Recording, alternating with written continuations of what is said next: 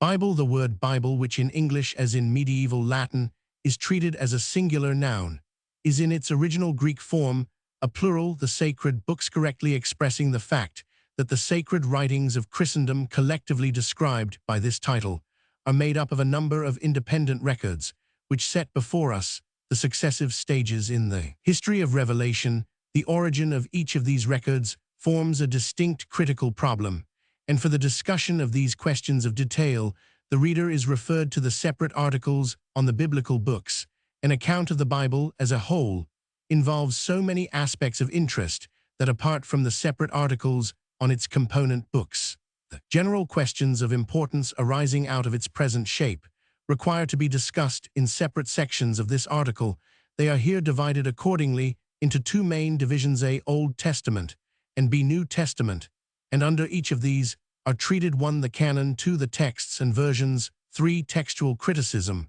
For the higher criticism, Roman 1e. General historical account, more particularly considered for separate books, in the articles on them of the criticism and views based on the substance and matter as apart from criticism, devoted to the correction and elucidation of the text, and 5, chronology, for the literary history of the translated English Bible. See the separate article under Bible English. A Old Testament canon. We shall begin by giving a general account of the historical and literary conditions under which the unique literature of the Old Testament sprang up, of the stages by which it gradually reached its present form, and so far as this is possible of the way in which the biblical books were brought together in a canonical collection.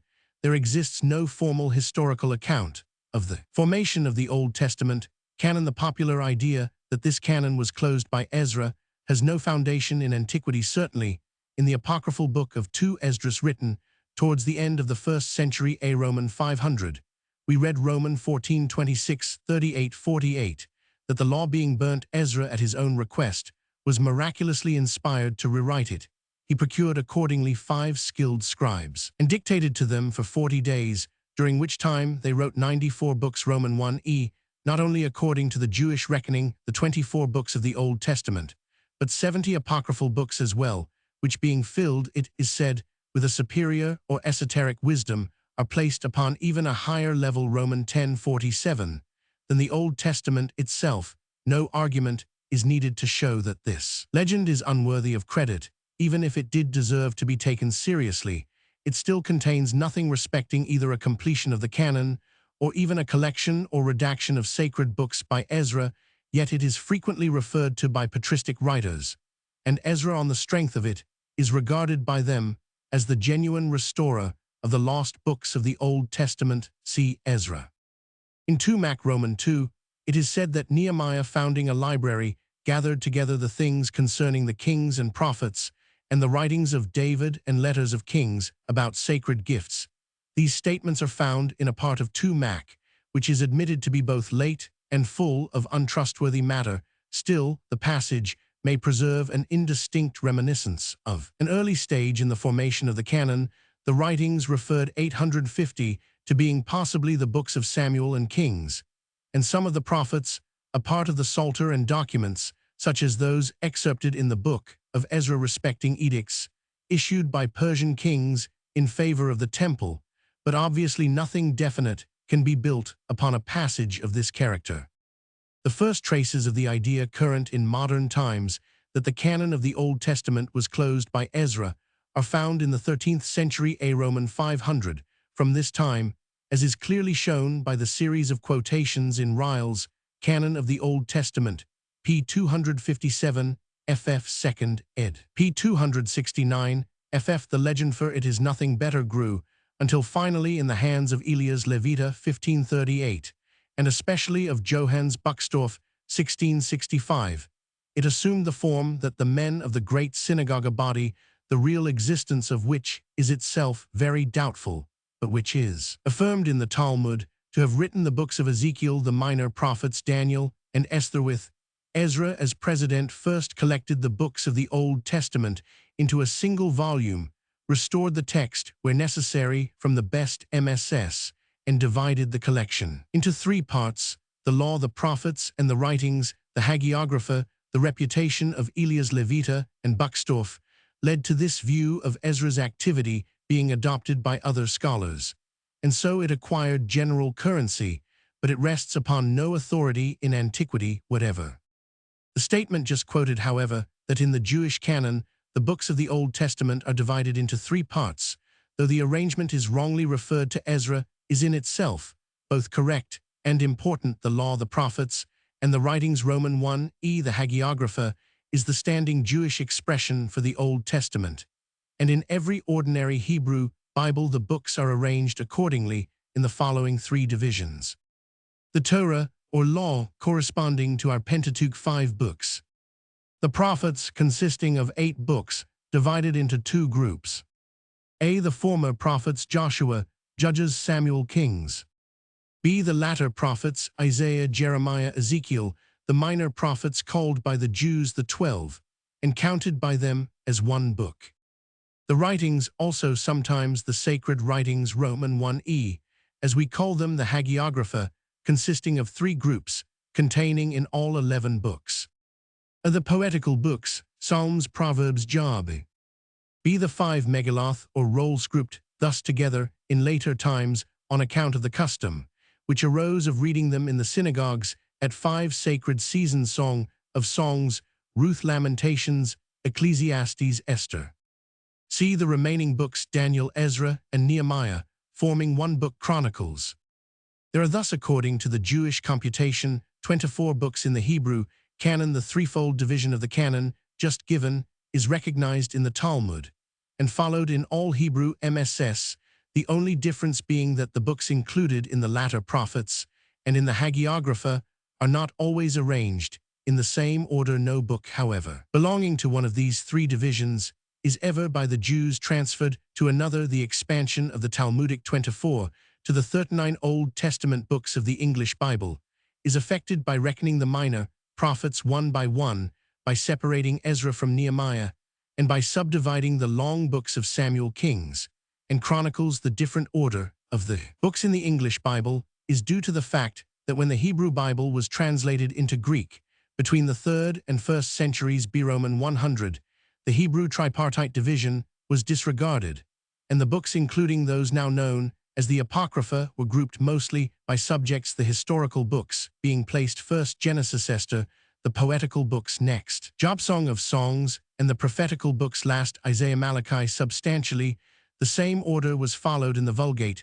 The Reformers separated the books, which had no Hebrew original Roman 1e, the Apocrypha, from the rest, and placed them at the end.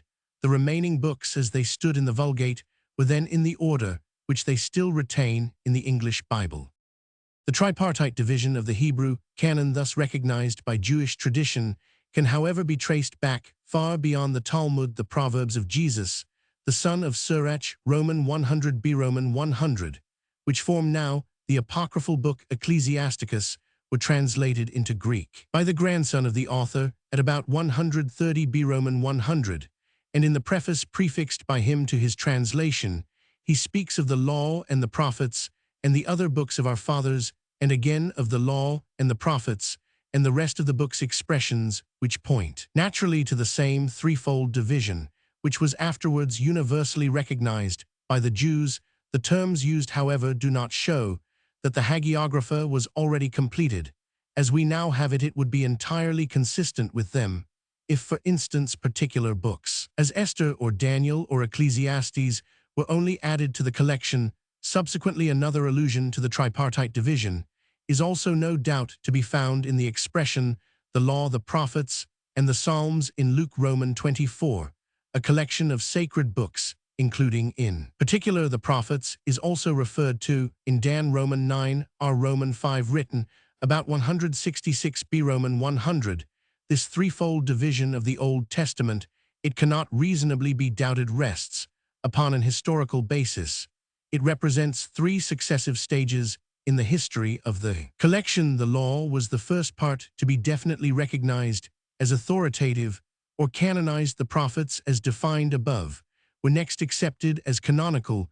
The more miscellaneous collection of books comprised in the hagiographer was recognized last in the absence of all external evidence respecting the formation of the canon, we are driven to internal evidence in our endeavor to fix the dates at which these three collections were thus canonized, and internal evidence points to the conclusion that the law could scarcely have been completed and accepted formally as a whole as canonical before 444 B Roman 100 cf, nay Roman 8 Roman 10, that the prophets were completed, and so recognized about 250 B Roman 100, and the hagiographer between about 150 and 100 B Roman 100 c further Ryle's canon of the Old Testament.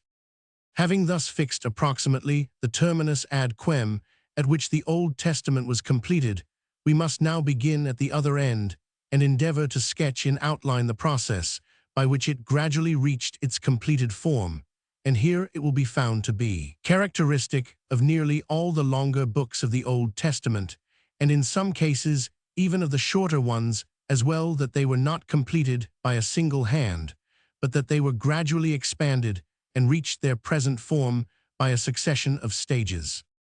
Among the Hebrews, as among many other nations, the earliest beginnings of literature were in all probability poetical, at least the opening phrases of the Song of Moses in Exodus, Roman 15, the Song of Deborah in Judges, Roman 5, the fragment from the Book of the Wars of Yahweh in Numbers, Roman 21:15, the war ballad celebrating an Israelitish victory, Numbers, Roman 21:30, the extracts from the Book of Jasher, or of the upright no doubt, a title of Israel, quoted in Joshua, Roman 10:13, Son, stand thou still upon Gibeon, Roman 100, in 2 Sam, Roman 1, David's elegy over Saul and Jonathan, and very probably in the Septuagint of 1 Kings, Roman 8, Sept 53, as the source of the poetical fragment in Roman 10:13, describing Solomon's building of the temple, show how great national occurrences and the deeds of ancient Israelitish heroes stimulated the national genius for poetry and evoked lyric songs suffused with religious feeling,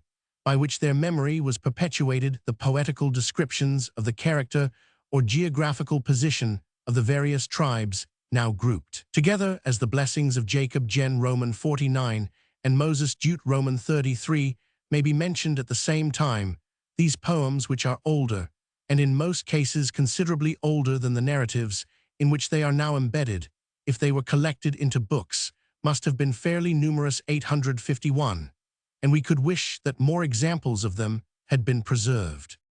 The historical books of the Old Testament form two series: one consisting of the books from Genesis to 2 Kings exclusive of Ruth, which, as we have seen, forms, in the Hebrew canon, part of the hagiographer, embracing the period from the creation to the destruction of Jerusalem by the Chaldeans in 586 B Roman 100. Other comprising the books of Chronicles, Ezra, and Nehemiah, beginning with Adam and ending with the second visit of Nehemiah to Jerusalem in 432 B Roman 100. These two series differ from one another materially in scope and point of view, but in one respect, they are both constructed upon a similar plan, no entire book. Either series consists of a single original work, but older writings or sources have been combined by a compiler, sometimes in stages, by a succession of compilers in such a manner that the points of juncture are often clearly discernible, and the sources are in consequence capable of being separated from one another. The authors of the Hebrew historical books, as we now have them, do not as a rule, as a modern author would do, rewrite the matter in their own language. They excerpt from pre-existing documents such passages as are suitable to their purpose, and incorporate them in their work, sometimes adding at the same time matter of their own. Hebrew writers, however, exhibit usually such strongly marked individualities of style that the documents or sources thus combined can generally be distinguished from each other, and from the comments or other additions of the compiler, without difficulty.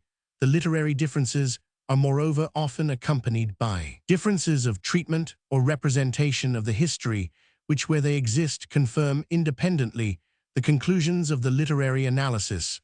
Although, however, the historical books generally are constructed upon similar principles, the method on which these principles have been applied is not quite the same in all cases. Sometimes, for instance, the excerpts from the older documents form long and complete narratives. In other cases, as in the account of the flood, they consist of a number of short passages taken alternately from two older narratives and dovetailed together to make a continuous story in the books of Judges and Kings. The compiler has fitted together a series of older narratives in a framework supplied by himself, the Pentateuch and Book of Joshua, which form a literary whole, and are now often spoken of together, as the Hexateuch have passed through more stages than the books just mentioned, and their literary structure is more complex.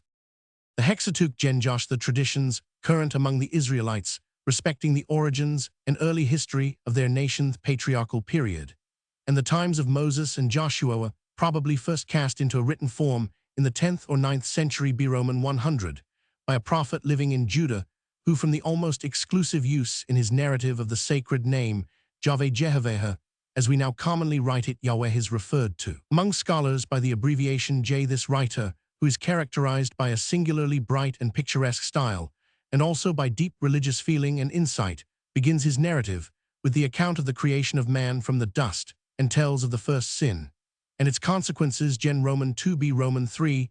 Then he gives an account of the early growth of civilization, Gen Roman 4, of the flood parts of Gen Roman 6 Roman 8, and the origin of different languages, Roman 119. Afterwards, in a series of vivid pictures, he gives the story as tradition told it of the patriarchs of Moses, and the exodus of the journey through the wilderness and the conquest of Canaan. It would occupy too much space to give here a complete list of the passages belonging to J, but examples of his narrative, with the exception here and there of a verse or two belonging to one of the other sources described below, are to be found, for instance, in Gen Roman 12, Roman 13, Roman 18, Roman 19, the visit of the three angels to Abraham, and the judgment on Sodom and Gomorrah, Roman 24, Abraham's servant sent to find a wife for Isaac, Roman 27:45, Jacob, obtaining his father's blessing, Roman 32, Roman 43, Roman 40, four parts of the history of Joseph X, Roman 4, Roman 5, mostly Roman 8, Roman 9, Roman 10, 11, Roman 33, Roman 34, including in Roman 34:26. Group of regulations of a simple undeveloped character on various religious observances, Num Roman 10:36, and most of Num Roman 11 somewhat later than J. Another writer, commonly referred to as E from his preference for the name Elohim God, rather than Jehovah, living apparently in the northern kingdom, wrote down the traditions of the past as they were current in northern Israel, in a style resembling generally that of J, but not quite as bright and vivid, and marked by small differences of expression and representation. The first traces of E are found in the life of Abraham, in parts of Gen Roman 15, examples of other passages belonging to this source are Gen Roman 2017, Roman 21:32, Roman 22:14, Roman 40, Roman 42, and Roman 45. Except a few isolated passages, ex Roman 18, Roman 20, Roman 23, including the Decalogon, its original terser form, without the explanatory additions. Now attached to several of the commandments and the collection of laws known as the Book of the Covenant in Roman 21, Roman 23, Roman 32, Roman 33, 11 Num Roman 12, most of Num Roman 22, Roman 24, the history of Balaam Josh. Roman 24, E thus covers substantially the same ground as J, and gives often a parallel, though somewhat divergent version of the same events. The laws contained in X Roman 20, Roman 23, were no doubt taken by E from a pre-existing source, with the regulations referred to above as incorporated in JX Roman 34:26. They form the oldest legislation of the Hebrews that we possess. They consist principally of civil ordinances suited to regulate the life of a community living under simple conditions of society, and chiefly occupied in agriculture, but partly also of elementary regulations respecting religious observances, altars, sacrifices, festivals, Roman 100. Not long probably after the fall of the northern kingdom, in 722 B Roman 100, a prophet of Judah conceived the plan of compiling a comprehensive history of the traditions of his people. For this purpose, he selected extracts from the two narratives J and E and combined them together into a single narrative, introducing in some places additions of his own. This combined narrative is commonly known as G, as distinguished from the priestly narrative to be mentioned presently, it has a distinctly prophetical character. It treats the history from the standpoint of the prophets, and the religious ideas characteristic of the prophets often find expression in it. Most of the best-known narratives of the patriarchal and Mosaic ages belong to G. His style, especially in the parts belonging to J, is graphic and picturesque. The descriptions are vivid and abound in detail and colloquy, and both emotion and religious feeling are warmly and sympathetically expressed in it. Deuteronomy in the 7th century B. Roman 100, during the reign of either Manasseh or Josiah, the narrative of G was enlarged by the addition of the discourses of Deuteronomy. These discourses purport to be addresses delivered by Moses to the assembled people shortly before his death. In the land of Moab, opposite to Jericho, there was probably some tradition of a farewell address delivered by Moses, and the writer of Deuteronomy gave this tradition form and substance in impressive and persuasive oratory. He sets before Israel, in a form adapted to the needs of the age in which he lived, the fundamental principles which Moses had taught. Yahweh was Israel's only God, who tolerated no other God beside himself, and who claimed to be the sole object of the Israelites' reverence.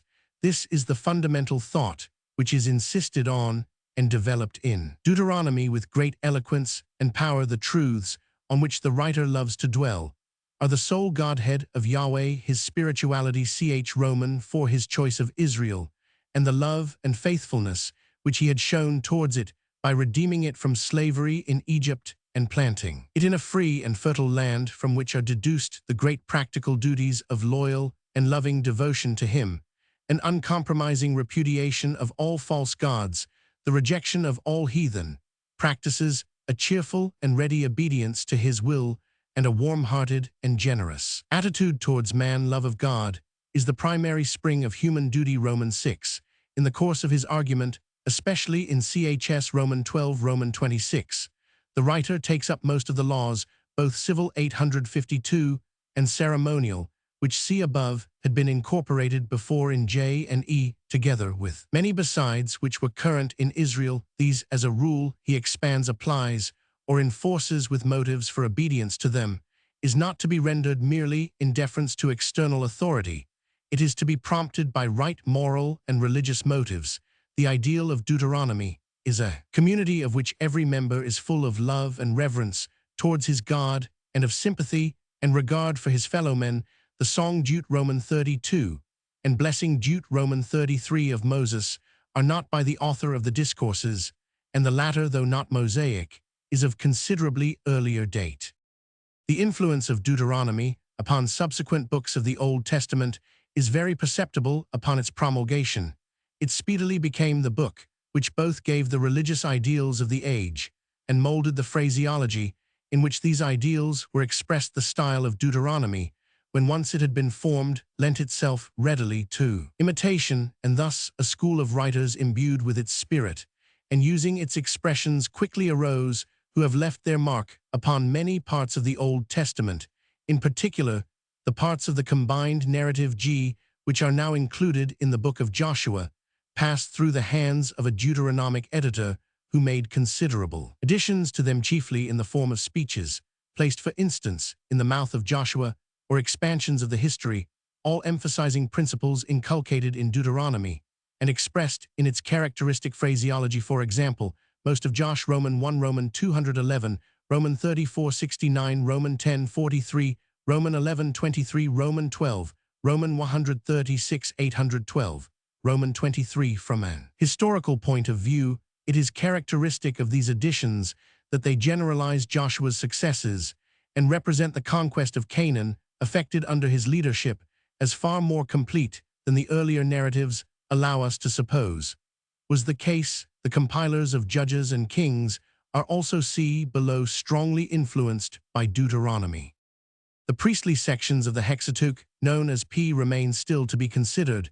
That these are later than G, and even than Deut, is a parento mention, but one feature from the more complex ritual and hierarchical organization which they exhibit. They are to all appearance the work of a school of priests, who after the destruction of the temple in 586 B Roman 100 began to write down and codify the ceremonial regulations of the pre-exilic times, combining them with an historical narrative extending from the creation to the establishment of Israel in Canaan, and who completed their work during the century following the restoration in 537 B Roman 100. The chief object of these sections is to describe in detail the leading institutions of the theocracy, tabernacles, sacrifices, purifications, Roman 100, and to refer them to their traditional origin in the Mosaic age. The history as such is subordinate, and except at important epochs, is given only in brief summaries. For example, Gen Roman 19, Roman 40, one statistical data lists of names, genealogies, and precise chronological notes are a conspicuous feature in it. The legislation of P, though written down in or after the exile, must not, however, be supposed to be the creation of that period. Many elements in it can be shown from the older literature to have been of great antiquity in Israel. It is in fact based upon pre-exilic temple usage, though in some respects it is a development of it, and exhibits the form which the older and simpler ceremonial institutions of Israel ultimately assumed. In P.S. picture of the Mosaic age, there are many ideal elements. It represents the priestly ideal of the past, rather than the past as it actually was. The following examples of passages from P will illustrate what has been said. Gen Roman 1, Roman 2, A Roman 17, institution of circumcision, Roman 23, purchase of the cave of Machpelah, Roman 25, 17, Roman 40, 6, 27, X Roman 6, Roman 7, Roman 25, Roman 30, 1 directions for making the tabernacle, its vessels, dress of the priests, Roman 100, Roman 35, Roman 40, execution of these directions, Lev the whole num, Roman 1, Roman 10, census of people, arrangement of camp and duties of Levites, law of the Nazirite, Roman 100, Roman 15, Roman 18, Roman 19, Roman 26, Roman 31, Roman 33, Roman 36, Josh, Roman 512. The greater part of Roman 15, Roman 19, distribution of the land among the different tribes, Roman 21:42. The style of P is strongly marked, in fact, as in a different way that of Deuteronomy, is numerous expressions not found elsewhere in the Hexateuch occur in it repeatedly. The section Lev, Roman 17, Roman 26. Character of its own, for it consists of a substratum of older laws, partly moral, chs. Roman 18, Roman 20, mostly partly ceremonial, with a hortatory conclusion, ch. Roman 26, with certain very marked characteristics, from one of which it has received the name of the law of holiness, which have been combined with elements belonging to or conceived in the spirit of the main body of P.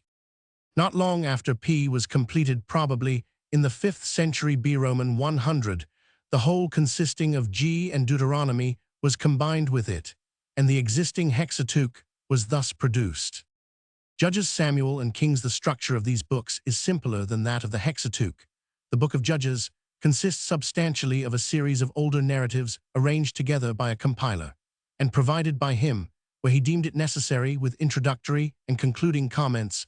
For example, Roman 2, Roman 3, Roman 315, A30, Roman 43, 23, 24, Roman 5, B. The compiler is strongly imbued with the spirit of Deuteronomy, and the object of his comments is partly to exhibit the chronology of the period, as he conceived it, partly to state his theory of the religious history of the time. The compiler will not have written before Roman 100 B Roman 100.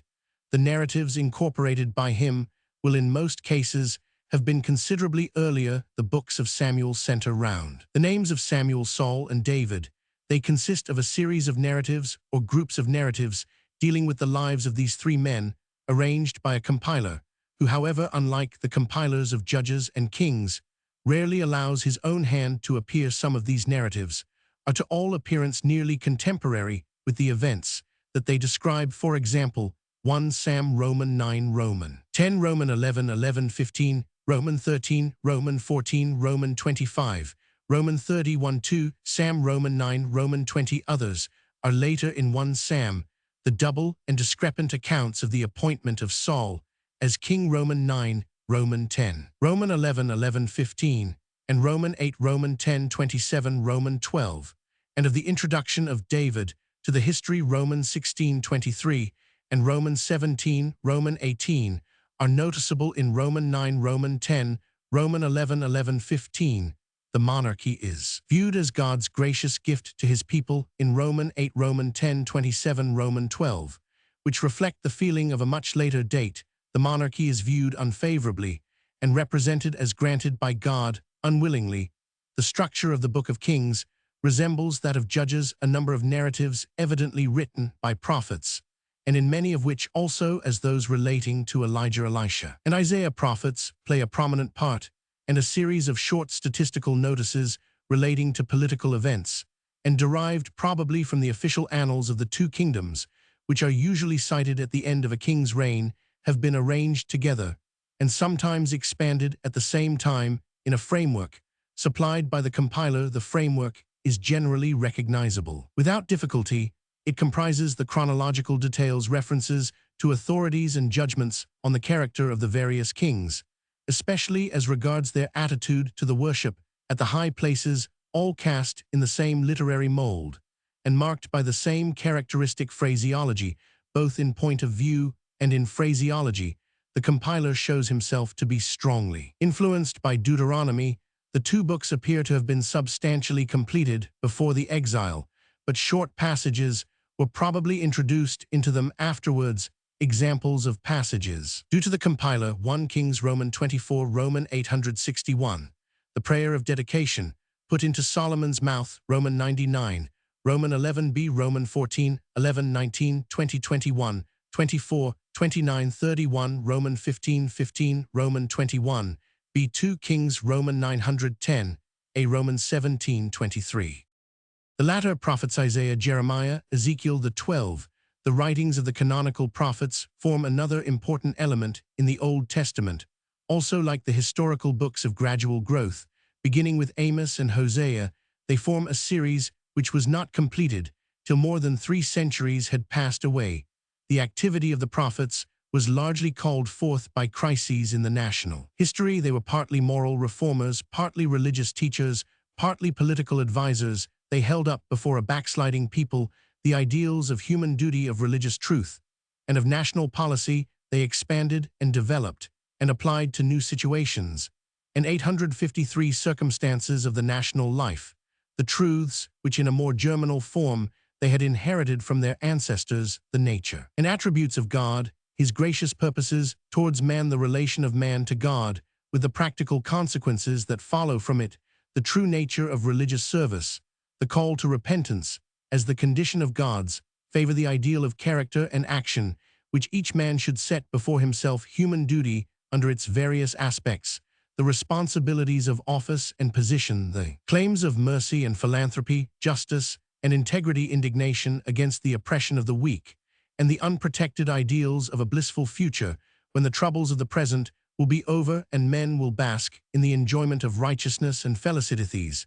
And such as these are the themes which are ever in the prophets' mouths, and on which they enlarge with unwearying eloquence and power. For the more special characteristics of the individual prophets, reference must be made to the separate articles devoted to each. It is impossible to do more here than summarize briefly the literary structure of their various books. Isaiah. The book of Isaiah falls into 2 clearly distinguished parts, viz. Chs. Roman 1, Roman 39, and Roman 40, Roman 66. Chs. Roman 40, Roman 66, however, are not by Isaiah, but are the work of a prophet who wrote about 540 B. Roman 100, shortly before the conquest of Babylon by Cyrus, and whose aim was to encourage the Israelites in exile and assure them of the certainty of their approaching restoration to Canaan. According to many recent critics, this prophet wrote only Chs. Roman 40, Roman 55, Chs. Roman 56, Roman 66, being added subsequently sometime after the return. The genuine prophecies of Isaiah are contained in Chs. Roman 1, Roman 12, Roman 14, Roman 23, Roman 28, Roman 33, Roman 37, 32, all written between 740 and 700 B. Roman 100, or a little later, and all except Ch. Roman 6, having reference to the condition of Judah and Israel, and the movements of the Assyrians during the reigns of Ahaz and Hezekiah. The opinion has however latterly gained ground that parts even of these chapters are of later origin than Isaiah's own time. Of the rest, of CHS Roman 1 Roman 39. This is generally admitted, thus CHS Roman 13, Roman 14, Roman 21:10, Roman 34, Roman 35 belong to the same age as CHS Roman 40, Roman 66, Roman 13, Roman 14, and Roman 21:10. Looking forward similarly to the approaching fall of Babylon, CHS Roman 24, Roman 27 have a character of their own and form an apocalypse written not earlier than the 5th century B. Roman 100 CHS Roman 36, Roman 39, describing incidents in which Isaiah took a part consist of narratives excerpted from 2 Kings Roman 18 Roman, with the addition of Hezekiah's Song Roman 38:20.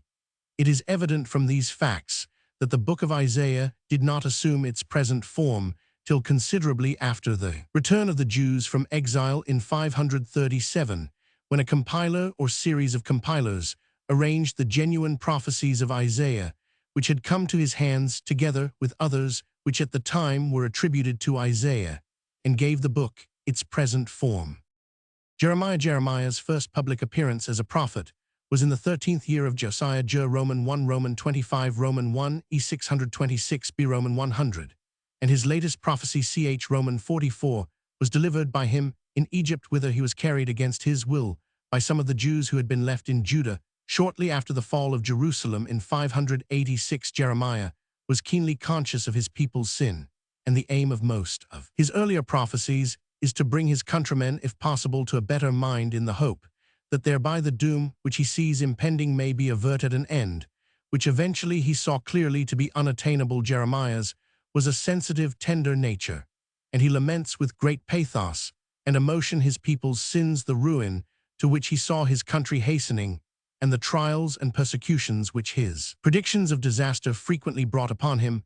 A large part of his book is biographical, describing various incidents of his ministry.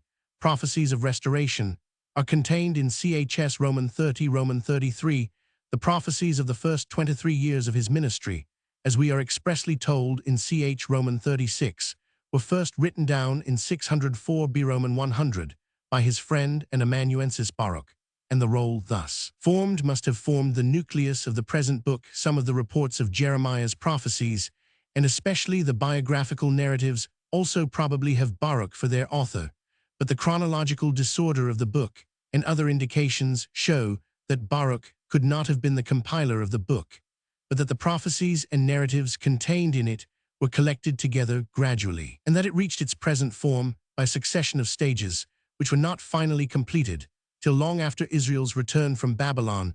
The long prophecy Roman 50 Roman 51, announcing the approaching fall of Babylon, is not by Jeremiah and cannot have been written till shortly before 538 B Roman 100. Ezekiel was one of the captives who were carried with Jehoiachin in 597 B Roman 100 to Babylonia, and was settled with many other exiles at a place called Tel Abib. Roman 3. His prophecies, which are regularly dated, are assigned to various years, from 592 to 570 B Roman 100. The theme of the first 24 chapters of his book is the impending fall of Jerusalem, which took place actually in 586, and which Ezekiel foretells in a series of prophecies distinguished by great variety of symbolism. Imagery CHS Roman 25, Roman 32 are on various foreign nations.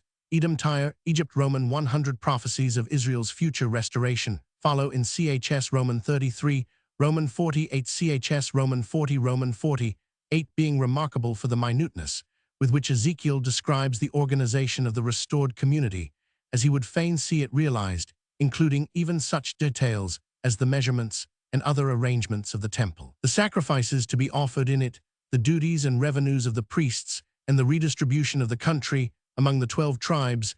The book of Ezekiel bears, throughout, the stamp of a single mind. The prophecies contained in it are arranged methodically, and to all appearance in striking contrast to the books of Isaiah and Jeremiah. It received the form in which we still have it from the prophet himself. The 12 minor prophets, these, as was stated above, were reckoned by the Jews as forming a single book. The 2 earliest of the minor prophets, Amos and Hosea, prophesied in the northern kingdom at about 760 and 740 B Roman 100, Respectively, both foresaw the approaching ruin of northern Israel at the hands of the Assyrians, which took place, in fact, when Sargon took Samaria in 722 B. Roman 100, and both did their best to stir their people to better things. The dates of the other minor prophets, in some cases approximate, are Micah Roman 100 Roman 100 B. Roman 100, some passages, perhaps later Zephaniah Roman 100 Nahum, shortly before the destruction of Nineveh by the Manda in 607, Habakkuk on the rise and destiny of the Chaldean Empire 605,600 Obadiah, after the destruction of Jerusalem by the Chaldeans in 586, Haggai 520, Zechariah Roman 1 Roman 8, as in Haggai promises and encouragements connected with the rebuilding of the temple 520, and 518 Malachi Roman 100,450, Joel 5th century B. Roman 100, Jonah 4th century B. Roman 100.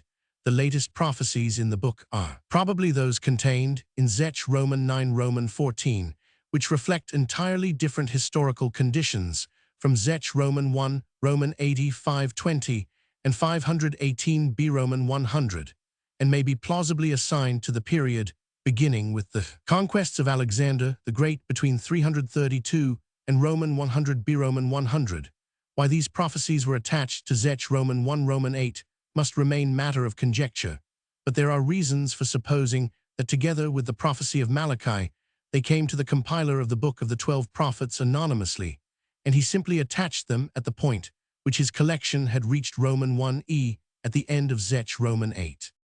The Psalms, the Psalter, is that part of the Old Testament in which the devotional aspect of the religious character finds its completest expression, and in lyrics of exquisite tenderness and beauty, the most varied emotions are poured forth by the psalmists to their God-despondency and distress, penitence and resignation, hope and confidence, jubilation and thankfulness, adoration. And praise. The Psalter, it is clear from many indications, is not the work of a single compiler, but was formed gradually.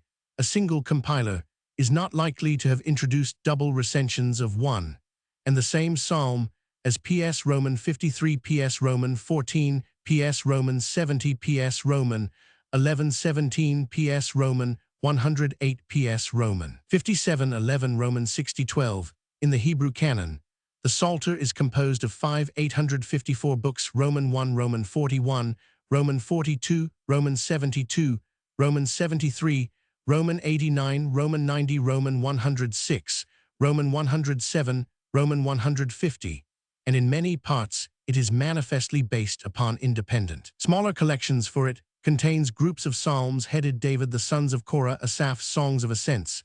Each of the 5 books of which it is composed contains psalms which show that its compilation cannot have been completed till after the return from the captivity, and indeed when the individual psalms are studied carefully, it becomes apparent that in the great majority of cases they presuppose the historical conditions or the religious experiences of the ages that followed Jeremiah. Thus, though it is going too far to say that there are no pre-exilic psalms, the Psalter as a whole is the expression of the deeper spiritual feeling which marked the later stages of Israel's history. It has been not inaptly termed the hymn book of the Second Temple.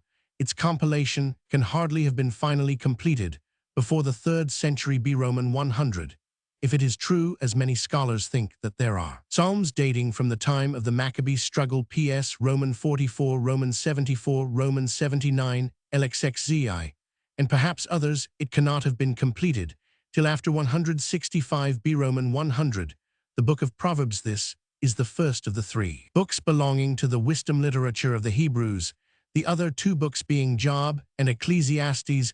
The wisdom literature of the Hebrews concerned itself with what we should call the philosophy of human nature, and sometimes also of physical nature, as well. Its writers observed human character, studied action in its consequences, laid down maxims for education and conduct, and reflected on the moral problems which human society presents. The Book of Proverbs consists essentially of generalizations on human character and conduct, with especially in Chs Roman 1 Roman 9 moral exhortations addressed to an imagined son or pupil.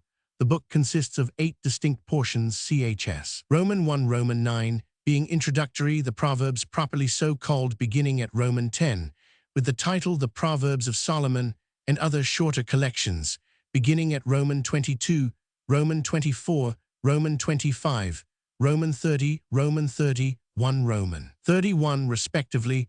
The book, it is evident, was formed gradually. A small nucleus of the Proverbs may be Solomon's, but the great majority represent no doubt the generalizations of a long succession of wise men.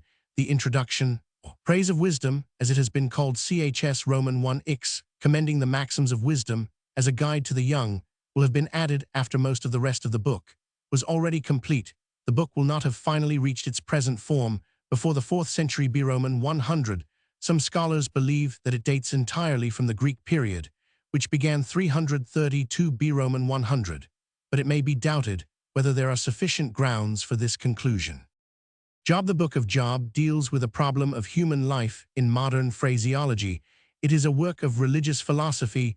Job is a righteous man overwhelmed with undeserved misfortune, and thus the question is raised, why do the righteous suffer? Is their suffering consistent with the justice of God? The dominant theory at the time when Job was written was that all suffering was a punishment of sin, and the aim of the book is to controvert this theory. Job's friends argue that he must have been guilty of some grave sin. Job himself passionately maintains his innocence, and on the issue thus raised, the dialogue of the book turns. The outline of Job's story was no doubt supplied by tradition, and a later poet has developed this outline and made it a vehicle for expressing his new thoughts respecting a great moral problem which perplexed his contemporaries. A variety of indications see Job combined to show that the Book of Job was not written till after the time of Jeremiah, probably, indeed, not till after the return from exile. The speeches of Elihu chs. Roman 32, Roman 37 are not part of the original poem, but were inserted in it afterwards. There follow in the Hebrew Bible the 5 short books, which, as explained above, are now known by the Jews as the Megilloth or Rolls, viz. Song of Songs, Ruth, Lamentations, Ecclesiastes, and Esther. Of these, the Song of Songs, in exquisite poetry, extols the power and sweetness of pure and faithful human love. The date at which it was written is uncertain. There are features in it which point to its having been the work of a poet living in North Israel and writing at an early date, but most recent scholars, on account chiefly of certain late expressions occurring in it, think that it cannot have been written earlier than the 4th or 3rd century B Roman 100. In the graceful and tender idyll of Ruth, it is told how Ruth the Moabitess, and a native consequently of a country hostile theocratically to Israel, adopted Israel's faith, Roman 1, and was counted worthy to become an ancestress of David. The date of Ruth is disputed. Driver has defended a pre-exilic date for it, but the general opinion of modern scholars is that it belongs to the 5th century B Roman 100. The Lamentations consist of 5 elegies on the fall of Jerusalem and the sufferings which its people experienced in consequence. They must all have been composed not long after 586 B Roman 100. Ecclesiastes, the 3rd book, belonging above to the wisdom literature, consists of moralizings prompted by the dark times in which the author's lot in life was cast on the disappointments which seemed to him to be the reward of all human endeavor, and the inability of man to remedy the injustices and anomalies of society, if only upon linguistic grounds. For the Hebrew of the book resembles often that of the Mishnah more than the ordinary Hebrew of the Old Testament. Ecclesiastes must be one of the latest books in the Hebrew canon. It was most probably written during the Greek period, towards the end of the 3rd century B Roman 100. The Book of Esther, which describes with many legendary traits how the beautiful Jewess succeeded in rescuing her people from the destruction which Haman had prepared for them, will not be earlier than the closing years of the 4th century B Roman 100, and is thought by many scholars to be even later.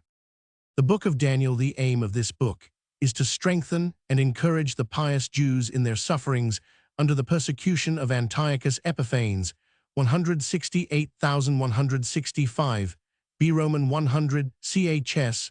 Roman 1, Roman 6, consist of narratives, constructed no doubt upon a traditional basis of the experiences of Daniel at the Babylonian court between 605 and 538b Roman 100, with the design of illustrating how God, in times of trouble, defends and succors his faithful servants. Chs Roman 7 Roman 12 contain a series of visions purporting to have been seen by Daniel and describing sometimes, especially in Ch Roman 11, with considerable minuteness, the course of events from Alexander the Great through the two royal lines of the Ptolemies and the Seleucidae to Antiochus Epiphanes, dwelling in particular on the persecuting measures adopted by Antiochus against the Jews and promising the tyrant's speedy fall. See, for example, Roman 814-23, 25, Roman 11:45.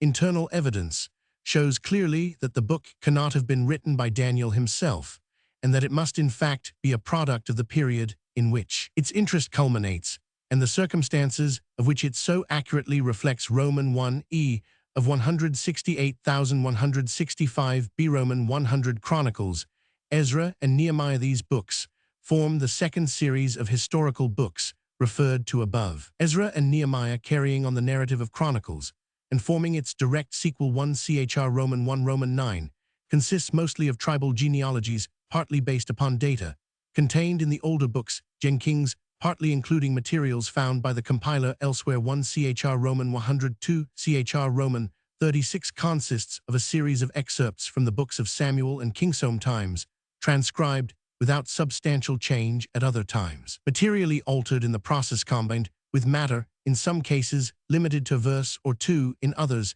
extending to several chapters, contributed by the compiler himself, and differing markedly from the excerpts from the older books, both in phraseology and in point of view.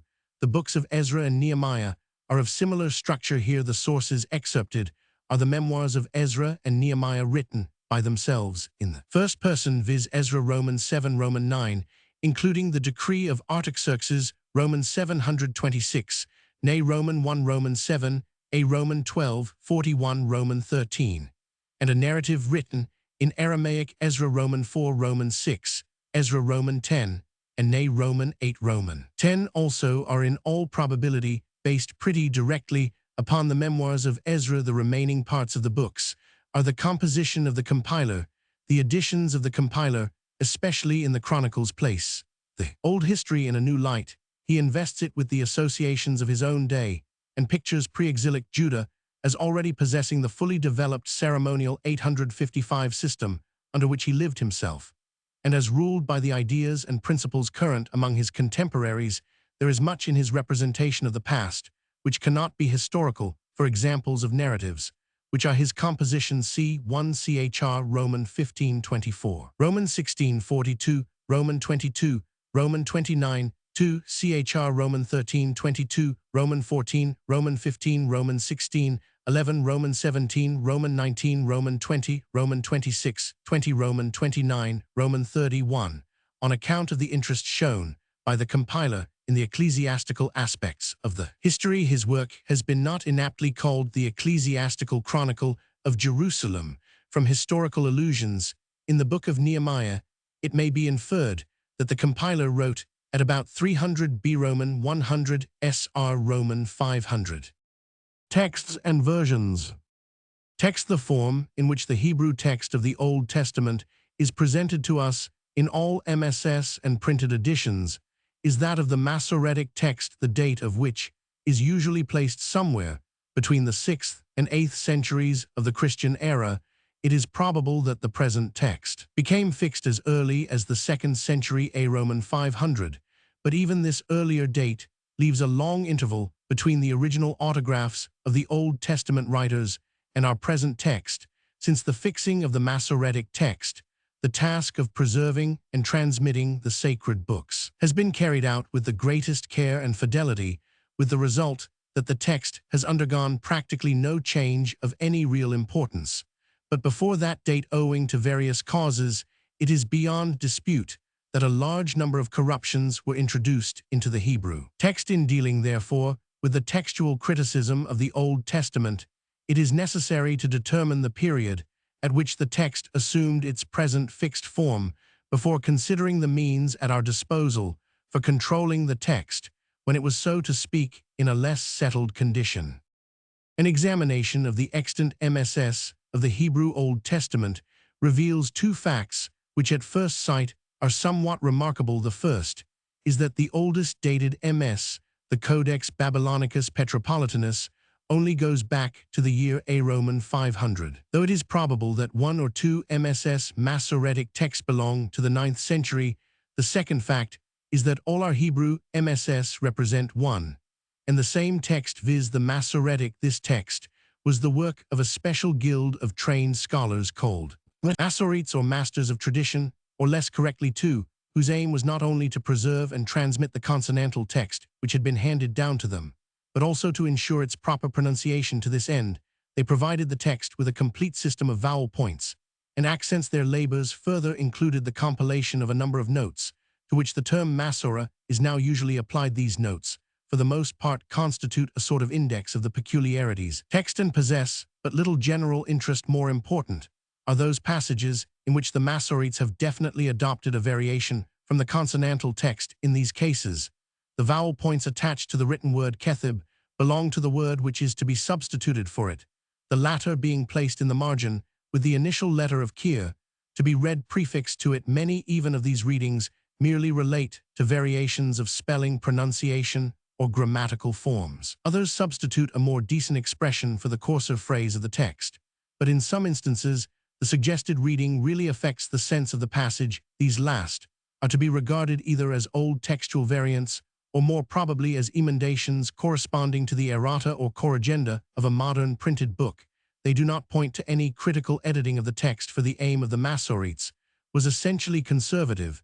Their object was not to create a new text, but rather to ensure the accurate transmission of the traditional text which they themselves had received. Their work may be said to culminate in the vocalized text, which resulted from the labors of Rabbi Aaron ben Asher in the 10th century, but the writings of Jerome in the 4th and of Origen in the 3rd century both testify to a Hebrew text practically identical with that of the Masoretes. Similar evidence is furnished by the Mishnah and the Gemara, the Targums, and lastly by the Greek version of Aquila 5, which dates from the first half of the 2nd century A Roman 500. Hence, it is hardly doubtful that the form in which we now possess the Hebrew text was already fixed by the beginning of the 2nd century.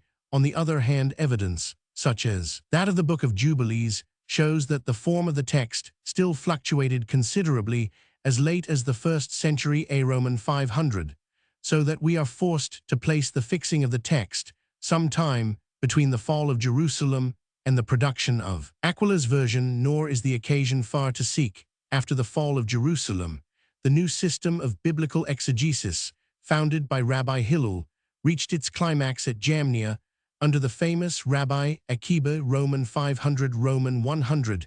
The latter's system of interpretation was based upon an extremely literal treatment of the text, according to which the smallest words or particles, and sometimes even the letters of Scripture, were invested with divine authority. The inevitable result of such a system must have been the fixing of an officially recognized text, which could scarcely have differed materially from that which was finally adopted by the Masoretes. That the standard edition was not the result of the critical investigation of existing materials may be assumed with some certainty. Indeed, it is probable, as has been suggested 7, that the manuscript which was adopted as the standard text was an old and well-written copy, possibly one of those which were preserved in the court of the temple. But if the evidence available points to the time of Hadrian as the period at which the Hebrew text assumed its present form, it is even more certain that prior to that date, the various MSS of the Old Testament differed very materially from one another. Sufficient proof of this statement is furnished by the Samaritan Pentateuch, and the versions, more especially the Septuagint. Indications also are not wanting in the Hebrew text itself to show that in earlier times the text was treated with considerable freedom. Thus, according to Jewish tradition, there are 18 passages in which the older scribes deliberately altered the text on the ground that the language employed was either irreverent or liable to misconception of a similar nature. Are the changes introduced into proper names, for example, the substitution of Bashath Shem for Baal in Ishbasheth 2, Sam Roman 2, and Mephibosheth 2, Sam Roman 9, cf. the older forms Eshbal and Meribal 1 Cron Roman 8:35, the use of the verb to bless in the sense of cursing 1 Kings Roman 21:13, Job Roman 1:11, Roman 2:9, PS Roman 10, and the insertion of the enemies of in 1 Sam Roman 25:2, Sam Roman 12. These intentional alterations, however, only affect a very limited portion of the text, and though it is possible that other changes were introduced at different times, it is very 856 unlikely that they were either more extensive in range or more important in character.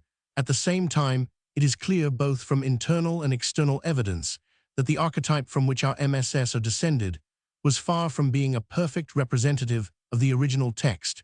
For a comparison of the different parallel passages which occur in the Old Testament, for example, 1 and 2 Samuel, 1 and 2 Kings, and 1 and 2 Chronicles, 2 Kings, Roman 18, Roman 20, and Isaiah, Roman 36, XX6, 2 Sam, Roman 22, and PS Roman 18, PS Roman 14, and Roman 53, Roman 100, reveals many variations which are obviously due to textual corruption, while there are many passages which in their present form are either ungrammatical or inconsistent with the context, or with other passages externally. Also, the ancient versions, especially the Septuagint, frequently exhibit variations from the Hebrew, which are not only intrinsically more probable, but often explain the difficulties presented by the Masoretic text.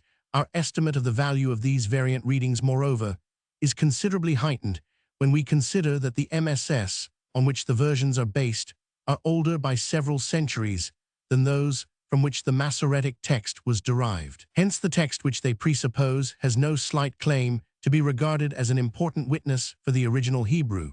But the use of the ancient versions, to quote Prof. Driver 9, is not always such a simple matter as might be inferred in the use of the ancient versions for the purposes of textual criticism.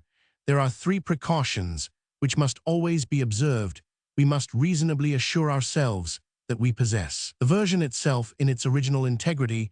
We must eliminate such variants as have the appearance of originating merely with the translator, the remainder which will be those that are due to a difference of text in the MS or MSS used by the translator. We must then compare carefully in the light of the considerations just stated with the existing Hebrew text in order to determine on which side the superiority lies. Versions in point of age. The Samaritan Pentateuch furnishes the earliest external witness to the Hebrew text. It is not a version, but merely that text of the Pentateuch, which has been preserved by the Samaritan community since the time Samaritanov, Nehemiah, nay Roman 13:31. Roman 1e, about 432 B. Roman 100. It is written in the Samaritan script, which is closely allied to the Old Hebrew, as opposed to the later square character. We further possess a Samaritan Targum of the Pentateuch written in the Samaritan dialect, a variety of Western Aramaic, and also an Arabic translation of the 5 books of the law, the latter dating perhaps from the 11th century A. Roman 500 or earlier. The Samaritan Pentateuch agrees with the Septuagint version in many passages, but its chief importance lies in the proof which it affords as to the substantial agreement of our present text of the Pentateuch, apart from certain intentional changes, with that which was promulgated by Ezra. Its value for critical purposes is considerably discounted by the late date of the MSS upon which the printed text is based. The Targums, or Aramaic paraphrases, of the books of the Old Testament, see Targum, date from the time when Hebrew had become superseded by Aramaic as the language spoken by the Jews. Roman 1e during the period immediately preceding Aramaic's Christian era in their written form. However, the earlier Targums, viz. Those on the Pentateuch and the prophetical books, cannot be earlier than the 4th or 5th century A. Roman 500, since they were designed to meet the needs of the people and had a directly edificatory aim. They are naturally characterized by expansion and paraphrase, and thus afford invaluable illustrations of the methods of Jewish interpretation and of the development of Jewish thought. The text which they exhibit is virtually identical with the Masoretic text. The earliest among the versions, as well as the most important for the textual criticism of the Old Testament, is the Septuagint. This version probably arose out of the needs of the Greek-speaking Jews of Alexandria in the 3rd century B. Roman 100 Septuagint. According to tradition, the law was translated into Greek during the reign of Ptolemy. Philadelphus 280 4247 B Roman 100, and though the form viz. The letter of Aristeas, in which this tradition has come down to us, cannot be regarded as historical, yet it seems to have preserved correctly both the date and the locality of the version. The name Septuagint, strictly speaking, only applies to the translation of the Pentateuch, but it was afterwards extended to include the other books of the Old Testament as they were translated, that the interval which elapsed before the prophets and the hagiographer were also translated was no great one, is shown by the prologue to Sirach, which speaks of the law, the prophets, and the rest of the books as already current in a translation by 132 B Roman 100. The date at which the various books were combined into a single work is not known, but the existence of the Septuagint as a whole may be assumed for the 1st century A Roman 500, at which period the Greek version was universally accepted by the Jews of the dispersion as scripture, and from them passed on to the Christian Church. The position of the Septuagint, however, as the official Greek representative of the Old Testament, did not long remain unchallenged. The opposition, as might be expected, came from the side of the Jews, and was due partly to the versions of Aquila Symmachus' Theodotian controversial use, which was made of the version by the Christians, but chiefly to the fact that it was not sufficiently agreement with the standard Hebrew text established by Rabbi Akiba and his school. Hence arose in the 2nd century A Roman 500 the 3 new versions of Aquila Symmachus and Theodotian. Aquila was a Jewish proselyte of Pontus, and since he was a disciple of Rabbi Akiba, Roman 500 A Roman 500, and according to another Talmudic account, also of Rabbi Eliezer and Rabbi Joshua, the immediate predecessors of Akiba. His version may be assigned to the first half of the 2nd century. It is characterized by extreme literalness, and clearly reflects the peculiar system of exegesis, which was then in vogue among the Jewish rabbis.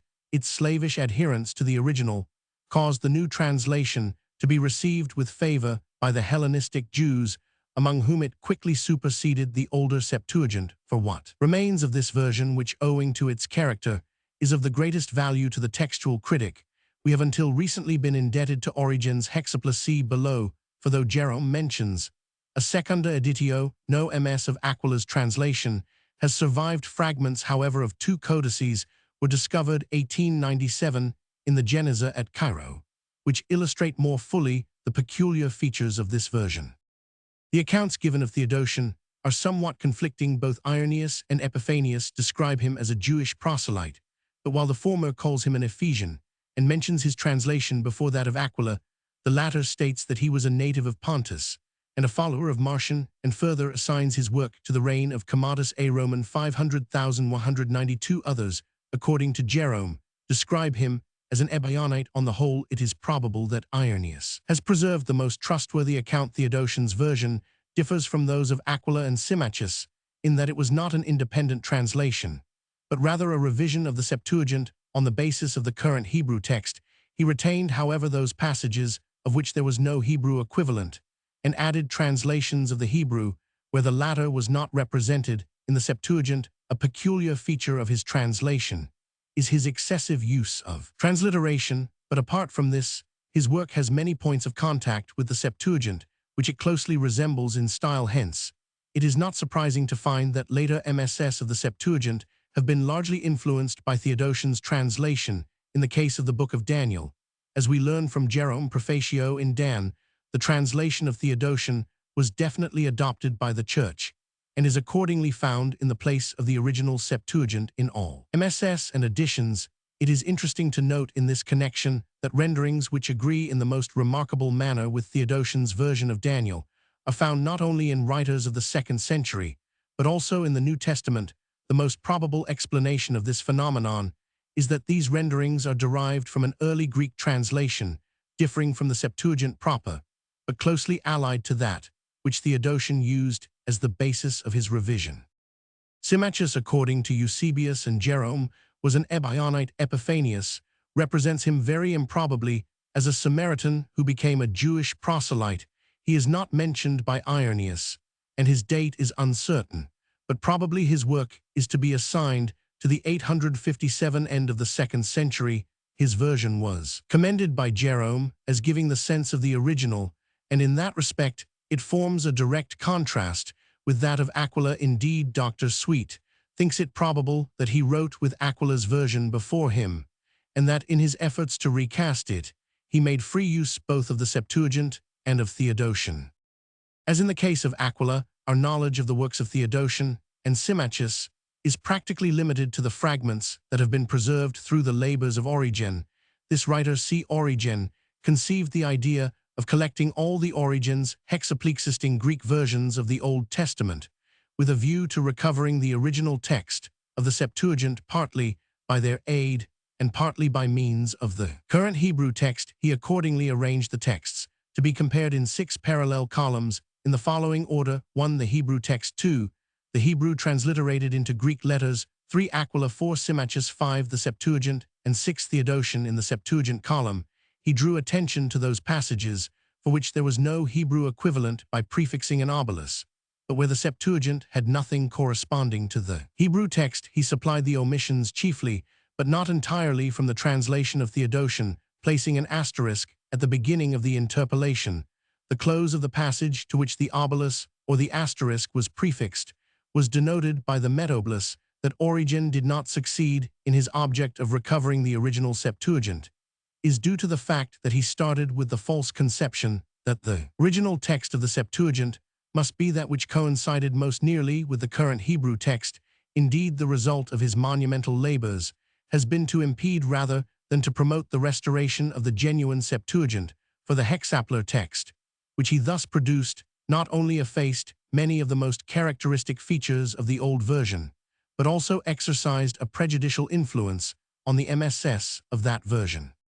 The hexaplar as a whole was far too large to be copied, but the revised Septuagint text was published separately by Eusebius and Pamphilus, and was extensively used in Palestine during the 4th century. During the same period, 2 other Hesychius-Lucian recensions made their appearance, that of Hesychius, which was current in Egypt, and that of Lucian, which became the accepted text of the Antiochian Church. Of Hesychius little is known. Traces of his revision are to be found in the Egyptian MSS, especially the Codex Marcellianus, and in the quotations of Cyril of Alexandria. Lucian was a priest of Antioch who was martyred at Nicomedia in A. Roman 500 or 312.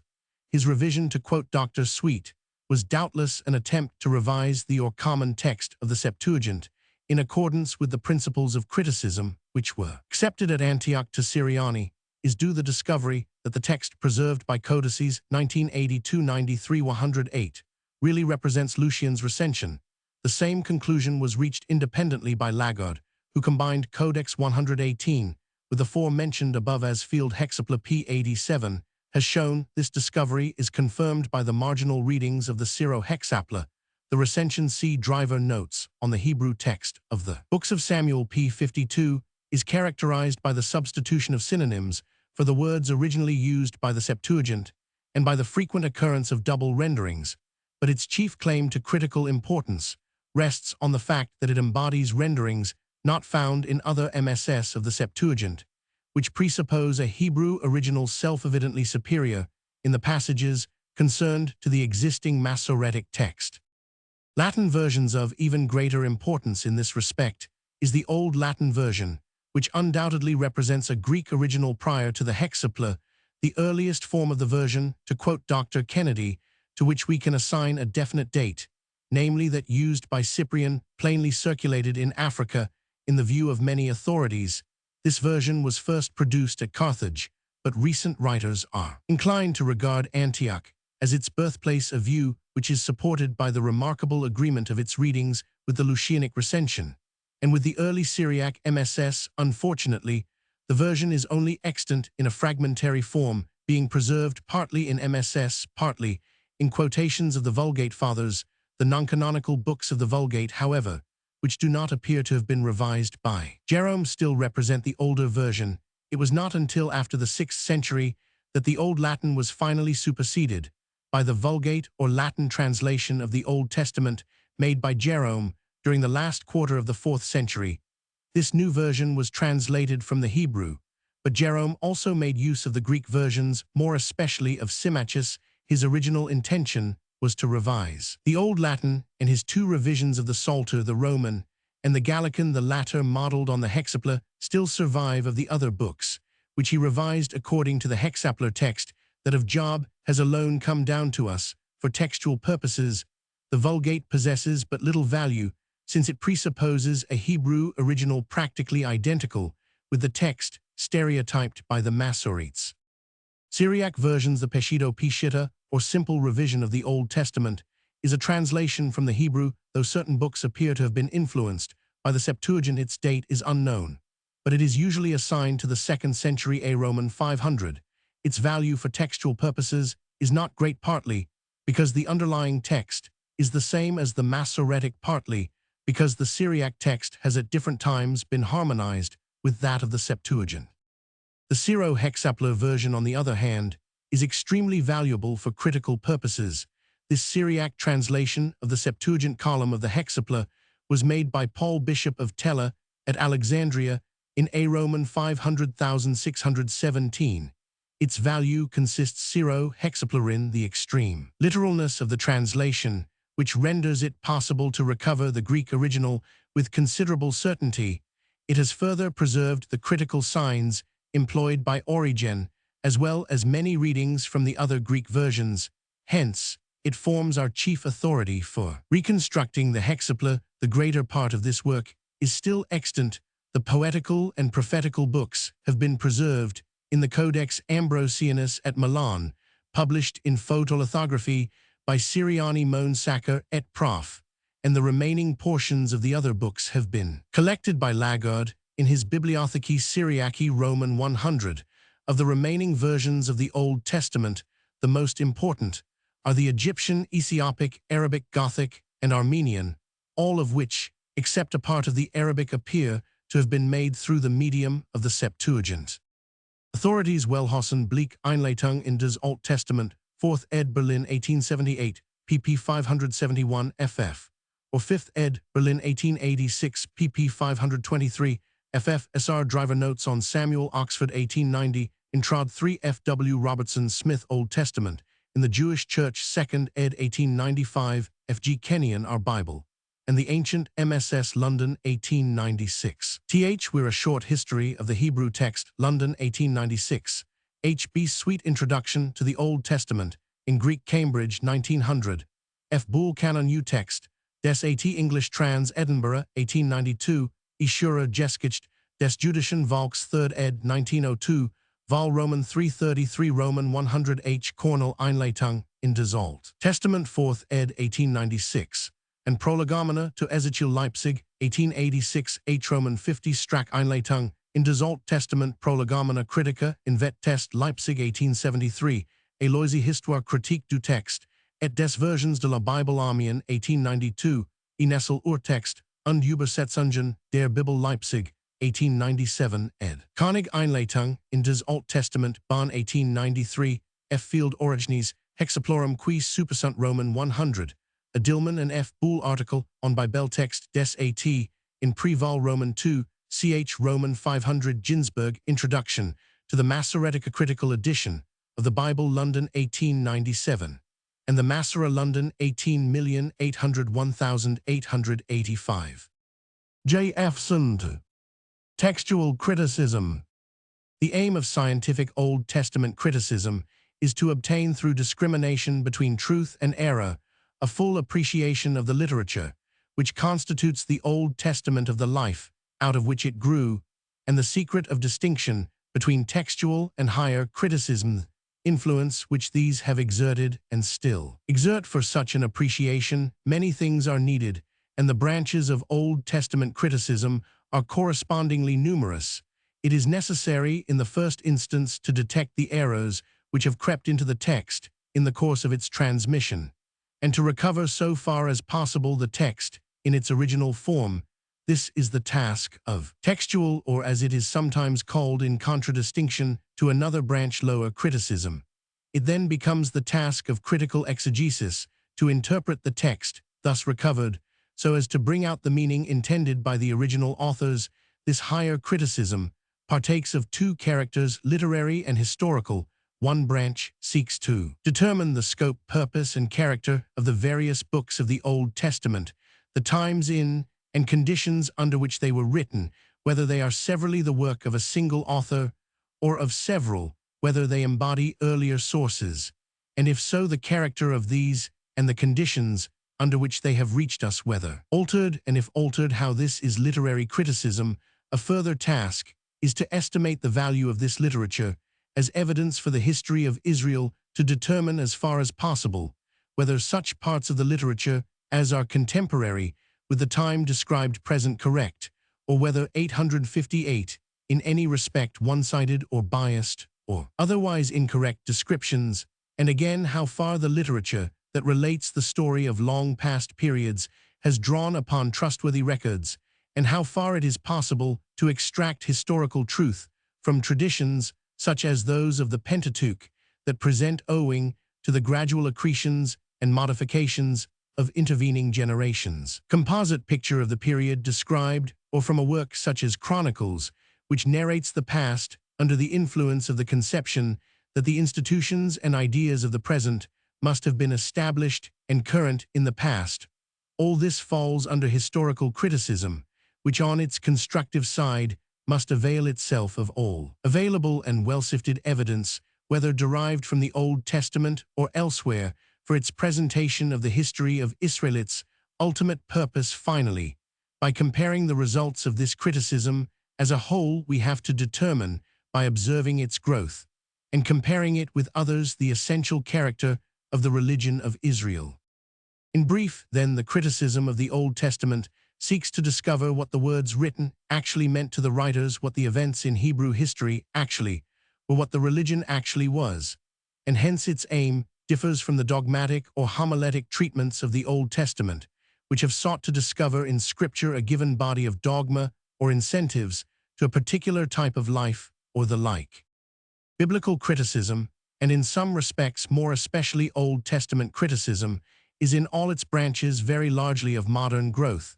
This has been due in part to the removal of conditions unfavorable to the critical study of the evidence, that existed in part to the discovery in recent times of fresh evidence. The unfavorable conditions and the critical efforts which were made in spite of them can only be briefly indicated. For a long time, biblical study lacked the first essential of sound critical method, viz. A critical text of the literature. Jewish study was exclusively based on the official Hebrew text, which was fixed probably in the 2nd century A. Roman 500. Growth of criticism and thereafter scrupulously preserved. This text, however, had suffered certain now obvious corruptions, and probably enough more corruption than can now or perhaps ever will be detected with certainty. The position of Christian and Jewish Alexandrian scholars was considerably worse, for, with rare exceptions down to the 5th century, and practically without exception between the 5th and 15th centuries, their study was exclusively based on translations beneath the ancient Greek version. Septuagint there certainly underlay an earlier form of the Hebrew text than that perpetuated by Jewish tradition, and if Christian scholars could have worked through the version to the underlying Hebrew text, they would often have come nearer to the original meaning than their Jewish contemporaries. But this they could not do, and since the version, owing to the limitations of the translators, departs widely from the sense of the original, Christian scholars were on the whole kept much farther from the original meaning than their Jewish contemporaries, who used the Hebrew text and later, after Jewish grammatical and philological study, had been stimulated by intercourse with the Arabs. The relative disadvantages under which Christian scholarship labored increased still. There are not lacking in the early centuries A. Roman 500 important, if limited and imperfect, efforts in textual criticism. Origen in his Hexapla placed side by side the Hebrew text, the Septuagint, and certain later Greek versions, and drew attention to the variations. He thus brought together for comparison an indispensable preliminary to criticism, the chief existing evidence to the text of the Old Testament. Unfortunately, this great work proved too voluminous to be preserved entire, and in the form in which it was fragmentarily preserved, it even largely enhanced the critical task of later centuries. Jerome, perceiving the unsatisfactory position of Latin-speaking Christian scholars who studied the Old Testament at a double remove from the original in Latin versions of the Greek made a fresh Latin translation direct from the Hebrew text, then received among the Jews. It is only in accordance with what constantly recurs in the history of biblical criticism that this effort to approximate to the truth met at first with considerable opposition, and was for a time regarded even by Augustine as dangerous subsequently. However, this version of Jerome, the Vulgate, became the basis of Western biblical scholarship. Henceforward, the Western Church suffered both from the corruptions in the official Hebrew text, and also from the fact that it worked from a version and not from the original, for a knowledge of Hebrew was rare indeed among Christian scholars between the time of Jerome and the 16th century. But if the use of versions or of an uncritical text of the original was one condition unfavorable to criticism, another, that was not less serious, was the dominance over both Jews and Christians of unsound methods of interpretation, legal or dogmatic or allegorical. The influence of these can be traced as early as the Greek version 3rd century B. Roman 100, and later allegorical interpretation is conspicuous in the Alexandrian Jewish scholar Philo Roman 5. It may be seen in many New Testament interpretations of the Old Testament. For example, Gal Roman 3 Roman 431 found a classical exponent in Origen, and in spite of the opposition of the school of Antioch, preeminently of Theodore Roman 500 A Roman 500, maintained its power virtually unbroken down to the Reformation. It is true that even by the most thoroughgoing allegorists, the literal sense of Scripture was not openly and entirely disregarded, but the very fact that the study of Hebrew was never more than exceptional and so early ceased to be cultivated at all is eloquent of indifference to the original literal sense, and the very principle of the many meanings inherent in the sacred writings was hostile to sound interpretation. Greater importance was attached to the deeper or hidden senses Roman 1e to the various unreal interpretations, and when the literal sense conflicted with the dogmas or tradition of the Church, its validity was wholly denied. The extraordinary ambiguity and uncertainty which allegorical interpretation tacitly ascribed to Scripture, and the ease with which heretical as well as orthodox teaching could be represented as hidden under the literal sense, was early perceived, but instead of this leading to any real check on even wild subjectivity in interpretation and insistence on reaching the literal sense, it created an ominous principle that maintained much of its influence long after the supremacy of allegorism was overthrown. This is the principle that all interpretation of Scripture must be according to the regular fideithat. All interpretation which makes Scripture contradict or offend the traditions of the Church is wrong. The spirit and the age of humanism and the Reformation affected and witnessed important developments in the study of the Old Testament. It was still long before any considerable results were achieved, but in various ways the dogmatic and traditional treatment of Scripture was undermined. The way was opened for a more real and historical method. It must suffice to refer briefly to 2 points.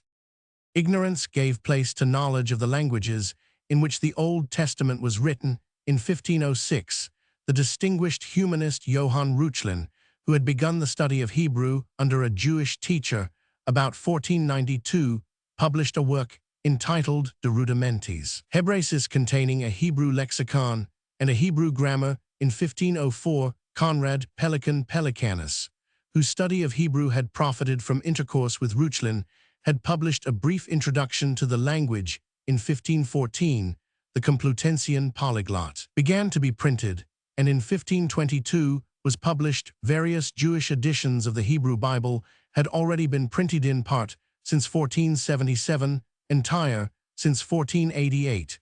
But this work contained the first Christian edition of the text. Certainly, the editors did not intend hereby to exalt the original above the versions, for they placed the Vulgate in the center of the page, with the Hebrew on one side, the Greek on the other. Roman 1e, as they themselves explained it, the Roman Church between the synagogue and the Greek Church, as Christ crucified between 2 thieves. Yet even so, the publication of the Hebrew text by Christian scholars marks an important stage. Henceforth, the study of the original enters increasingly into Christian biblical scholarship, it already underlay the translations which form so striking a feature of the 16th century Luther's German version Pentateuch 1523 and Tyndale's English version Pentateuch 1530 were both made from the Hebrew at first, and indeed down to the middle of the 17th century. Jewish traditions and methods in the study of Hebrew dominated Christian scholars, but in the 17th and 18th centuries, the study of other Semitic languages opened up that comparative linguistic study which was systematized and brought nearer to perfection. In the 19th century, 859, which also witnessed the opening up of the new study of Assyrian by scholars such as Gesenius Uld Alshausen, Renan Noldeck Stade, and Driver. This has done much to render possible a more critical interpretation of the Old Testament.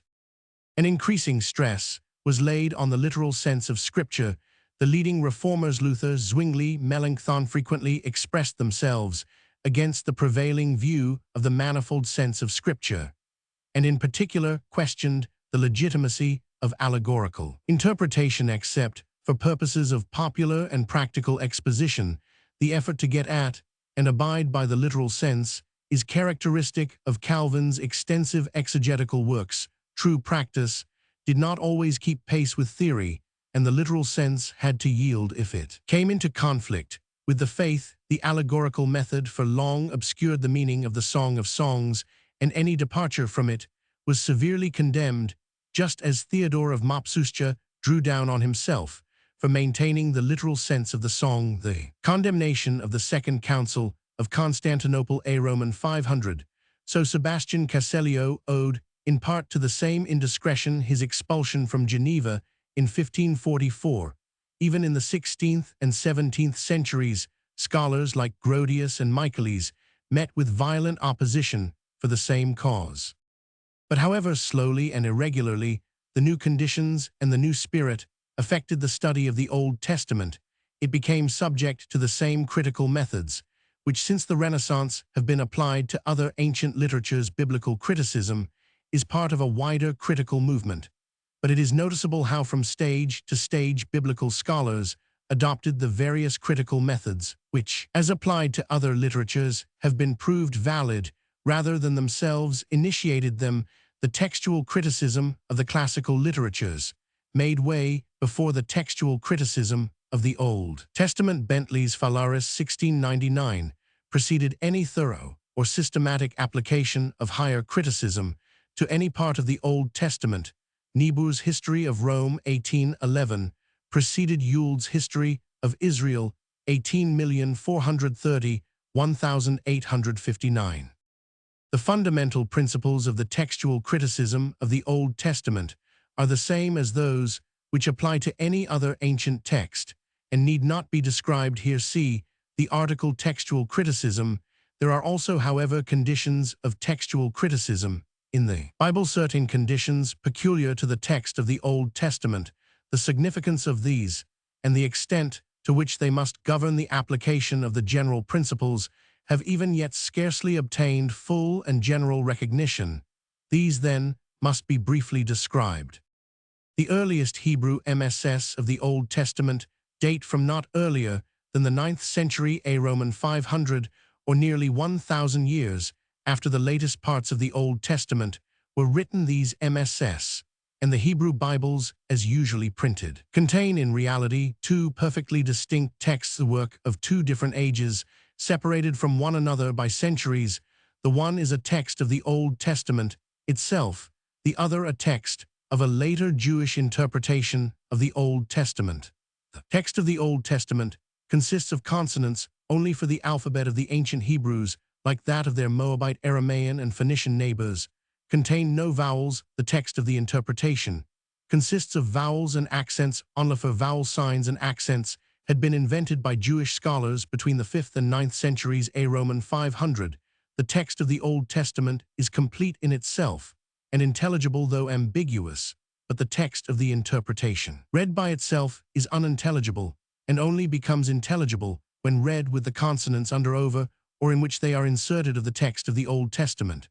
But the fact that the later text makes use of the earlier to make itself intelligible in no way destroys the fact that it is as entirely distinct a work from the earlier as is any commentary distinct from the work on which it comments. The first task of Old Testament textual criticism after the Reformation was to prove the independence of these two texts, to gain general recognition of the fact that vowels and accents formed no part of the original Hebrew text of the Old Testament.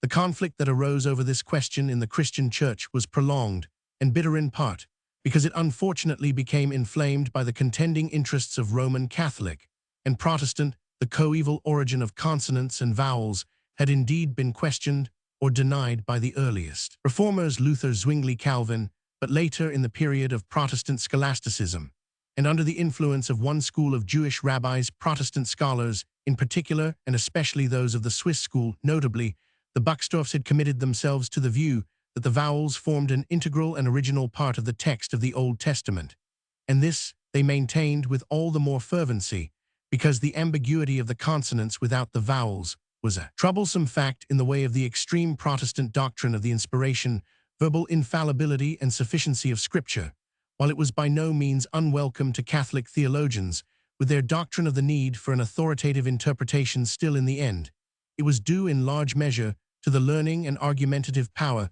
devoted to this subject by the French Protestant scholar Louis Capel, and amongst others by the English Protestant scholar Brian Walton, that by the end of the 17th century, this particular controversy was practically at an end. Criticism had triumphed, and the later origin of the vowels was admitted, yet as often happens, the influence of tradition lingered long after it had been proved to be false. Thus the Roman 5, instead of being an independent translation of the Hebrew text, is intended with rare exceptions, as for example, in his Roman 59, where Roman 5 translates the Hebrew text, and Roman 5 margin the Jewish interpretation to be merely a translation of the Jewish interpretation. And to the present day, it is usual, though obviously uncritical and wrong, to describe perfectly legitimate translations of the received consonantal text, if they happen to presuppose other vowels than those provided by Jewish tradition, as based on emendation. Even in the English edition of Hopt's Sacred Books of the Old Testament, see below, the possibility of this unfortunate misunderstanding is not altogether removed. But the original text of the Old Testament, long before it was combined with the text of the Jewish or Masoretic interpretation, had already undergone a somewhat similar change, the extent of which was indeed far less, but also less clearly discoverable. This change consisted in the insertion into the original text of certain consonants, which had come to be also used to express vowel sounds. For example, the Hebrew consonant corresponding to W also expressed the vowel O or U, the consonant H the vowel, and so forth, for reasons suggested partly by the study of Semitic inscriptions, partly by comparison of passages occurring twice within the Old Testament, and partly by a comparison of the Hebrew text with the Septuagint. It is clear that the authors of the Old Testament, or at least most of them themselves, made some use of these vowel consonants, but that in a great number of cases, the vowel consonants that stand in our present text were inserted by transcribers and editors of the texts again. And for similar reasons, it is probable that in many cases, if not in all, the original texts were written without any clear division of the consonants into words. In view of all this, the first requisite for a critical treatment of the text of the Old Testament is to consider the consonants by themselves, to treat every vowel consonant as possibly not original, and the existing divisions of the text into words as original only in those cases where they yield a sense better than any other possible division, or at least as good. Certainly, all this brings us face to face with much ambiguity and demands increased skill in interpretation, but anything short of it falls short also of strict critical method. A perception of this has only been gradually reached, and is even now none too general. Apart from these changes in the history of the text, it has, like all ancient texts, suffered from accidents of transmission, from the unintentional mistakes of copyists. This fact was naturally enough, and under the same dogmatic stress, denied by those scholars who maintained that the vowels were an integral part of the text. Here again, we may single out Capelus as a pioneer in criticism. In his Critica Sacra, sive de variis qui in Sacris Roman 5t, Libris occurrunt lectionibus, written in 1634, much studied in MS by Scholars before its publication in 1650 and unavailingly criticized by Buxtorf the Younger in his Anticritica sui vindici veritatis Hebraici 1653, Capelus drew conclusions from such important facts as the occurrence of variations in the two Hebrew texts, of passages found twice in the Old Testament itself, and the variations brought to light by a comparison of the Jewish and Samaritan texts of the Pentateuch, the Hebrew 860 text, and the Septuagint, the Hebrew text, and New Testament quotations from the Old Testament. In order that the principles already perceived by Capelus might be satisfactorily applied in establishing a critical text, many things were needed. For example, a complete collation of existing MSS of the Jewish text and of the Samaritan text of the Pentateuch, the establishing of a critical text of the Septuagint, a careful study of the several versions directed to determining when real variants are implied, and what they are. Some of this work has been accomplished, much of it remains to be done. The Hebrew MSS were collated by Kennicott and de Rossi at the close of the 18th century, with sufficient thoroughness to justify the important conclusion that all existing MSS reproduce a single recension. The Samaritan MSS are still very imperfectly collated. The same is true of the Syriac and other versions, except the Septuagint. In regard to the Septuagint, though the work is by no means complete, much has been done for collection of material. The edition of Holmes and Parsons, Oxford, 17,980,1827, with its magnificent critical apparatus, is preeminent. The preparation of a similar edition on a rather smaller scale, but embodying the results of fresh and more careful collation, was subsequently undertaken by Cambridge scholars. These editions furnish the material, but neither attempts the actual construction. Critical text of the version, some important contributions towards a right critical method of using the material collected have been made in particular by Lagarde, who has also opened up a valuable line of critical work, along which much remains to be done by his restoration of the Lucianic recension, one of the three great recensions of the Greek text of the Old Testament, which obtained currency at the close of the 3rd and beginning of the 4th centuries, a Roman 500, more especially since the time of Capelus. The value of the Septuagint for correcting the Hebrew text has been recognized, but it has often been used uncritically, and the correctness of the Hebrew text underlying it, in comparison with the text of the Hebrew MSS, though still perhaps most generally underestimated, has certainly at times been exaggerated. It has only been possible here to indicate in the briefest way what is involved in the collection and critical sifting of the extant evidence for the text of the Old Testament, how much of the work has been done, and how much results of criticism remains, and with equal brevity it must suffice to indicate the position which faces the textual critic, when all that can be done in this way has been done in so far as it is possible to recover the Hebrew text from which the Greek version was made. It is possible to recover a form of the Hebrew text current about 280 B Roman 100, in the case of the Pentateuch, some time before 100 B Roman 100, in the case of most of the rest of the Old Testament. By comparison of the Hebrew MSS, it is not difficult to recover the recension which with few and unimportant variants they have perpetuated, and which may safely be regarded as differing but slightly from the text current and officially established before the end of the 2nd century, a Roman 500. By a comparison of these two lines of evidence, we can approximate to a text current about 300 B Roman 100 or later. But for any errors which had entered into the common source of these two forms of the text, we possess no documentary means of detection whatsoever. The case then stands thus, except by the obviously absurd assumption of the infallibility of copyists for the centuries before Roman 100 B Roman 100, we cannot escape the conclusion that errors lurk even where no variants now exist, and that such errors can be corrected, if at all, only by conjectural emendation. The dangers of conjectural emendation are well known, and apparent large numbers of such emendations have been ill-advised, but in the case of many passages, the only alternative for the textual critic, who is at once competent and honest, is to offer such emendations, or to indicate that such passages are corrupt, and the means of restoring them lacking. Conjectural emendations were offered by Capelus in the 17th, and by scholars such as Roman 100 F. Haubigant, Archbishop Seeker, Bishop Loth, and J. Roman 500 Michaelis in the 18th century. Some of these have approved themselves to successive generations of scholars who have also added largely to the store of such suggestions. Conjectural emendation has been carried furthest by upholders of particular metrical theories such as Bickel and Doom, which do not accommodate themselves well to the existing text, and by T.K. Chain in Critica Biblica 1903, whose restorations resting on a dubious theory of Hebrew history have met with little approval, though his negative criticism of the text is often keen and suggestive. A model of the application of the various resources of Old Testament textual criticism to the restoration of the text is Roman 100 H. Cornell's Das Buch des Propheten Ezekiel 1886. Outstanding examples of important systematic critical notes are J. Wellhausen's Der Text, Der Bucher Samuelis 1871, and S.R. Driver's Notes on the Hebrew text of the books of Samuel 1890. Haupt's Sacred Books of the Old Testament, edited by various scholars, was designed to present, when complete, a critical text of the entire Old Testament with critical notes.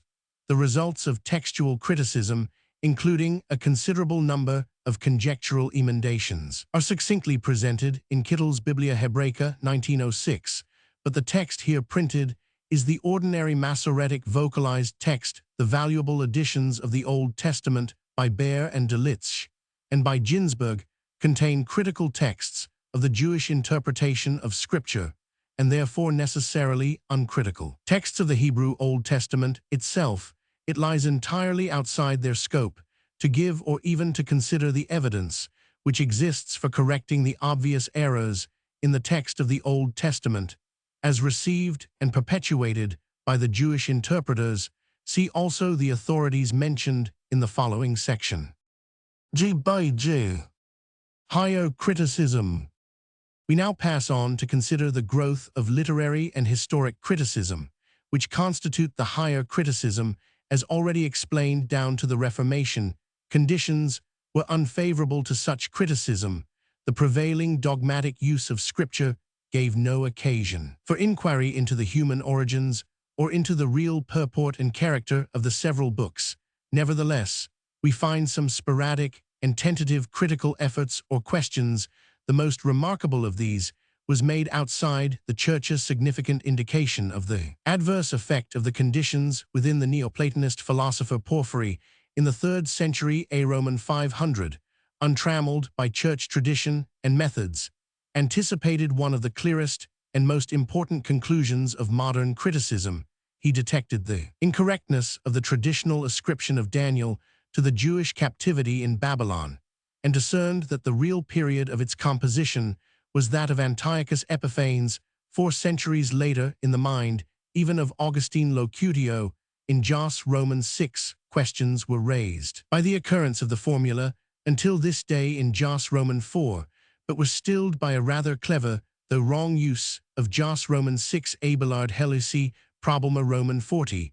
One considers the problem whether the narrative of Moses' death in Jute contains a prophecy by Moses or is the work of another and later writer, while the Jewish scholar Ibn Ezra Ben Ezra, in a cryptic note on Jute Roman 1, which has been often quoted of late years, gathers together several indications, that point, as he appears to perceive, to the post-Mosaic origin of the Pentateuch. Even rarer than these rare perceptions of the evidence of the quasi-historical books to their origin are such half-perceptions of the literary origin of the prophetical books, as is betrayed by Ibn Ezra, who appears to question the Isaianic authorship of his Roman 40 Roman 66, and by Photius, Patriarch of Constantinople in the 9th century, who according to Distel Jesh, Des, At 169, raises the question why the 6th chapter of Isaiah, containing the inaugural vision, does not stand at the beginning of the book.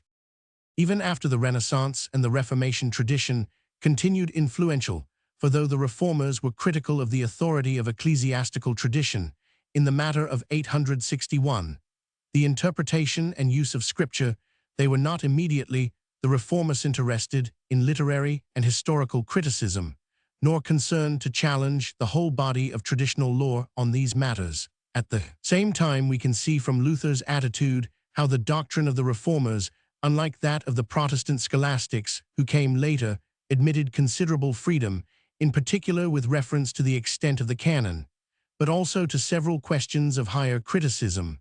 Thus, it is to Luther a matter of indifference whether or not Moses wrote the Pentateuch. The books of Chronicles he definitely pronounces less credible than those of Kings, and he considers that the books of Isaiah, Jeremiah, and Hosea probably owe their present form to later Hans Karlstadt. Again definitely denied the Mosaic authorship of the Pentateuch on the ground that Moses could not have written the account of his own death, and yet that Deuteronomy 34 cannot be separated from the rest of the Pentateuch.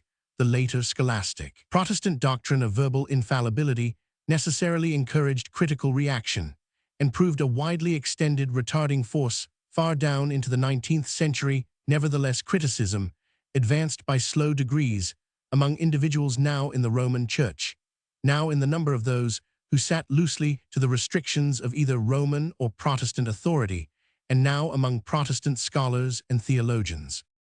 It would be impossible to refer here even briefly to all these, and it may be more useful to select for somewhat full description as showing what could be achieved by and what limitations beset even a critical spirit in the 17th century, the survey of the origin of the Old Testament given by one such individual, Thomas Hobbes, in his Leviathan, published 1651, Roman 100, Roman 33.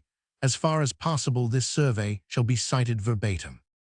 Who were the original writers of the several books of Holy Scripture has not been made evident by any sufficient testimony of other history, which is the only proof of matter of fact, nor can be by any argument of natural reason, for reason serves only to convince the truth, not of fact, but of consequence.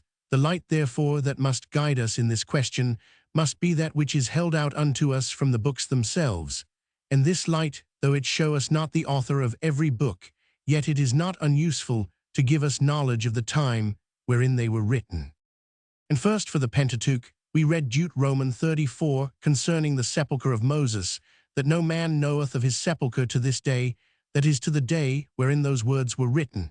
It is therefore manifest that these words were written after his interment, for it were a strange interpretation to say Moses spake of his own sepulchre, though by prophecy that it was not found to that day wherein he was yet living. The suggestion that the last chapter only, not the whole Pentateuch, was written later is met by Hobbes by reference to Gen. Roman 12. The Canaanite was then in the land, and Num Roman 21 citation from a book relating the acts of Moses at the Red Sea and in Moab, and the conclusion reached that the 5 books of Moses were written after his time, though how long after is not so manifest. But though Moses did not compile those books entirely, and in the form we have them, yet he wrote all that which he is there said to have written, as for example the volume of the law contained, as it seemeth, in Deuteronomy 11 exposition. And this is that law which, having been lost, was long time after found again by Hilkiah, and sent to King Josiah's 2 Kings Roman 22.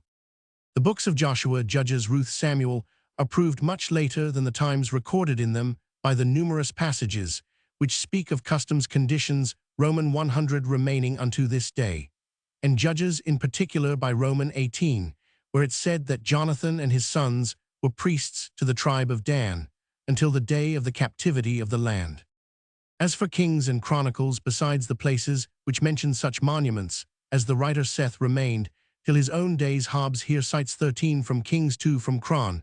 It is argument sufficient that they were written after the captivity in Babylon, that the history of them is continued till that time, for the facts registered are always more ancient than the register, and much more ancient than such books as make mention of, and quote the register, as these books do in divers places. Ezra and Nehemiah were written after Esther, during or after the captivity, Job, which is not a history, but a philosophical poem, at an uncertain date. The Psalms were written mostly by David, but some of them after the return from the captivity, as the 137th and 126th, whereby it is manifest that the Psalter was compiled and put into the form it now hath after the return of the Jews from Babylon. The compilation of Proverbs is later than any of those whose proverbs are therein contained, but Ecclesiastes and Canticles are wholly Solomon's. Except the titles, there is little noticeable in Hobbes' dating of the prophets, though he considers it not apparent whether Amos wrote as well as composed his prophecy, or whether Jeremiah and the other prophets of the time of Josiah, and Ezekiel, Daniel, Haggai, and Zechariah, who lived in the captivity, edited the prophecies ascribed to them, he concludes, but considering the inscriptions or titles of their books, it is manifest enough that the whole scripture of the Old Testament was set forth in the form we have it after the return of the Jews from their captivity in Babylon, and before the time of Ptolemaeus Philadelphus. Except in strangely making Zephaniah contemporary with Isaiah, Hobbes' conclusions, insofar as they differ from the traditional views, have been confirmed by the more thorough criticism of subsequent scholars. But apart from the special conclusions, the opening and closing considerations contain clear and important statements, which still hold good. No fresh discoveries since the time of Hobbes have furnished any testimony of other history to the origin of the books of the Old Testament. This must still be determined by the statements and internal evidence of the Old Testament itself, and a deeper criticism has given to the final consideration that the Old Testament received its present form after the exile a far greater significance than Hobbes perhaps guessed. But the limitations of Hobbes' literary criticism, judged from our present standpoint, are great. The considerations from which he acutely and accurately draws far-reaching and important conclusions might be suggested by a very superficial examination of the literature they involve. For example, no special philological knowledge. The effect of a deeper criticism has been to give a more powerful support to some of Hobbes' conclusions, b. to show that works, for example Ecclesiastes, whose traditional antiquity is left unquestioned by him, are in reality of far more recent origin, c. to eliminate the earlier sources or elements in the writings which Hobbes was content to date mainly, or as a whole, by their latest elements, for example Pentateuch, Judges, Kings, and thus to give to these earlier sources an historical value higher than that which would be safely attributed to them as indistinguishable parts of a late compilation.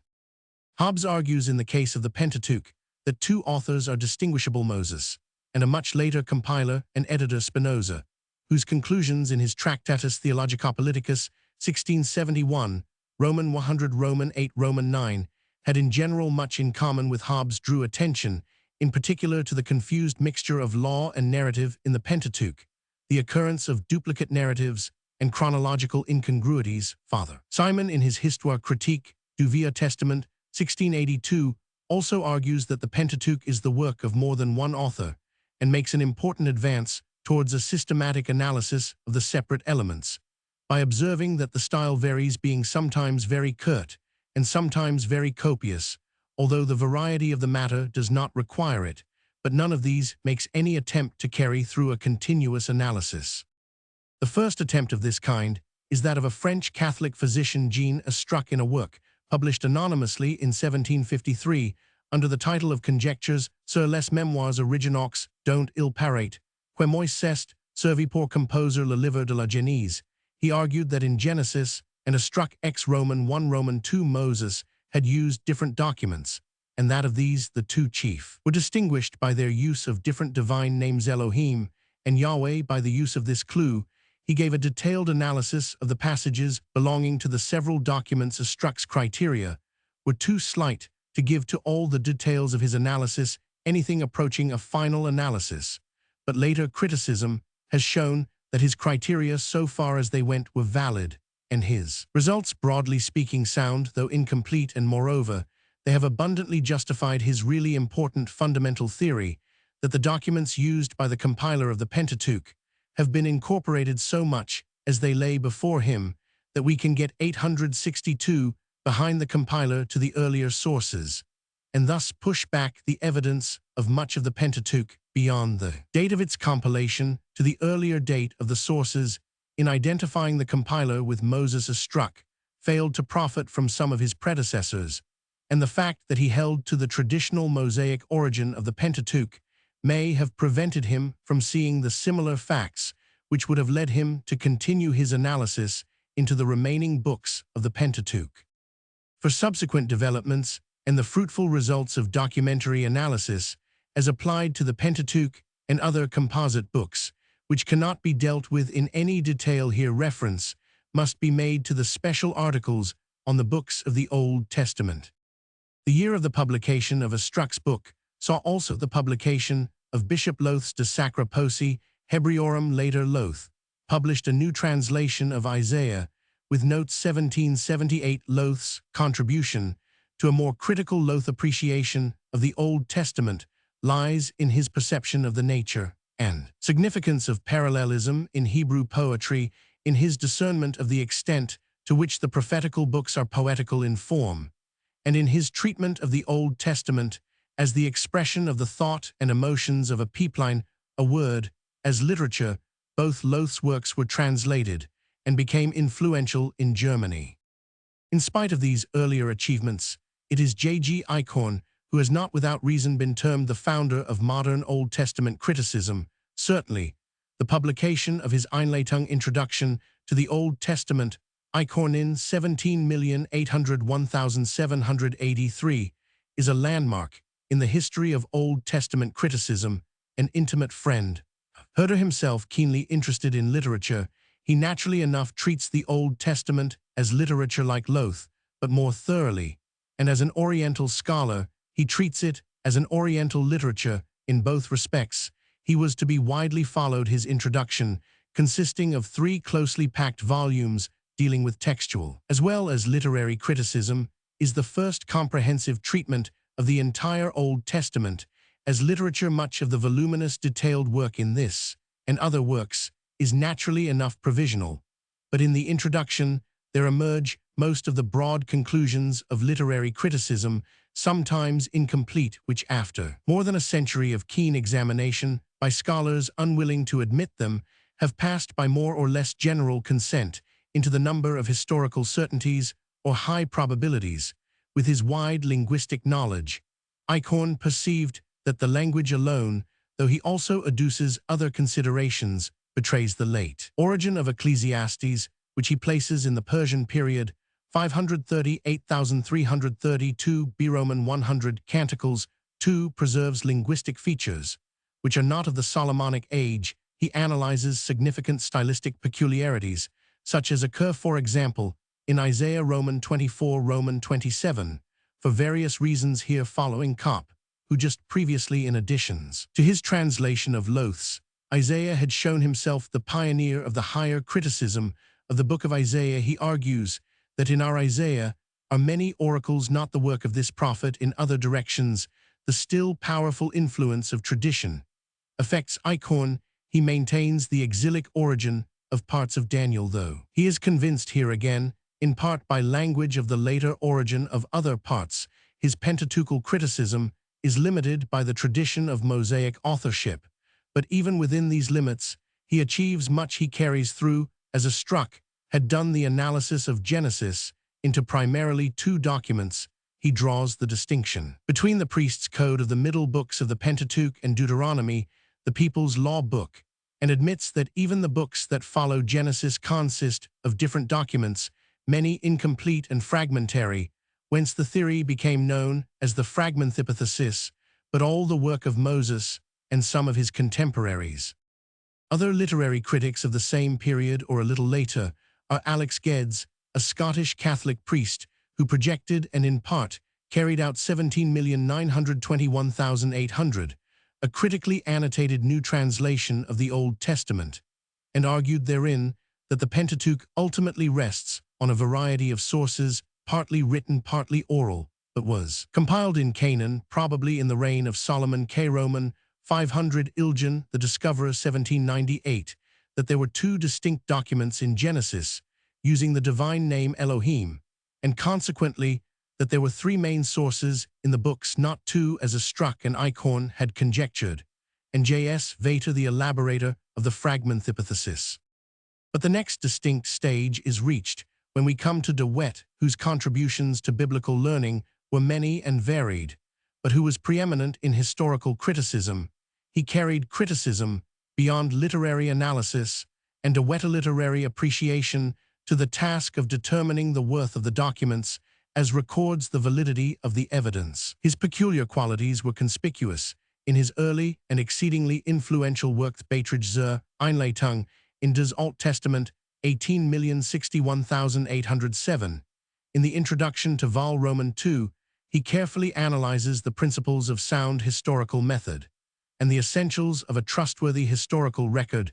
These principles he applied to the Old Testament. Firstly to the books of Chronicles, and then to the Pentateuch. The untrustworthiness of Chronicles, briefly admitted by Luther, proved in detail, and so cleared the way for that truer view of the history and religion of Israel, which the treatment of Chronicles as a trustworthy record of the past hopelessly obscured in the criticism of the Pentateuch. His most influential and enduring contributions to criticism are his proof that Deuteronomy is a work of the 7th century B. Roman 100, and his insistence that the theory of the Mosaic origin of all the institutions described in the Pentateuch is incompatible with the history of Israel as described in the historical books, Judges, Samuel, and Kings.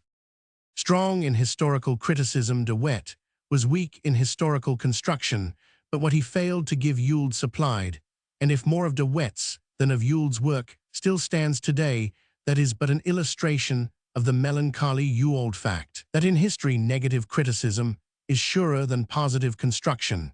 But Ewald's History of the People of Israel, 18,430,1859, was the first great attempt to synthesize the results of criticism and to present the history of Israel as a great reality of the past by the force of his wide learning, and even more of his personality. Ewald exercised for long an all-pervading and almost irresistible influence.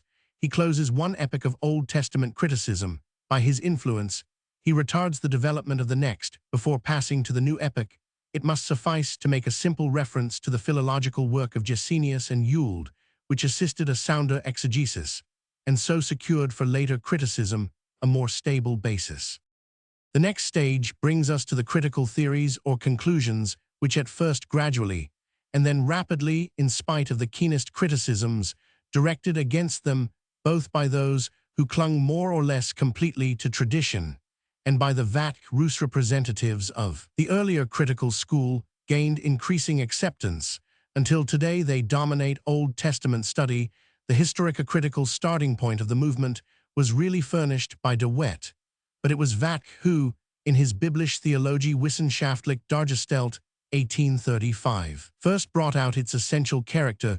The fundamental peculiarity of the movement lies in the fact that it is a criticism of what is supreme in Israelites' religion, and that it has rendered possible a true appreciation of this by showing that, like all living and life-giving systems of thought, belief, and practice, the religion of Israel was subject to development. It seized on the prophetic element, and not the ceremonial, as containing what is essential and unique in the religion of Israel. In literary criticism, its fundamental thesis, stated independently of Vack, and in the same year by George in Die Alteren Jüdischen Fest, and in a measure anticipated by Rus, who in 1832 was maintaining in his academical lectures that the prophets were older than the law and the Psalms more recent than both, is that the chronological order of the three main sources of the Hexateuch is 1. The prophetic narratives, G2 Deuteronomy 3, the priestly code P, the last being post-exilic.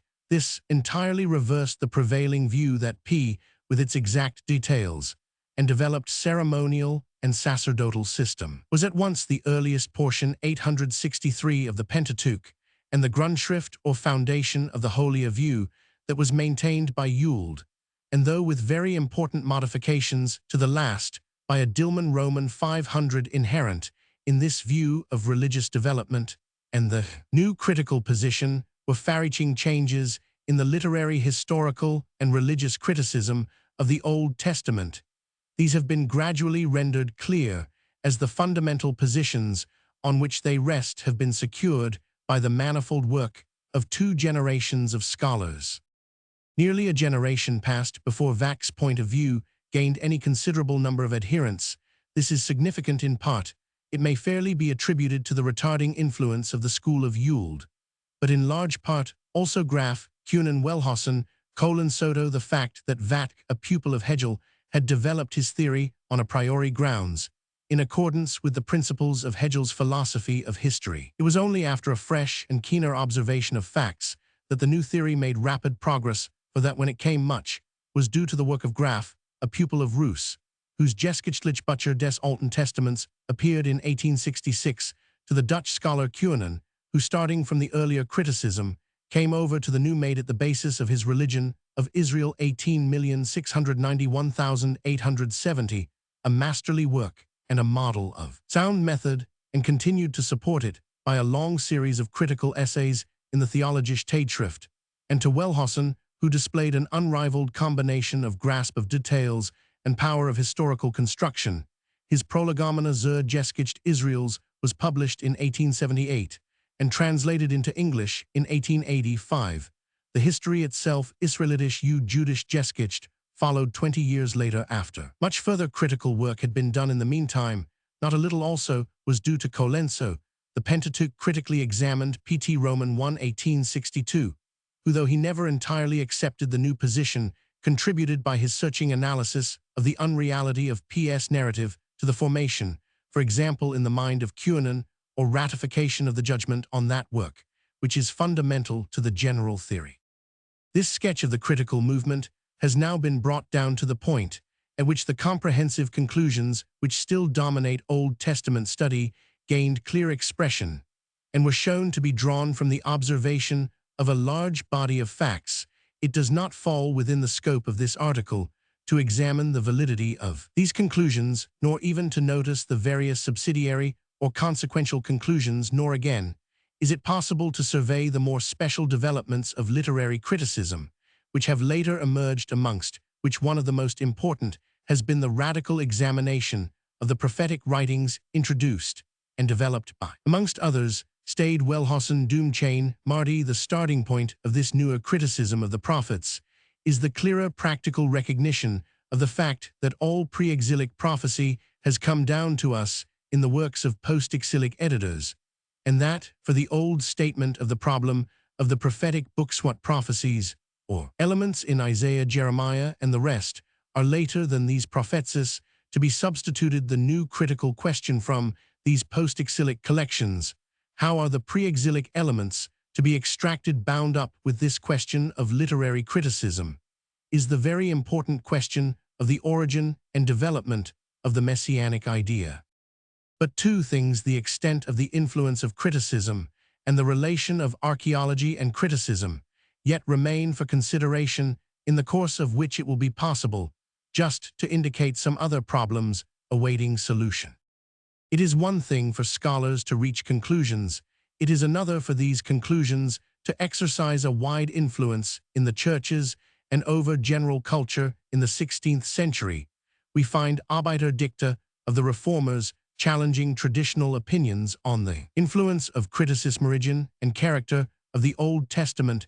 In the 17th century, among certain isolated scholars, elementary critical surveys of the whole field, which exercised, however, no extensive influence, nor was it till late in the 18th century that criticism seriously challenged the dominance of the Protestant scholastic treatment of the Old Testament on the one hand, and the rough and ready uncritical explanations or depreciations of the rationalists on the other. But Eichhorn's introduction appealed to more than technical scholars. Its influence was great, and from that time forward criticism gradually or even rapidly extended its sway in Germany. Very different was the case in England after Geddes and Lowth at the close of the 18th, till far down into the 19th century.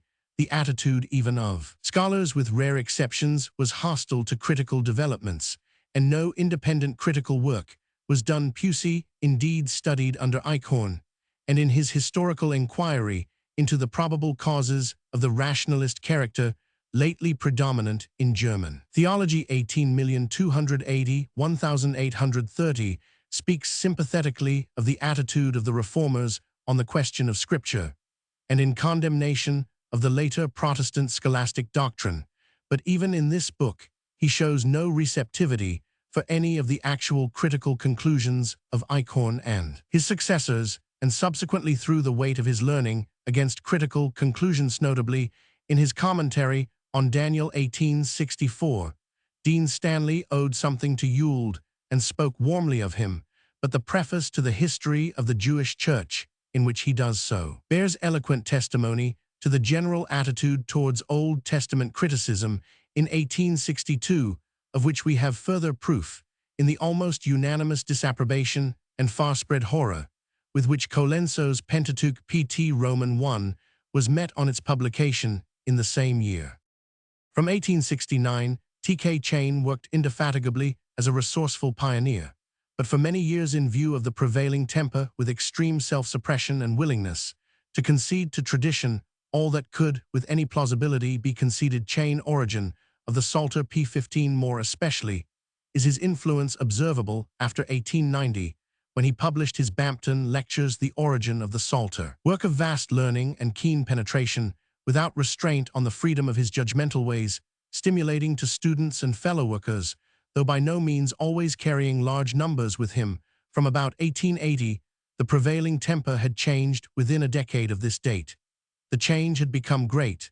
Since then, the influence of Old Testament criticism has grown with increased acceleration. The change in the former period, with regard to a single point, which is however typical of many, is briefly summed up by Dr. Chain in 1880. It was still a heresy to accept, with all its consequences, the plurality of authorship of the Book of Isaiah in 1890. To a growing school of church students, this has become an indubitable fact. Origin of the Psalter Roman 15 by 1906. This plurality of authorship had become almost a commonplace of the market. Many, particularly of late, have contributed to the wide distribution, if not of the critical spirit itself, yet at least of a knowledge of its conclusions. To two only of the most influential is it possible to make more definite reference. Cito W. Robertson Smith and S.R. Driver.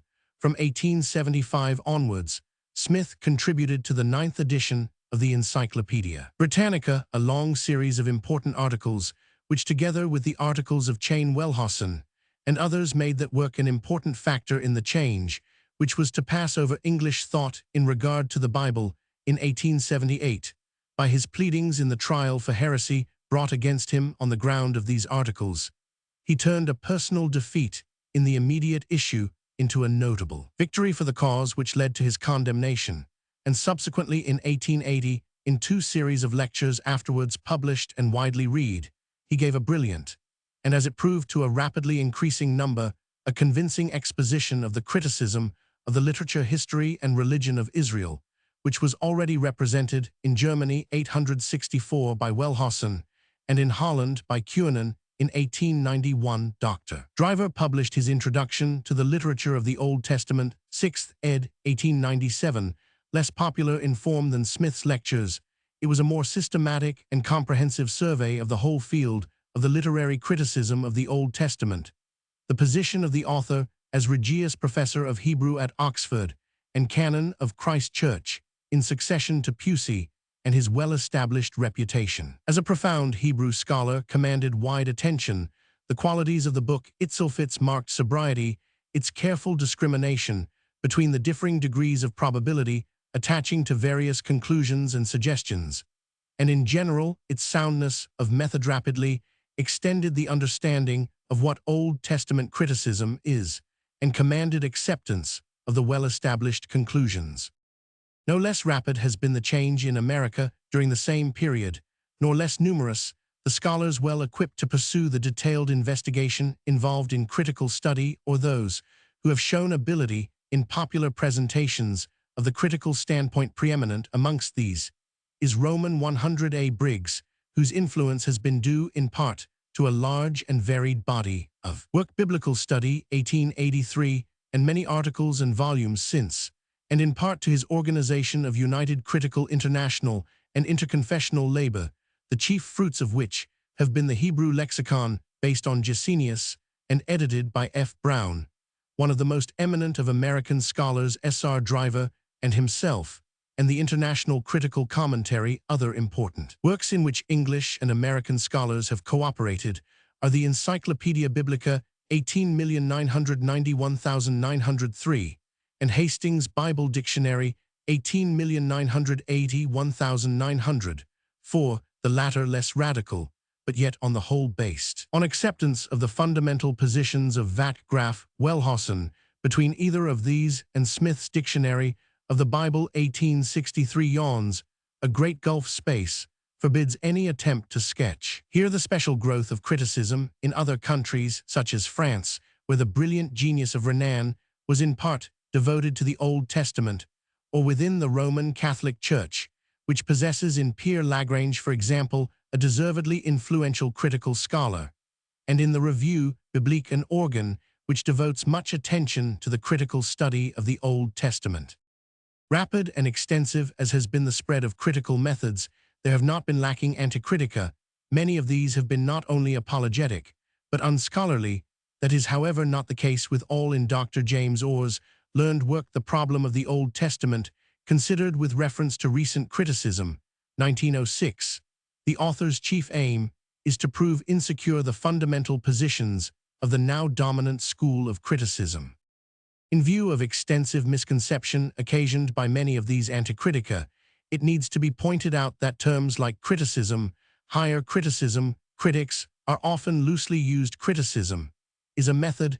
Its results are many of the results or conclusions of criticism are mutually independent, while others are interrelated and depend for their validity on the validity of others. For example, among the generally or largely accepted critical conclusions are these: 1. Moses is not the author of the whole Pentateuch. 2. Isaiah is not the author of his Romans 40. Romans 66. 3. The book of Daniel was written in the 2nd century B. Roman 100. 4. The priestly code is post-exilic. 5. Most of the Psalms are post-exilic. Now 1, 2, 3 are absolutely independent. If 1 were proved false, 2 and 3 would still stand. And so with 2 and 3, so also 2 and 3 could be proved false without in any way affecting the validity of 4. On the other hand, if 1 were disproved, 4 would immediately fall through, and the strength of 5 would be weakened, as it would also by the disproof of 2. Because the argument for the date of many psalms is derived from religious ideas, and the significance of these varies greatly according as the priestly code is held to be early or late in view of the number of critical conclusions, and the mutual independence of many of them. Higher criticism can only be overthrown by proving the application of criticism to the Old Testament to be in itself unlawful, or else by proving the falseness or inconclusiveness of all its mutually independent judgments, one by one on examination. The authors of Anticritica are generally found to disown tacitly or openly the first of these alternatives, for example Prof. Sayce, who frequently takes the field against the higher criticism and denies, without however disproving the validity of the literary analysis of the Hexateuch, nevertheless, himself asserts that no one can study the Pentateuch without perceiving that it is a compilation, and that its author or authors has made use of a large variety of older materials, and that it has probably received its final shape at the hands of Ezra. Early history of the Hebrews 129 and 130.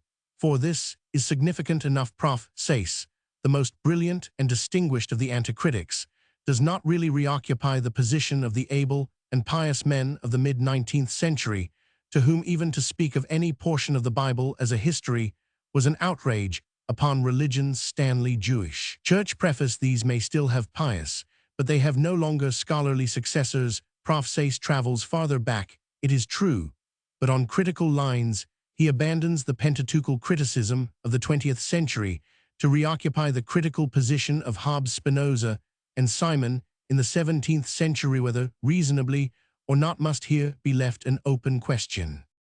Briefly, in conclusion, it remains to consider the relation of archaeology to criticism, partly because it is frequently asserted in the loose language just discussed that archaeology has overthrown criticism, or in archaeology and criticism particular, the higher criticism, and partly because archaeology has stimulated and forced to the front certain important critical questions.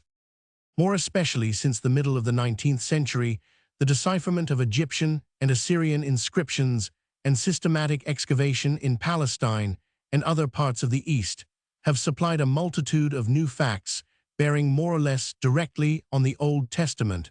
What has been the general effect of these new facts on traditional theories or critical conclusions?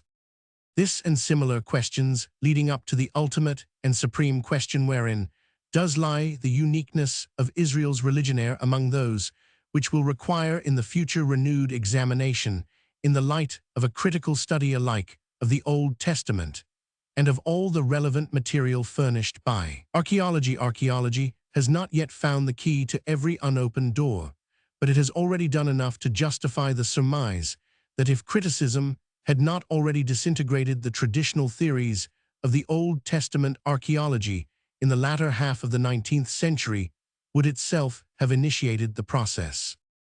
Literature. Much of the details and results of criticism and the special literature will be found in the articles in the present work on the several books of the Old Testament. To the works already mentioned, we may add Roman 50 Diestel Geschichte des Alten Testaments. In der Christlichen Kirche, 1869, Roman 100, A. Briggs' General Introduction to the Study of Holy Scripture, 1889, Goss Smith, Modern Criticism, and the Preaching of the Old Testament, 1901, These for the History of Criticism, or more generally, of Old Testament Study, T.K. Chain. Founders of Old Testament Criticism, pp. 1247, Biographical Sketches of Critical Scholars, since the middle of the 18th century, pp. 248,372.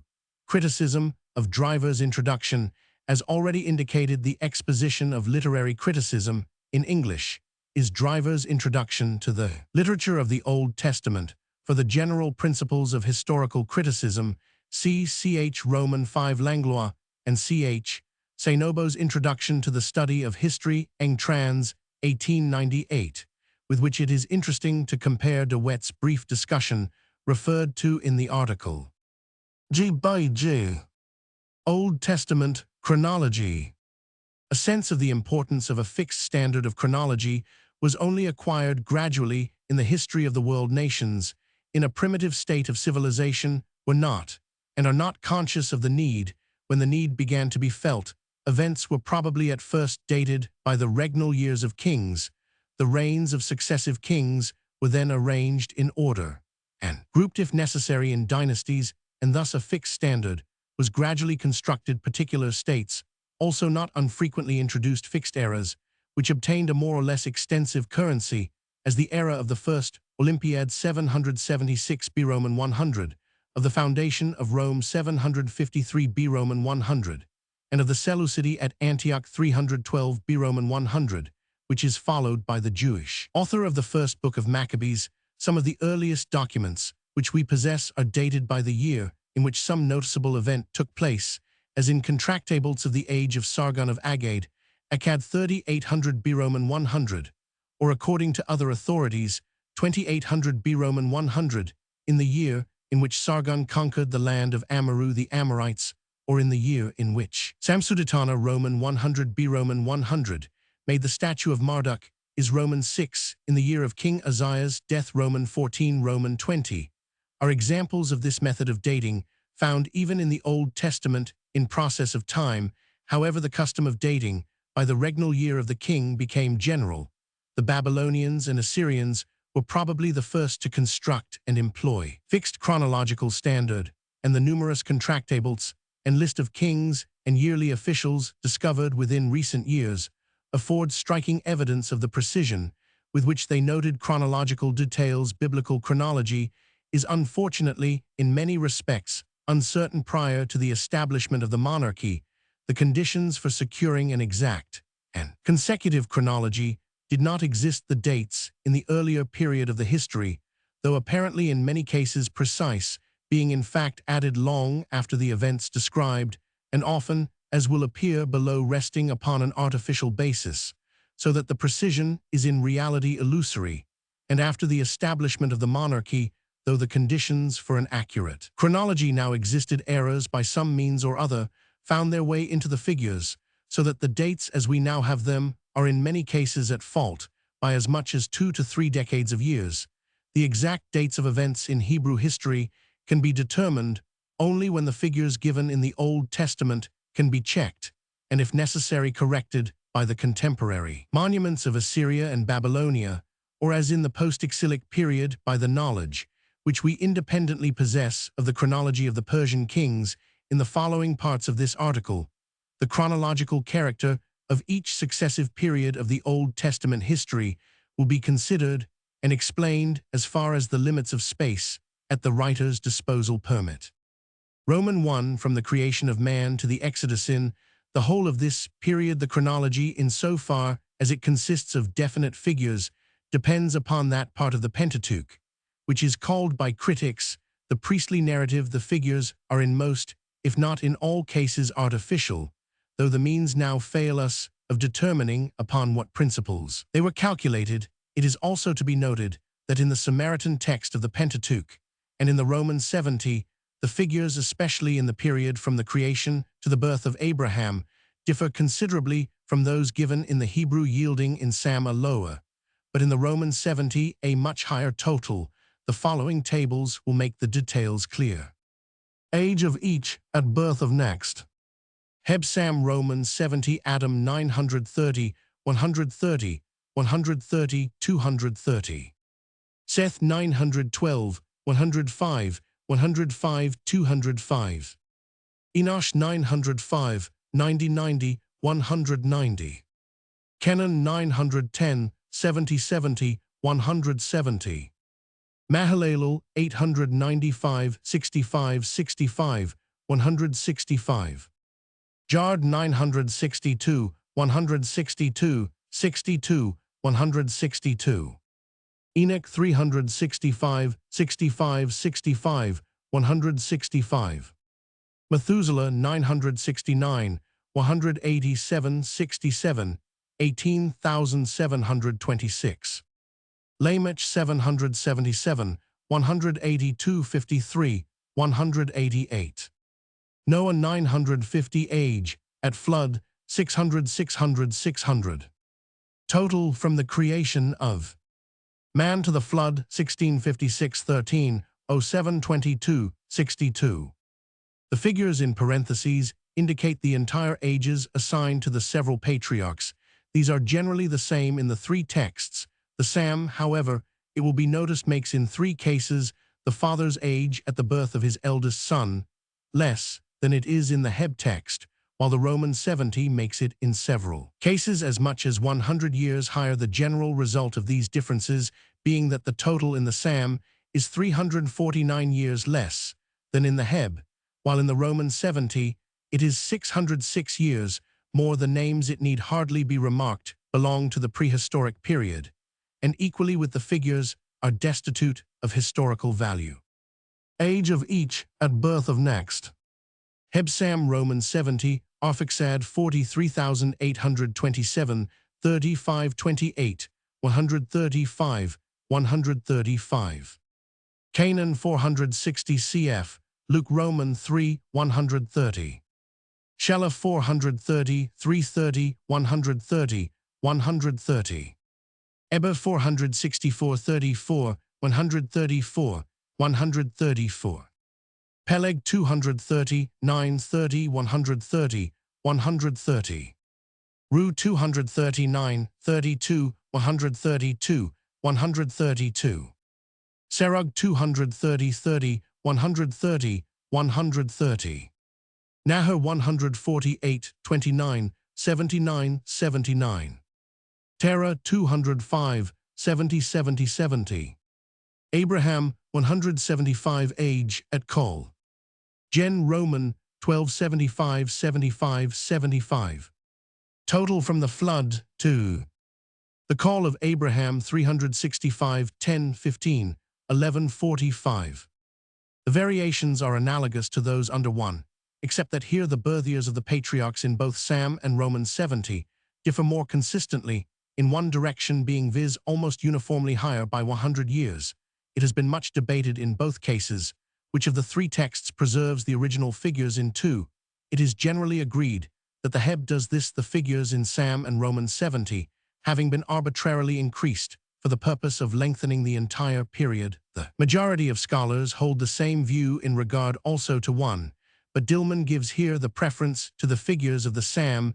The figures, of course, in no case possess historical value, accepting even Usher's date of the Exodus 1491 B Roman 100, which is earlier than is probable we should obtain from them, for the creation of man 4157 B Roman 100, or Roman 7500, 32,829, and for the confusion of tongues, which according to Gen Roman 119, immediately followed the flood 2501 B Roman 100. Roman 70 30 66 B Roman 100, but the monuments of Egypt and Babylonia make it certain that man must have appeared upon the earth long before either 4157 B Roman 100 or 5328 B Roman 100, and numerous inscriptions written in three distinct languages, Egyptian, Sumerian, and Babylonian, are preserved dating from an age considerably earlier than either 2501 B Roman 100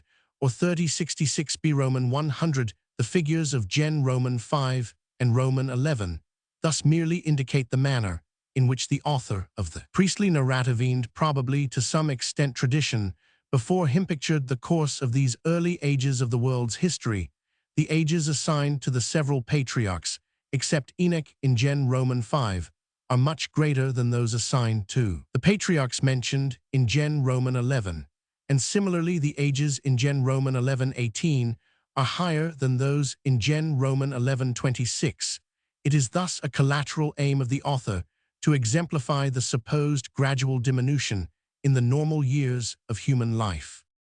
The Babylonians, according to Berossus, supposed that there were 10 antediluvian kings who they declared had reigned for the portentous period of 432,000 years.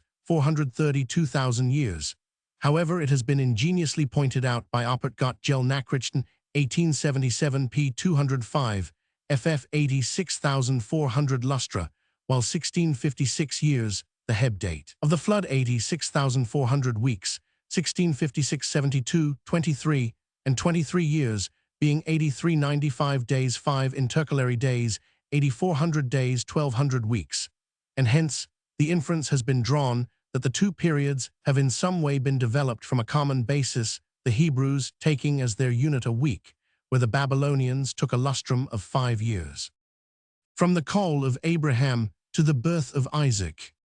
Abraham being then aged 100 Gen Roman 21, 25 years. Age of Isaac at the birth of Esau, and Jacob Gen Roman 2560.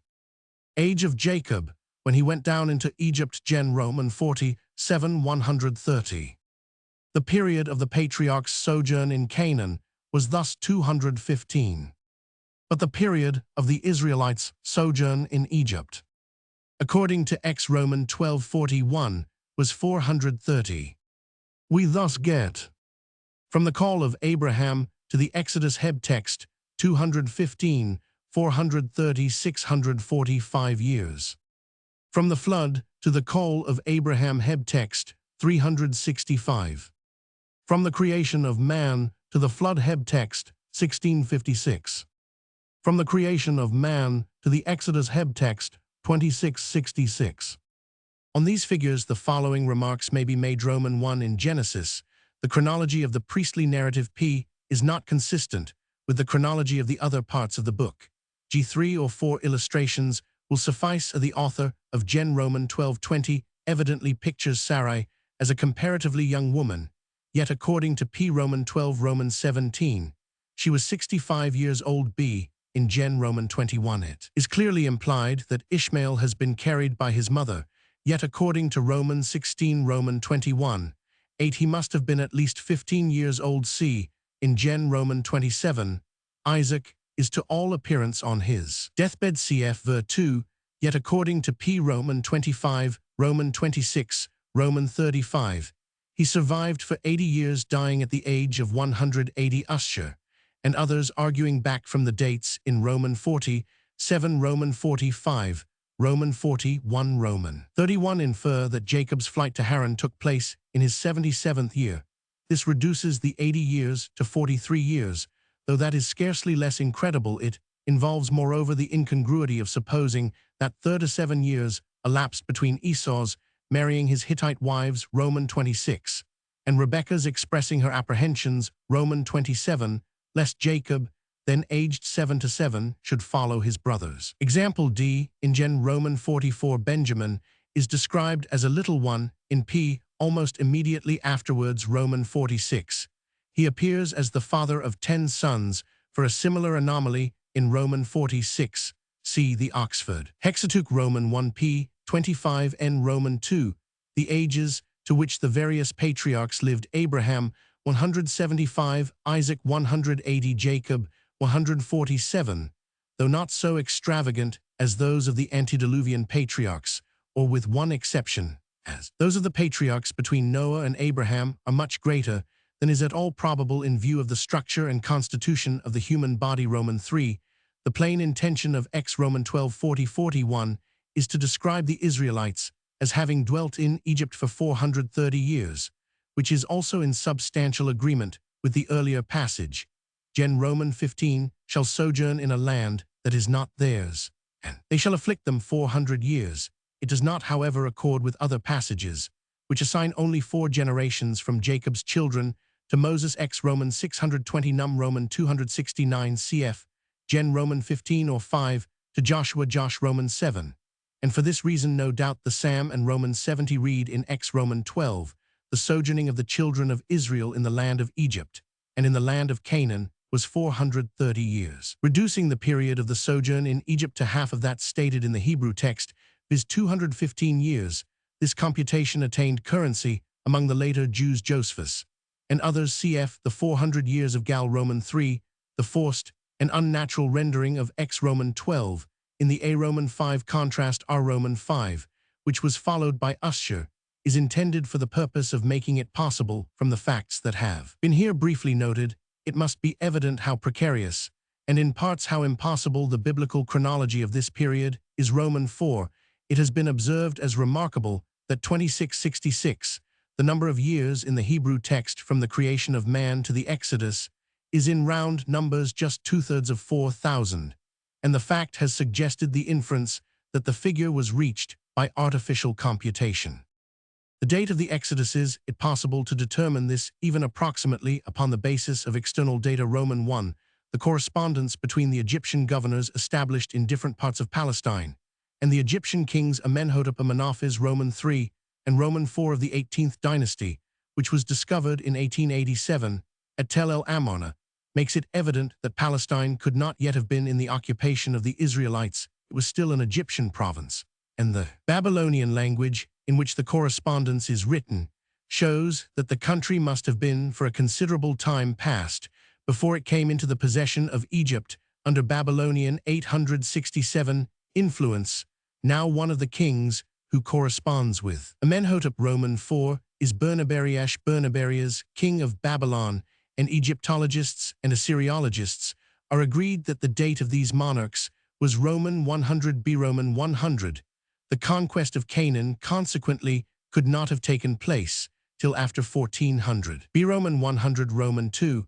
It is stated in Ex Roman 1 that the Israelites built in Egypt for the pharaoh 2 Storcides Pithom and Ramesses. The excavations of Roman 1000 Naval have, however, shown that Ramses Roman 2 of the 19th dynasty was the builder of Pithom, and though the other city has not at present been certainly identified, its name is sufficient to show that he was its builder likewise. Hence, the pharaoh of the Exodus is commonly supposed to have been Ramesses Roman II's successor. Merempta Meimpta. Egyptian chronology is unfortunately imperfect, but Professor Petrie, who has paid particular attention to the subject, and who assigns the reign of Amenhotep Roman 4 to 13,830,1365 B. Roman 100, assigns Ramses Roman 2 to 13,001,234 B. Roman 100.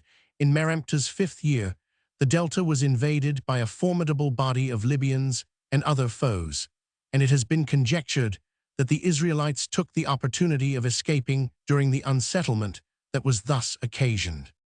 Alternative dates for Ramses Roman 2, Maspero, The Struggle of the Nations, 1897 p. 449 Roman 1,001,255, breasted 1906, 12,921,225, Mayer 1909 13,101,244. Attempts have been made to identify the Kabiri, who are mentioned often in the Tel El Amarna letters.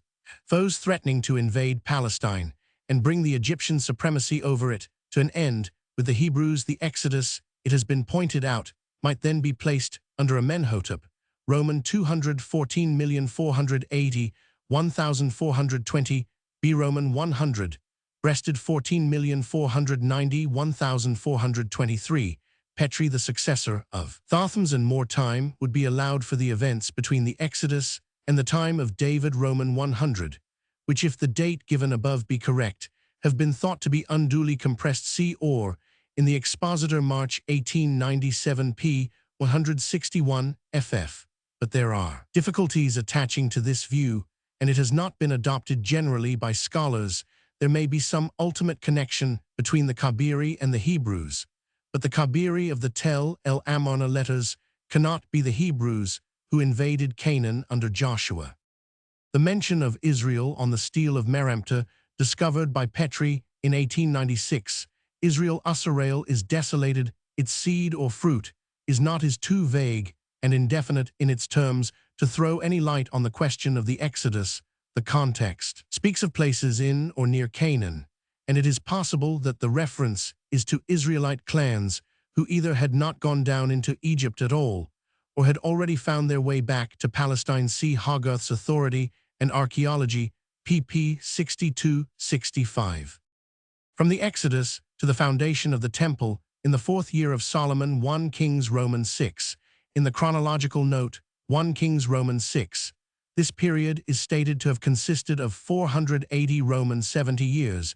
Is this figure correct, if the years of the several periods of oppression and independence mentioned in the book of Judges Roman 3, 11, 14, 30, Roman 4, Roman 5, Roman 6, Roman 8, Roman 9, Roman 10, 3, 8, Roman 12, 9, 11, 14, Roman 13, Roman 15, Roman 16, be added up, they will be found to amount to 410 years. To these must be added further in order to gain the entire period from the Exodus to the foundation of the Temple, the 40 years in the wilderness, X years under Joshua and the elders, Judges Roman 2, the 40 Roman 70 years judgeship of Eli, 1 Sam Roman, for the 20 or more years of Samuel, 1 Sam Roman 7:15, the Y years of Saul, the 2 years of 1 Sam Roman 13 R Roman 5 seem 2, few the 40 years of David, 1 Kings Roman 2, and the first 4 years of Solomon, Roman 1 E 144 XY years, in all 554 years. 2 unknown periods denoted by X and Yin, any case, considerably more than the 480 years of 1 Kings Roman 6. This period might no doubt be reduced to 480 years by the supposition in itself, not improbable, that some of the judges were local and contemporaneous. The suggestion has also been made that, as is usual in Oriental chronologies, the years of foreign domination were not counted the beginning of each judge's rule, being reckoned not from the victory which brought him into power, but from the death of his predecessor. We should, in this case, obtain for the period from the Exodus to the foundation of the Temple 440 XY years, which, if 30 years be assigned conjecturally to Joshua and the elders and 10 years to Saul, would amount exactly to 480 years, the terms used, however. And the land had rest 40 years. Roman 3 similarly, Roman 3, Roman 5, Roman 8 seem hardly to admit of the latter supposition. Even if they did, it would still be scarcely possible to maintain the correctness of the 480 years. It is difficult to harmonize with what, as we have seen, appears to be the most probable date of the Exodus. It is moreover open itself to the suspicion of having been formed artificially upon the assumption that the period in question consisted of 12 generations of 40 years each in the years assigned to the different judges. Also, the frequency of the number 40, which certainly appears to have been regarded by the Hebrews as a round number, is suspicious. On the whole, no certain chronology of this period is at present attainable. From the 4th year of Solomon to the captivity of Judah during this period, the dates are both more abundant and also approximately far more nearly correct than in any of the earlier periods. Nevertheless, in details, there is still much uncertainty and difficulty. The books of Kings are a compilation made at about the beginning of the exile, and one object of the compiler was to give a consecutive and complete chronology of the period embraced in his work. With this purpose in view, he not only notes carefully the length of the reign of each king in both kingdoms, but also, as long as the northern kingdom existed, brings the history of the two kingdoms into relation with one another, by equating the commencement of each reign in either kingdom with the year of the reign of the contemporary king in the other kingdom.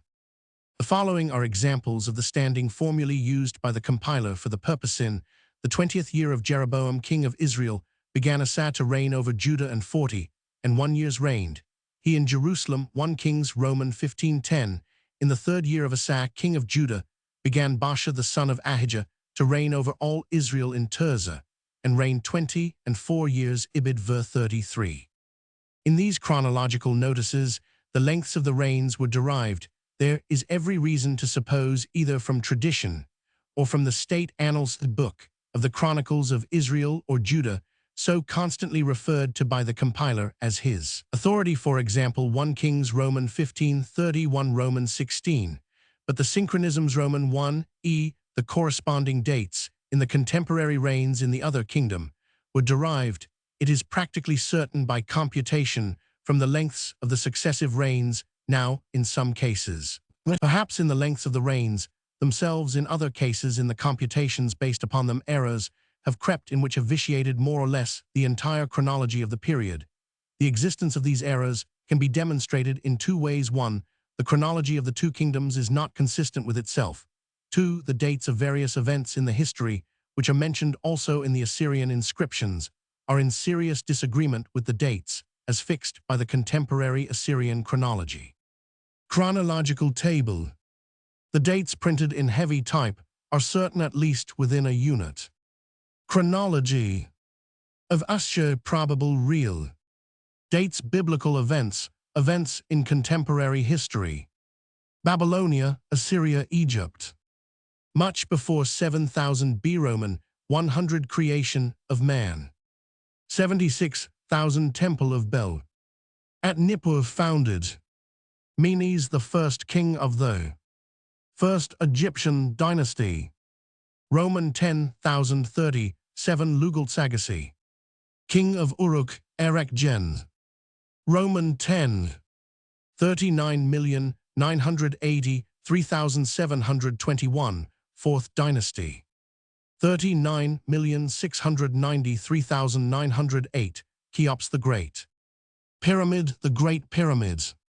Sargon of Agade, who carries his arms as far as the Mediterranean Sea. Kings of Uru, Gen. Roman 1131. Roman 100 Ushbia, priest of Ashur, builder of temple in the city of Ashur. 2,211,203,640 Roman 100, if as is probable the Amraphel of Gen. Roman 14 is Hammurabi, Abraham. Roman 100 Bish, Roman 1,002,080, 8 Hammurabi. Unifies Babylonia and constructs in it many great works. See art. Babylonia, Roman 100 Elishuma first. King of Assyria at present. 20,980,1,587. Rule of the Hyksos. 15,871,328. 18th Dynasty. 15,030,1,440. 9 Thothams, Thutmosis. Roman 3 leads victorious expeditions into Asia. Roman 100 Bernabariash Tel El. Amarna correspondence 14,140,1,483 Amenhotep. Amenophes Roman 30 1,365 Amenhotep Roman 40 1,202 19th Dynasty. Roman 100 Shalmaneser Roman 1 builder of Kala. Gen. Roman 10 13,001,234 Ramses Roman 21,214 Merenptah Roman 2 Roman 100 The Exodus. 10,990,1,050 8 Roman 100,101,044 Saul 245. 10,580,1,017 Roman 100,970 David 40. 1,017,977 Roman 100,933 Solomon 40. Judah Israel 952,749, Al 940 5,740, 520. Second Dynasty 956, 933, Rehoboam 17. Abijah 3. Asa 41 933, Jeroboam Roman 122, 95,293,046, breasted 945. 924, Shishak. Shishak invades Judah in the 5th year of Rehoboam. 1 Chi Roman 14 f. 912, Nadab 2. Baasha 24. 869, 888, Elah 2. Zimri 7 days. Omri 12. Ahab 22, 880, 5860, Ashurnazarabel. 860,825, Shalmaneser Roman 2, 873, Jehoshaphat 25. Ahab mentioned at the Battle of Karkar. 885, 849, Jehoram 8. Ahaziah 1. 884, 842, Athaliah 6, 842, Jehu 28, 842, Jehu pays tribute. To Shalmaneser, Roman 2, 836, Jehosh 40.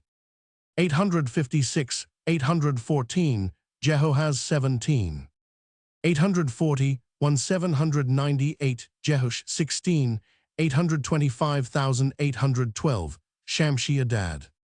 Hadad 839, 797, Amaziah 29, 812,783, Adad Nerari Roman 4, 783, Jeroboam Roman 241. 810, 779, Uzziah. Roman 100, Jotham 16, as Regent 2, Chi Roman 15. 740, 7,733, Nabonassar 740, 5,727, Tiglath-Pileser Roman 4. 743, Zechariah 6 Mo. Shalom 1 Mo. Menahem 10. 750, 8, 740, Jotham sole ruler. 738, Pekabiah 2. Pekah 738, Menahem pays tribute. To Tiglath-Pileser Roman 4 cf 2, Chi Roman 15. 742, 736, Ahaz 16.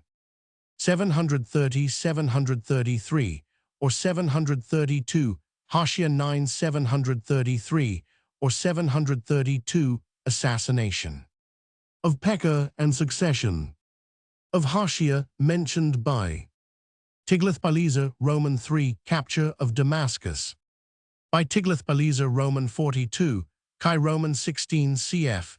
is Roman 8 Roman 17. 726, 728, Hezekiah 29, 729,724, Tiglath-Pileser. Under the name of Pulu cf. 2, Chi Roman 15. King of Babylon, 727,722, Shalmaneser Roman 4, 722,705, Sargon. 721, 722, Fall of Samaria, and End of Northern Kingdom 722, Capture of Samaria. In Sargon's accession year. Biblical events, 721,710, the Chaldean prince. Merodach-Baladan, king of Babylon cf. 2, Kings Roman 20. Is Roman 39. 715,663, 25th. Ethiopian dynasty. Sabako Shabaka. Siege and capture of Ashdod cf. is Roman 20. 705,681, Sennacherib. Shabbataka. Campaign against Phoenicia, Philistia, and Judah 2 Kings, Roman 18, Roman 19. 698 Manasseh 55. Tahorka Turhaku is Roman 37. 680, 1668 Esarhaddon. 870 670 Esarhaddon conquers Egypt. 668,626 Ashurbanipal. Ashurbanipal invades Egypt and sacks Thebes. Now Roman 310. 664,525 26th dynasty. Samitichus, Roman 1. 629, 641 Ammon 2. Josiah 31. Call of the prophet Jeremiah in Josiah's year Roman 1 Roman 25. Chaldean dynasty. Nabopolassar. 624, 621 Discovery of the Book of the Law. Deuteronomy in Josiah's 18th year 2. Kings Roman 23 ff. 610, 608 Jehoahaz 3 Mo 610 Nech. Battle of Megiddo and death of Josiah. 2 Kings Roman 23. 610, 608 Jehoiakim 11. Destruction of Nineveh by the Medes and end of the empire of Assyria. Defeat of Egyptians by Nebuchadrezzar as his father's general at Carchemish Roman 46. Nebuchadrezzar. 599-597 Jehoiachin 3 Mo first deportation of captives including Jehoiachin II. Babylonia in the 8th year of Nebuchadnezzar. 2 Kings Roman 24:16. 599-597 Zedekiah 11. Samitichus Roman 2 Samis. Apprise Hafrajah Roman 44. 588-586 Destruction of Jerusalem by the Chaldeans. In the 19th year of Nebuchadnezzar. 2 Kings Roman 25 Second deportation of captives to Babylonia. 2 Kings Roman 25:21. Nebuchadrezzar invades Egypt. Cf. Roman 43:13. 570 Amasis Roman 2 jointly with a prize. Amasis alone. 562-561 Jehoiachin released from prison by evil Merodach in the 37th year of his captivity. 2 Kings Roman 25:30. 561 Emil Marduk evil Merodach 2 Kai Roman 25. Nergal Sharuzur Neriglisar. 9 months Labashimarduk. Laborisor Chad. Nabonidus. Capture of Babylon by Cyrus. Judah a province of the Persian Empire. Persian kings. 536-538 Edict of Cyrus, permitting the Jews to return to Palestine. Many return under the leadership of Zerubbabel. Ezra Roman 1 Roman 2 538 Cyrus. Cambyses. Samitichus Roman 3 Conquest of Egypt by Cambyses. 7 Mo Gomata. Pseudo Smyrdes. Darius Hystaspes. 515-516 Completion of the Second Temple in the 6th year of Darius. Ezra Roman 6. Battle of Marathon. Xerxes. Battles of Thermopylae and Salamis. Artaxerxes. 457-458 Return of exiles with Ezra in the 7th year of Artaxerxes. Ezra Roman 7. 445 Nehemiah's first visit to Jerusalem. Ne Roman 1 Roman 2. 430 4871, 432, Nehemiah's second visit to Jerusalem. Ne Roman 13. Darius Roman 2 Nothus. Artaxerxes Roman 2 Neman. Artaxerxes Roman 3 Archus. Roman 100, many Jews carried away captive to Hyrcania and Babylonia, probably on account of a revolt against the Persians. Arses. Darius Roman 3 Codomanus. Persian Empire overthrown by Alexander the Great. Palestine now becomes a province first of the empire of Alexander and afterwards of that of one or other of Alexander's successors. The Jews submit to Alexander the Great. Death of Alexander in Babylon. Alexander's general Ptolemy Lagi becomes satrap of Egypt. Ptolemy Lagi gains possession of Palestine, which with short interruptions continues in the hands of the Ptolemies till 198. Beginning of the era of the Seleucidae, reckoned from the time when Seleucus Nicator, Alexander's former heavy cavalry officer, finally established himself in the satrapy of Babylonia, he founded Antioch as his capital 300 B. Roman 100. Ptolemy Lagi assumes the title of king. Antiochus, the great king of Syria, 223,187, defeats Ptolemy Epiphanes at Panias Banias, near the sources of the Jordan, and obtains possession of Palestine. 175,164, Antiochus Epiphanes, king of Syria, Dan Roman, 1145. Antiochus attempt to suppress the religion of the Jews 1 Mac Roman, 163 cf, Dan Roman 721, 2426, Roman 814, Roman 1212, public worship, suspended in the temple for 3 years. Rise of the Maccabees, 1 Mac Roman 2. 166,165, victories of Judas Maccabeus over the generals of Antiochus, 1 Mac Roman 3 Roman 4. Rededication of the temple on 25th Kislew, December 1 Mac Roman 461. Death of Judas Maccabeus, 1 Mac Roman 922. 160,142, Jonathan, younger brother of Judas, leader of the loyal Jews, 1 Mac Roman 9 Roman 12.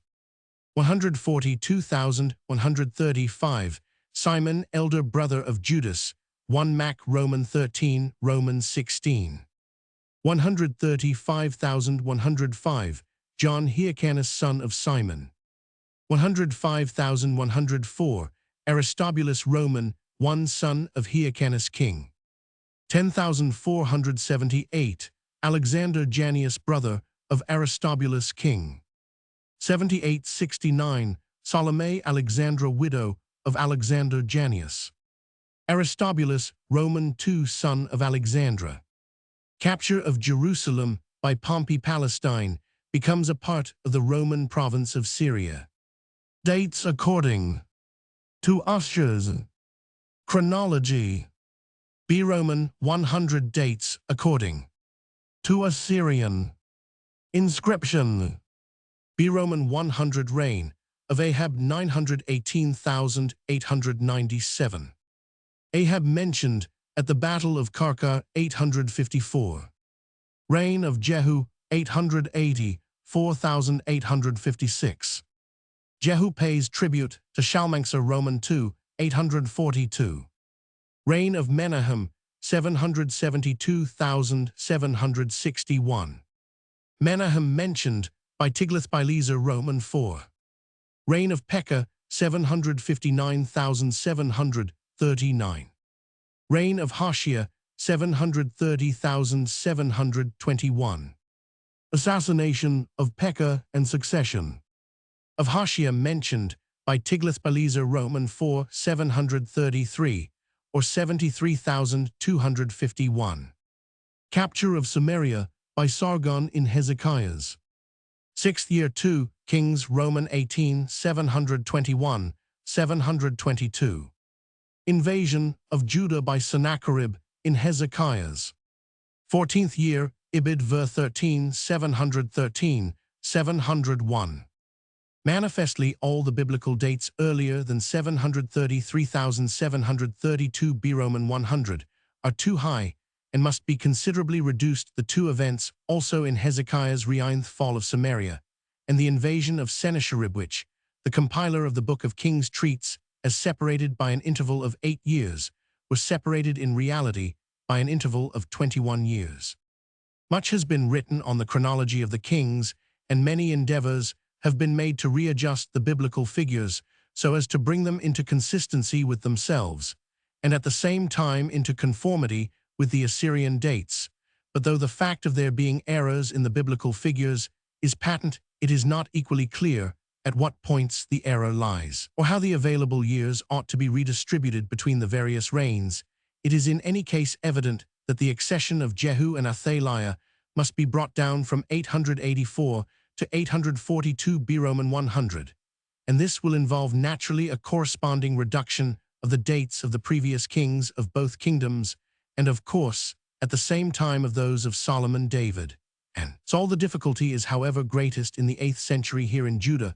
From the accession of Athaliah to the accession of Ahaz, tradition gives 143 years, whereas in fact there were but 106 years, 842,736.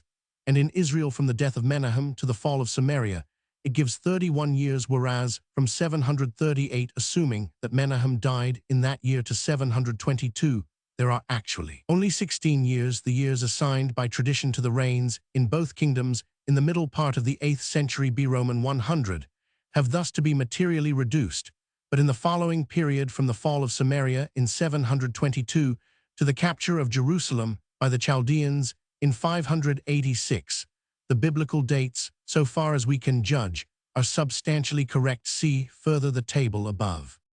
From the destruction of Jerusalem in 586 to the close of the Old Testament history here, though it is true that there are events in the biblical history which are not fully or unambiguously dated, there is otherwise no difficulty the lengths of the reigns of Nebuchadrezzar and his successors on the throne of Babylon, and also after the conquest of Babylon of Cyrus, and the following Persian kings are known from the canon of Ptolemy, referred to above. The particulars in which, for the earlier part of this period, are also confirmed by the testimony of the monuments.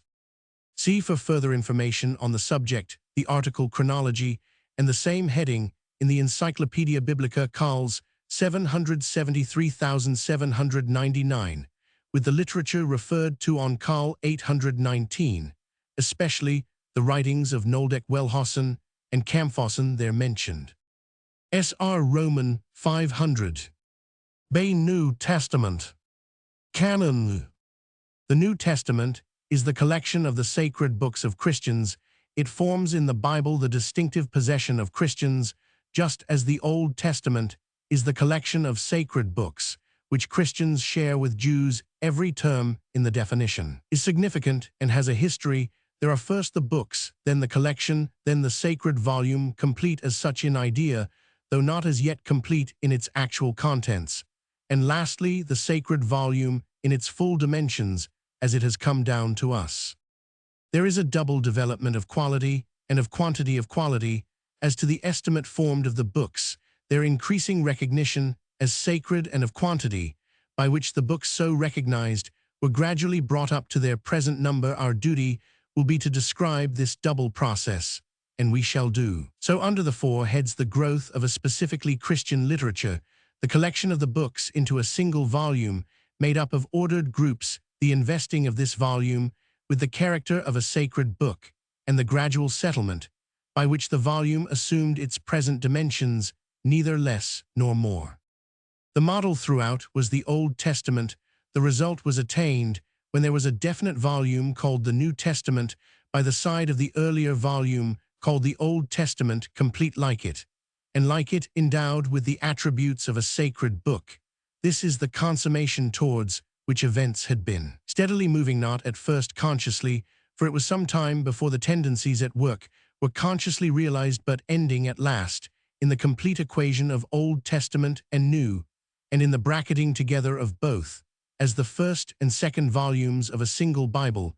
This is the process that we shall have to describe, and because the process before us is the gradual assimilation of New Testament and Old Testament, we shall have to include at each step all that bears upon this. For instance, at starting, it will not be enough for us simply to tell the story, how the books of the New Testament came to be written, but we shall have to point out what there was about them, which fitted them to be what they afterwards became, what inherent qualities they possessed, which suggested the estimate ultimately put upon them. In others' words, how they came to be not only a collection of Christian books, but a collection of Christian sacred books, or part of a Bible. The growth of a Christian literature, the Pauline epistles, the Bible of Jesus and his disciples, was the Old Testament, and both Jesus and his disciples were to all appearance content with this. It was probably 2 full decades after the death of Christ before there were any specifically Christian writings at all. The first generation of Christians was not given to writing. There was not only no obvious reason why it should write, but there was a positive reason why it should not write. This reason lay in the dominant attitude of Christians, which was what we call eschatological.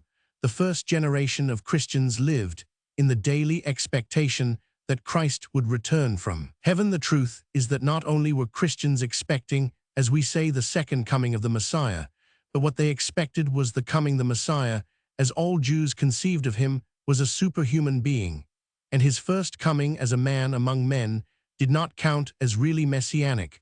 The whole first generation of Christians looked intently for his coming in power and great glory, which they believed to be near at hand. In such a state of mind as this, there was no motive for seeking permanence by writing. Men who imagined that they might at any moment be caught up to meet the Lord in the air were not likely to take steps for the instruction of the generations that might come after them. Hence, the first Christian writings were no deliberate product of theologians who supposed themselves to be laying the foundation of a sacred volume. They were not an outcome of the dominant tendencies of the time, but they arose rather in spite of them, in the simplest way, just from the practical needs of the moment. It was thus that St. Paul came to write his 2 epistles to the Thessalonians, the oldest Christian documents that we possess. By this time, he was launched on his missionary labors. He had founded a number of churches, and he was going on to found others, and these earliest epistles are just the substitute for his personal presence advice, which he took occasion to send to his converts after he had left them. There are a few indications that he had sent similar communications to other churches before, but these have not been preserved. Indeed, the wonder is, and it is a testimony to the strength of the impression which St. Paul left upon all with whom he came into contact, that these missionary letters of his should have begun to be preserved so soon.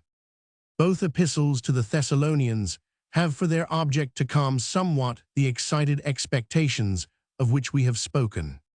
The first epistle hits exactly the prominent features in the situation when it reminds the Thessalonians how they had turned unto God from idols to serve a living and true God, and to wait for his Son from heaven, who would deliver them from the wrath to come. 1 Thess Romans 1:10. The turning from idols was of course peculiar to the Gentile communities, but the waiting for the Messiah from heaven was common to all Christians, whatever their origin. In this, we may take the epistle as typical of the state of the whole church at the time, and there is another important passage which shows why, in spite of its natural and occasional character, the epistle exhibits the germs of that essential quality which caused all the books of the New Testament to be so highly estimated. The apostle again reminds his readers how they had received his preaching not as the word of men, but as it is in truth the word of God, which showed its power by the way in which it took hold of those who believed in it. 1 Thess Romans 2. The reference is of 873 course, primarily to the spoken word. But the written word had the same qualities as the spoken. It was the deep impression made by these which prepared Christians generally to accept the apostolic writings as inspired and therefore sacred. There is no greater mistake than to suppose that the estimate formed by the early church of its Bible was a merely arbitrary verdict imposed by an external authority. It was the expression, and the natural expression, though following certain prescribed lines, of its real sense of the value and fundamentally divine origin of the writings which it treasured. Nearest in character to the Thessalonian epistles are the two to Corinth, which have perhaps an interval of a year and a half between them. When 1 Corinthians was written, the attitude of the church was still strongly eschatological. 1 Cor Roman 1:8, Roman 315, Roman 7:29-31, Roman 15:26-51-54, Roman 16. The thoughts of men were still set upon the near approach of the end, the troublous times that would issue in the breakup of the existing order, and the return of Christ to introduce a new era. There was no idea of constructing a systematic theology. Christ was still the Jewish Messiah, and his coming was conceived of as the Jews conceived of the coming of the Messiah as a great supernatural event, transforming the face of things and inaugurating the reign of God. In view of this approaching revolution, both the church and the world were regarded as living from hand to mouth. It was useless to attempt to found permanent institutions. Everything was provisional and for the moment, and yet even under these conditions, some practical arrangements had to be made. The epistle is taken up with matters of this kind. Either the apostle is reproving disorders and abuses actually existing in the church, and almost sure to exist in a young community that had just adopted a novel method of life and had as yet no settled understanding of the principles involved in it, or else he is replying to definite questions put to him by his converts. In all this, the epistle is still a genuine letter and not a treatise. It only rises from time to time above the level of a letter through the extraordinary penetration force, enthusiasm, and elevation of feeling that the apostle throws into his treatment of more or less ordinary topics. He can never rest until he has carried up the question of the moment to some higher ground of faith or conduct.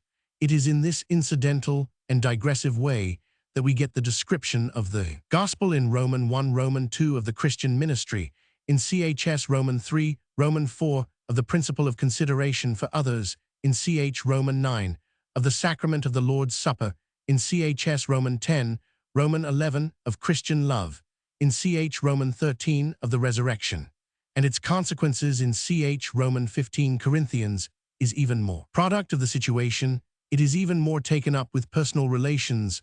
No epistle sheds more light on St. Paul's character as a man so mobile, so tactful, so tender and affectionate, and yet so statesmanlike and so commanding. If doctrinal utterances occur from time to time, they are in every case incidental and unpremeditated. The development of doctrine in St. Paul's epistles is due in part to the gradual subsiding of the eschatological temper, but even more to the growth of controversy. A crisis had arisen in Galatia, owing to the invasion of the churches, which St. Paul had founded there, by reactionary Jews. This called forth a letter from St. Paul, who felt himself compelled to grapple at close quarters with teaching which he saw cut at the very root of his own. He was thus led both to clear up for himself and to state for the sake of others his whole conception of soteriology. His answer to the question, how was man to be set right before God, that was a large part, and at the moment, the most crucial part of the whole problem of religion. 2 or 3 years later, Roman 100a, Roman 50,056, St. Paul was bent on paying a visit to Rome. He was not going there straight, but to Jerusalem first. He knew that he could only do this at the imminent peril of his life. It seemed very doubtful whether he would accomplish his desire, and therefore he took the opportunity to send to the Romans what is really a summing up not of the whole of Christianity, but of that side of Christianity which the preceding controversy had brought into special relief. He states his case as part of a larger question, still a question that inevitably became pressing at that particular time, years to the entire religious relation of Jew and Gentile. These years of shock and conflict could not fail to have marked effect upon the shaping of definite Christian doctrine. They drew attention away from the future to the present, and to the past, as leading up to the present. They compelled a man like St. Paul to theorize. Thought was driven inward. It was made to search for foundations, to organize itself, and knit together part with part. And the impulse thus given continued. It showed itself strongly in the epistles of the next group, especially Ephesians and Colossians. These epistles took their form at once from a natural progression of thought, and from a new phase of controversy, a sort of Gnosticizing theory or theories which perverted Christian practice and impaired the supremacy of Christ by placing other beings or entities by his side. The apostle meets this by renewed emphasis on the central position of Christ, and he at the same time carries a step farther his conception of the unity of the Church, as embracing both Jew and Gentile. The predominance of this somewhat recondite teaching gave to these epistles even more the character of treatises, which in the case of Ephesians is further enhanced by the fact that it is probably a circular letter addressed not to a single church, but to a group of churches. Philemon is of course a pure letter, and Philippians mainly so. The pastorals, as their name implies, contain advice and instructions to the apostles, lieutenants Timothy and Titus, in the temporary charge committed to them of churches that the apostle could not visit himself. The Epistle to the Hebrews is an epistolary treatise of uncertain date on the Pauline model, and by a disciple of St. Paul, or at least a writer strongly influenced by him, though influenced also in no small degree by the Jewish school of Alexandria, represented by Philo. Of the many theories as to the address, the most plausible are perhaps those which would apply to a single congregation of Hebrew Christians in Rome, or to a local church or group of local churches in Palestine, perhaps, like that of which the center would be at Caesarea. It is not probable that the epistle was addressed to the mother church at Jerusalem. The above sketch of the growth and general character of the Pauline epistles is based upon the hypothesis that all 13 are genuine, but some discrimination should be made in detail. The skepticism, which challenges the whole collection, may be set aside as radically perverse and unreasonable. Apart from this, the keen criticism of modern times has fastened especially upon two groups: 2 Thessalonians, Colossians, with Philemon, Ephesians, and the pastorals. The present writer would accept without any real hesitation the first of these classes, and the second he would also himself accept, though in regard to this class he would think it right to speak with rather more reserve. This may be said to be the position generally taken up by the leading English scholars. It differs slightly in a conservative direction, but not widely from that of Harnack, a little more from that of Julica, and again, a little more from that of von Soden. 2 Thessalonians is still questioned by scholars of some note, but when Julica can say that no question could be raised if it were not for the existence of 1 Thessalonians assumed to be genuine, this is practically giving up the whole case, because the objections drawn from 1 Thessalonians are, at least to the present writer, only an example of faulty criticism. Still less is there any valid argument against Philemon. It is a mark of the improved methods now current in Germany that whereas in 1886 this epistle was rejected by a scholar as able and sober as Wiseacre, Julica now pronounces it among the most assured possessions of the Apostle. Einl 5th, ed. p. 112.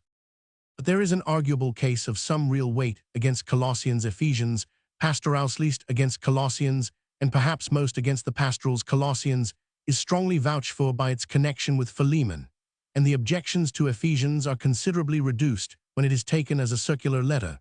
But it should be admitted that especially in regard to Ephesians and pastorals, there is a perceptible difference A in style, and B in characteristic subject matter from the standard epistles. If these 874 later epistles are really the work of St. Paul, the difference must be accounted for by a somewhat unusual range of variation in style and thought on his part, and B by different environment and different purpose.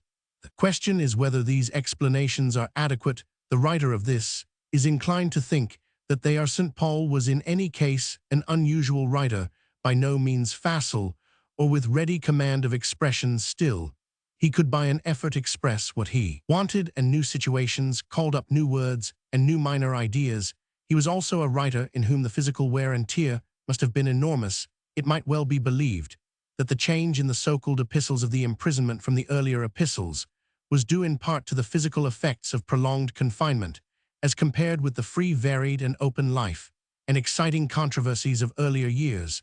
There is also the uncertain element that may possibly be due to the use of different amanuenses. An argument in favor of the genuineness of the epistles may be derived from the fact that each of the doubtful epistles is connected with others that are not doubtful by subtle links both of style and thought.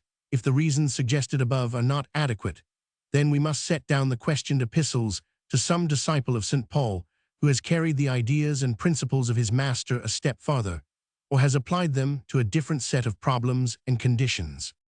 The Gospels and Acts arose in a way very similar to the Pauline epistles. Here, too, there was no deliberate intention of writing a series of books that should be at once accepted as sacred and authoritative. Here, too, the expectation of the near return of Christ, doubtless delayed for a number of years, the desire and need for written compositions. Here, too, the first steps were taken. As the exigencies of the moment dictated, we are again driven to fill up the gaps in our knowledge by conjectures, but some such outline as the following has much to commend it. When the enterprise of Christian missionaries had gone on for some little time, especially in the regions outside Palestine, where there was little or no previous knowledge of Christ and of Christian ideals, the wandering prophets and apostles by whom the missions were mainly conducted must have soon begun to feel the need for some sort of written manual to supplement their own personal teaching. It was one of the characteristics of the early Christian teachers that they rarely stayed for any length of time in a place. Moved on, and the little congregation was left to wait for another visitor who might be some time in coming. How was this interval to be filled? There would be every degree of preparation, or want of preparation, for the reception of Christian teaching. Some Jews, like those who are described in the Gospel as waiting for the kingdom of God, would be pious men and women carefully trained in the Old Testament, who would be almost fit for the kingdom, even before they had heard of Christ. Other Gentile converts would require instruction in the very rudiments of ethical and monotheistic religion. Between these extremes, there would be many shades and degrees of ignorance and knowledge.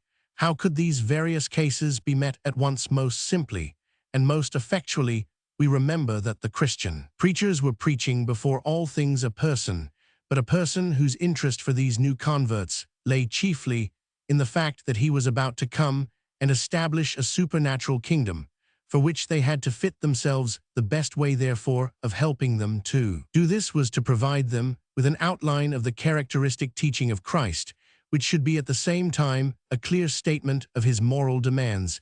It is probable that these requirements suggested the form of the first Christian gospel, which the writer believes to be rightly identified with the so-called Logia of St. Matthew, now often designated by the symbol Q. It did not aim at being a history, and still less a complete history, but it was mainly a collection of sayings or discourses suited to supply a rule of life. It would be somewhat later than this, and not until the eschatological outlook became weaker and men began to turn their regard to the past rather than to the future, that there would gradually arise a more strictly historical interest. There is reason to think that in the Christian Church, this interest did not begin to be active much before the decade A. Roman 50,070. Its first conspicuous product was our present Gospel of St. Mark, which was probably composed at Rome within the years 64-70. We say advisedly our present Gospel of St. Mark, because there does not seem to us to be any sufficient reason for presupposing an Marcus or older form of this Gospel. These two works, the Logia, or as some prefer to call it, the non-Markan document common to Matthew and Luke, and the Mark Gospel, were the prime factors in all the subsequent composition of Gospels. Our Matthew and our Luke are just combinations differently constructed of these two documents with a certain amount of additional matter which the editors had collected for themselves, and it is probable that other Gospels, of which only fragments have come down to us, like the Gospel according to the Hebrews and the Gospel of Peter, have been built up out of the same materials. St. Luke was the first to write, as we may see from his preface, definitely in the spirit of a historian.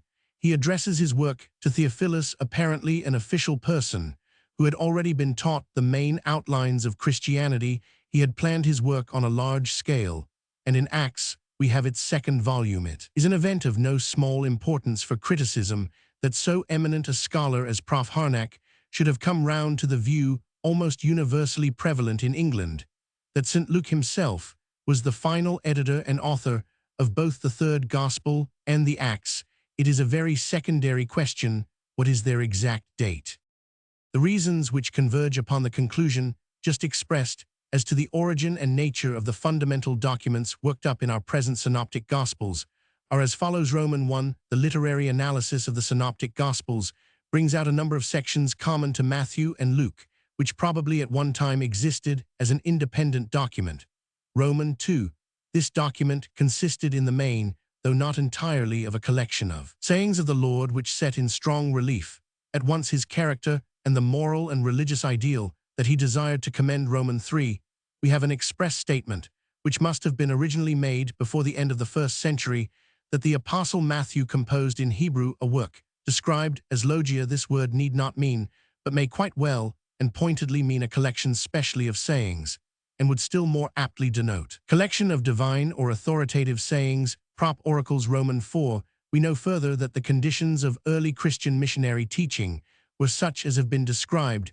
We learn this especially from the Didache, and the first part of that work, the so-called Two Ways, is commonly thought to have been in the first instance a Jewish manual put into the hands of proselytes. On our hypothesis, the Logia would have been a sort of Christian manual used with a similar object. Roman 5, we are confirmed in this opinion by the fact that the epistles of St. Paul furnish many indications that Christians in general, including those who had not been much in contact with the original 12, were well acquainted with the leading features in the character of Christ and in the Christian ideal, although there is little corresponding evidence for their knowledge of details in the life of Christ. There is a similar statement to the one mentioned above that, like, it must have been originally made before the end of the 1st century as to a gospel composed by St. Mark on the basis mainly of the preaching of St. Peter, though this need not exclude personal experience, as for example perhaps in Mark. Roman 14:52, or information derived from other sources. Only raw materials came from St. Peter, and those probably not checked or revised by him.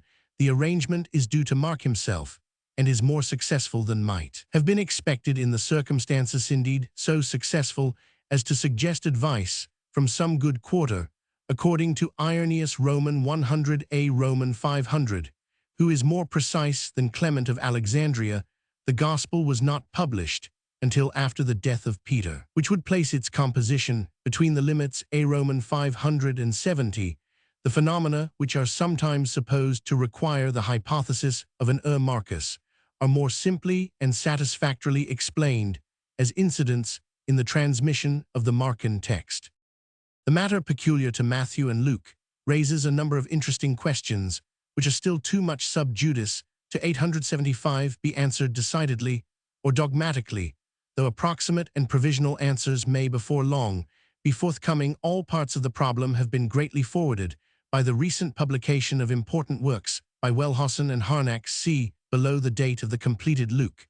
Depends on whether or not we believe Luke himself or a later disciple to be the author, and b. whether or not we believe that the author of Acts had seen Josephus' Antiquities published in a. Roman 500 or 94. Professor Burkitt takes an original line in maintaining that Luke was the author of both works, and yet that he had seen Antic. The present writer is inclined to think the latter hypothesis, not proven. The date of Matthew cannot be fixed more nearly than 70,100. The Catholic epistles were so called in the first instance from their wider and more indefinite address. They were intended for Christians generally or over some wide area, rather than for a particular church or individual. 2 and 3 John are exceptions, but probably came in under the wing of the larger epistle, which is strictly Catholic. As applied to a class of epistles, the title dates from Eusebius early in the 4th century. The epithet is given to single epistles by Origen, and is found as far back as the end of the 2nd century. In later Latin usage, Catholic came to mean much the same as canonical, another name that was also given. This group of epistles practically continues and supplements the work of the epistles of St. Paul. 1 Peter, if genuine, must date from the end of the apostle's career, for the early composition claimed for it by B. Weiss is a paradox that may be disregarded. It was written to instruct and encourage the Christians of Asia Minor at a time of persecution, which on the hypothesis of genuineness would be the Neronian. Roman 1e, a secondary outbreak, perhaps loosely connected with the onslaught in Rome. The Epistle of James, also if genuine, must be placed late in the lifetime of the brother of the Lord. In that case, it was probably not written with any direct polemic against writings of St. Paul, but against hearsay versions of his. Teaching that had reached Jerusalem. Controversy of this kind is not always conducted with complete understanding of that which is being opposed. The Epistle of Jude cannot be either dated or localized with any certainty. It seems on the whole most probable that 2 Peter is not a genuine work, but that it came from the same factory of pseudonymous Petrine writings as the Apocalypse, which bears the same name, though the one has, and the other has not obtained a place within the canon. This epistle was questioned from the first, and only gained its place with much hesitation, and rather through slackness of opposition than any conclusiveness of proof. The 3 Johannine epistles may be more conveniently treated under the next head. Even in the case of the 2 more important epistles, 1 Peter and James, we have to add the qualification "if genuine," but rather perhaps because of the persistence with which they are challenged, than because of inherent defect of attestation. The evidence for 1 Peter is both early in date and wide in range, and the book was one of those that passed as acknowledged in antiquity. The evidence for James is not so widely diffused, but is found in early writings. Perhaps the position of these 2 epistles might be described as not unlike that of Colossians and Ephesians. Instead of casting doubt upon them, we should prefer to say that they are both probably genuine, but that there are features about them that are not as yet fully explained. The chief of these features is their relation to the writings of St. Paul. There is indeed so much that is Pauline in 1 Peter as to give distinct attractiveness to the hypothesis, which is most elaborately maintained by Zahn, that a larger share than usual in the composition of the letter was left to Silvanus. 1 Peter Roman 5, nor does it appear to us that the objections to this theory brought by Dr. Chase in his excellent article on the epistle in Hastings' Dictionary are really so fatal as he supposes. The epistle is more the work of a companion of St. Paul of long standing than of one who, with quite different and independent antecedents, had only been influenced by the perusal of 1 or 2 of St. Paul's letters.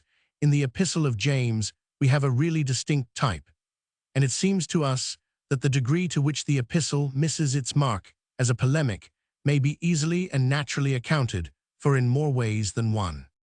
The Johannine writings, the Gospel and epistles that bear the name of John, and the Apocalypse form a group of writings that stand very much by themselves, and are still the subject of active discussion. The points in regard to them that would unite the greatest number of suffrages would seem to be these: Roman 1, that except 2 Peter, they are probably the latest of the New Testament writings, and that they form a group closely connected among themselves, though it is not clear how many hands have been at work in them. Roman 2, that they arose not far from each other towards the end of the 1st century. The Apocalypse is plausibly dated by Reinach and Harnack near to the precise year 93, and the other writings may be referred to the reign of Domitian, AD 196. Though many critics would extend the limit to some 2 decades later. Roman 3, the writings are to be connected either more or less closely with John of Ephesus, who was a prominent figure towards the end of the 1st century. On the other hand, the greatest differences would be Roman 1 as to the personal identity of this Johnny's. He himself, the beloved disciple, is he the apostle, the son of Zebedee, or another? Can the writer of the Apocalypse be the same as the writer of the Gospel and epistles? Roman 2, what is the exact relation of John of Ephesus to the Gospel? Is he its author, or only the authority behind it? Roman 3, how far is the Gospel intended to be, and how far is it in the strict sense historical? This last question is beginning to overshadow all the rest.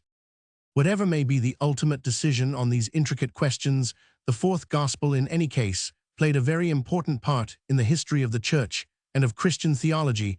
It drew together and gathered up into itself the forces at work in the apostolic age, and by reaching out a hand, as it were through the preface towards Greek philosophy, it succeeded in so formulating the leading doctrines of Christianity as to make it more acceptable than it had as yet been to the Gentile world, and in securing for the Gospel a place in the mainstream of European thought. It is probably true to say that no other primitive Christian writing has had so marked an effect on all later attempts to systematize the Christian creed. The situation as to the 4th Gospel has been altered in recent years by the statement attributed to Papias that the 2 sons of Zebedee and not only one, were slain by the Jusa statement, which becomes more difficult to put aside, as the evidence for it increases. Full details in Burkitt Gosp, Hist.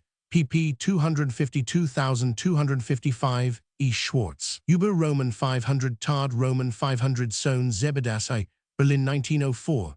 But this statement does not affect the historical character of John of Ephesus, who is also expressly described by Papias as a disciple of the Lord. Use he Roman 3:4. On the other hand, the theory that the gospel is a thoroughgoing allegory must be hard to maintain in view of the frequent appeals to witness, which is several times denned. As eyewitness, John Roman 1:32, Roman 3, Roman 19, Roman 21, 1 John Roman 13 cf, John Roman 5, Roman 10. This is borne out by Ignatius, with his strong emphasis on the reality of the gospel history. F. Roman 20 Troll Roman 10, Smayan Roman 1:2, Roman 2, Roman 33 Roman 5. If the writer of the gospel were simply inventing his facts, there would be no proof of his thesis. John Roman 20. It is a paradox that he should be invoked to prove the reality of Jesus Christ as against Docetism, and yet that it should be contended at the same time that for him ideas and not events were the true realities. Other literature not included in the New Testament. It must not be thought that the primitive Christian literature came abruptly to an end with the writings that are included in our present New Testament. On the contrary, all round these there was a broad fringe of writings, more or less approximating to them in character. Most nearly on the lines of the New Testament are the so-called apostolic, really sub-apostolic fathers: Clement of Rome to the Corinthians, Didache, Barnabas, the letters of Ignatius, and the single letter of Polycarp, the shepherd of Hermas, the homily commonly known as the second epistle of Clement. These are in most cases the writings of leading persons in the church who took up and continued the tradition of the apostles. Barnabas and 2 Clement are more 876 eccentric, but the writers must have been persons of some note. Outside this group would come what are called the apocryphal Gospels and Acts Gospel, according to Hebrews, according to Egyptians of Peter of Truth, of the 12 or Ebionite Gospel, the recently recovered so-called Logia, the Gospel of Nicodemus, the Protvangelium of James, the Gospel of Thomas, the Acts of Pilate, Acts of Paul, Peter, John, Andrew, Thomas, the preaching of Peter, the Apocalypse of Peter, as the 2nd century, whereas on we come to controversial or philosophical works by Agrippa, Castor, Quadratus, Aristides. With the middle of the century, we reach a considerable writer in Justin Martyr. With him, the twilight period, which succeeds to the apostolic age, is over, and we enter upon the main course of ecclesiastical history. At this point, therefore, our survey may end. The process of discrimination and collection. 1. Discrimination. Throughout the apostolic age, Christians were conscious of being carried forward in a great movement, the origin and motive of which they regarded as supernatural. It began on the day of Pentecost, but continued in full tide almost to the end of the 1st century, and even when it began to subside, it did so quite gradually. The moment of transition is clearly marked in the Didache, where the charismatic ministry of apostles and prophets is beginning to give place to permanent local officials of the church, bishops, presbyters, and deacons. The literature that we now call the New Testament held its place because it was regarded as a product of the palmy days of that great movement.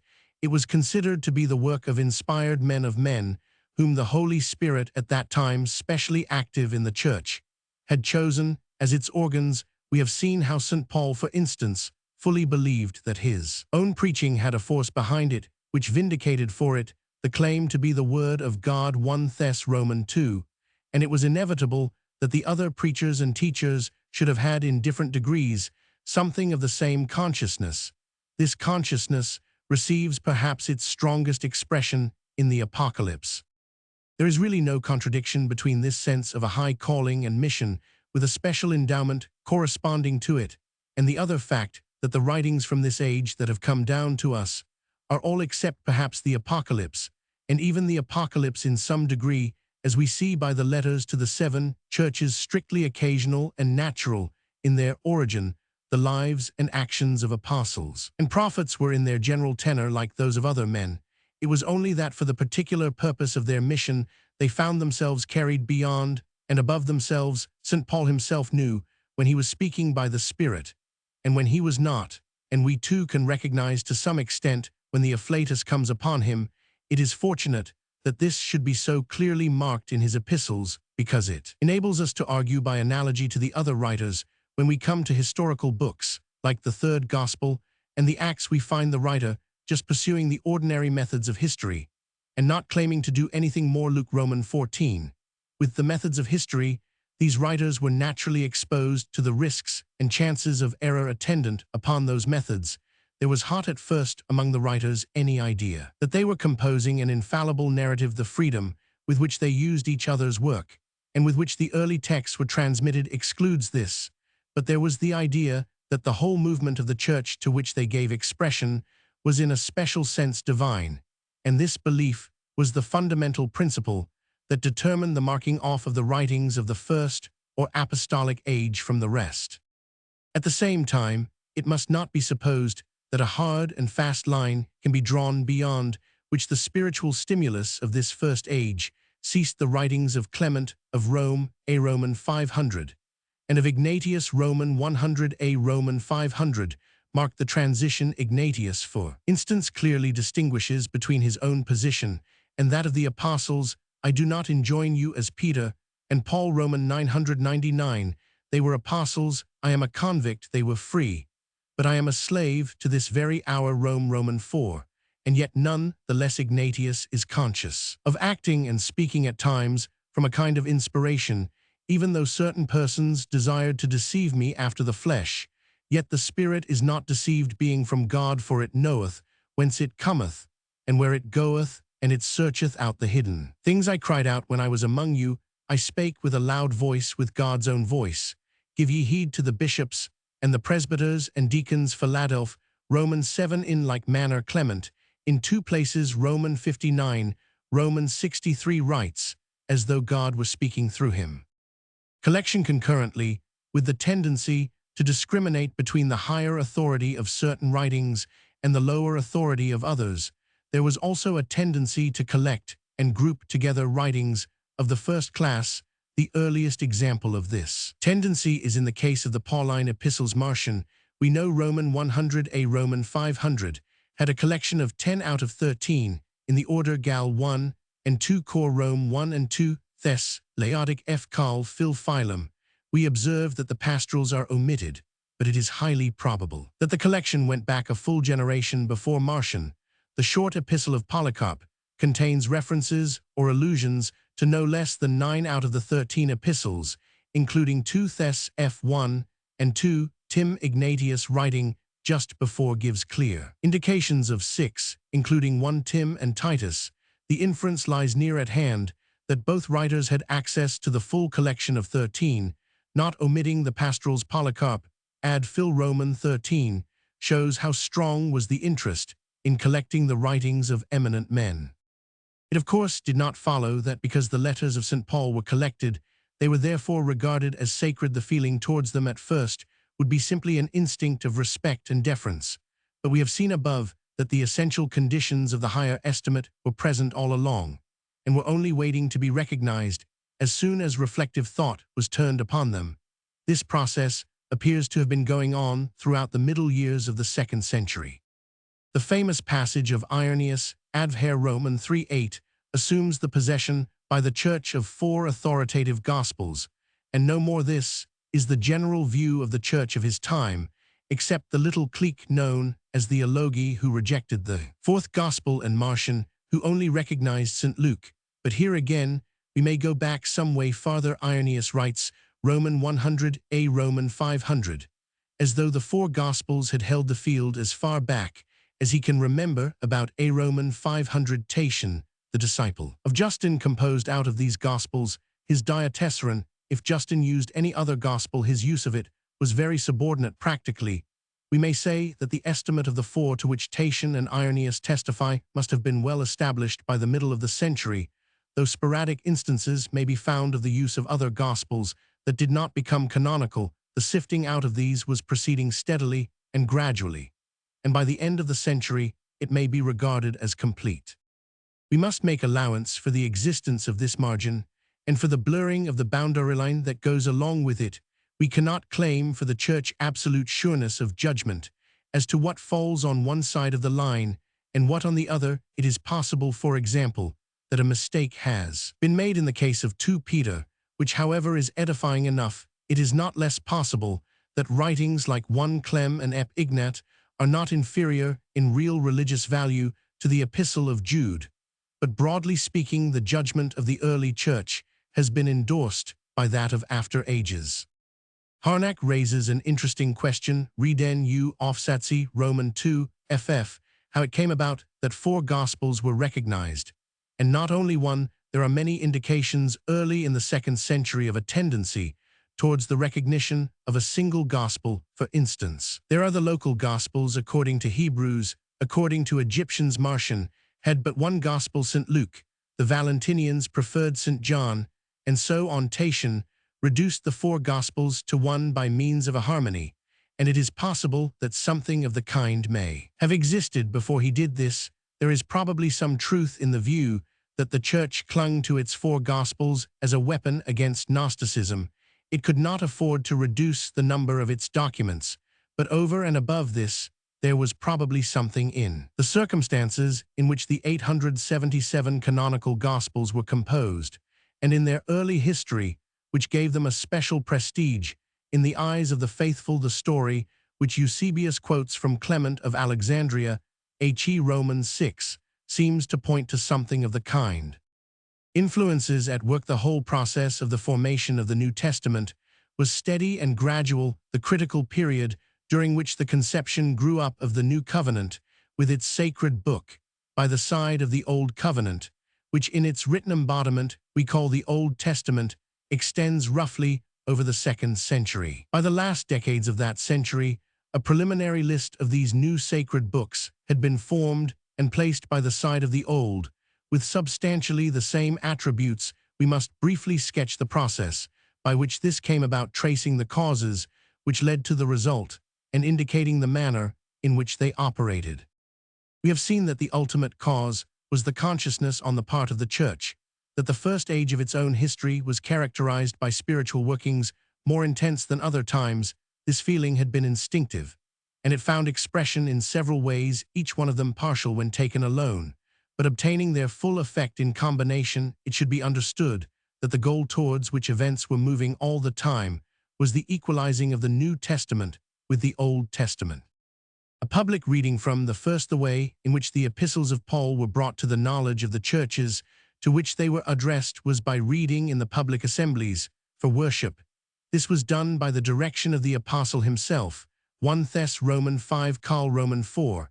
At first, any writing that was felt to be useful for edification was read in this way, especially if it had local associations. Cf. Dionysius of Corinth ap Us He Roman 4:11. But as worship became more thoroughly organized, it was invested with increasing solemnity.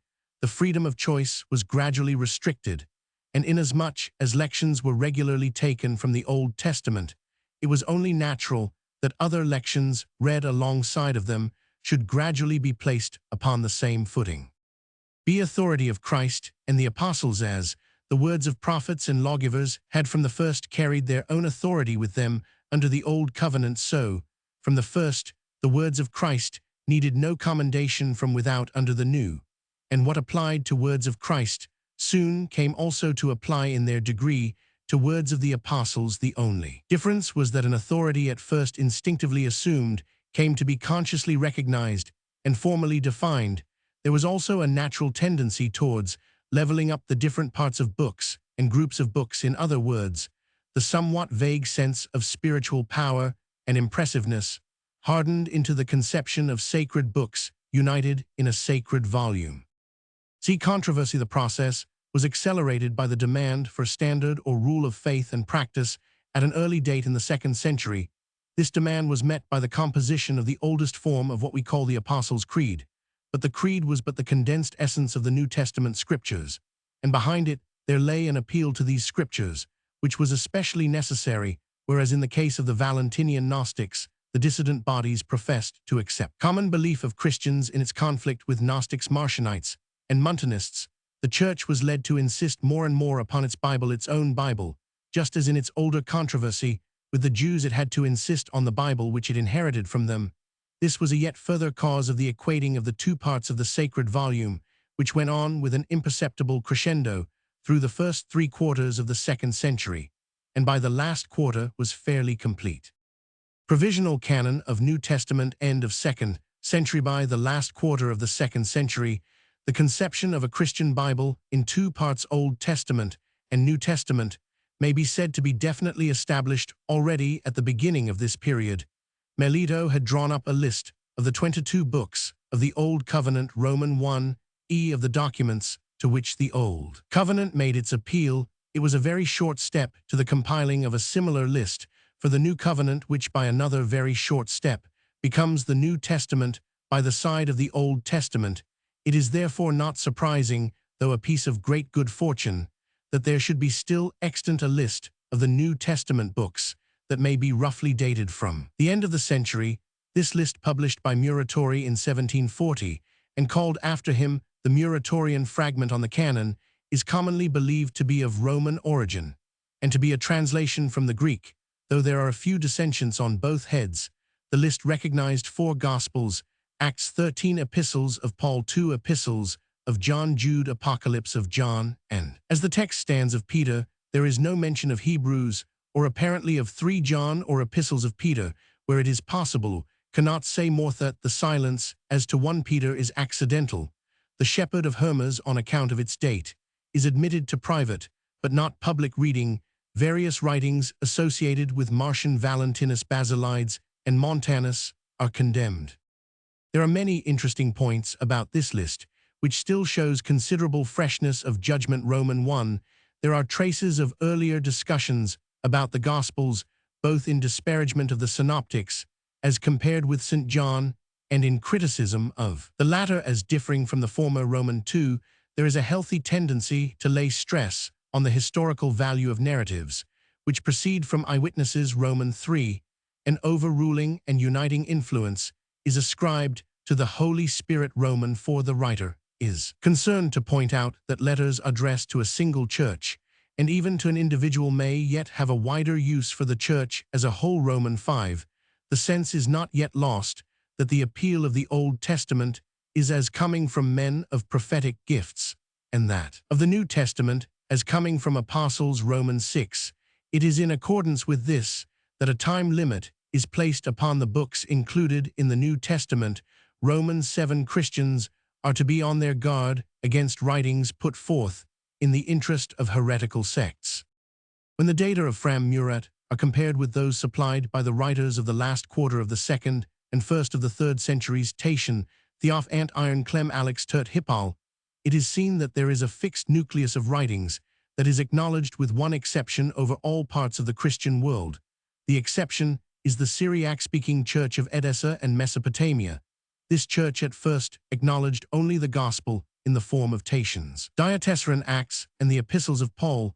These seem to have been the only books translated immediately upon the foundation of the Edessan Church, though an edition of the separate Gospels must have followed either before or very soon afterwards in all other churches.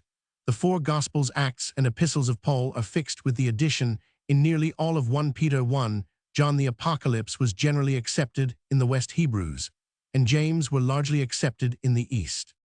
In the 3rd century, the conspicuous figure is Origen ab 253, whose principal service was through the vast range of his knowledge, his travels, and his respect for tradition, wherever he found it, to keep open the wider limits of the canon. There is not one of our present books that he does not show himself inclined to accept, though he notes the doubts in regard to 2 Peter and 2 and 3 John. Later in the century, Dionysius of Alexandria applies some acute criticism to justify the Alexandrian dislike of the Apocalypse. The final canon, 4th century. Early in the 4th century, Eusebius, as a historian, reviews the situation. Roman 3:1, he makes 3 classes. The first, including the Gospels, Acts, Epistles of Paul, 1 Peter, 1 John, is acknowledged to these. If one likes, one may add the Apocalypse. The second class is questioned, but accepted by the majority, viz. James, Jude, 2 Peter 2 and 3 John. The third class of works to be decidedly rejected contains the Acts of Paul, Hermas, Apocalypse of Peter, Barnabas, Didache. To these, Some would add Epoch of John, and others Ev Sek Heber. About the same time, another line of tradition is represented by Lucian. And the school of Antioch, the vernacular church of Syria, represented yet a third in Egypt. The uncertainty and laxity of usage was still greater this state of things. Great Athanasius set himself to correct, and he did so by laying down a list identical with our New Testament. As we have it now, it was very largely the influence of Athanasius that finally turned the scale. He was peculiarly qualified for exercising this influence, as his long exile in the West made him familiar with Western usage, while he was also able to bring to the West the usage that he was trying to establish in the East. His efforts would be helped by Westerns like Hilary and Lucifer, who were exiled to the East. The triumph of the Athanasian canon indeed went along with the triumph of Nicene Christianity, and while the movement 878 received its impulse from Athanasius, the power by which it was carried through and established was largely that of his powerful ally, the Church of Rome. The final victory was no doubt a little delayed. Asia Minor and Syria were for most of the 4th century divided between the following of Eusebius Cyril of Jerusalem in A Roman 500, Gregory of Nazianzus, the list of Apost, Can 85 that attached to Can 59 of the Council of Laodicea Roman 100 A Roman 500, and the School of Antioch. The leading members of that school adopted 3. Epcath, James 1 Peter 1 John Thowd Mops, omitting this group altogether, and the whole school omitting Epoch Amphilochius of Iconium Roman 100, gives the two lists Eusebian and Antiochian as alternatives. The Eusebian list only wanted the complete admission of the Apocalypse to be identical with the Athanasian, and Athanasius had one stalwart supporter in Epiphanius Ob 403. The original Syriac list, as we have seen, had neither Epcath nor Epoch. The Peshitta version, in regard to which Professor Burkitt's view is now pretty generally accepted, that it was the work of Rabula, Bishop of Edessa, 411,433, added the 3. Epcath. The remaining 4 Epcath and Epoch were supplied in the Philoxenian version of 508 and retained in the Harklian revision of 616, but both these were Monophysite and of limited use, and the Nestorians still went on using the Peshitta.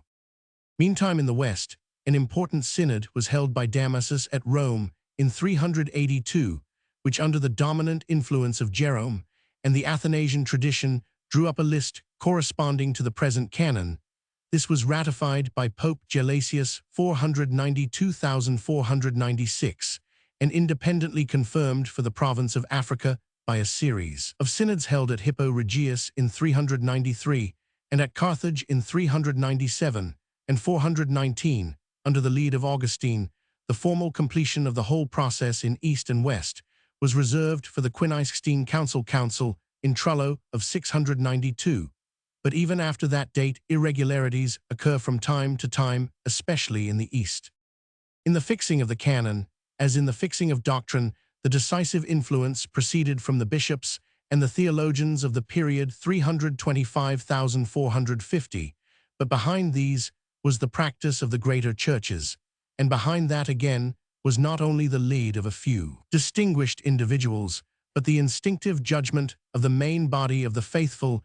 It was really this instinct that told in the end more than any process of quasi-scientific criticism. And it was well that it should be so, because the methods of criticism are apt to be, and certainly would have been when the canon was formed, both faulty and inadequate, whereas instinct brings into play the religious sense as a whole, with spirit speaking to spirit rests. The last word, even this, is not infallible, and it cannot be claimed that the canon of the Christian sacred books is infallible, but experience has shown that the mistakes, so far as there have been mistakes, are unimportant, and in practice, even these are rectified by the natural gravitation of the mind of man to that which it finds most nourishing and most elevating. Bibliography. The separate articles on the various books of the New Testament may be consulted for detailed bibliographies. The object of the above sketch has been to embrace in constructive outline the ground usually covered analytically, and on a far larger scale by introductions to the New Testament, and by histories of the New Testament canon in English. There is a standard work of the latter class in Westcott's General Survey of the History of the Canon of the New Testament, first published. In 1855, important revision and additions in 4th ed. 1874, 7th ed. 1896, with valuable appendix of documents at the end. There was also a useful collection of texts by Prof. Charteris of Edinburgh Canonicity, 1880, based on Kirchhofer Quellensammlung. 1844, but with improvements, the leading documents are to be had in the handy and reliable plain text Ed Lietzman. From 1902, on Introduction, the ablest older English work was Salmon Historical Introduction to the Study of N.T. 1st ed. 1885 5th ed. 1891. But although still possessing value as argument, this has been more distinctly left behind. By the progress of recent years, England has made many weighty contributions, both to introduction and canon, especially Lightfoot essays on supernatural religion collected in 1889 editions of books of the New Testament and Apostolic Fathers Westcott editions, Hort especially Romans and Ephesians posthumous, 1895 Sweet editions, Knowling, and others. The Oxford Society of Historical Theology put out a useful New Testament in the Apostolic Fathers in 1905, and Prof. Stanton of Cambridge the Gospels as Historical Documents Part Roman 1 in 1903, Prof. Burkitt's Gospel History and its transmission appeared in 1906.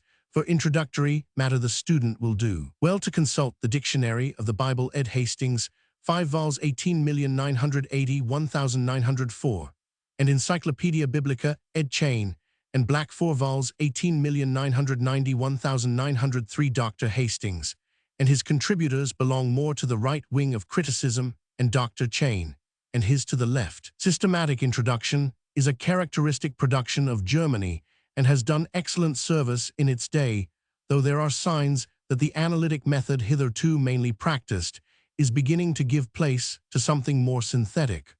Constructive. The pioneer work in this latter direction is Weizsäcker's skillful and artistic apostolisches, Zeitalter 1st ed. 1886 3rd ed. 1901, Engtrans 18,940,1895. Somewhat similar on a smaller scale is von Soden History of Early Christian Literature. Trans 1906 special mention should be made of Wellhausen on the Synoptic Gospels 19,030,1905, and Harnack Beiträge Z Einleitung in Roman 500 NT Part 1 Part 2. The most important recent works on introduction and canon have been those of H. J. Holtzmann 1st ed. 1885 3rd ed. 1902, B. Weiss 1st ed. 1886 3rd ed. 1897, a series of works by T. H. Zahn, almost colossal in scale and exhaustive in detail, embracing Jesh Roman 500 Newt canons 2 vols 18,880,1892 3rd, to follow Forschungen Z Jesh Roman 500 Newt, can 7 parts, 18,811,907, Einleitung 2 vols, 18,971,899, Grundriss Roman 500 Jesh Roman 500 Newt, can 1st ed. 1901 2nd ed. 1904, Ajulica Einleitung 1st and 2nd ed. 1894 5th and 6th ed. 1906, Eng Trans, by Miss Janet Ward 1904 Zahn, and Julica may be said to supplement and correct each other as they write from very different points of view,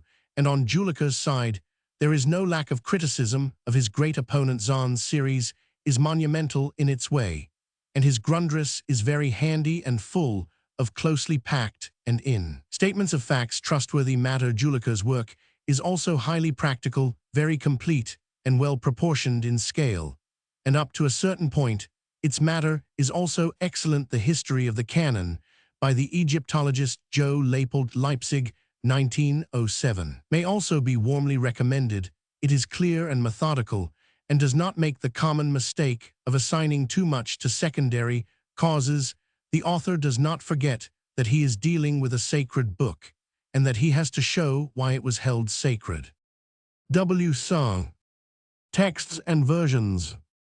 The apparatus criticus of the New Testament consists from one point of view entirely of MSS, but these MSS may be divided into 3 groups: a Greek MSS, which in practice are known the MSS, BMSS of versions in other languages, representing translations from the Greek, C MSS of other writings, whether in Greek or other languages, which contain quotations from the New Testament. A Greek MSS, these may be divided into classes according to style of writing material or contents. The first method distinguishes between uncial or majuscule and cursive or minuscule, the second between papyrus vellum or parchment and paper. For further details, see manuscript and paleography, and the third distinguishes mainly between Gospels, Acts, and Epistles, with or without the Apocalypse, New Testaments. The word, in this connection, being somewhat broadly interpreted lectionaries and commentaries. Quite accurate statistics on this subject are scarcely attainable. Von Soden's analysis of numbers, contents, and date may be tabulated as follows, but it must be remembered that it reckons many small fragments as separate MSS, especially in the earlier centuries. It is also necessary to add that there is one small scrap of papyrus of the 3rd century containing a few verses of the 4th Gospel. Century: Roman 4, Roman 5, Roman 6, Roman 7, Roman 8, Roman 9, Roman 10, Roman 11, Roman 12, Roman 13, Roman 14, Roman 15, x5 total. New Testaments: 221122, 1624, 44, 47, 19, 7, 167. Gospels: 3, 10, 26, 10, 19, 26, 82, 188, 282, 260, 218, 107, 46, 1277. Act and Epistles: 1, 1, 1, 1, 4, 1955, 49, 52, 56, 31, 8, 278. Acts and Catholic Ep. 14232, 525. Pauline Ep. 47, 154143332. Apocalypse 123, 5521, 643. Plate Roman 1 Fig 1 Codex Vaticanus, from facsimile ed. by J. Casaluzzi, 18,890, 1890, Fig 2 Codex Sinaiticus, from facsimile published by Paleographical Soc. 1873. Fig 3 Codex Alexandrinus, British Museum, Fig 4, from a probable Northumbrian copy of the Codex Amiatinus, British Museum. Fig 5 Pentateuch in Hebrew, 9th century, British Museum. Fig 6 Vulgate, from MS written for the Monastery of Ste Marie de Parco, Louvain, A Roman 500, British Museum.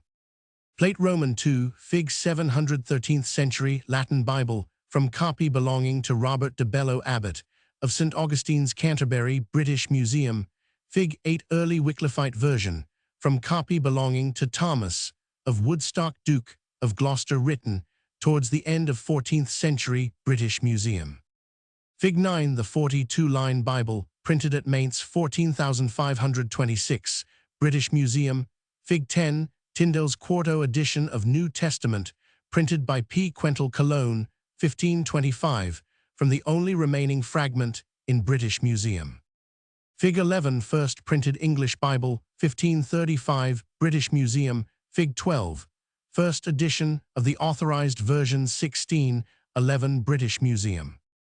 This table says nothing about style of writing or material, but it may be taken as a general rule that MSS earlier than the 13th century are on vellum and later than the 14th century are on paper, and that MSS earlier than the 9th century are uncial and later than the 10th are minuscule. There are said to be 129 uncial MSS of the New Testament. Kenyan Textual Criticism of the New Testament, p. 45, but it is not easy to be quite accurate on the point. Besides the MSS mentioned in the table above, there are 281 MSS containing commentaries on the Gospels, 169 on Acts and Epistles, 66 on the Apocalypse, 1072 lectionaries of the Gospels, and 287 of Acts and Epistles, making a grand total of 3698 MSS. It must be remembered that the dating of the MSS, especially of minuscules, is by no means certain. Greek paleography is a difficult subject, and not all the MSS have been investigated by competent paleographers. The notation of this mass of MSS is very complicated. There are at present two main systems. One, since the time of Wettstein, it has been customary to employ capital letters at first of the Latin, and latterly also of the Greek and Hebrew alphabets to designate the uncials and Arabic figures to designate the minuscules of this system. There are two chief representatives, Gregory and Scrivener. These agree in the main, but differ for the more recently discovered minuscules, Gregory's. Notation is more generally used, and Scrivener's, though still followed by a few English scholars, is likely to become obsolete. This method of notation has various disadvantages.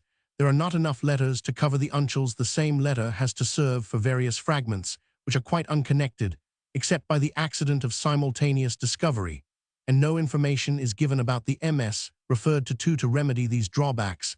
An entirely new system was introduced in 1902 by van Soden in his Die Schriften des Neuen Testaments, BD 1 Abt 1 pp 3340.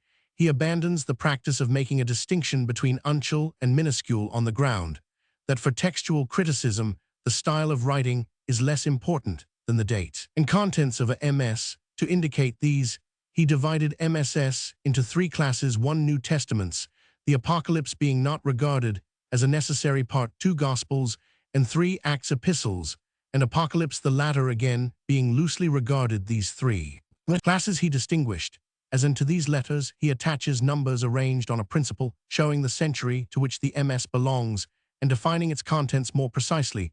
The number is determined thus of the and classes from the earliest period to the 9th century inclusive are numbered 1 to 49, those of the 10th century 50 to 99. For the later centuries, numbers of 3 figures are used, and the choice is made so that the figure in the hundreds place indicates the century 1, meaning 11th century, 2, meaning 12th century, and so on to all these numbers the appropriate letter, if it be or must be always prefixed. But if it be only when there is any chance of ambiguity in MSS, a distinction is made for those of the 11th and subsequent centuries by reserving 1 to 49 in each hundred for MSS, containing the Apocalypse 50 to 99 for those which omit it. Similarly, in MSS, a distinction is made according to their contents. The 3-figure numbers are reserved for MSS, which contain Acts, Catholic epistles, and Pauline epistles, with or without the Apocalypse, the presence or absence of which is indicated as in the MSS. But when a MS consists of only one part, a 1 is prefixed, thus making a 4-figure number, and the precise part is indicated by the 2 last of the 4 figures. 19 means Acts and Catholic epistles, 2069 means Pauline epistles, and 7099 means Apocalypse. In the case of MSS, 199 is used for the earliest MSS up to the 9th century, and as this is insufficient, the available numbers are increased by prefixing a 0 and reckoning a second hundred from 1 to 99, 1000 to 1099.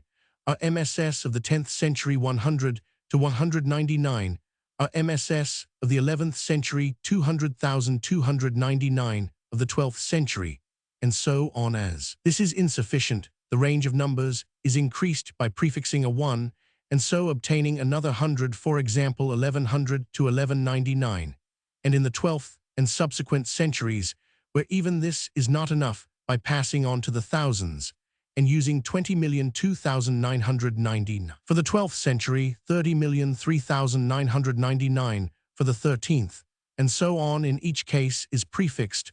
Whenever there is any chance of ambiguity, it is claimed that this system gives the maximum of information about a MS, and that it leaves room for the addition of any number of MSS which are likely to be discovered. At present, it has not seriously threatened the hold of Gregory's notation on the critical world, but it will probably have to be adopted at least to a large extent when van Soden's text is published. The full details of this subject can be found in E. Miller's edition of Scrivener's Introduction to the Criticism of the New Testament, George Bell, 1894, Roman 100 R. Gregory's Prolegomena to Tischendorf's Novum Testamentum, Greece ed Roman 8 Critica, Major Leipzig, 1894. Roman 100 R. Gregory's Textkritik Leipzig, 1900 H. von Soden's Die Schriften des Neuen Testaments, Berlin Band Roman 1 19,021,907, F. G. Kenyon's Handbook to the Textual Criticism of the New Testament, London 1901, especially valuable for a clear account of the papyri fragments. It is neither possible nor desirable to give any description of most of these MSS, but the following are critically the most important. Uncial's Codex Vaticanus Vat Gr. 1209 Greg B. Roman 5, Soden 1, an Uncial MS of the 4th century. It is written in 3 columns and has 42 lines to the column. It originally contained the whole Bible, but in the New Testament Codex Vaticanus Heb Roman 9 Roman 13 1 and 2 Tim Tit Philemon Apok are now missing. It was written by 3 scribes, of whom the writer of the New Testament was identified by Tischendorf as the scribe D of Cod Sinaiticus. The text has been corrected by 2 scribes, one the contemporary with the original writer, the other belonging to the 10th or 11th century. The latter probably also ranked the whole of the MS and introduced a few changes in the text, though some critics think that this was done by a monk of the 15th century who supplied the text of the Lacuna in Heb and of the Apocalypse from a MS belonging to Bessarion. The text is the best example of the so-called neutral text, except in the Pauline epistles, where it has a strong Western element. How this MS came to be in the Vatican is not known. It first appears in the catalogue of 1481 Bibel Vat, MS, Lat 3952 F50, and is not in the catalogue of 1475, as is often erroneously stated on the authority of verse alone. It was therefore probably acquired between the years 1475 and 1481. The problem of its earlier history is so entangled with the similar questions raised by that the two cannot well be discussed separately. Phototypic editions have been issued in Rome in 18,891,890 and in 1905. Codex Sinaiticus, St. Petersburg Imperial Library, Greg von Soden II, an Uncial MS of the 4th century. It was found in 1844 by Roman 100 Tischendorf Q. Roman 5 in the monastery of St. Catherine on Mt. Sinai, and finally acquired by the Sinaiticus Tsar in 1869. It is written on thin vellum in 4 columns of 48 lines each to a page. It contained originally the whole Bible, and the New Testament is still complete at the end. It also contains the Ep of Barnabas and the Shepherd of Ilermas, unfortunately incomplete, and there was probably originally some other document between these 2. The text was written, according to Tischendorf, by 4 scribes, of whom he identified one as also the scribe of Cod Vaticanus. It was corrected many times, especially in the 6th century, by a scribe known as A, and in the 7th by C. It has in the main a neutral text, less mixed in the epistles than that of B, but not so pure in the Gospels. The corrections of C are important, as they are based according to a note by that scribe at the end of Esther on an early copy, which had been corrected by Pamphilus, the disciple of Origen, friend of Eusebius, and founder of a library at Caesarea. The text was published in Tischendorf's Bibliorum Codex Sinaiticus Petropolitanus Vol. Roman 41,862, and separately in his Novum Testamentum Sinaiticum 1863. In 1909, it was published in collotype by the Clarendon Press, Oxford. The relations of O to Pamphilus are studied by Bauset in Text Kritisch Studien zum NT, in Text U Untersuchungen, Roman 11. If Tischendorf was right in identifying the scribe of B with that of part of it, is obvious that these MSS probably come from the same place. He was probably wrong. But there are some indications of relationship to justify the same view. The 2 most probable places seem to be Caesarea and Alexandria. The case for Caesarea is that the colophon written by C at the end of Esther and also of Ezra shows that was then in the library of Caesarea, and that a chapter division in Acts found both in and B can also be traced to the same library. This is a fairly strong case, but it falls short of demonstration, because it cannot be shown that the MS corrected by Pamphilus was still at Caesarea when it was used by, and because it is not certain either that the chapter divisions in Acts were added by the original scribes, or that and B were at that time in their original home, or that the chapter divisions were necessarily only to be found at Caesarea. The case for Alexandria depends partly on the orthography of B, which resembles 880 Greco-Coptic papyri, partly on the order of the Pauline epistles. At present, both in and B Hebrews is placed after 2 Thes, but in B there is also a continuous numeration of sections throughout the epistles, according to which 1 to 58 cover Romans to Galatians, but Ephesians, the next epistle, begins with 70 instead of 59, and the omitted section numbers are found in Hebrews. Obviously, the archetype placed Hebrews between Galatians and Ephesians, but the scribe altered the order and put it between 2 Thess and 1 Tim, though without changing the section numbers. This older order of the epistles is only found elsewhere in the Sahidic version of the New Testament, and it was probably therefore the old Egyptian or Alexandrian order. Moreover, we know from the festal letter of A Roman 500, according to the Greek and Syriac texts, but not the Sahidic, that Athanasius then introduced the order of the epistles, which is now given in B. This is strong evidence for the view that the archetype of B came from Alexandria or the neighborhood, and was older than the time of Athanasius, but it scarcely proves that B itself is Alexandrian, for the order of epistles which it gives is also that adopted by the Council of Laodicea in A Roman 500, and may have been introduced elsewhere, perhaps in Caesarea. A further argument, sometimes based upon, and sometimes in turn used to support the foregoing, is that the text of B represents that of Hesychius, but this is extremely doubtful. See the section Textual Criticism below.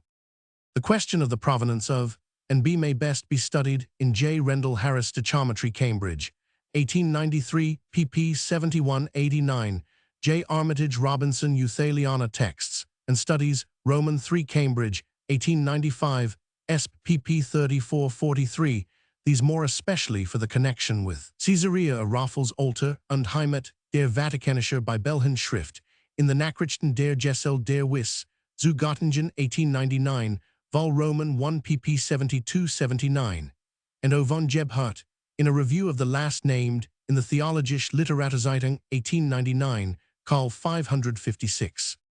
Codex Bezy, Cambridge, Univ. New 241, Greg D. von Soden 5, an Uncial Greco-Latin MS, not later than the 6th century, and probably considerably earlier.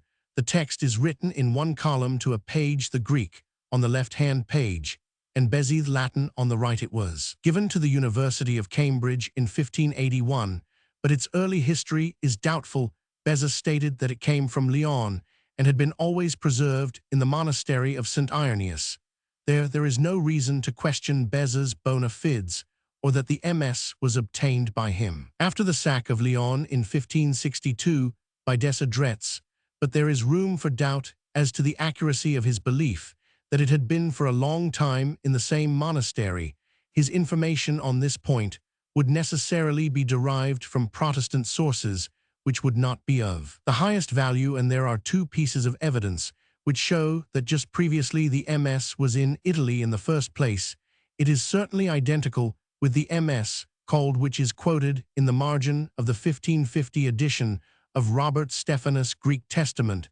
This MS, according to Stephanus' preface, was collated for him by friends in Italy in the second place. It was probably used at the Council of Trent in 1546 by Gull, a proto-bishop of Clermont in Auvergne, and in the last edition of the Annotations, Beza quotes his MS as Claromontanus and not as Lugdunensis. These points suggest that the MS had only been a short time at Lyon when Beza obtained it. The still earlier history of the MS is equally doubtful. H. Quentin has produced some interesting but not convincing evidence to show that the MS was used in Lyon in the 12th century, and Rendell Harris, at one time, thought that there were traces of Gallicism in the Latin, but the latter's more recent researches go to show that the corrections and annotations varying in date between the 7th and 12th centuries point to a district which was at first predominantly Greek and afterwards became Latin. This would suit South Italy, but not Lyon. The text of this MS is important as the oldest and best witness in a Greek MS to the so-called Western text. See the section Textual Criticism below. The following books and articles are important for the history, as apart from the text of the MS Codex, Bezy Phototypus Representatus, Cambridge, 1899, Scrivener Codex, Bezy, Cambridge, 1864, J. Rendell Harris, A Study of Cod Bezy Texts and Studies, Roman 1, Cambridge, 1891, J. Rendell Harris, The Annotators of Cod Bezy, London, 1901, F. E. Brightman, and K. Lake, The Italian Origin of Codex Bezae, in Journal of Theology Studies, April 1900, pp. 441. F. Roman 100, Burkitt, The Date of Codex Bezae, in the Journal of Theology Studies, July 1902, pp. 501. Roman 500 H. Quentin, Le Codex Bezae, a Lyon Roman 100 Review Benedictine Roman 30, 3 1906. Codex Alexandrinus, G. Roman 1000, Reg. Id Roman 5, Roman 8, Greg A. von Soden 80, 4 an Uncial MS of the 5th century. It was given by Cyril Luca, Patriarch of Constantinople, to Charles Roman I in 1621.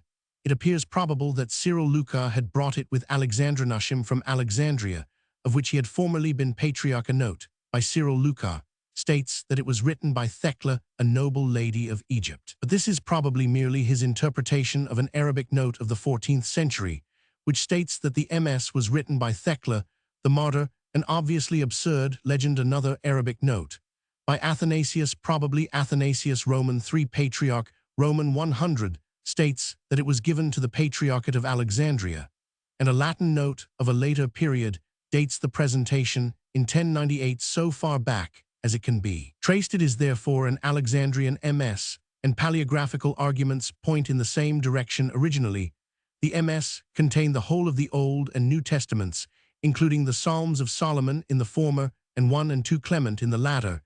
It has, however, suffered mutilation in a few places. Its text in the Old Testament is thought by some scholars to show signs of representing the Hesychian recension, but this view seems latterly to have lost favor with students of the Septuagint. If it be true, it falls in with the paleographic indications and suggests an Alexandrian provenance. In the New Testament, it has in the Gospels a late text of Westcott and Hort Syrian type, but in the epistles there is a strongly marked Alexandrian element. Cod A was published in photographic facsimile in 18,791,880.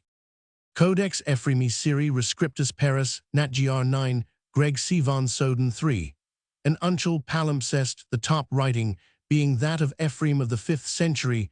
It was formerly the property of Catherine de' Medici, and was probably brought Ephremi Syri from the east to Italy in the 16th century. Hort Introduction, p. 268, has shown from a consideration of displacements in the text of the Apocalypse that it was copied from a very small MS, but this, of course, only holds good of the Apocalypse. It is usually said that this MS, like A, came originally from Egypt, but this is merely a paleographical guess, for which there is no real evidence. Originally, it contained the whole Bible, but only 6 to 4 leaves of the Old Testament remain, and 145, giving about 2/3 of the whole of the New Testament.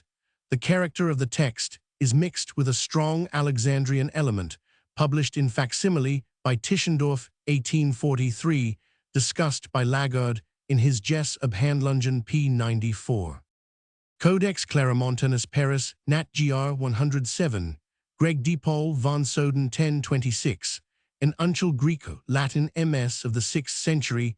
This MS also belonged to Beza, who acquired it from the monastery of Clermont near Beauvais. After his death, Claromontanus it passed through various private hands and was finally bought for the French Royal Library before 1656. It contains the whole of the Pauline epistles with a few lacunae, and has a famous stichometric list of books prefixed in another hand to Hebrews. It is probably the best extant witness to the type of Greek text which was in use in Italy at an early time. It is closely connected with Cod Saint-Germainensis, a direct copy at St. Petersburg. Greg Eppel von Soden 1027, Cod Augensis Cambridge Trin Col B. Roman 17, I. Greg F. Paul von Soden 1029, and Cod Boernerianus Dresden, K. Bibel Greg G. Paul von Soden 1028.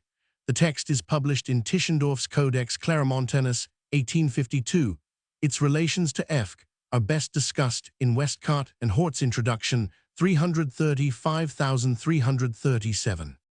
There are no other uncials equal in importance to the above. The next most valuable are probably Cod Regius of the 8th century at Paris, Greg L. von Soden 56, containing the Gospels. Cod Laudianus of the 7th century at Oxford, Greg E. von Soden 1001, a Latino-Greek MS containing the Acts. Cod Koislanianus of the 6th century in Paris, Turin, Kiev, Moscow, and Mt. Attos Greg H. Paul von Soden 1022, containing fragments of he Pauline epistles, and Card Argensis of the 9th century in Trinity College, Cambridge, Greg F. Paul von Soden 1029, a Greco-Latin MS closely related to Card Claromontanus. Further details as to these MSS with bibliographies can be found in Gregory's Prolegomena to Tischendorf's Nt. ed. Maj. Roman 8. Minuscules. Very few of these are of real importance. The most valuable are the following. The Ferrar group, a group of 8 MSS known in Gregory's notation as 1369, 124, 346, 543, 788, 826, 828, or in von Soden's as 368, 505, 12, 11, 226, 257, 10, 33, 218, 219, all, which except 69, in spite of the dating implied by von Soden's notation, were probably written in the 12th century in Calabria. They have a most peculiar text of a mainly Western type, with some special affinities to the Old Syriac, and perhaps to the Diatessaron. They are known as the Ferrar group in memory of the scholar who first published their text, and are sometimes quoted as which, however properly, is the symbol for Codex Baratinus of the Gospels, and sometimes as fam. Cod 1 and its allies, a group of 4 MSS known in Gregory's notation as 118, 131, 209, and in von Soden's as 5346, 467, and 457. The dating implied by the latter notation is wrong, as one certainly belongs to the 12th, not to the 10th century, and 118 is probably later than 209. It is sometimes quoted as fam, and fam probably have a common archetype in Mark, which is also represented by Cod 28, 168, 565, 93, quoted by Tischendorf, and others as 2p, and 700, 133, quoted by Scrivener, and others as 604. It seems to have had many points of agreement with the Old Syriac, but it is impossible to identify the locality to which it belonged. Other minuscules of importance are Cod 3348 at Paris, which often agrees with BL, and is the best minuscule representative of the neutral and Alexandrian types of text in the Gospels. Cod 137 364 at Milan, a valuable Western text of the Acts 78, not in Gregory in the Laura on Mt. Athos, a MS of the Acts, and epistles with an early mixed type of text, and textual comments and notes from Origen. The text of the Ferrar group was published after Ferrar's death, 881, by T.K. Abbott, a collation of 4 important MSS of the Gospels, Dublin, 1877. It is best discussed by Rendell Harris books The Origin of the Leicester Codex, 1887, The Origin of the Ferrar Group, 1893, and the Ferrar Group, 1900, all published at Cambridge.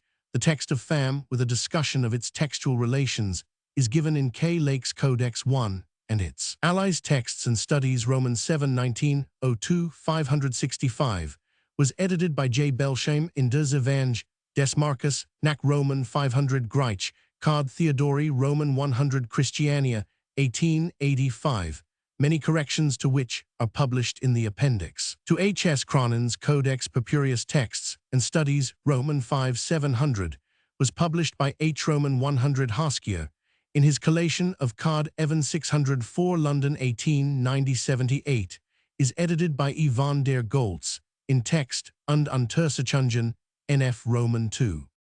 B. The versions. These are generally divided into primary and secondary, the former being those which represent translation made at an early period directly from Greek originals, and the latter being those which were made either from other versions or from late and unimportant Greek texts. The primary versions are 3 Latin, Syriac, and Egyptian. Latin versions 1. The Old Latin, according to Jerome's letter to Pope Damasus in A. Roman 500, there was in the 4th century a great variety of text. In the Latin version tot enim exemplaria pene quat codices, this verdict is confirmed. Old Latin B. Examination of the MSS, which have pre-Hieronymian texts, it is customary to quote these by small letters of the Latin alphabet, but there is a regrettable absence of unanimity in the details of the notation. We can distinguish 2 main types, African and European. The African version is best represented in the Gospels by Card Bobiensis K of the 5th, some say 6th century at Turin, and Card Palatinus E of the 5th century at Vienna, both of which are imperfect, especially K, which however is far the superior in quality in the Acts and Catholic epistles, by Card Floriacensis FH or Reg of the 6th century, a palimpsest which once belonged to the monks of Fleury, and by the so-called Speculum M, or collection of quotations formerly attributed to Augustine but probably connected with Spain. This scanty evidence is dated and localized as African by the quotations of Cyprian of Augustine, not from the Gospels, and of Primasius, bishop of Hadrumetum, Roman 500 Roman 100, from the Apocalypse. It is still a disputed point whether Tertullian's quotations may be regarded as evidence for a Latin version or as independent translations from the Greek, nor is it certain that this version is African in an exclusive sense. It was undoubtedly used in Africa, and there is no evidence that it was known elsewhere originally, but on the other hand, there is no proof that it was not the European version is best represented in the Gospels by Card Versalensis of the 5th century and Card Veronensis B of the same date, the latter being the better, and by others of less importance. It is possible that a later variety of it is found in Card Menacensis Q of the 7th century and Card Brixianus F of the 6th century, and this used to be called the Italic version, owing, as F Roman 100 Burkitt has shown, to a misunderstanding of a remark of Augustine about the Itala, which really refers to the Vulgate in the Acts. The European text is found in Card Gigas G or Gig of the 13th century at Stockholm, in a Perpignan MS of the 12th century P, published by S. Berger, and probably in Card Laudianus E of the 7th century at Oxford in the Catholic Epistles. It is found in Card Corbiensis F or FF of the 10th century at St. Petersburg in the Pauline Epistles. It is doubtful whether it is extant at all, though some have found it in the Card Claromontanus D, and its allies in the Apocalypse. It is found in Card Gigas. The main problem in connection with the history of the African and European versions is whether they were originally one or two. As they stand at present, they are undoubtedly two, and can be distinguished both by the readings which they imply in the underlying Greek and by the renderings which they have adopted. But there is also a greater degree of similarity between them than can be explained by accidental coincidence, and there is thus an a priori case for the theory that one of the two is a revision of the other, or that there was an older version now lost, which was the original of both. If one of the two is the original, it is probably the African, for which there is older evidence, and of which the style both in reading and rendering seems purer. The chief argument against this is that it seems paradoxical to think of Africa rather than Rome as the home of the first Latin version, but it must be remembered that Roman Christianity was originally Greek, and that the beginnings of a Latin church in Rome seem to be surprisingly late. Editions of Old Latin MSS are to be found in Old Latin biblical texts, Roman 1, Roman 4, Oxford, in Means, Patrologia Latina, Tom, Roman 12, and their history is treated especially in F. Roman 100 Burkitt's Old Latin and the Atala texts and studies, Roman 4, as well as in all books dealing with textual criticism. Generally other important books are Ranch Itala und Vulgata 1875, Corson's Der Cyprianisch Text, Der Actor Apostolorum, Berlin 1892, Wordsworth, and Sande on the Corby S. James, in Studia Biblica Roman 11885. The article on the Old Latin version in Hastings' Dictionary of the Bible. For the textual character and importance of these versions, see the section Textual Criticism below. The Vulgate or Hieronymian version, to remedy the confusion produced by the variations of the Latin text, Pope Damasus asked Jerome to undertake a revision, and the latter published a new text of the New Testament in A Roman 500 Vulgate, and the rest of the Bible probably within 2 years. This version gradually became accepted as the standard text, and after a time was called the Vulgata, the first to use this name as a title being, it is said, Roger Bacon. In the Old Testament, Jerome made a new translation directly from the Hebrew, as the Old Latin was based on the Roman 70, but in the New Testament he revised the existing version. He did this fully and carefully in the Gospels, but somewhat superficially in the Epistles. he seems to have taken as the basis of his work the European version, as it existed in his time, perhaps best represented by Cardmonaicensis Q of the 7th century, and by the quotations in Ambrosiaster II, which Cardbrixianus F of the 6th century would be added, if it were not probable that it is merely a Vulgate MS with intrusive elements. This type of text he revised with the help of Greek MSS of a type which does not seem to correspond exactly to any now extant, but to resemble be more closely than any others. Of Jerome's revision, we possess at least 8,000 MSS, of which the earliest may be divided in the Gospels at all events into groups connected with various countries. The most important are the Northumbrian Irish, Anglo-Irish, and Spanish, but the first named might also be called the Italian, as it represents the text of good MSS brought from Italy in the 7th century, and copied in the great schools of Wearmouth and Jarrow. One of the most important Card Amiatinus was copied in this way in the time of Ceolfrid Benedict, Bishop's successor, as a present for Pope Gregory in 716. From these MSS, the original Hieronymian text may be reconstructed with considerable certainty. The later history of the version is complicated, but fairly well known. The text soon began to deteriorate by admixture with the Old Latin, as well from the process of transcription, and several attempts at a revision were made before the invention of printing of these. The earliest of note were undertaken in France in the 9th century by Alcuin in 801, and almost at the same time by Theodulf, Bishop of Orleans, 787,821. In the 11th century, a similar task was undertaken by Lanfranc, Archbishop of Canterbury, 10,691,089. In the 12th century, by Stephen Harding, 1109, 3rd Abbot of Cîteaux, and by Cardinal Nicolaus Manicoria, 1150, whose corrected Bible is preserved in the public library at Dijon, but these were not successful, and in the 13th century, instead of revisions, attempts were made to fix the text by providing correctoria or lists of correct readings, which were the equivalent of critical editions. Of these the chief are the Parisian, the Dominican prepared under Hugo de Escaro about 1240, and the Vatican in the 15th century. The history of the printed Vulgates begins. The earliest is the Mentz edition of 14,521,456, the Mazarin or 42-line Bible, but the earliest of a critical nature were those of Robert Etienne in 1528 and 15,381,540 in 1546. The Council of Trent decided that the Vulgate should be held as authentica, and in 1590 Pope Sixtus Roman V published a new and authoritative edition, which was probably at the instigation of the Jesuits, recalled by Pope Clement Roman VIII in 1592. In the same year, however, the same Pope published another edition under the name of Sixtus. This is, according to the Bull of 1592, the authoritative edition, and has since then been accepted as such in the Latin Church.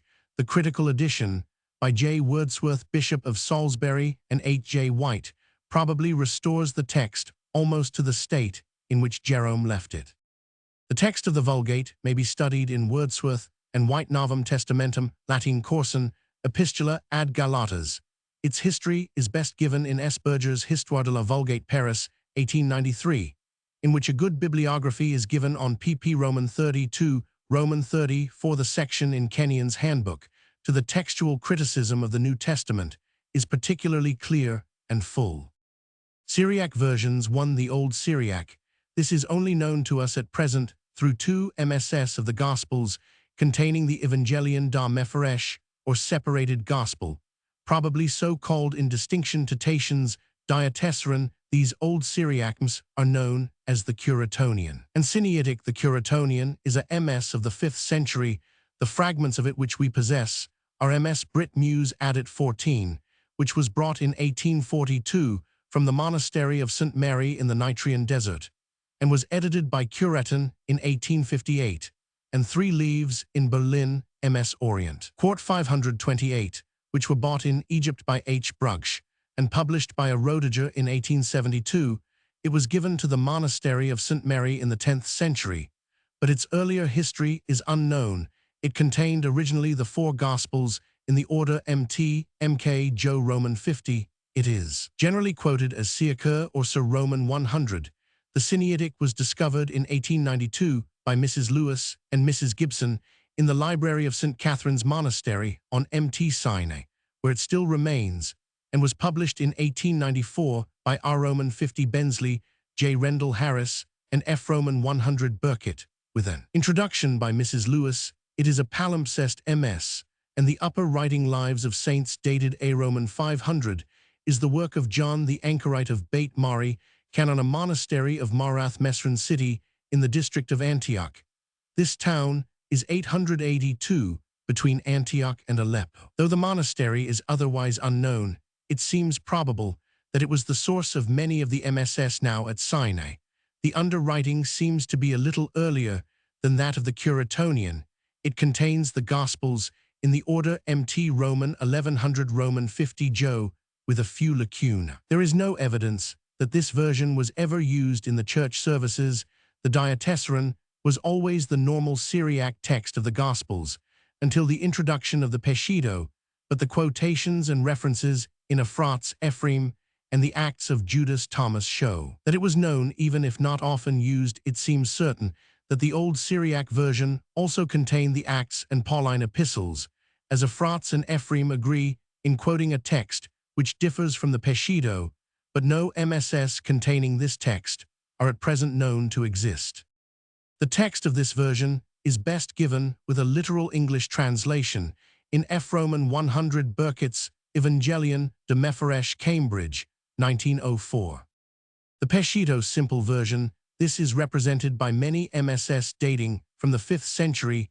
It has been proved almost to demonstration by F. Roman 100 Burkitt that the portion containing the Gospels was made by Rabula, bishop of Edessa Peshitta, to take the place of the diatessaron, and was based on the Greek text which was at that time in current use at Antioch. The Old Testament Peshitta is a much older and quite separate version.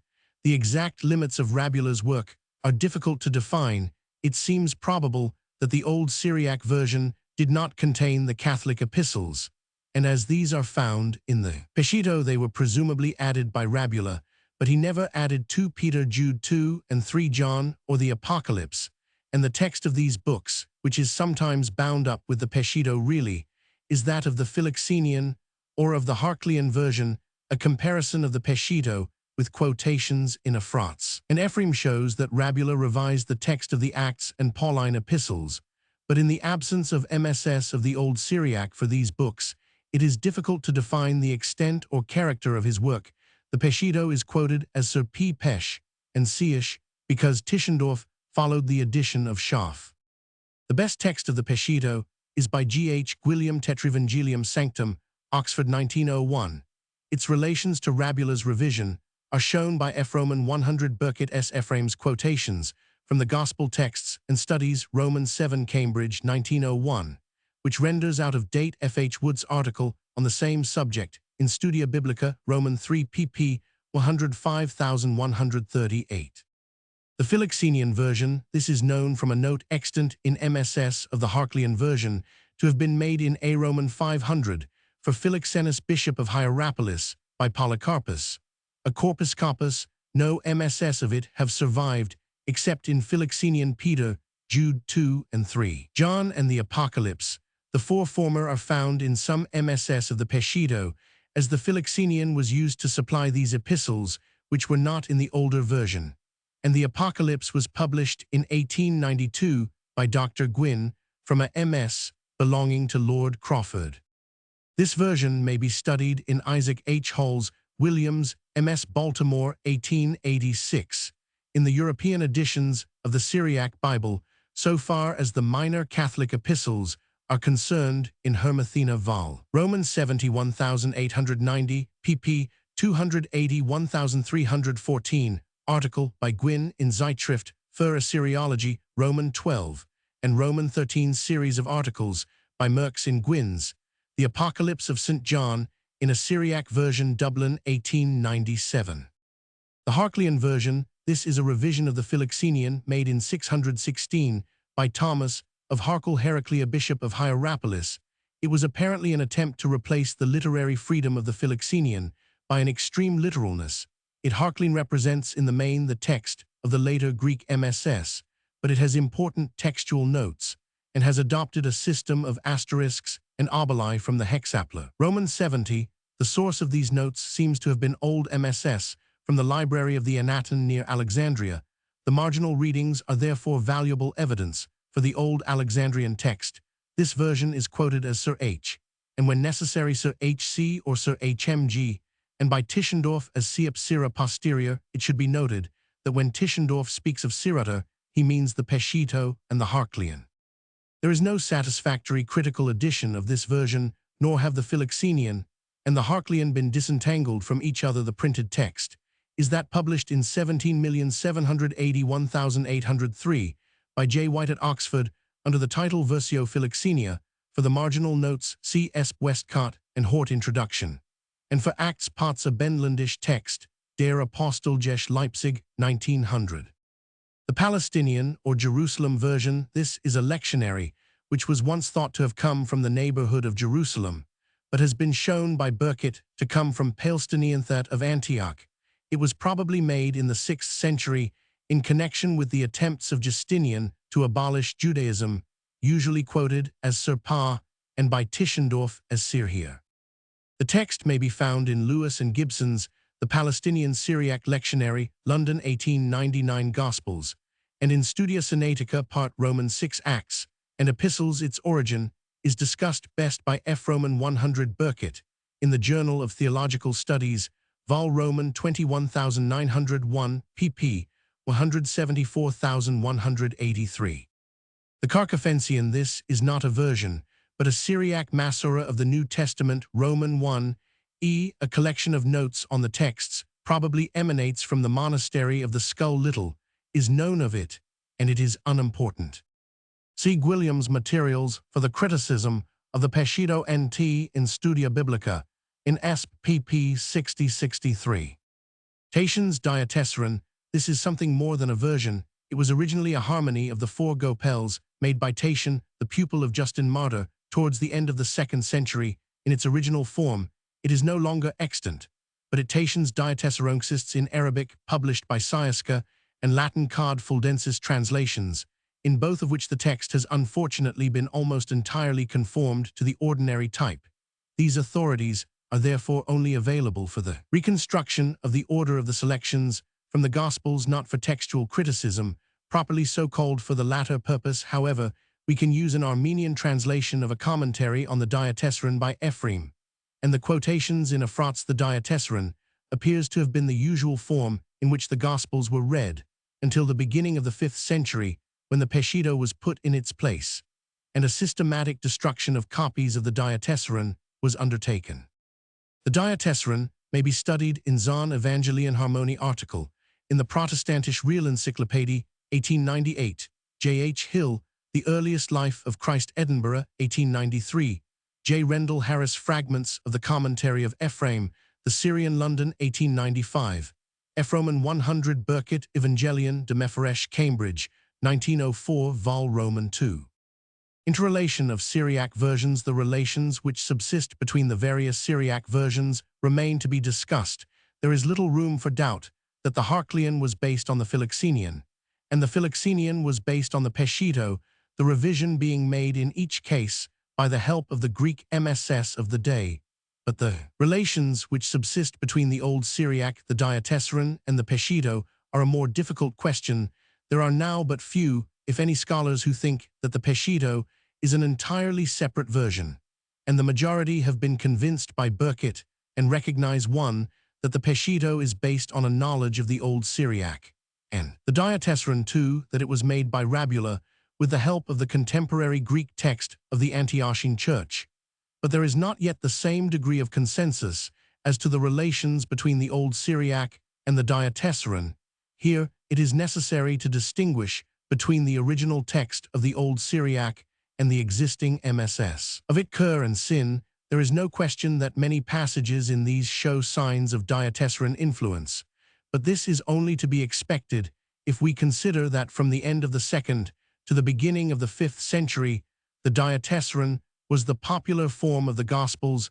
A large discount has therefore to be made from the agreements between Diatessaron and Sir S and Roman 100. Still, it is improbable that this will explain everything, and it is generally conceded that the original Diatessaron and the original Old Syriac were in some way connected. The connection is variously explained, and efforts have been made to show on which side the dependence is to be found. The most probable theory is that of Burkitt. He thinks that the first Syriac translation was that of Tatian Roman 100 A Roman 500, who brought the Diatessaron from Rome and translated it into Syriac there in the last days of the 2nd century, when Serapion was Bishop of Antioch A Roman 500,203. A new start was made, and a translation of the separated Gospels Evangelion de Mephiresh was made from the MSS, which was in use at Antioch. Probably, the maker of this version was partly guided, especially in his choice of renderings, by his knowledge of the Diatessaron. Nevertheless, the Diatessaron remained the more popular and was only driven out by Theodoret and Rabula in the 5th century, when it was replaced by the Peshitta.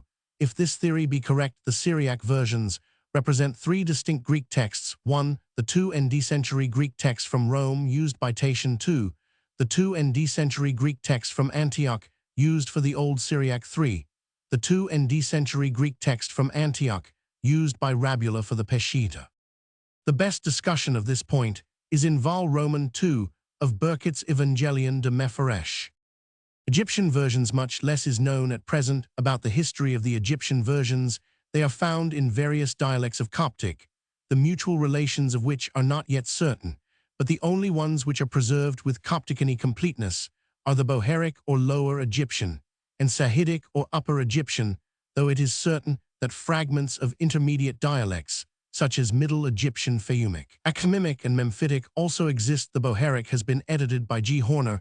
It is well represented, as it became the official version of the Coptic Church. Its history is unknown, but from internal evidence, it seems to have been made from good Greek MSS of the type of BL.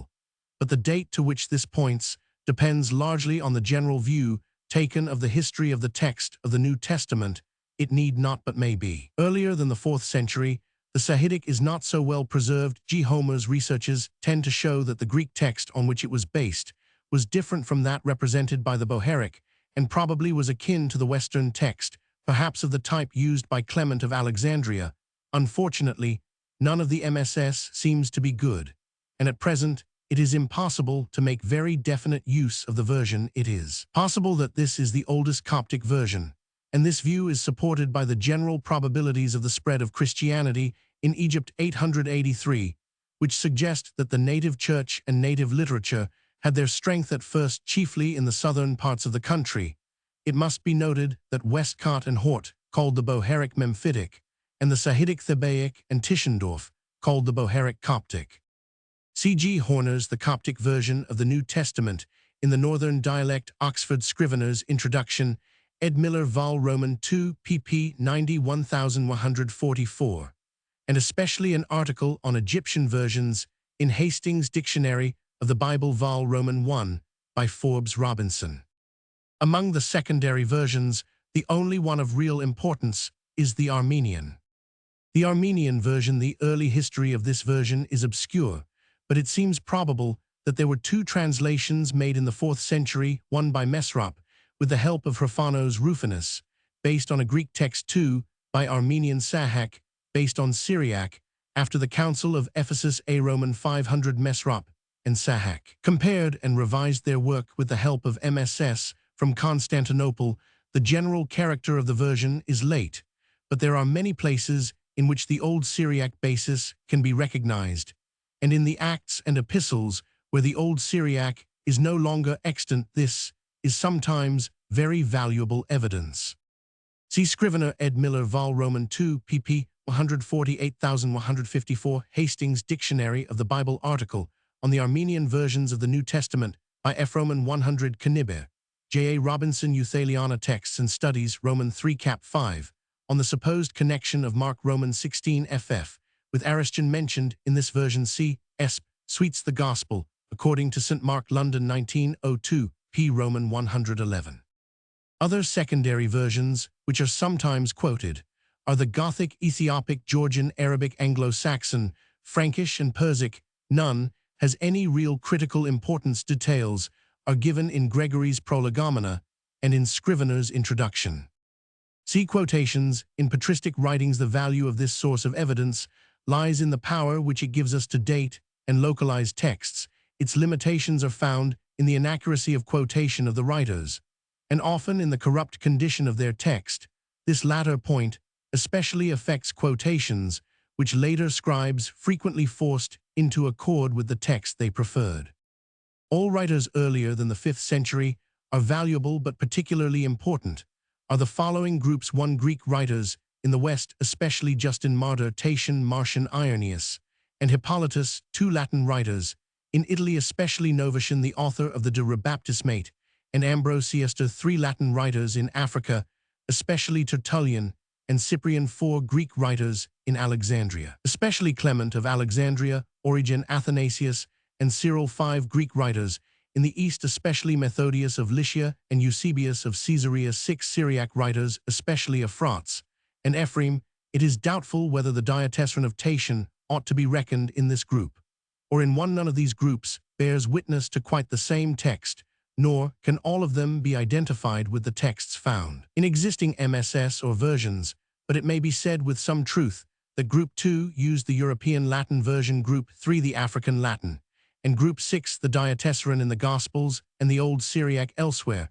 while Group I has much in common with Cod Bezi, though the difference is here somewhat greater. In Group 4, the situation is more complex. Clement used a text which has most in common with Cod Bezi, but is clearly far from identical. Origen, in the main, has the text of B. Athanasius, a somewhat later variety of the same type, while Cyril has the so-called Alexandrian text, found especially in Roman 50. Group 4 has a peculiar text, which cannot be identified with any definite group of MSS. For further treatment of the importance of this evidence, see the section Textual Criticism below.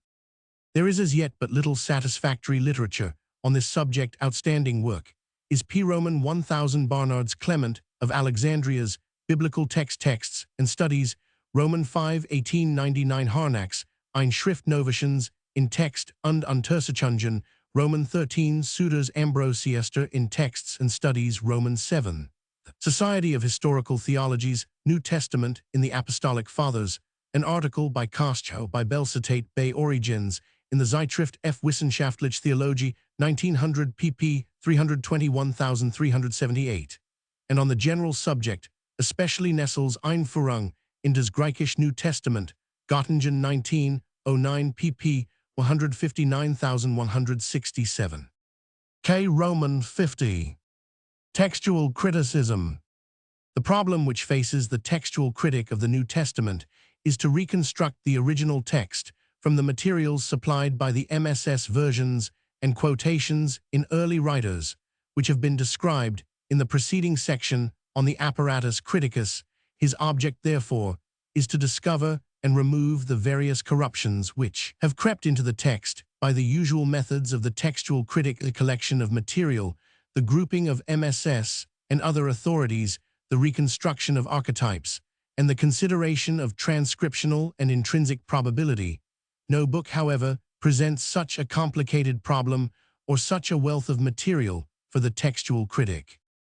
In a certain wide sense, the textual criticism of the New Testament began as soon as men consciously made recensions and versions, and in this sense, Origen, Jerome, Augustine, and many other ecclesiastical writers might be regarded as textual critics, but in practice, it is general and certainly convenient to regard their work rather as material for criticism, and to begin the history of textual criticism with the earliest printed editions, which sought to establish a standard Greek text.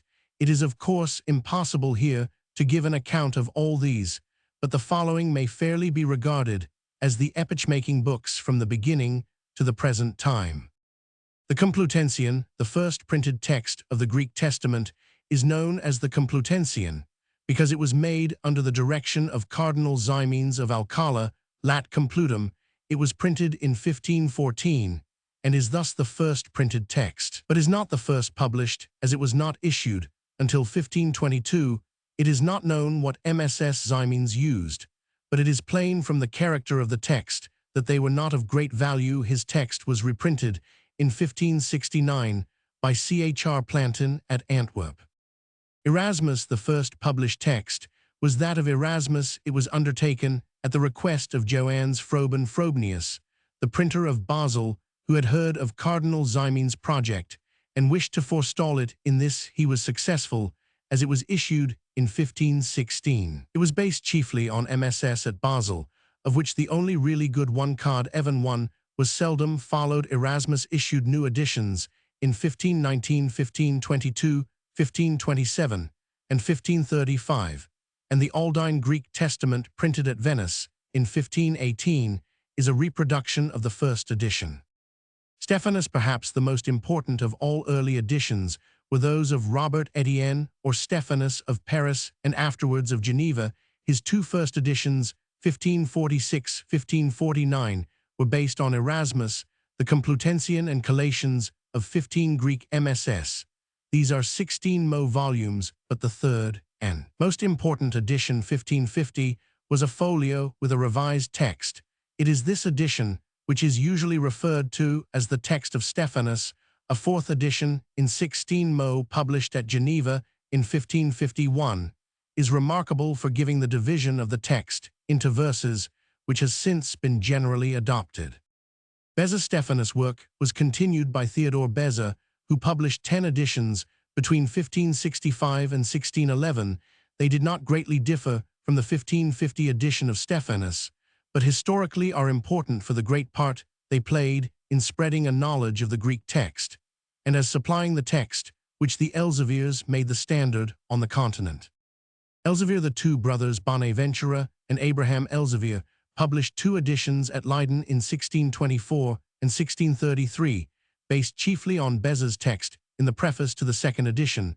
The first is referred to as Textum Nunc ab Omnibus Receptum, and this is the origin of the name Textus Receptus, or TR, often given to the ordinary Greek text. The Elzevir text has formed the basis of all non-critical editions on the continent, but in England, the 1550 edition of Stephanus has been more generally followed. The importance of both the Stephanus and Elzevir editions is that they formed a definite text for the purposes of comparison, and so prepared the way for the next stage in which scholars busied themselves with the investigation and collation of other MSS. Walton's polyglot, the first to begin this work, was Brian Walton, Bishop of Chester, who published in 1657, in the 5th and 6th volumes of his polyglot Bible, the text of Stephanus, 1550, with the readings of 15 new MSS, besides those employed by Stephanus himself. The collations were made for him by Archbishop Usher. John Fell, in 1675, John Fell, Dean of Christ Church, published the Elzevir text with an enlarged apparatus, but even more important was the help and advice which he gave to the next important editor, Roman 1099 John Mill of Queen's College, Oxford, influenced by the advice and supported by the purse of John Fell until the latter's death. Published in 1707, a critical edition of the New Testament, which has still a considerable value for the scholar. It gives the text of Stephanus, 1550, with collations of 78 MSS, besides those of Stephanus, the readings of the Old Latin so far as was then known, the Vulgate and Pescito, together with full and valuable prolegomena. Bentley, a little later, Richard Bentley, conceived the idea that it would be possible to reconstruct the original text of the New Testament by a comparison of the earliest Greek and Latin sources.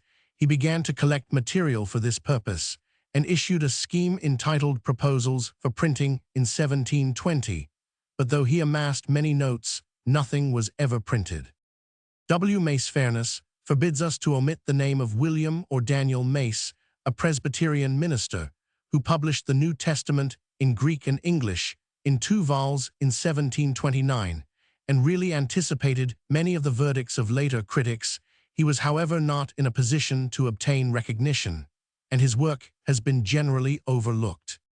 J.J. Wettstein, one of Bentley's assistants, when living in Basel in 1730, published prolegomena to the text, and in 17,511,752 at Amsterdam, the text of Stephanus, with enlarged prolegomena and apparatus criticus.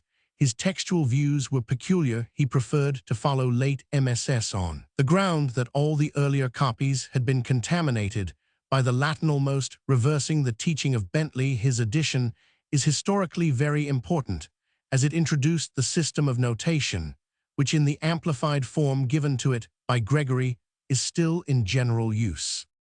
J. A. Bengel, abbot of Alpispach, a Lutheran community, published in 1734 at Tübingen, an edition of the New Testament, which marks the beginning of a new era.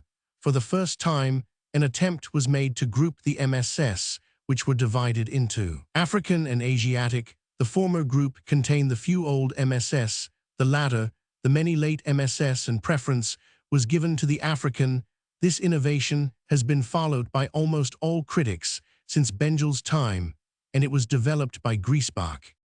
J. Griesbach, a pupil at Halle of J. S. Semler, who in 1764 reprinted Wettstein's Prolegomena, and in comments of his own took over and expounded Bengel's views, collated many MSS, and distinguished three main groups: Alexandrian or Origenian, which roughly corresponded to Bengel's African, found in Abkal the Egyptian version, and Origen, the Western, found in D and Latin authorities, and the Constantinopolitan Bengel's Asiatic, found in the later MSS. And in Byzantine writers, his view was that the last group was the least valuable, but except when internal evidence forbade, and he thought that it frequently did so, he followed the text found in any two groups against the third. His first edition was published in 17,741,775. His second, an improved edition, in 1796, Vol. Roman 1 and 1806. For the second edition, he had the advantage not merely of his own collection of material, published chiefly in his Symboli Critici 17,851,793, but also of many collations by Birch Matthey and Adler, and an edition with new collations by F. K. Alter. J. Roman 50 Hug, Roman Catholic professor of theology at Freiburg, published Stuttgart, and Tübingen his Einleitung in die Schriften des NT 1808. He is chiefly remarkable for the curious way in which he introduced many critical ideas, which were not appreciated at the time but have since been revived. He accepted Griesbach's views as a whole, but starting from the known recensions of the Roman 70, he identified Griesbach's Alexandrian text with the work of Hesychius and the Constantinopolitan with that of Lucian, while he described Griesbach's Western text as the J. Roman 1000 A. Scales, a pupil of Hug, inspected and partially collated nearly 1,000 MSS and assigned numbers to them, which have since been generally adopted. His work is for this reason important, but is unfortunately inaccurate. K. Lachmann, the famous classical scholar, opened a new era in textual criticism in 18,421,850.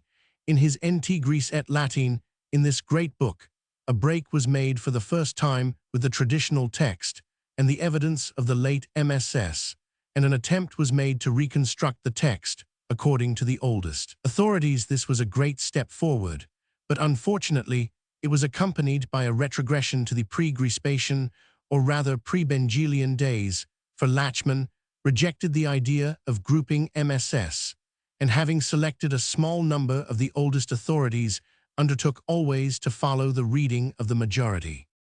Roman 100 Tischendorf, the most famous follower of Lachmann, besides editions of many MSS, and the collation of many more published between 1841 and 18,691,872, 8 editions of the New Testament with full critical notes. The 8th edition, which for the first time contained the readings of, has not yet been equaled, and together with the Prolegomena supplied by Roman 100 R. Gregory after Tischendorf's death, is the standard critical edition, which is used by scholars all over the world.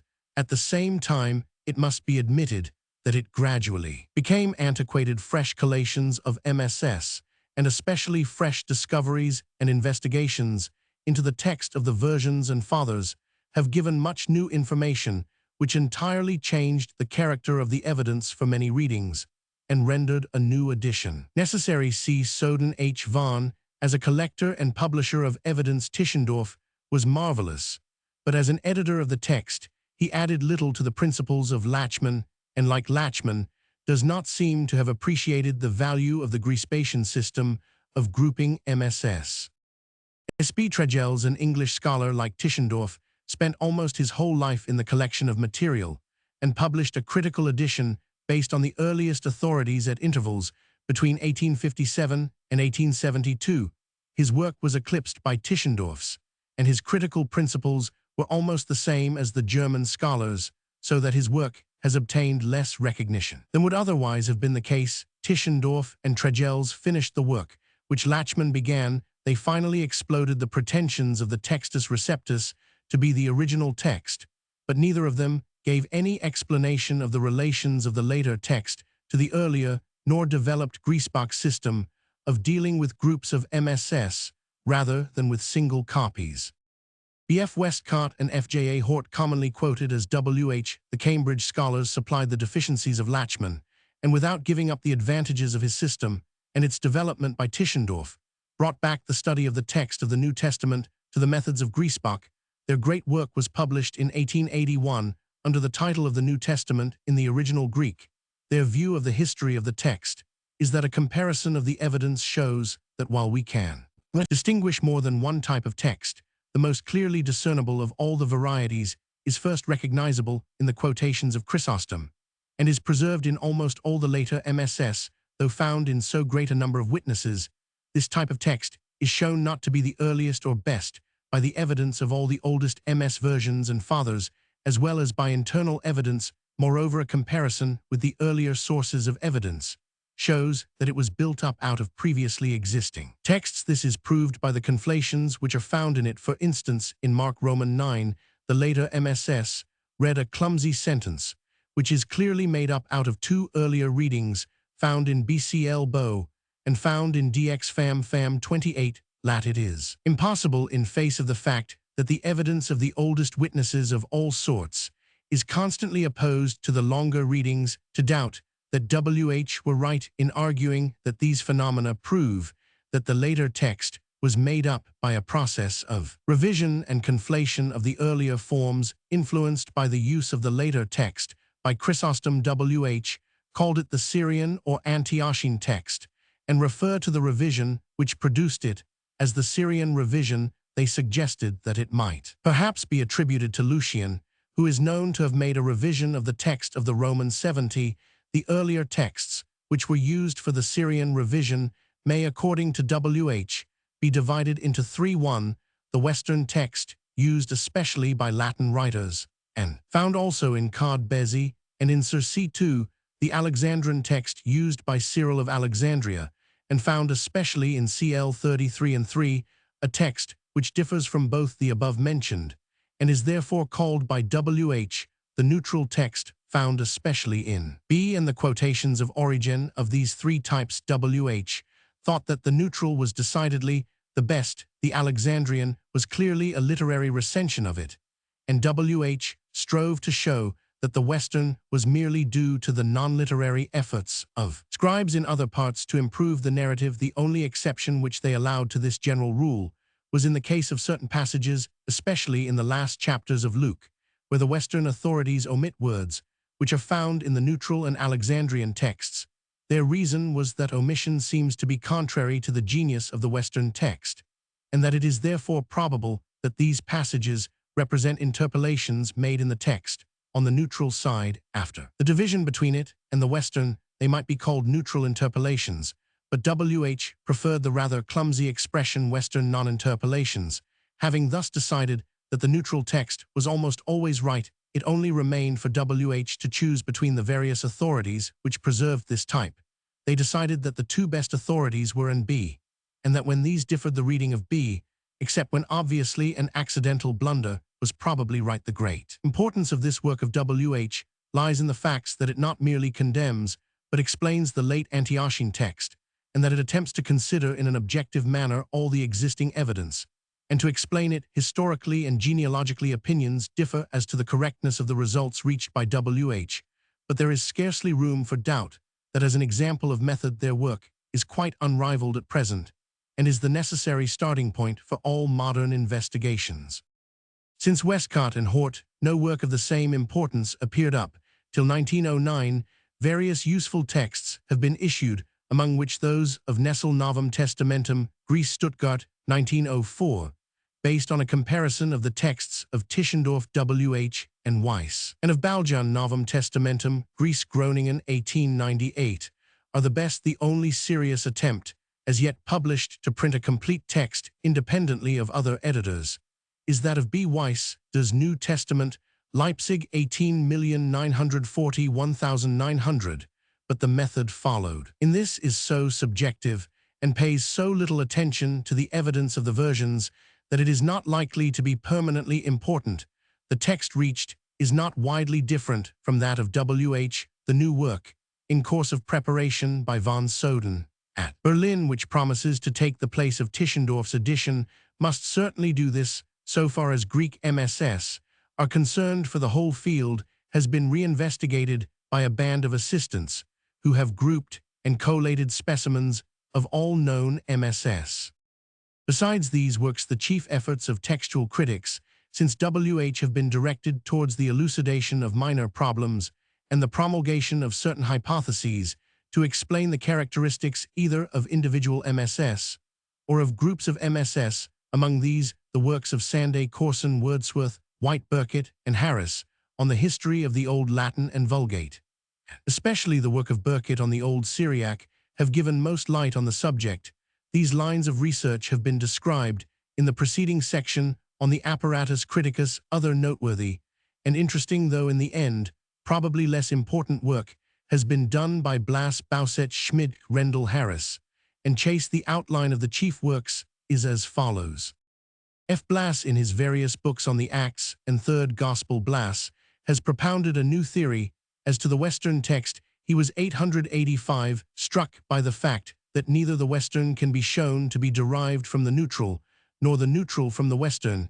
He therefore conceived the idea that perhaps both texts were Lucan and represented two recensions by the original writer, and he reconstructed the history as follows. Luke wrote the first edition of the Gospel for Theophilus from Caesarea.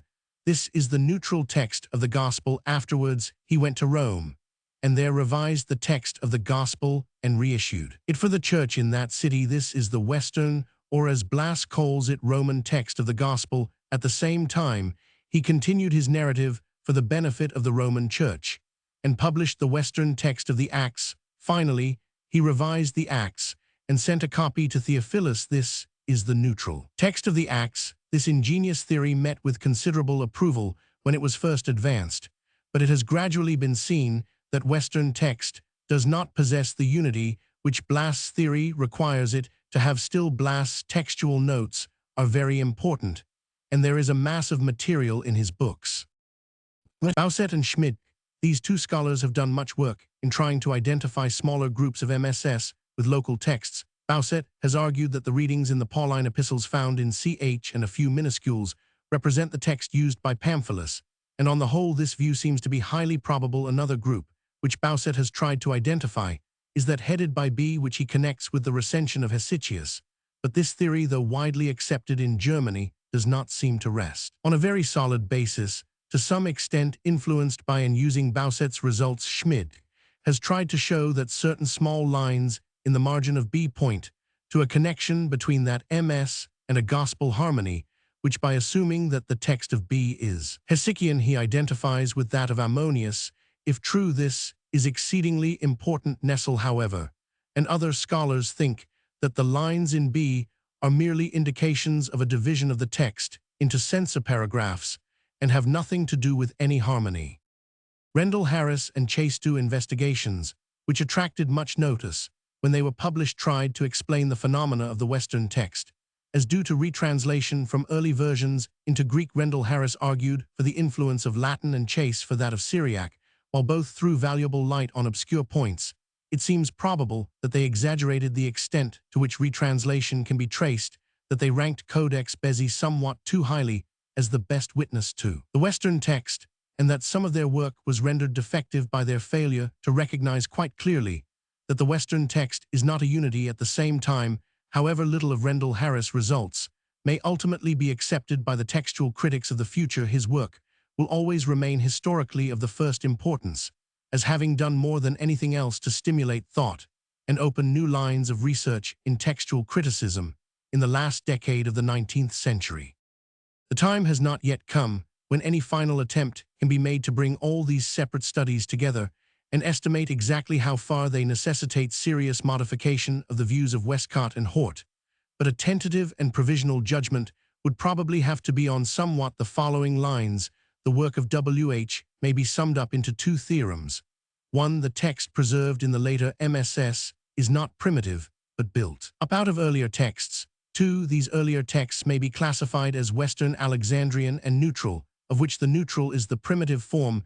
The former of these theorems has been generally accepted and may be taken as proved, but the second has been closely criticized and probably must be modified. It has been approached from two sides according as critics have considered the Western or the neutral and Alexandrian texts. The Western text was regarded by W.H. as a definite text found in the Old Latin and the Old Syriac, and it is an essential part of their theory that in the main these three witnesses represent one text on the evidence which they had. W.H. were undoubtedly justified, but discoveries and investigation have gone far to make it impossible to hold this view any longer. We now know more about the Old Latin, and thanks to Mrs. Lewis' discovery, much more about the Old Syriac.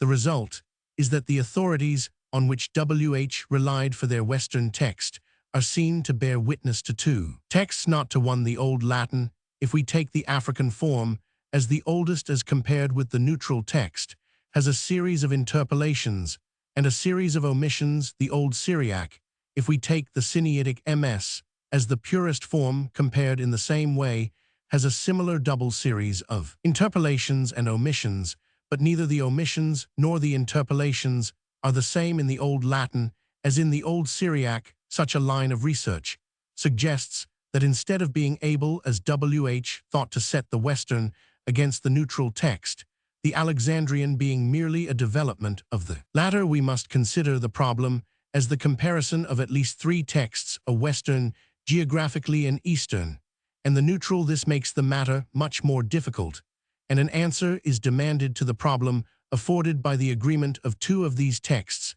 against the third. The obvious solution would be to say that where two agree, their reading is probably correct, but the followers of W.H. maintain that the agreement of the Western and Eastern is often an agreement in error.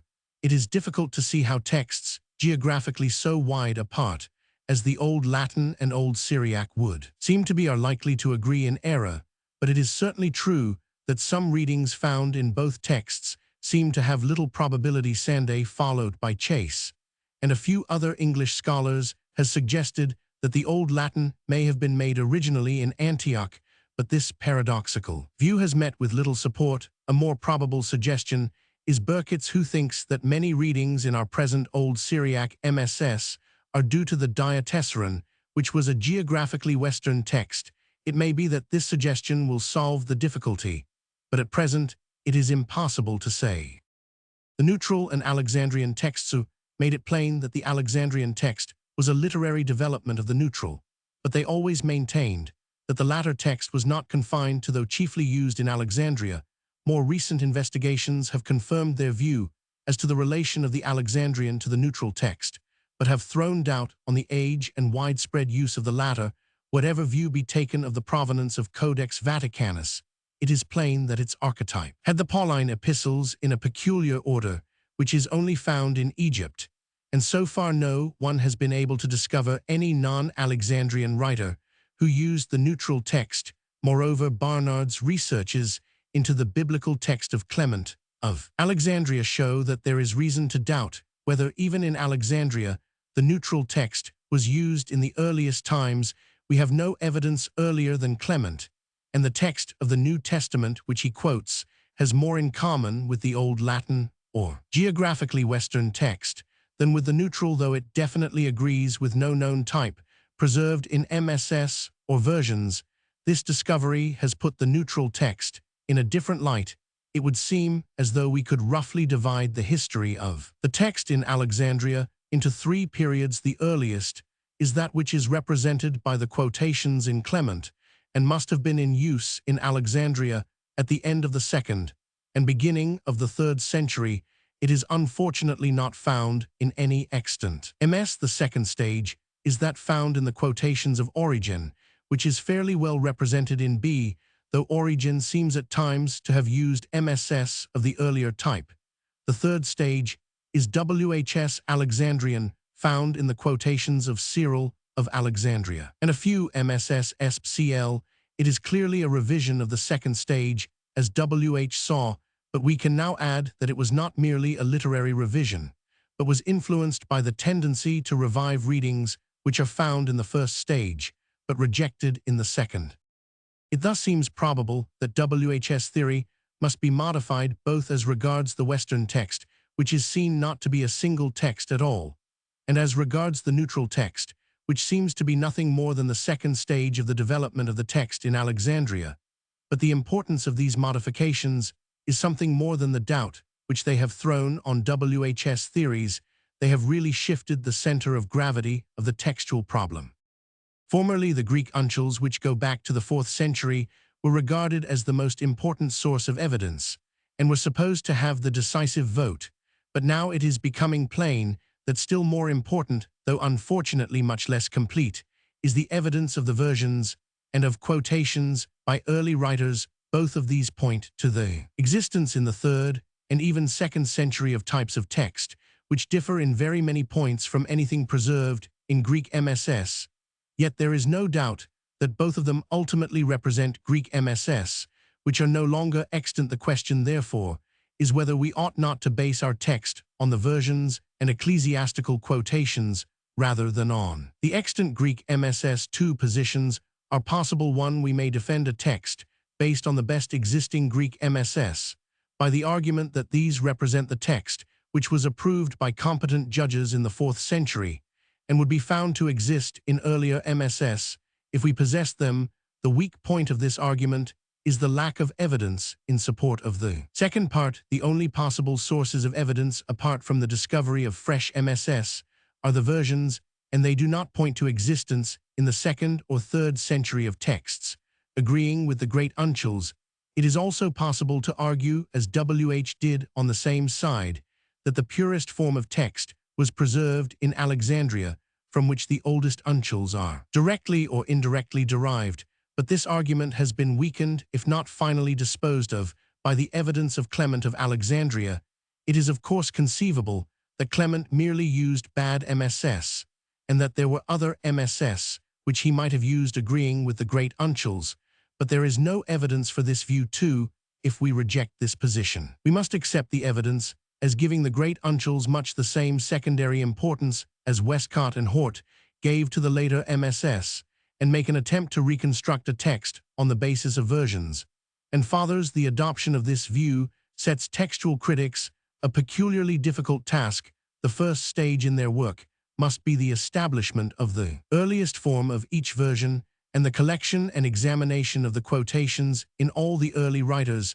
This has not yet been done, but enough has been accomplished to point to the probability that the result will be the establishment of at least 3 main types of texts, represented by the Old Syriac, the Old Latin, and Clement's quotations, while it is doubtful how far Tatian's Diatessaron, the quotations in Justin, and a few other sources may be used to reconstruct the type of Greek text used in Rome in the 2nd century, when Rome was still 886 primarily a Greek church.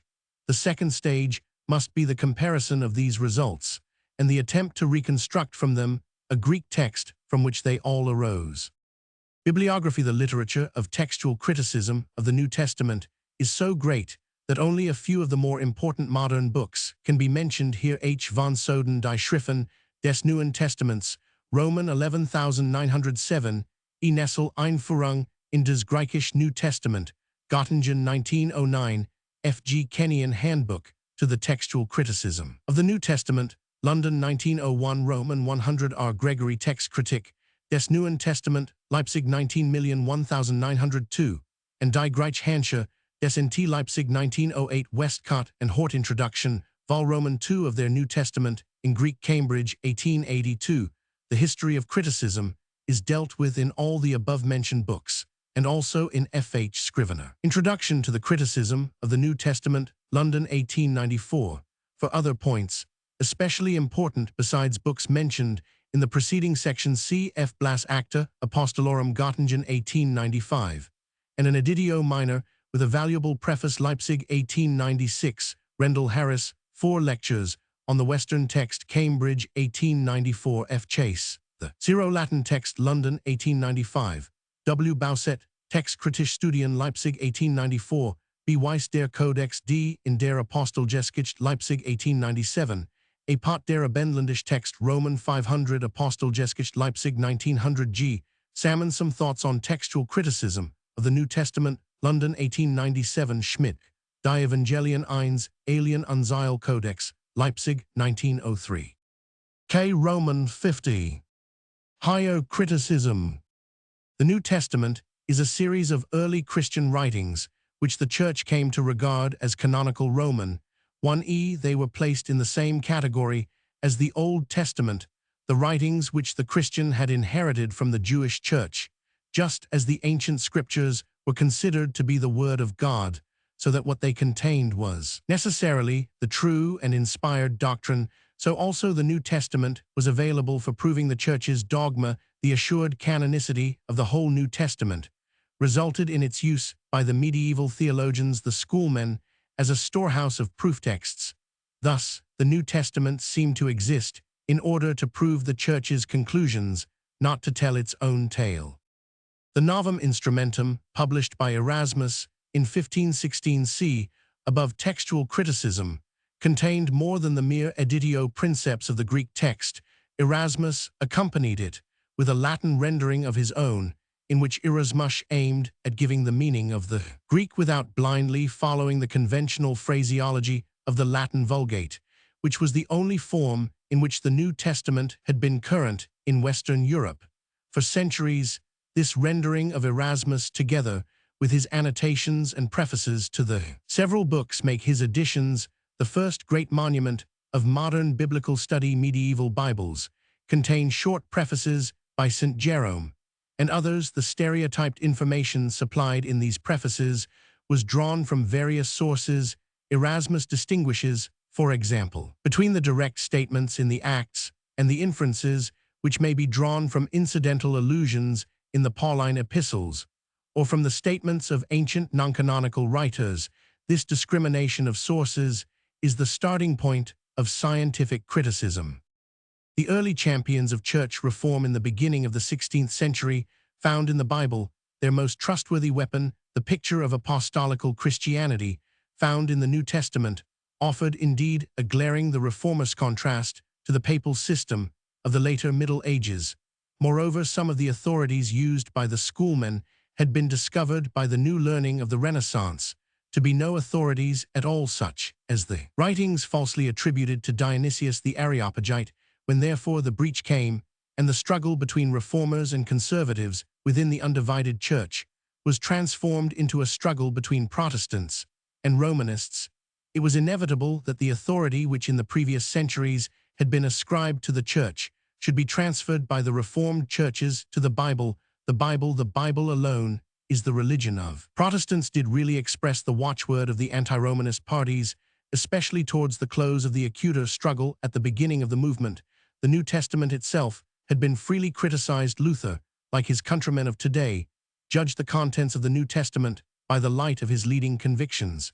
And in his German translation, which occupies the same place in Germany as the authorized version of 1611 does in English-speaking lands, he even placed 4 of the books, Hebrews, James, Jude, Apocalypse, in an appendix at the end, with prefaces explanatory of this drastic act of criticism. But though we may trace a real affiliation between the principles of Luther and modern German critical study, notably in the doctrines of the gospel within the gospel, and of the residual essence of Christianity, Luther's discriminations were in the 17th century ignored in practice.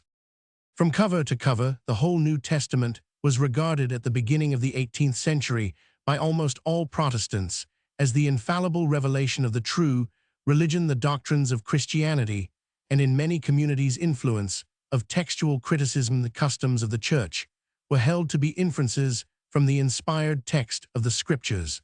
First serious blow to this view came from the study of textual criticism. The editions of Mill 1707 and of Wettstein 1751 proved once for all that variations in the text, many of them serious, had existed from the earliest times. It was evident, therefore, that the true authority of the New Testament could not be that of a legal code, which is definite. All its parts, more important still, was the growing perception of the general uniformity of nature, which had forced itself with increasing insistence upon men's minds. As the study of the natural sciences progressed in the 17th and 18th centuries, the miracles of the New Testament, which had formerly been received as bulwarks of Christianity, now appeared as difficulties needing explanation. Furthermore, the prevailing philosophies of the 18th century tended to demand that a real divine revelation should be one which expressed itself in a form convincing to the reason of the average plain man. Whatever his predispositions might be, it was obvious that the New Testament did not wholly conform to this standard. But if the New Testament be not itself the direct divine revelation, in the sense of the 18th century, the question still remains how we are to picture the true history of the rise of Christianity, and what its true meaning is. Rationalists, this is the question which has occupied the theologians of the 19th and 20th centuries. Perhaps the most significant event from which to date the modern period is the publication by Lessing in 17,740,1777 of the Wolfenbüttel fragments, Roman 1 ehs, Reimarus posthumous attack on Christianity, a work which showed that the mere study of the New Testament is not enough to compel belief in an unwilling reader. Lessing's publication also helped to demonstrate the weakness of the older rationalist position, a position which really belongs to the 18th century, though its best-remembered exponent Dr. H.E.G. Paulus only died in 1851. The characteristic of the rationalists was the attempt to explain away the New Testament miracles as coincidences or naturally occurring events, while at the same time they held as tenaciously as possible to the accuracy of the letter of the New Testament narratives. The opposite swing Strauss. The pendulum appears in Roman 500. F. Strauss, in his Leben Jesu 1833, he abandons the shifts and expedients by which the rationalists eliminated the miraculous from the gospel stories, but he abandons also their historical character. According to Strauss, the fulfillments of prophecy in the New Testament arise from the Christian's belief that the Christian Messiah must have fulfilled the predictions of the prophets, and the miracles of Jesus in the New Testament either originate in the same way or are purely mythical embodiments of Christian doctrines. The main objection to this presentation, as also to that of the rationalists, is that it is very largely based not upon the historical data, but upon a predetermined theory. Granted the philosophical basis, the criticism practiced Tübingen's school upon New Testament by Paulus and Strauss follows almost automatically. Herein lies the permanent importance of the work of Ferdinand Christian Bohr, professor of theology at Tübingen, from 1826 to 1860, the cornerstone of his reconstruction of early Christian history is derived not so much from philosophical principles as from a fresh study of the documents starting from Galatians and I Corinthians, which are obviously the genuine letters of a Christian leader called Paul to his converts. Bohr accepted 2 Corinthians and Romans as the work of the same hand. From the study of these contemporary and genuine documents, he elaborated the theory that the earliest Christianity, the Christianity of Jesus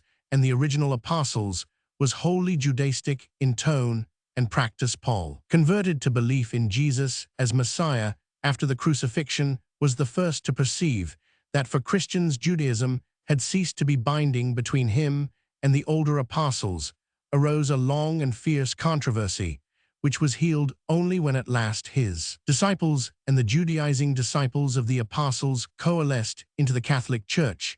This only occurred, according to Bohr, early in the 2nd century, when the strife was finally allayed and forgotten. The various documents which make up the New Testament were to be dated mainly by their relation to the Great Dispute. The Apocalypse was a genuine work of John, the son of Zebedee, one of the leaders of the Judaistic party, but most of the books were late, at least in their present form.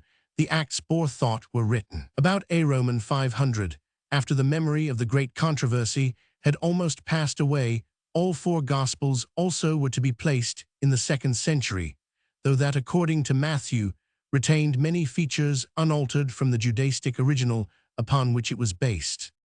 The Tübingen school, founded by Bohr, dominated the theological criticism of the New Testament during a great part of the 19th century, and it still finds some support. The main position was not so much erroneous as one-sided later views the quarrel between St. Paul and his opponents did not last so long as Bohr supposed, and the great catastrophe of the fall of Jerusalem effectually reduced thoroughgoing Judaistic Christianity into insignificance from A. Roman 500 onwards. Moreover, St. Paul's converts do not seem to have adopted consistent Paulinism as a religious philosophy. St. Paul was an emancipated Jew, but his converts were mostly Greeks, and the permanent significance of St. Paul's theories of law and faith only began to be perceived after his letters had been collected together and had been received into the Church's canon. All these considerations tend to make the late dates proposed by Bohr for the greater part of the New Testament books unnecessary. The latest investigators, notably Professor A. Harnack of Berlin, accept dates that are not far removed from the ancient Christian literary tradition. Literary criticism of the Gospels points to a similar conclusion. 100 years study of the synoptic problem, Roman 1e, the causes which make the Gospels according to Matthew, Mark, and Luke at once so much alike and so different has resulted in the demonstration of the priority of Mark, which was known to Matthew and Luke in the same state, and with the same contents as we have it now. This Gospel may be dated a very few years after A. Roman 500. Luke and Matthew appear to have been published between 80 and 100. Besides the Gospel of Mark, these evangelists made use of another document now lost, which contained many sayings of Jesus, and some narratives not found in Mark. This document is by many scholars identified with the logia mentioned by Papias Eusebius ch. Hist. in 39 as being the work of Matthew the Apostle, but the identification is not certain. The Johannine writings, Roman 1e, the 4th Gospel, and the 3 epistles of John represent the view of Christ and Christianity taken by a Christian teacher who seems to have lived and written in Asia Minor at the close of the 1st century A. Roman 500. The value of the 4th Gospel as a narrative of events is a matter of dispute, but the view of the personality of Jesus Christ set forth in it is unquestionably that which the Church has accepted. The discoveries of papyri in Upper Egypt during recent years, containing original letters written by persons of various classes, and in some cases contemporary with the epistles of the New Testament, have immensely increased our knowledge of the Greek of the period and have cleared up not a few difficulties of language and expression. More important still is the application of Semitic study to elucidate the Gospels. It is idle indeed to rewrite the Gospel narratives in the Aramaic dialect spoken by Christ and the Apostles, but the main watchwords of the Gospel. Theology phrases like the kingdom of God, the world to come, the Father in heaven, the Son of Man can be more or less surely reconstructed from Jewish writings, and their meaning gauged apart from the special significance which they received in Christian hands. This line of investigation has been specially followed by Professor G. Dalman in his work Jesu. The study of the Semitic elements in early Christianity is less advanced than the study of the Greek elements, so that it is doubtless from the Semitic side that further progress in the criticism of the New Testament may be expected. Bibliography. See the separate bibliographies to the separate articles on the books of the New Testament. The selection here given of the vast literature of the subject has been drawn up with the idea of setting the student on his way. One general and historical Jerome's prefaces to be found in any R. Roman 100 edition of the Vulgate. Luther's prefaces to be found in German printed editions of Luther's Bible. F. Seebohm, The Oxford Reformers, 3rd ed. London, 1887, for Erasmus Roman. 1000 Creighton Chillingworth, in the Dict of Nat Bjogger Chr. Schrempf, Lessing als Philosoph, Stuttgart, 1906, J. Estlin Carpenter. The Bible in the 19th Century, London, 1903, A Schweitzer von Reimaris zu Reed, Tübingen, 1906-2, for the Synoptic Gospels. W. G. Rushbrook, Synopticon, London, 1880, trans. in the common tradition of the Synoptic Gospels by E. A. Abbott and W. G. Rushbrook, London, 1884, Sir J. Roman 100 Hawkins, Hoרי Synoptici, Oxford, 1899, Prof. Julius Wellhausen, Einleitung in die drei Ersten. Evangelion, Berlin, 1905, Das Evangelium, Marseille, 1903, Das Ev Matzi, 1904, Das Ev Luki, 1904. These four books make one work, Prof. A. Harnack Lucas, Der Arzt, Berlin, 1905-3. For the fourth Gospel, K. G. Brechneder, Probabilia, Leipzig, 1820. Matthew Arnold's God and the Bible Chaps, Roman 5, Roman 6, still the best defense in English of a Johannine kernel, New ed. 1884, W. Sandé Criticism of the Fourth Gospel, Oxford, 1905, A. Loisy Le Quatrième Évangile, Paris, 1903, Prof. P. W. Schmiedel des Wirt. Evangelium Gegenüber den drei Ersten Halle, 1906-4. For the Semitic elements in the NT, Prof. G. Dalman die Wirt, Jesu, Leipzig, 1898, Eng trans, the words of Jesus, 1905, Prof. Johannes Weiss die Predigt Jesu vom Reich, Gott's First ed., 1892, Second ed. 1900, the Protestant view of the New Testament in Prof. A. Harnack, Das Wesen des Christentums, Berlin, 1900, Eng trans, What is Christianity, London, 1901, may be compared with the liberal Catholic view in Aloysi L. Evangel et al. Eglise, 2nd ed., 1903. F. Roman, 100b. New Testament Chronology. The subject of the chronology of the New Testament falls naturally into two distinct sections: chronology of the Gospels, that is, of the life of Christ, and the chronology of the Acts, that is, of the apostolic age. The chronology of the Gospels.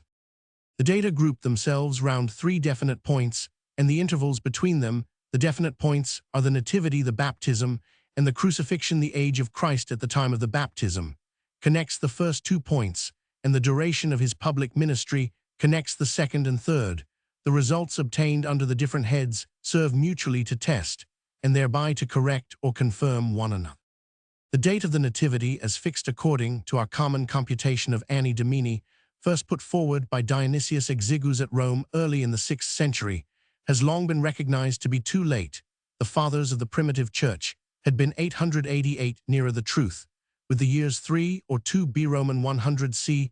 Irenaeus Hare, 111 Roman 21 Roman 24 Clement of Alexandria Strom Roman 1p 147 Hippolytus in Danielum Roman Ford Bonwech p 242 Tertullian Adv Judaeos 8. What may be called the received chronology during the last 2 centuries has pushed the date farther back to 4b Roman 100, but the considerations now to be adduced make it probable that the true date is earlier still. Evidence of St. Matthew's Gospel, Roman 1 Roman 2, the birth of Christ took place before the death of Herod, and the evidence of Josephus fixes the death of Herod with some approach to certainty in the early spring of 4b Roman 100 Josephus. Indeed, while he tells us that Herod died not long before Passover, nowhere names the exact year, but he gives 4 calculations which serve to connect Herod's death with more or less known points, namely the length of Herod's own reign both from his de jure and from his de facto accession, and the length of the reigns of 2 of his successors, Archelaus and Herod Philip, to the date of their deposition and death, respectively.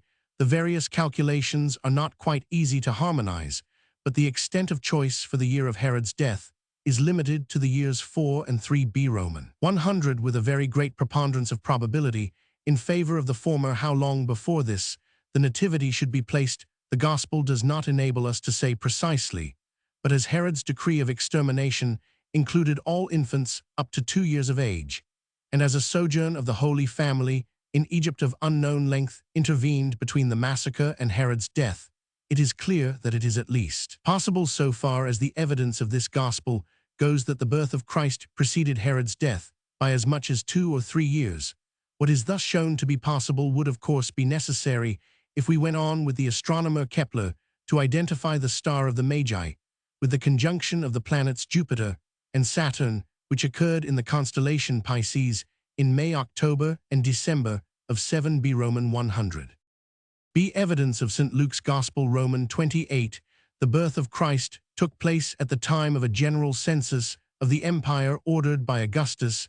It was the first census, and was made at the time when Quirinius was governor of Syria. Against this account, it has been urged that we know that the governorship of Syria from 10 or 9 B Roman 100 down to, and after Herod's death, was held successively by Roman 1000 Titius, Roman 100 Sentius Saturninus, and P. Quintilius Verus, and further, that when Judea became a Roman province, on the deposition of Archelaus in A. Roman 500, Quirinius was governor of Syria, and did carry out an elaborate census.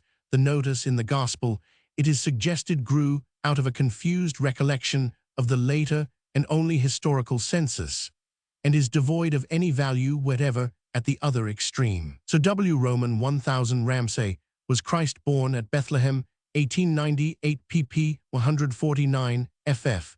Defends the exact accuracy of St. Luke's first census, as witnessing to the otherwise of course unknown introduction into Syria of the periodic 14 years census, which the evidence of papyri has lately established for Egypt, at least from A. Roman 500 onwards. Reckoning back from A. Roman 500, the periodic census should fall in 9 B. Roman 100, but Ramsay alleges various causes for delay, which would have postponed the actual execution of the census till 7 B. Roman 100, and supposes that Quirinius was an imperial commissioner specially appointed to carry it out. The truth seems to rest midway between these extremes.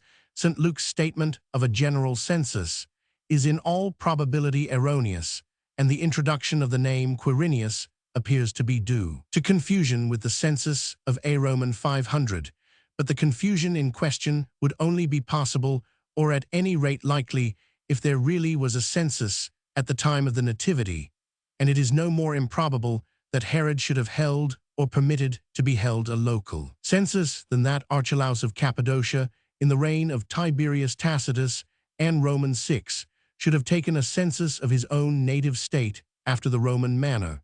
But St. Luke's account, when the name of Quirinius is subtracted from it, ceases to contain any chronological evidence. See evidence of Tertullian. Strangely enough, however, the missing name of the governor, under whom the census of the Nativity was carried out, appears to be supplied by an author who wrote more than a century after St. Luke, and has by no means a good reputation for historical trustworthiness. Tertullian, in fact, Ad Martianum Roman 4, employs against Martian's denial of the true humanity of Christ the argument that it was well known that Sentius Saturninus carried out a census under Augustus in Judea, by consulting which the family and relationships of Christ could have been discovered. This Saturninus was the middle one of the 3 governors of Syria named above, and as his successor Verus must have arrived by the middle of 6 B. Roman 100 at latest, for coins of Verus are extant of the 25th year of the era of Actium.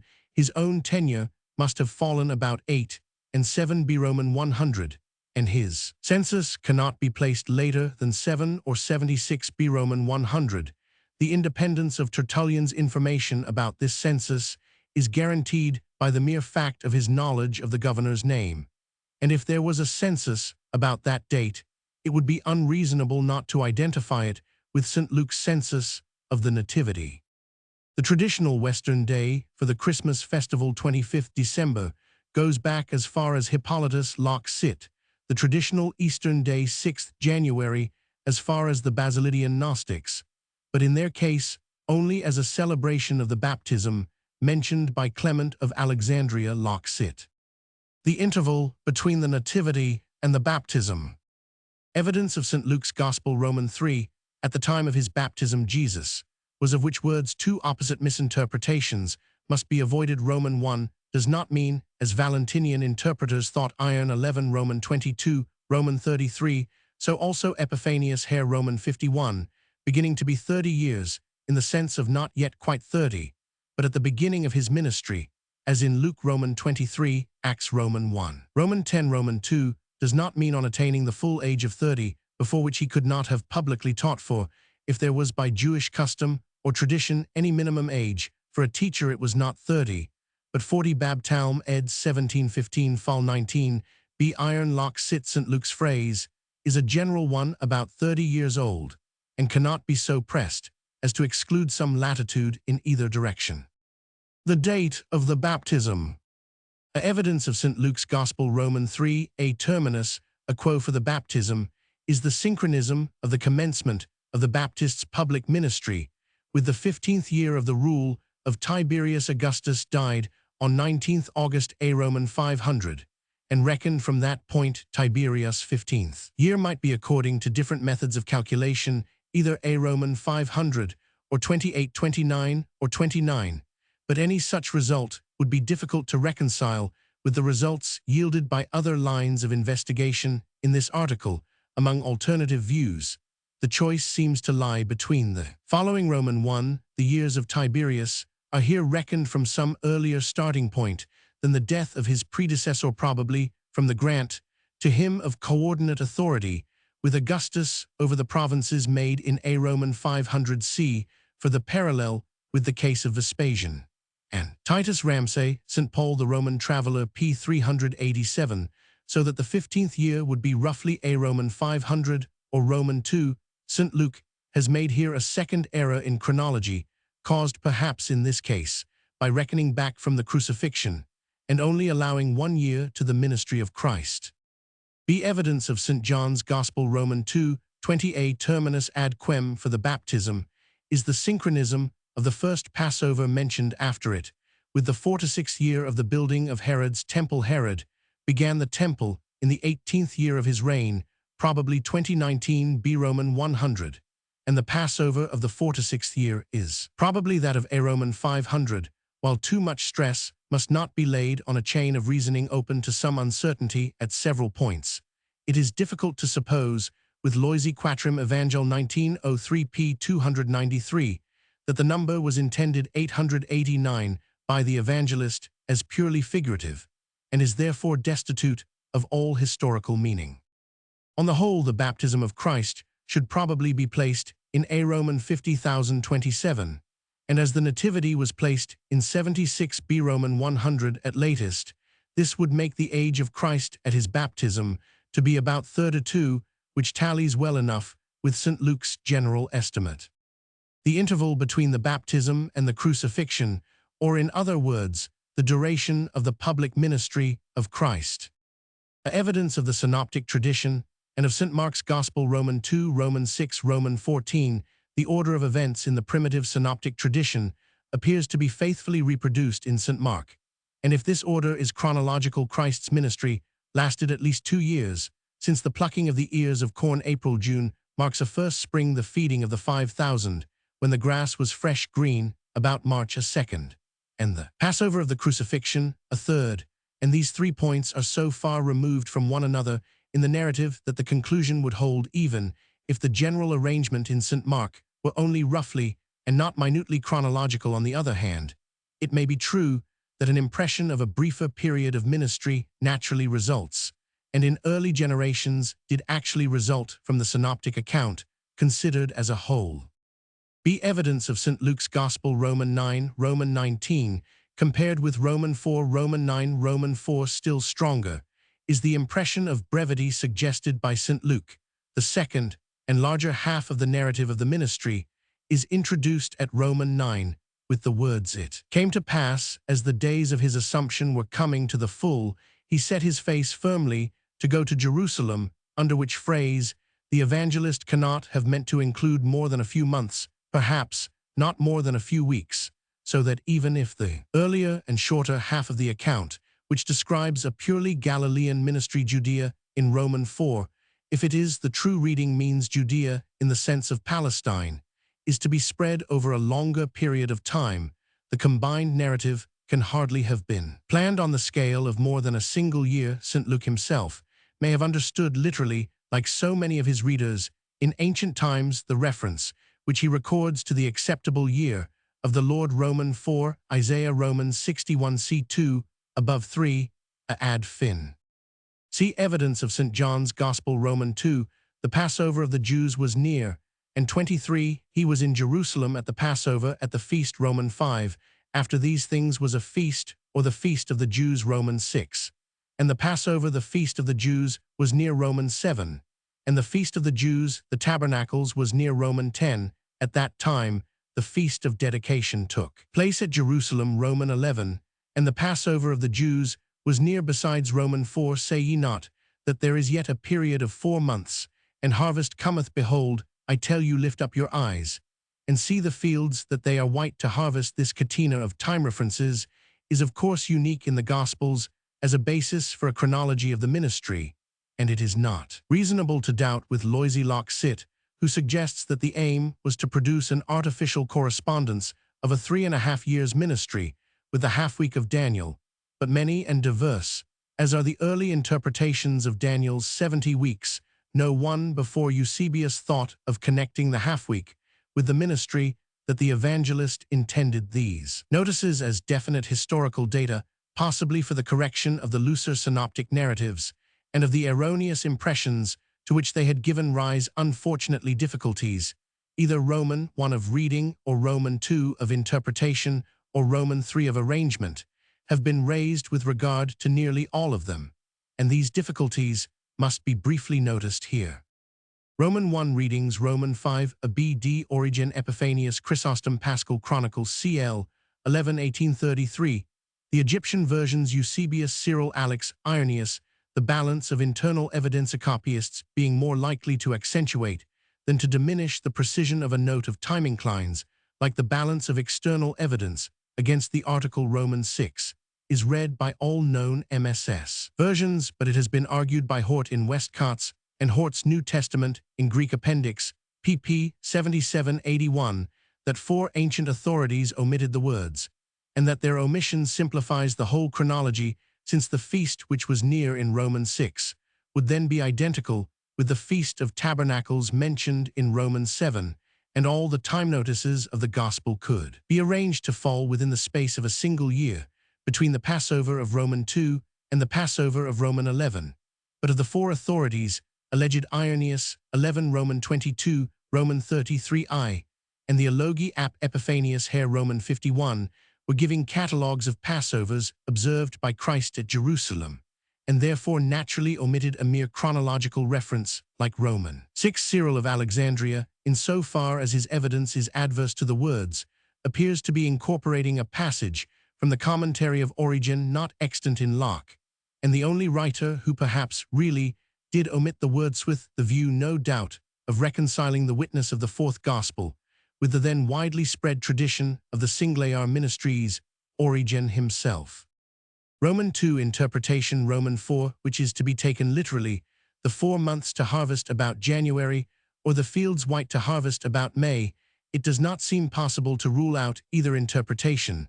The choice between them will follow from the view taken of the general chronological arrangement of the Gospel. Roman 5, Roman 1. If the feast is read, a choice remains. Between Passover and Tabernacles, the definite article would not be very definite after all. If the more probable a feast, the greater feasts are presumably excluded. But a choice remains between, at any rate, Pentecost, May, trumpets, September, dedication, December, and Purim, February. Here again, the decision will follow on the general chronological arrangement, which may be adopted. Roman 3 arrangement. So far the amount of possible latitude left is not so great as to obscure the main outline of the chronology for a 1st Roman 2, 22nd Roman 6, and 3rd Roman 11 Passover are established with 2 indeterminate notices, Roman 4, Roman 5, between the 1st and 2nd, and 2 determinate notices, Roman 7 Tabernacles in October, Roman 10 dedication in December, between the 2nd and 3rd. But of late years, an increasing desire has been manifested, especially in Germany and America, to manipulate the 4th Gospel on grounds of internal evidence, at first only in the way of particular transpositions of more or less attractiveness, but latterly also by schemes of thoroughgoing rearrangement. The former class of proposals will, as a rule, hardly affect the chronology of the Gospel.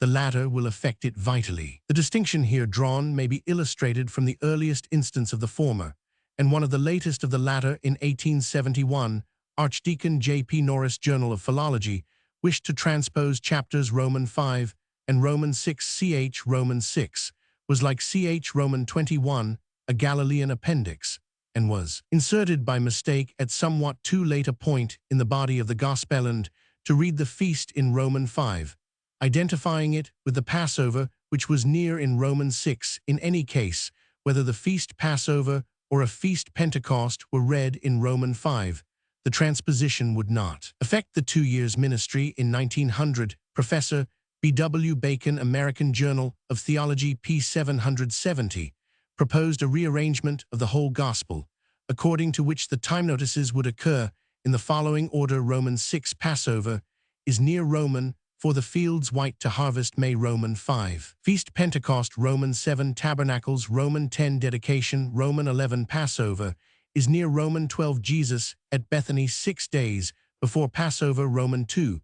Passover is near and Jesus goes up to Jerusalem Roman 2, an interpolation for the Passover of the crucifixion, and the ministry would thus be reduced to a single year. Such a scheme does not lend itself to discussion here, but as far as evidence is at present obtainable, the conclusion that the fourth evangelist drew up his narrative on the basis of a 2 years, rather than a 1 year's ministry, appears to be irrefragable.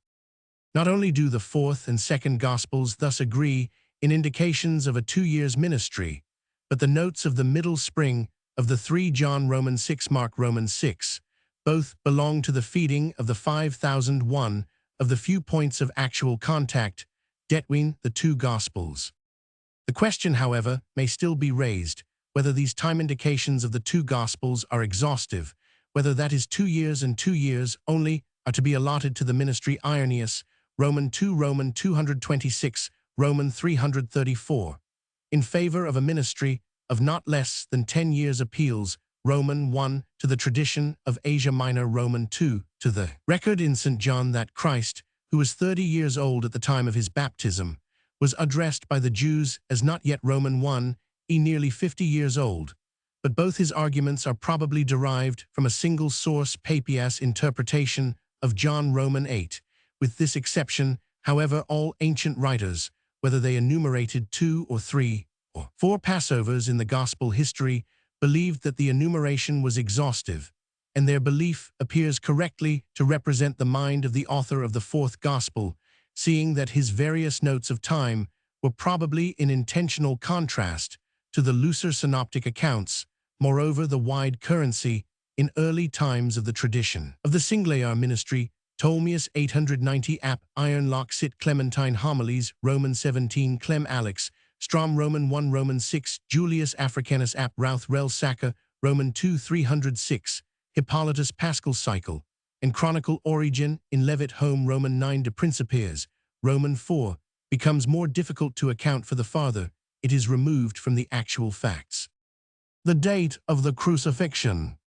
The Roman governor Pontius Pilate was on his way back to Rome after 10 years of office when Tiberius died on the 16th March A. Roman 500. Josephus, Ant Roman 18 Roman 2 Roman 4, Luke Roman 13 Roman 23 show that he was not a newcomer at the time of the crucifixion, for the crucifixion under Pontius Pilate, the Passover of A. Roman 500, is therefore the earliest possible, and the Passover of A. Roman 500 the latest. B. The Jewish high priest Caiaphas was appointed before Pilates' arrival, and was deposed at a Passover, apparently not later than that of the year of Herod Philip's death. A. Roman 500 Josephus, Ant Roman 18 Roman 2, Roman 4 Roman 5. The crucifixion at some previous Passover would then fall not later than A. Roman 500.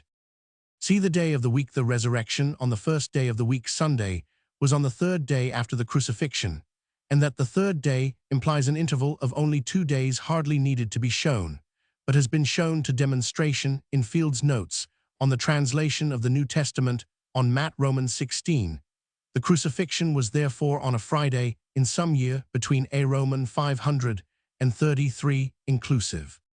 D. The day of the Jewish month, Nisan. The Passover was kept at the full moon of the lunar month, Nisan, the first of the Jewish ecclesiastical year. The paschal lambs were slain on the afternoon of the 14th Nisan, and the Passover was eaten after sunset the same day, which, however, as the Jewish day began at sunset, was by their reckoning the early hours of the 15th Nisan. The first fruits of the barley harvest were solemnly offered on the 16th. The Synoptic Gospels appear to place the crucifixion on the 15th, since they speak of the Last Supper as a Passover. St. John's Gospel On the other hand, Roman 13:29, Roman 18 distinctly implies that the feast had not yet taken place, and thus makes the crucifixion fall on the 14th. Early Christian tradition is unanimous on this side. Either the 14th is mentioned, or the crucifixion is made the antitype of the slaughter of the paschal lamb, and the resurrection of the first fruits in the following authorities anterior to A. Roman 500 St. Paul 1 Cor, Roman 5, Roman 15 Quartode Simmons of Asia Minor, who observed Christian Pascha on the 14th, no matter on what day of the week it fell. Claudius Apollinaris Clement of Alexandria, Hippolytus, all three quoted in the Paschal Chronicle. Irenaeus, apparently Roman 4, Roman 10, Roman 20 Tertullian, Adv. Judaeos 8 Africanus, in Routh Rel Sacca Roman 2. The crucifixion then should be placed rather on the 14th than on the 15th of Nisan. These four lines of inquiry have shown that the crucifixion fell on Friday Nisan 14 rather than 15 in one of the 6 years 2833 A. Roman 500, and therefore, if it is possible to discover Roman 1 exactly which moon or month was reckoned each year as the moon or month of Nisan, and Roman 2 exactly on what day that particular moon or month was reckoned as beginning it, will of course be possible to tell in which of these years Nisan 14 fell on a Friday. To neither question can an answer be given in terms so precise as to exclude some latitude, but to both with sufficient exactness to rule out at once 3 of the 6 years. Roman 1. The difficulty with regard to the month is to know how the commencement of the Jewish year was fixed in, what years an extra month was intercalated before Nisan, if the paschal full moon was, as in later Christian times, the first after the spring equinox. The difficulty would be reduced to the question on what day the equinox was reckoned. If on the other hand it was, as in ancient Jewish times, the first after the earliest ears of the barley harvest would be ripe, it would have varied with the forwardness or backwardness of the season from year to year. Roman 2. The difficulty with regard to the day is quite similarly to know what precise relation the first day of the Jewish month bore to the astronomical new moon. In later Christian times, the paschal month was calculated from the astronomical new moon. In earlier Jewish times, all months were reckoned to begin at the first sunset, when the new moon was visible, which in the most favorable circumstances would be some hours, and in the most unfavorable 3 days later than the astronomical new moon.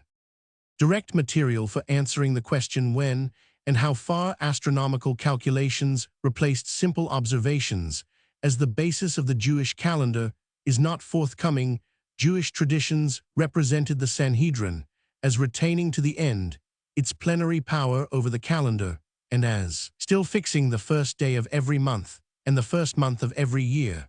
But as it is quite inconceivable that the Jews of the dispersion should not have known beforehand at what full moon they were to present themselves at Jerusalem for the Passover, it must be assumed as true in fact, whether or no it was true in theory, that the old empirical methods must have been qualified at least partially by permanent, that is in effect by astronomical rules, exactly what modifications were first made in the system, under which each month began by simple observation of the new moon. We do not know, and opinions are not agreed as to the historical value of the rabbinical traditions, but probably the first step in the direction of astronomical precision would be the rule that no month could consist of less than 29 or more than 30 deisto, which appears to have been added, but at what date is uncertain. The further rule that Adar, the month preceding Nisan, was always to be limited to 29 in the same way the beginning of the Jewish year,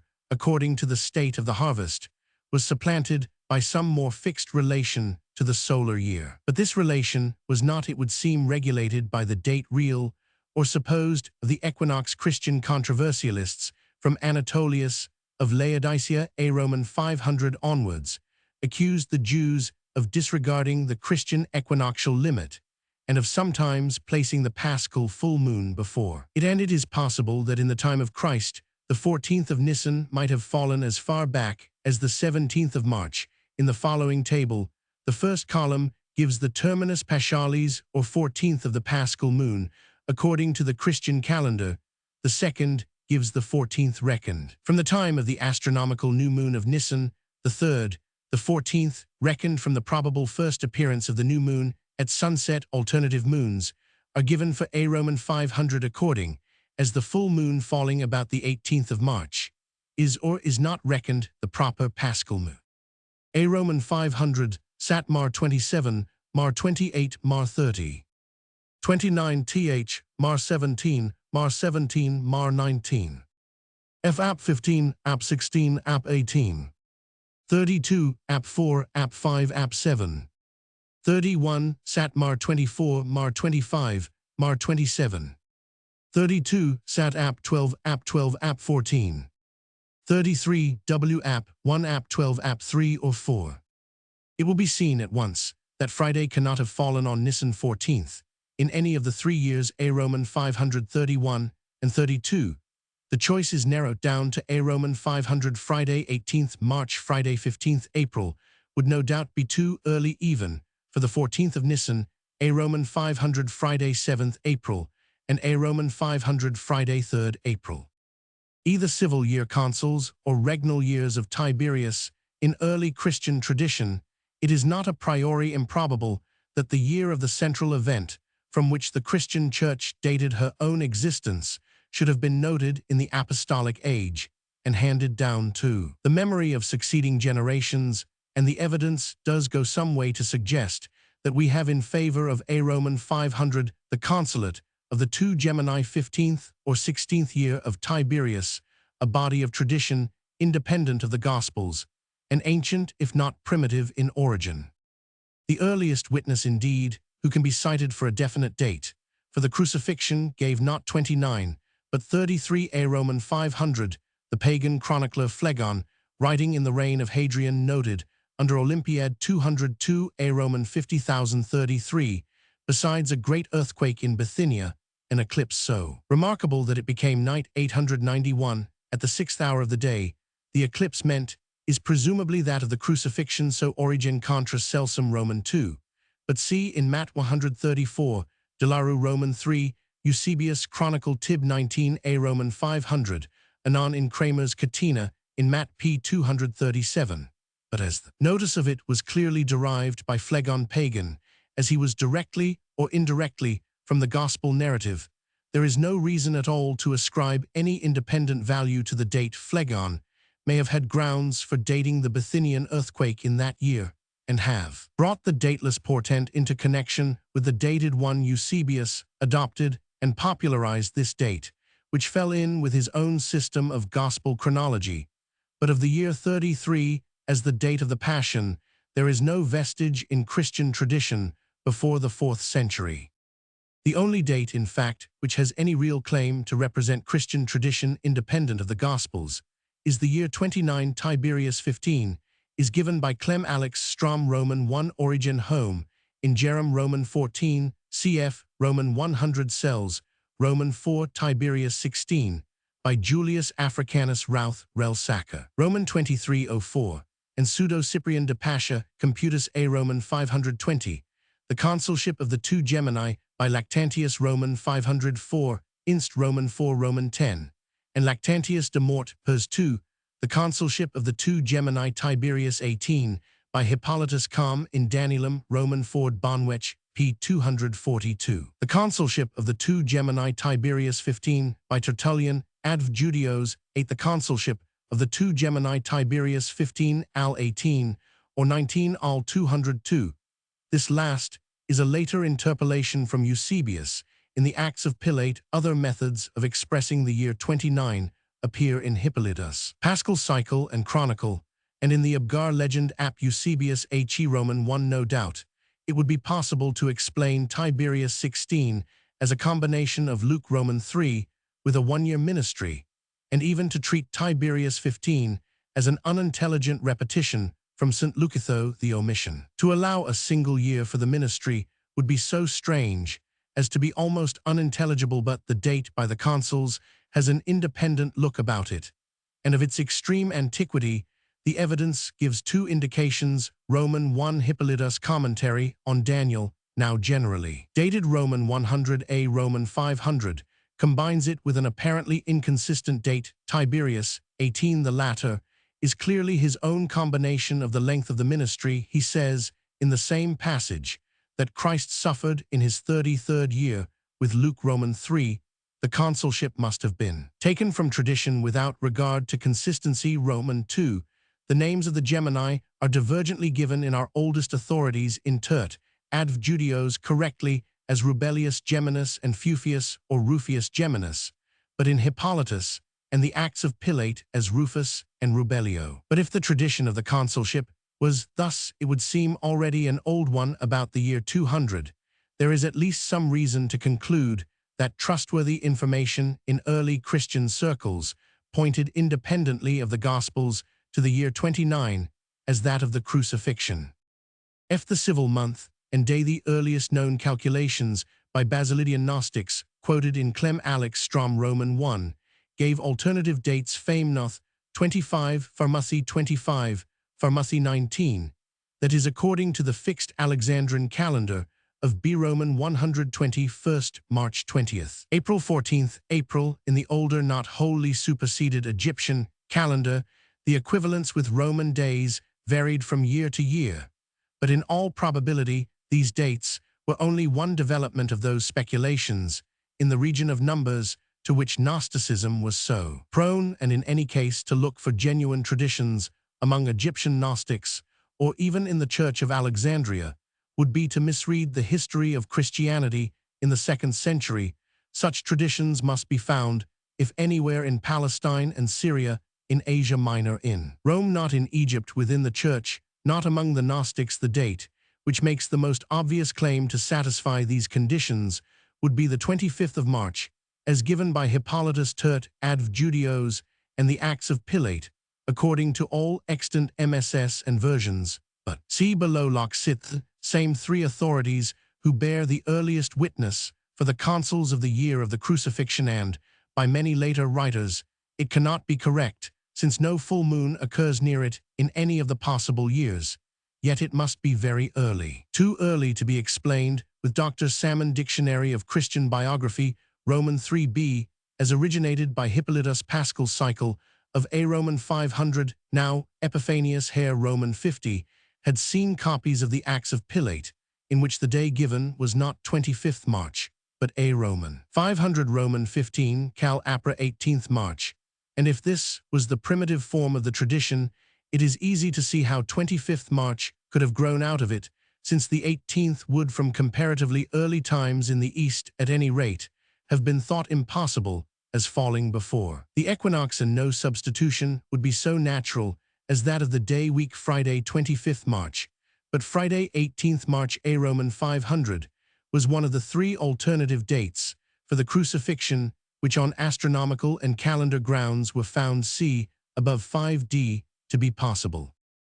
Thus A. Roman 500 is the year. The 18th of March is the day to which Christian tradition, whatever value, whether much or little, be ascribed to it, appears to point further. The baptism was tentatively placed in A. Roman 50,027. The length of the ministry was fixed, with some approach to certainty, at between 2 and 3 years.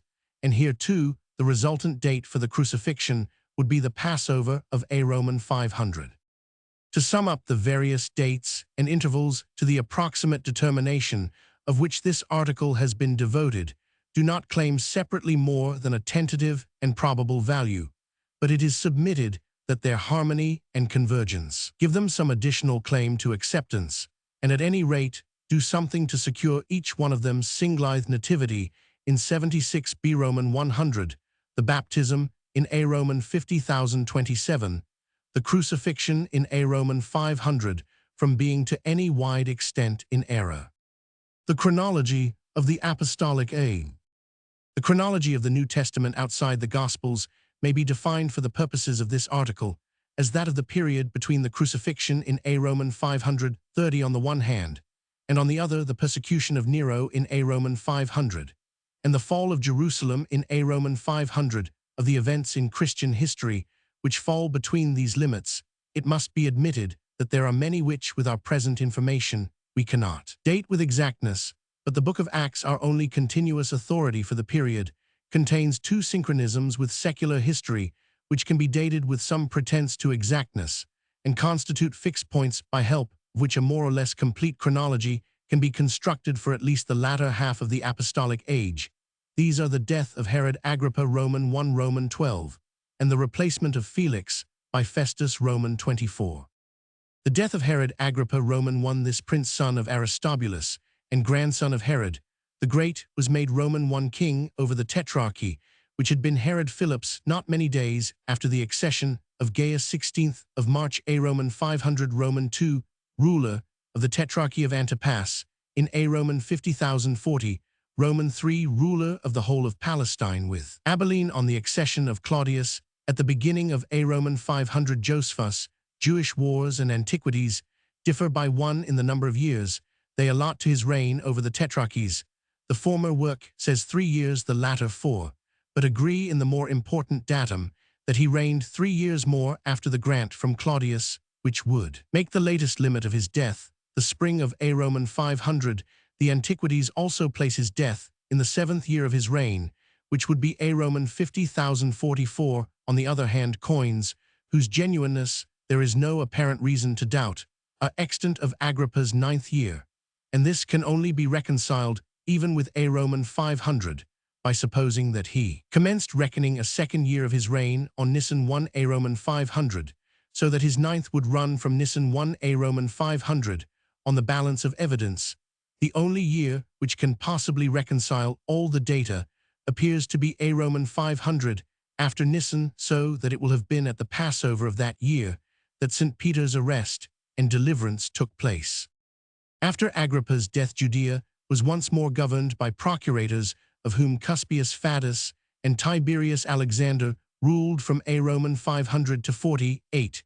The third Cumanus was appointed in A. Roman 500, and the fourth Felix in A. Roman 500 under Tiberius. 892, Alexander Roman 1e in A. Roman 500 or 47, occurred the great famine which Agabus had foretold, and in which the Antiochian church sent help to that of Jerusalem by the ministry of Barnabas and Saul. Acts Roman 11 Roman 12. Thus the earliest date at which the commencement of the first missionary journey, Acts Roman 13, can be placed is the spring of A. Roman 500. The journey extended from Salamis throughout the whole island of Cyprus as far as Paphos, and on the mainland from Pamphylia to Pisidian Antioch, Iconium, Lystra, and Derbe, at each of which places indications are given of a prolonged visit. Roman 13 Roman 14, 6, 7, 21. The same places were visited in reverse order on the return journey as far as Perga, on the Pamphylian coast, but instead of revisiting Cyprus, the voyage to Syria was this time made direct. In estimating the length of time occupied by this first missionary journey, it must be remembered that a sea voyage could never have been undertaken, and land travel only rarely during the winter months, say November to March. And as the amount of the work accomplished is obviously more than could fall within the traveling season of a single year, the winter of 47-48 must have been spent in the interior and returned to the coast, and to Syria made only some time before the end of autumn A. Roman 500. The succeeding winter at least was spent again at Antioch of Syria, Roman 14, the council at Jerusalem of Acts Roman 15 will fall at earliest in the spring of A. Roman 500, and as only certain days were spent at Antioch after it Roman 15, the start on the second missionary journey might have been made in the late summer of the same year. The confirmation of the existing churches of Syria and Cilicia, and of those of the first journey beginning with Derbe Roman 15 Roman 16, cannot have been completed under several months, nor would the apostle have commenced the strictly missionary part of the journey in districts not previously visited before the opening of the traveling season of A. Roman 500. No delay was then made on the Asiatic side. It may still have been in spring when St. Paul crossed to Europe and began the course of preaching at Philippi, Thessalonica, Berea, and Athens, which finally brought him to Corinth. The stay of 18 months at the last-named place, Roman 18, will naturally begin at the end of one traveling season and end at the beginning of another. Roman 1e, from the autumn of A. Roman 500 to the spring of A. Roman 500. From Corinth, the apostle went to Jerusalem to salute the church, and then again to Antioch in Syria, where he stayed only for a time. Roman 18, and soon left the missionary journey, as conventionally reckoned, proceeding in order through the churches of the interior of Asia Minor. These journeys and the intervening halts must have occupied 7 or 8 months, and it must have been about the end of the year when St. Paul established his new headquarters at Ephesus. The stay There lasted between 2 and 3 years Roman 1910, Roman 2031, and cannot have terminated before the spring of A Roman 500. From Ephesus, he went into Europe, and after much teaching given to the churches of Macedonia, Roman 20, spent the 3 winter months at Corinth, returning to Philippi in time for the Passover, Roman 26, of A Roman 500. Pentecost of the same year was spent at Jerusalem, and there St. Paul was arrested and kept in prison at Caesarea for 2 full years, until Festus succeeded Felix as governor, Roman 20, Roman 24, an event which on this arrangement of the chronology of the missionary journeys would therefore fall in A Roman 500. Care, however, must be taken to remember exactly what this line of argument amounts to. It can fairly be said to have proved, and what it still leaves open, it has been shown firstly that the missionary journeys cannot have commenced before the spring of A Roman 500, and secondly, that between their commencement and the end of the 2 years' imprisonment at Caesarea, not less than 11 full years must have elapsed. Consequently, A Roman 500 appears to be the earliest date possible for the arrival of Festus. On the other hand, a later date for Festus is not absolutely excluded. It is possible that the first missionary journey should be placed in A Roman 500 instead of A Roman 500, and it is possible, though not probable, that the missionary journeys should be spread over 1 year more than has been suggested above. At any rate, then, the alternative is open, that every date given above from A Roman 500 to A Roman 500 should be moved on 1 year, with the result of placing Festus' arrival in A Roman 500. It is now time to run to the direct evidence for the date of Festus' arrival as procurator in order to test by it the result already tentatively obtained. The replacement of Felix by Festus, this is the pivot date of St. Paul's later life, but unfortunately 2 schools of critics date it as differently as A Roman 500 and A Roman 500 or 61. The former are represented by Harnack, the latter by Wieseler, whom Lightfoot follows. It can be said confidently that the truth is between these 2 extremes, though in what exact year it is not easy to say, as will be evident from a consideration of the arguments urged, which in each case appear less to prove one extreme than to disprove its opposite. Arguments for the later date A Roman 500 or 61, St. Paul at the time of his arrest, 2 years before Felix's recall, addresses him as for many years past a judge for this nation, Acts Roman 24:27.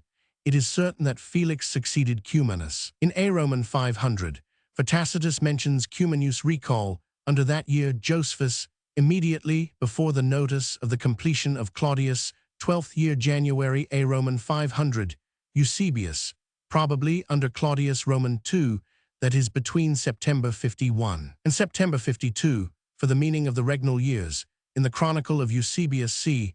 the present writer's article in Journal of Theological Studies, January 1900, pp. 188,192.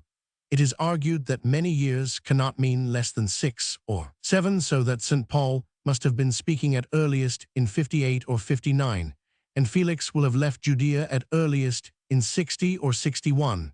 But this argument overlooks the fact that Felix had been in some position which might properly be described as that of judge for this nation before he became governor of all Palestine in A Roman 500. In the words of Tacitus, Felix was at the time of that appointment iam praedam Iudaea impositus annals Roman 12. He certainly supposes Felix to have been already governor of Samaria and apparently of Judea too, and only recognizes Cumanus as governor of Galilee and Josephus, though he says nothing of this, and treats Cumanus as the sole procurator down to A Roman 500, implies that Felix had been in some position where the Jewish authorities could judge of his fitness, when he tells us that the high priest Jonathan used to press on Felix as a reason for urging him to govern well the fact he that had asked for his appointment to the procuratorship, ant Roman 20 Roman 8. If Felix had acted in some position of responsibility in Palestine before 52, perhaps for some time before St. Paul could well have spoken of many years, at least as early as 56 or 57.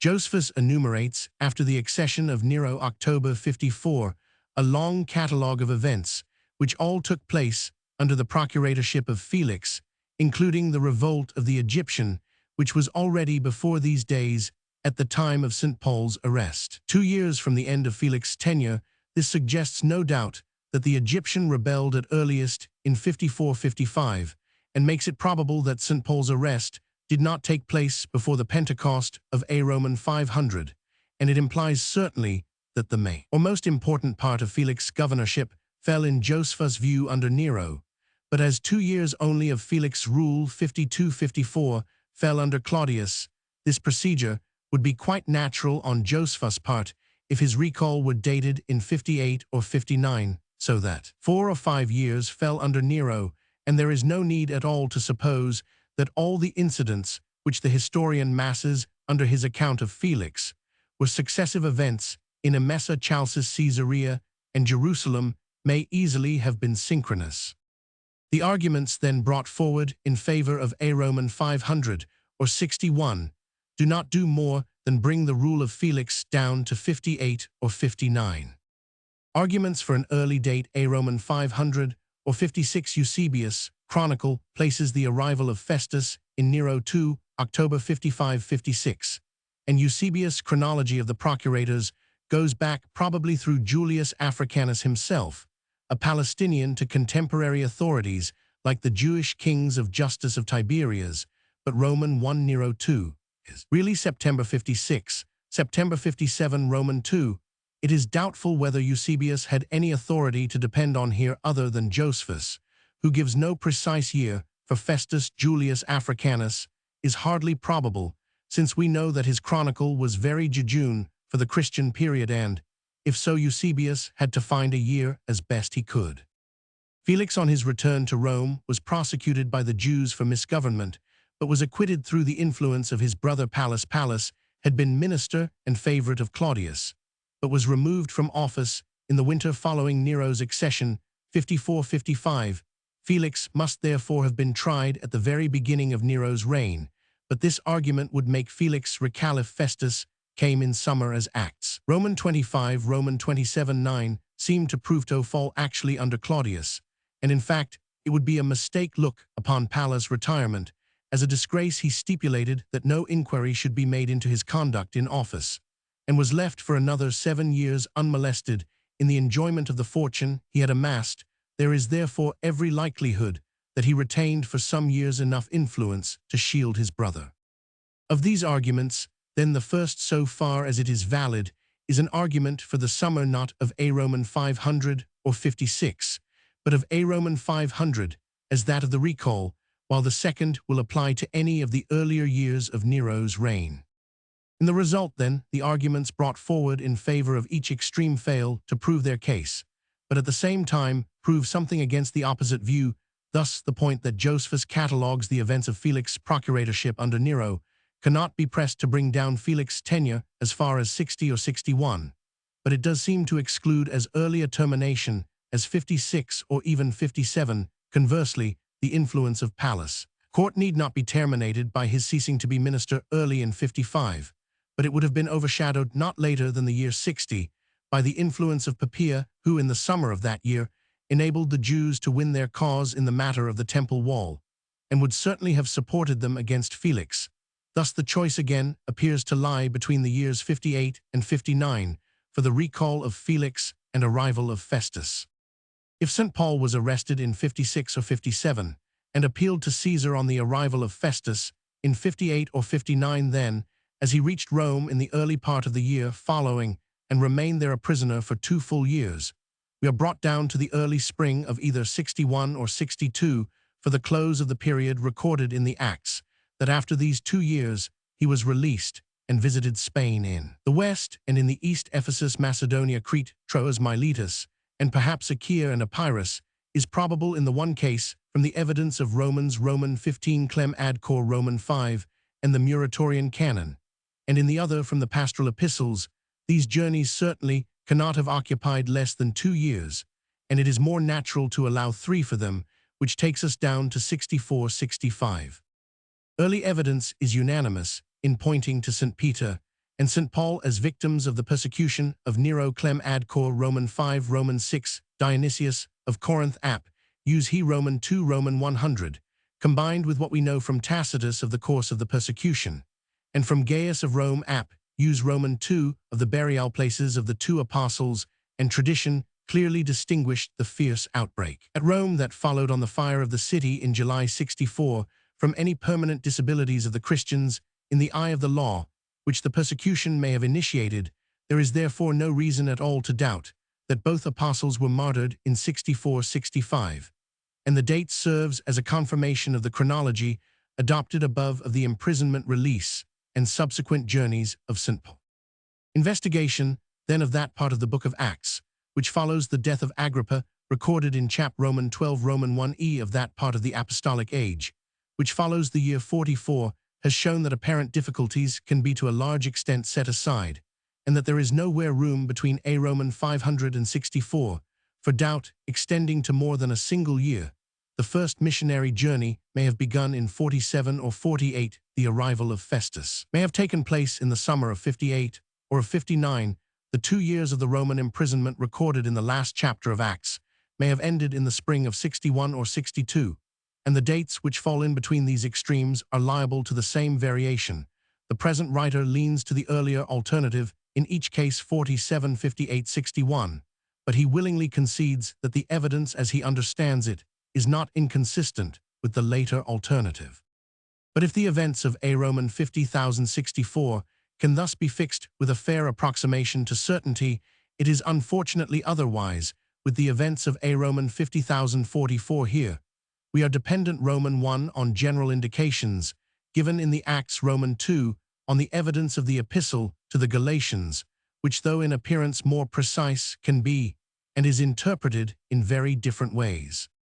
Roman 1, the book of Acts, is divided by general summaries, from time to time inserted in the narrative, into 6 periods: Roman 1, Roman 6, Roman 6, Roman 9, Roman 9, Roman 12, Roman 12, Roman 16, Roman 16, Roman 19, Roman 19, Roman 28. Of these the 3 last extend respectively from the death of Herod to the start for Europe in the second missionary journey A Roman 500 to the spring of 50. 51 from the start for Europe to the end of the long stay at Ephesus A Roman 551 to the spring of A Roman 556, and from the departure from Ephesus to the end of the 2 years' captivity at Rome A Roman 556 to the beginning of A Roman 562, it will be seen that these periods are of more or less the same length, namely 6 or 7 years, 5 years, 6 years. There is therefore some slight presumption that the 3 earlier periods, which together cover about 15 years, were intended by so artistic a writer as St. Luke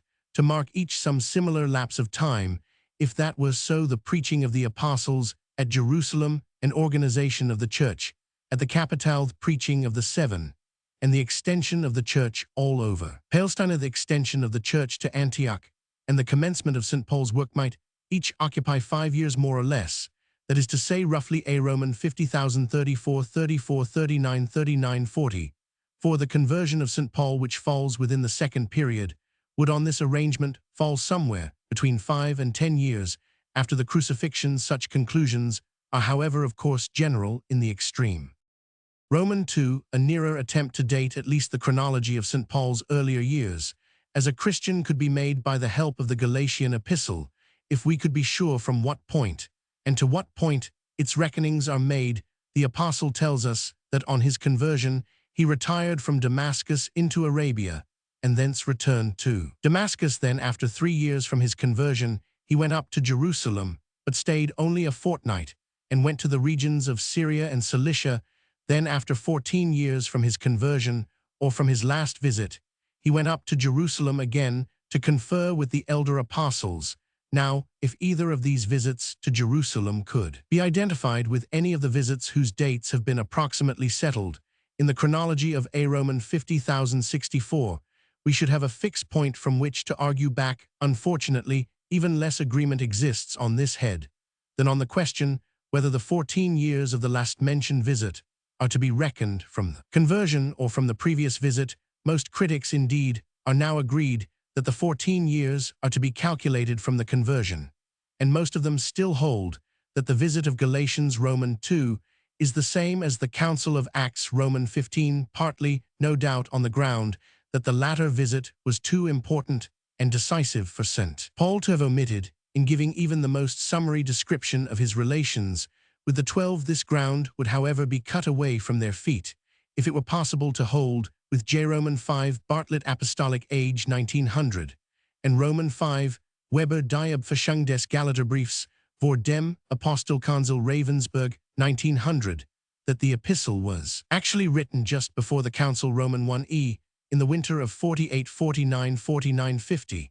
In that case, of course, the two visits of Galatians Roman 1 and Roman 2 would be those of Acts Roman 9 and Roman 11. The 14 years reckoned back from the latter Roman 100 A Roman 500 would bring us to A Roman 50,033 as the latest possible date for the conversion. With the older view, on the other hand, the 14 years reckoned from the Council in A Roman 550 would allow us to bring down the conversion to A Roman 500. The new view clears away some manifest difficulties in the reconciliation of the epistle and the Acts, and the early date for Galatians in relation to the Pauline epistles is not so improbable as it may seem, but the chronology still appears more satisfactory on the older view, which enables the conversion to be placed at least 3 years later than on the alternative theory. But it is clear that the last word has not been said, and that definite results for this period cannot yet be looked for. To sum up, an attempt has been made, it is hoped with some success, to provide a framework of history equipped with dates from the time of St. Peter's arrest by Herod Agrippa Roman 1 at the 894 Passover of A Roman 500 down to the martyrdom of St. Peter and St. Paul in the persecution of Nero A Roman 50,065. For the previous period, on the other hand, from A Roman 500 to A Roman 500, it appeared impossible in our present state of knowledge to state conclusions other than in the most general form. Authorities. The views stated in this article are in general, though with some modifications, the same as those which the present writer worked out with more fullness of detail in Hastings' Dictionary of the Bible Roman 11,898, 400, 3,424 of older books. Should be mentioned Idler Handbuch der Mathematischen und Technischen Chronologie, 2 vols, 1825, Wieseler Chronologie des Apostolischen Zeitalters, 1848, Lewins Fasti Sacri, 1865.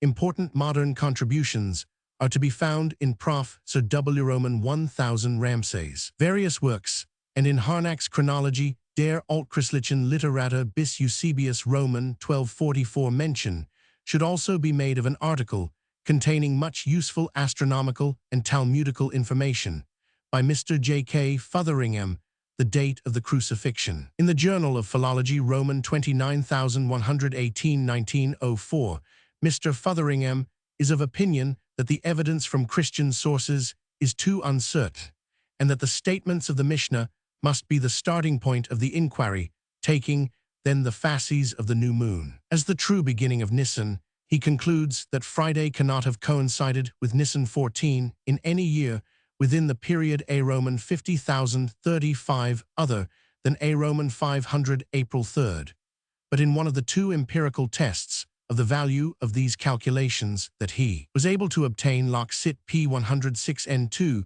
the new moon was seen a day earlier than his rules allowed. This being so, it would be premature to disregard the convergent lines of historical evidence, which tell against A Roman 500 among the latest German works may be cited. The chapter on New Testament chronology in the Neutestamentliche Zeitgeschichte of Dr. Oscar Holtzmann II, ed. 1906, pp. 117,147, regarded as a collection of historical material.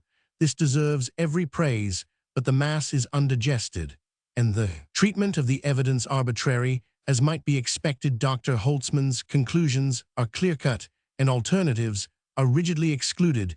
The crucifixion is dated on the 7th of April A Roman 500, and St. Paul's arrest with the older writers at Pentecost A Roman 500. Roman 100 HT. 1. The books of Samuel, Kings, Ezra, and Nehemiah and Chronicles were by the Jews each treated and written as one book, and were not divided by them into two till the 16th century through Christian influence. 2. For a discussion of the word, Masoretes C.W. Bacher, JQR Vol. Roman 3 pp. 785, f., who maintains that the original pronunciation of these words was an. 3. The actual date of the introduction of vowel points is not known, but it must in any case have been later than the time of Jerome, and is probably to be assigned to the 7th century of the systems of punctuation, which are known to us. The more familiar is the Tiberian or sublinear, which is found in all printed editions of the Hebrew Bible. The other system, the Babylonian or superlinear, is chiefly found in certain Yemen MSS. For yet a third system of vocalization, see Roman 1000 Friedlander JQR 1895 pp 564 f and P. Carl in ZATW Roman 211901 pp 273 f. Probably the idea of providing vowel points was borrowed from the Syrians. 4. This represents the Western tradition as opposed to the Eastern text of Ben Naphtali. For the standard copies, such as the Codex Hillelis, referred to by later writers, C. H. Roman 50 Strack, Proleg Critica, pp. 14 f. 5. Cf. F. Roman 100 Burkitt fragments of the Books of Kings, according to the translation of Aquila.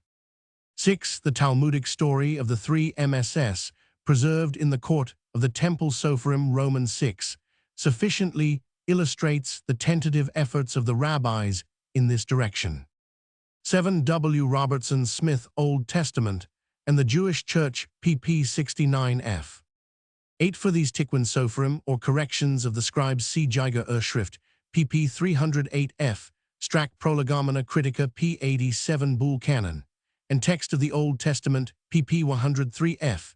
In the Mechilta Exad Roman 15, only 11 passages are mentioned. Less important are the Itera Sophorim, or 5 passages, in which the scribes have omitted a wa from the text. 9. Text of the Books of Samuel, pp. Roman 39 f. According to Josephus, Ant Roman 11, 8. The temple on Mt. Gerizim was set up by Manasseh in the reign of Darius Codomanus Roman 1e, about 332 B Roman 100. It is possible that he is correct in placing the building of the temple at the later date, but probably he errs in connecting it with the secession of Manasseh, which according to Nehemiah occurred a century earlier. It has been suggested that he has confused Darius Codomanus with his predecessor Darius Nothus. For example, Ex Roman 2019, FF Num Roman 20 F, Jute Roman 27. 121, Kings Roman 2017, 2, Kings Roman 2317, ed. by Mr. now Professor F. Roman 100 Burkitt, in Fragments of the Books of Kings, according to the translation of Aquila Cambridge 1897, and P.S. Roman 9013 Roman 9110, and parts of P.S. Roman 23 by Dr. Roman 100 Taylor, in Sayings of the Jewish Fathers, 2nd ed. 1897. On the question of Theodotion's date Schürer Geschichte des Judischen Volks, B.D. Roman 3, p. 324, argues very plausibly for his priority to Aquila on the grounds 1, that Irenaeus mentions him before Aquila, and 2, that after Aquila's version had been adopted by the Greek Jews, a work such as that of Theodotion would have been somewhat superfluous. Theodotion's work, he suggests, formed the first stage towards the establishment of a Greek version, which should correspond more closely with the Hebrew. Moreover, this theory affords the simplest explanation of its disappearance from Jewish tradition. Only one MS of the Septuagint version of Daniel has survived the Codex Chissianus. Introduction to the Old Testament in Greek p. 51. Hence the name hexapla in some books, especially the poetical. The columns were increased to 8 by the addition of the quinta and sexta, but the octapla, as the enlarged work was called, was not apparently a distinct work. The tetrapla, on the other hand, was a separate edition, which did not contain the first 2 columns of the hexapla. Lagarde's projected edition of the Lucianic Recension was unfortunately never completed. The existing volume contains Genesis 2, Esdras, Esther. It may be noted here that the Complutensian polyglot represents a Lucianic text. Hastings' Dict of the Bible Roman 3 pp 54 ff. The Old Testament in Greek by I. Brooke and N. MacLean Vol. Roman 1 pt. 1 1906. His arguments are stated briefly, and in order to be refuted by Jerome in his commentary on Daniel. In what follows, the actual quotations are from his English work. Some of the summaries take account of the brief expansions in his later Latin version.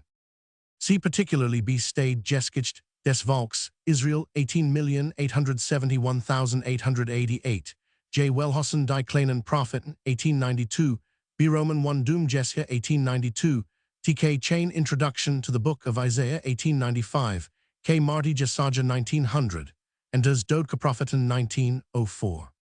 The Old Testament in the Jewish Church, 1881, The Prophets of Israel, 1882. For details, see an article in the Zeitschrift für Roman 500 Altist Wissenschaft for 1889, pp. 246,302, on Alttestamentliche Studien in Amerika by G.F. Moore, who has himself since done much distinguished and influential critical work.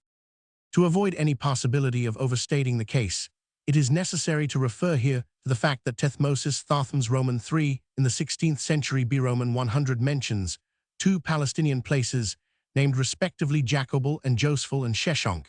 In the both century B. Roman 100 mentions another called the Field of Abram from these names alone.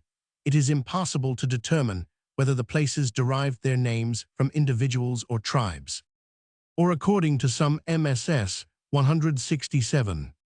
Shem, the father of Arphaxad, is aged 100 at the time of the flood and lives for 600 years. Disregarding the 2 years of Gen Roman 11, see Roman 5, Roman 7. Taking account of the reading of Roman 70 in Ex Roman 12. See further Driver's essay in Hogarth's Authority and Archaeology, 1899, pp. 32-34, or his Book of Genesis, 1904, 7th ed. 1909 p. Roman 31 ff. 311, Petri Hist. of Egypt Roman 1, 51903 p. 251, Roman 30, 1905 p. 2. See Merempta's account of the defeat of these invaders in Maspero op. Cit. pp. 430, 2437, or in Breasted's Ancient Records of Egypt Chicago 1906, Roman 30, 252.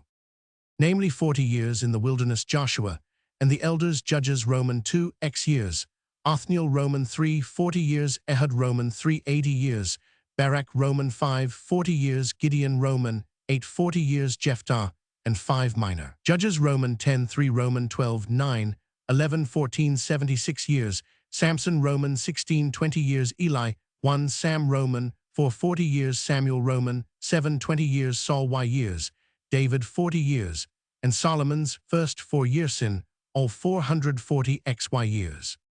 Namely Moses, in the wilderness Joshua, Othniel Ehud, Deborah Gideon Jephthah Samson Eli Samuel Saul, and David. The 300 years of Judges Roman 11 agrees very nearly with the sum of the years, namely 319, given in the preceding chapters for the successive periods of oppression and independence. The verse occurs in a long insertion Roman 11:28 in the original narrative, and the figure was most probably arrived at by computation upon the basis of the present chronology of the book.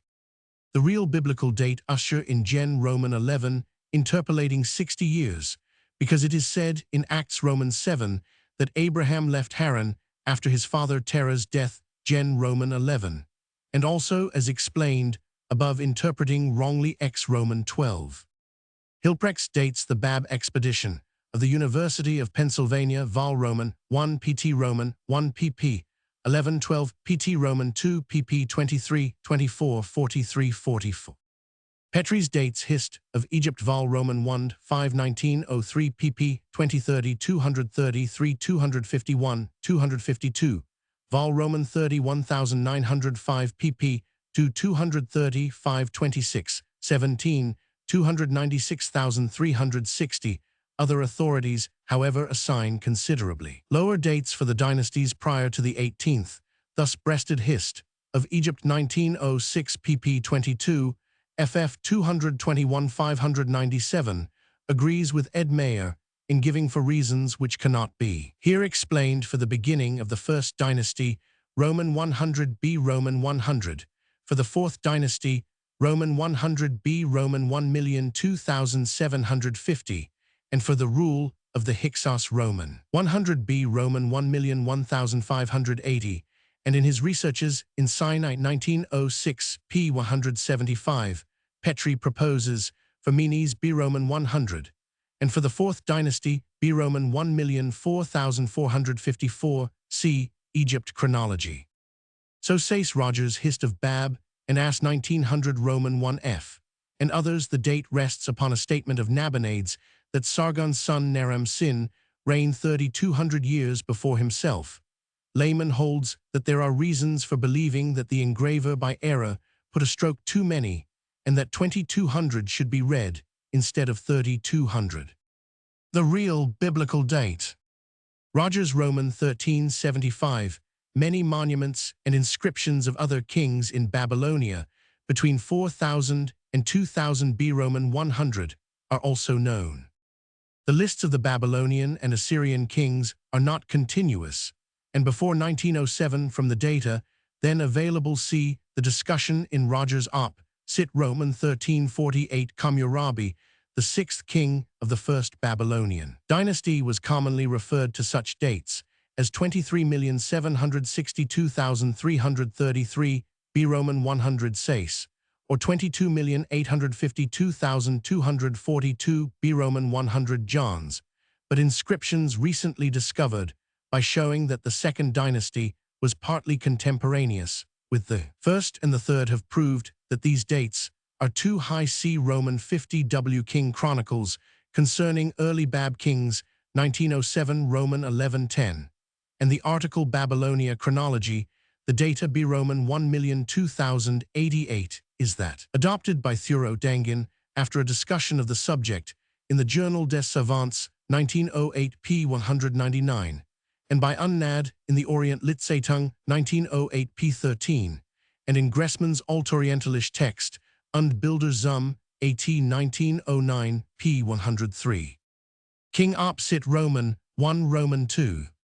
The dates of the kings are in most cases those given by Koch in the table in his Outline of the Hist of the Literature of the OTTR by Taylor 1898 pp 167 ff.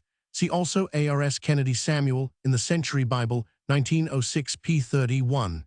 The dates given by other recent authorities seldom differ by more than 3 or 4 years. The figures after a king's name indicate the number of years assigned to his reign in the OT.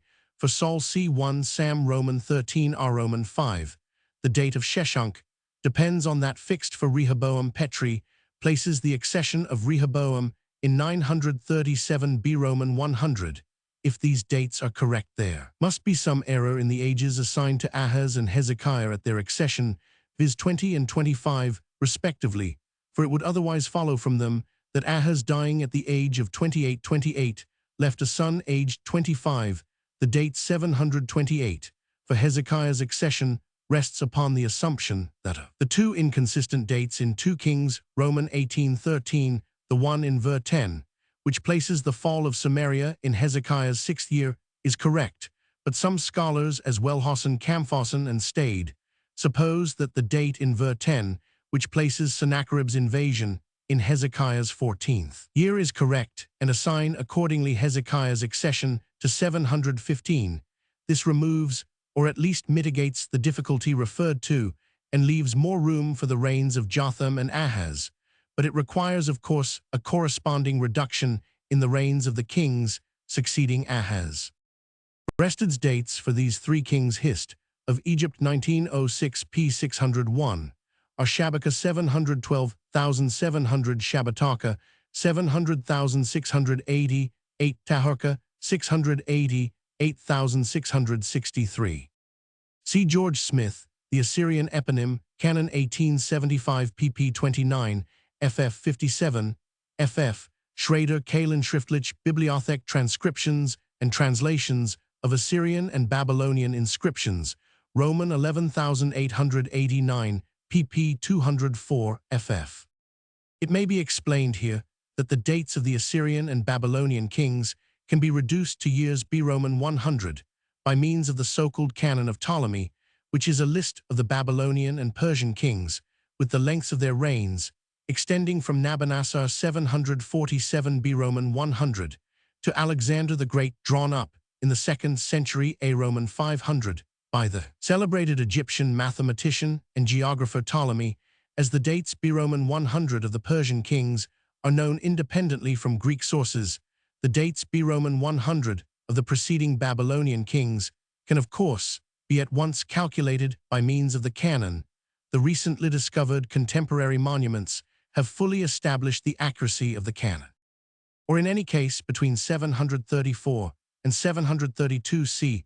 Ras die Kehlschriftex Tiglat-Palesers, Roman 3 1893 pp. Roman 12 39 81, with the discussion pp. Roman 32, Roman 34, Roman 35, Roman 36. This interval does not depend upon a mere list of eponym years. We have in the annals of Sargon and Sennacherib full particulars of the events in all the intervening years.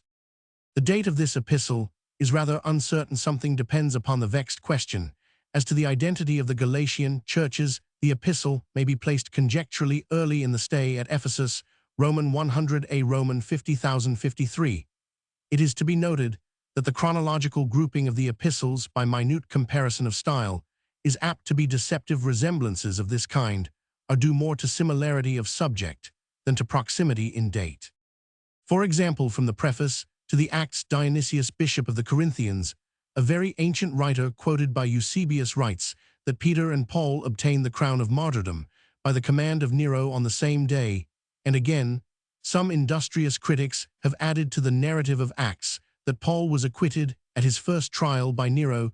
This conjecture they make from the 2nd ep to Timothy. The phrase is Chillingworth's 1637, who may be described as a broad high churchman. J. Wellhausen Einl, in Die drei ersten Evangelien 1905 p. 57. If Luke used Josephus as F. Roman 100 Burkitt, and others believe the later date must be taken otherwise, the earlier date is more probable, as in any case, it must fall within the lifetime of a companion of St. Paul. It is a curious coincidence that a medieval Jew, R. Abarbanel Abrabinel, records that the conjunction of these particular planets in this particular constellation was to be a sign of Messiah's coming. It is just conceivable that his statement may ultimately depend on some such ancient tradition as may have been known to Chaldean Magi. If the Passover celebration could be anticipated by one day in a private Jewish family, and we know perhaps too little of Jewish rules in the time of Christ to be able to exclude this possibility, the evidence of the Synoptic Gospels would no longer conflict with that of St. John. Dr. Roman 100 Erb's text and Untersuchungen new series Roman 4 attempts to interpret the evidence of Eusebius in favor of the later date for Festus as follows. Eusebius' date for Festus is to be found in Nero 1 by striking a mean between the Armenian Claudius 12 and the Latin Nero 2.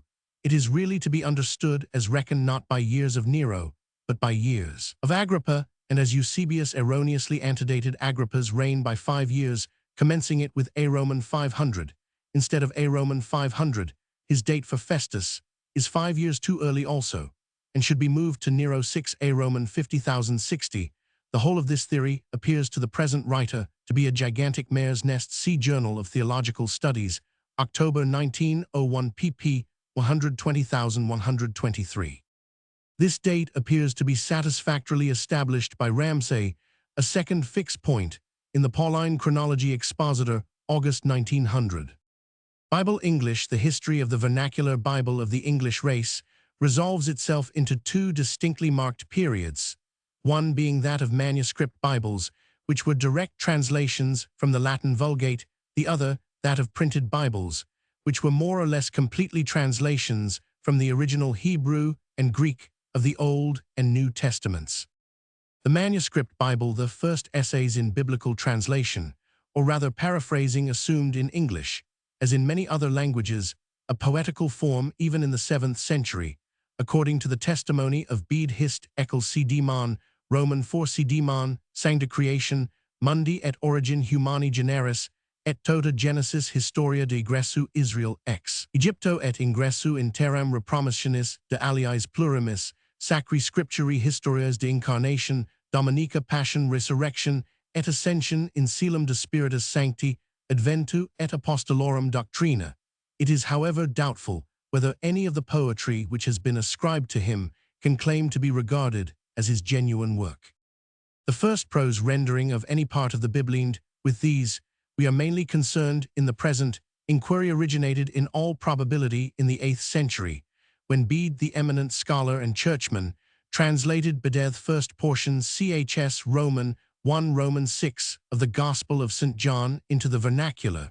But no, part of this rendering is extant. His pupil Cuthbert recorded this fact in a letter to a fellow student Cuthwine, a capite sancti evangelii Johannes, usque ad eum locum in quo dicitur, sed hic quid sunt inter tantos, in nostram linguam ad utilitatem ecclesiae de convertit Mayer and Lumby, Bede hist. Eccle p. 178.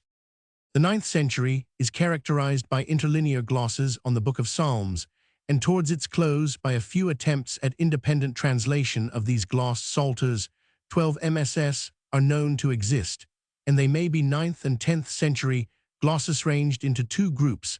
According to the Latin text, they represent the Roman psalter is glossed. In the following MSS, 1 Cotton Vesp, a 1 Vespasian psalter 2, Bartle Junius 27-3, Univ Liber, Cam FF 123 4 Brit Muse, Reg 2 B55 Trin Call, Cam R17, 1 Edwine Psalter 6 Brit Muse. Ad 37517, the Gallican Psalter, in the following 1 Brit Muse Stowe 2 Spellman's Text, 2 Cotton Vital, E18-3, Cotton Tib Roman 104, Lambeth 48-5, Arundel 66, Salisbury Cath 150. The oldest and most important of these MSS is the so-called Vespasian Psalter, which was written in Mercia in the first half of the 9th century. It was in all probability the original, from which all the above-mentioned Old English glosses were derived, though in several instances, changes and modifications were introduced by successive scribes. The first verse of Psalm Roman 100 Vulg, Roman 99, may serve as a specimen of these glosses. Roman text, Gallican text. MS Vespasian, a 1 MS Stowe 2. Winsumia Goad, all air. Goya Dritni, in bliss. Ingar in Jesse, his in. Winsomness. Dryma Dritni, il air. Yahweh Dritni, on bliss. Infara on Jesse highs. On blinus. Jubilate Dio omnis terra. Servite Domino, in litischer. Intrat in conspectu ius in. Exultation, Jubilate Domino omnis terra. Servite Domino, in litischer. Intrarite in conspectu ius. In exultation. To the late 9th or early 10th century, a work may be assigned which is in so far an advance upon preceding efforts as to be a real translation, not a mere gloss corresponding word for word with the Latin original. This is the famous Paris Psalter 2, a rendering of the first 50 Psalms Vulg Roman 1 Roman 50, contained in the MS Lat 88-24 in the Bibliothèque Nationale Paris. The authorship of this version is doubtful, being by some scholars attributed to King Alfred Roman 500, of whom William of Malmesbury writes Gesta Regum Anglorum Roman 2, Psalterium transfera, aggressus vix prima part, explicata vivendi finum fecit. This view is, however, denied by others. In the course of the 10th century, the Gospels were glossed, and translated. The earliest in date is a Northumbrian gloss on the Gospels contained in a beautiful and highly interesting MS, variously known as the Durham Book, Lindisfarne Gospels, Lindisfarne Gospels, or the Book of St. Cuthbert MS Cotton Nero Roman 500. The Latin text dates from the close of the 7th century and is the work of Eadfrith, Bishop of Lindisfarne 698,721. The English gloss was added about a century and a half later, Roman 100, by one Aldred, whom Dr. Charles O'Connor Bibble Stoensis 18,180,1819, Roman 2, supposes to have been the Bishop of Durham of that name. The Lord's Prayer is glossed in the following way. Lindisfarne Gospels. Matthew Roman 6 sui, on eui bid fader eura ur. Sic ergo, us, orabitis pater noster quies. U bist in hiaphnas, si jehelged nomerin. In caelis sanctifister, nomen tuum. Aduniat regnum tuum fiat iulantes, tua sicut in caelo. J in aero. Et in terro. Panem nostrum, supersubstantialum de nobis hodie. Et demit nobis, debita nostra sicut nos, dimitimus debitoribus. Usum nostris. Et ni inducas nos in temptationem, sed libera nos a malo.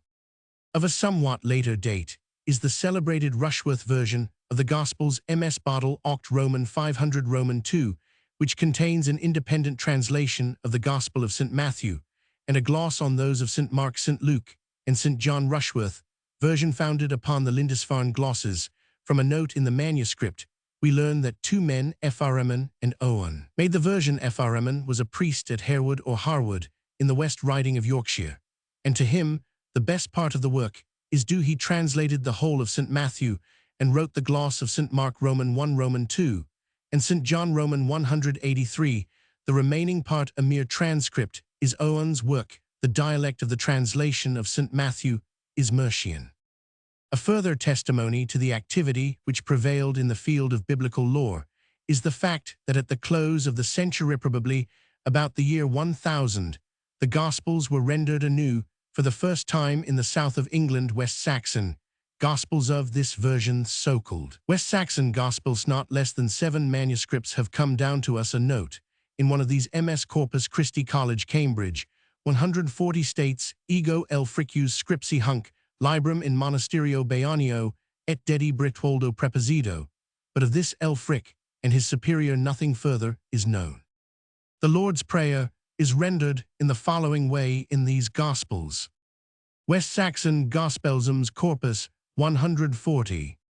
Matthew Roman 6 Ernuslis Jebeda eo, as efter ur ui irt on hiaphanum c in nama Jehelgad 10, Tobcum in Rice Jur in Willa, on Aaron Swa on hiaphanum 11 jedgwimlican hlaf, Silas to DG 12, J forgifus ur giltus Swa, we forgifa urum giltendum 13, J ni gelid us on costnunge ac alis us of Ifel Silice. Towards the close of the century, the Old Testament found a translator in Elfric Curoman, 5 the most eminent scholar in the close of the 10th and the opening decades of the 11th century, according to his own statement in De Veter Testamento, Elfric, written about 1010, he had at that period translated the Pentateuch, Joshua, Judges, Kings, Job, Esther, Judith, and the Maccabees. His rendering is clear and idiomatic, and though he frequently abridges the omissions, never obscure the meaning or hinder the easy flow of the narrative. Dietrich Elfric's most competent biographer, Niedner's Zeitschrift für historische Theologie, 18,550,1856, looks upon the Pentateuch, Joshua, and Judges as a continuation of his lives of saints, including, as they do, in a series of narratives. The Old Testament saints' Genesis is but slightly abridged, but Job, Kings, Judges, Esther, and Judith, as well as the Maccabees, are mere homilies epitomized from the corresponding Old Testament books. Judith is metrical in form. The 11th century, with its political convulsions, resulting in the establishment of an alien rule and the partial suppression of the language of the conquered race, was unfavorable to literary efforts of any kind in the vernacular, with the exception of Elfric's late works. At the very dawn of the century, we can only record 2 transcripts of the West Saxon Gospels as coming at all within the scope of our inquiry. In the 12th century, the same Gospels were again copied by pious hands into the Kentish dialect of the period. The 13th century, from the point of view of biblical renderings into the vernacular, is an absolute blank Frencher. Rather, the Anglo-Norman dialect of the period reigned supreme amongst the upper classes, in schools, in Anglo-Norman period parliament, in the courts of law, and in the palace of the king. English lurked in farms and hovels amongst villeins and serfs, in the outlying country districts, in the distant monasteries, amongst the lower clergy, amongst the humble and lowly and ignorant. There were certainly renderings of the Bible during the 12th, 13th, and early 14th centuries, but they were all in French. Some of these translations were made in England, some were brought over to England, and copied and recopied. Amongst the latter was the magnificently illuminated Norman commentary on the Apocalypse, some of the earliest copies of which were written in an English hand. In fact, before the middle of the 14th century, the entire Old Testament and the greater part of the New Testament had been translated into the Anglo-Norman dialect of the period. MSS Bible Nat. Fr 195-62. Brit Muse, Reg Roman 1 Roman 100 Roman 3 cf. S. Berger La Bible Francaise, au Moyen Age Paris, 1884 pp 78 ff. When English finally emerged victorious towards the middle and latter half of the 14th century, it was for all practical purposes a new language largely intermixed with French, differing from the language of the older period in sound flexion and structure. It is evident that any Old English versions which might have survived the ravages of time would now be unintelligible. It was equally natural that as soon as French came to be looked upon as an alien tongue, the French versions hitherto in use would fail to fulfill their purpose, and that attempts should again be made to render the Bible into the only language 14th century renderings intelligible to the greater part of the nation into English. It was also natural that these attempts should be made where the need was most pressing, where French had gained least footing, where Parliament and court were remote, where intercourse with France was difficult. In fact, in the northern Midlands and in the north, even before the middle of the 14th century, the Book of Psalms had been twice rendered into English, and before the end of the same century, probably before the great Wycliffite versions had spread over the country, the whole of the New Testament had been translated by different hands into one or other of the dialects of this part of the country. At the same time, we can record only a single rendering during the whole century, which originated in the south of England, namely the text of James, Peter 1 John, and the Pauline epistles, edited by A. Roman 100 Pars, Cambridge, 1904. Of these pre-Wycliffite versions, possibly the earliest is the West Midland Psalter, once erroneously ascribed to William of Shoreham. It occurs in 3 MSS, the earliest, of which Brit Muse, ad 17,376, was probably written between 1340 and 1350. It contains a complete version of the Book of Psalms, followed by the usual 11 canticles. And the Athanasian Creed, the Latin original, is a glossed version of the Vulgate, and in the English translation, the words of the gloss are often substituted for the strong and picturesque expressions of the biblical text. In other respects, the rendering is faithful and idiomatic. The following 2 verses of the first psalm may exemplify this. MS British Muse, ad 17,376.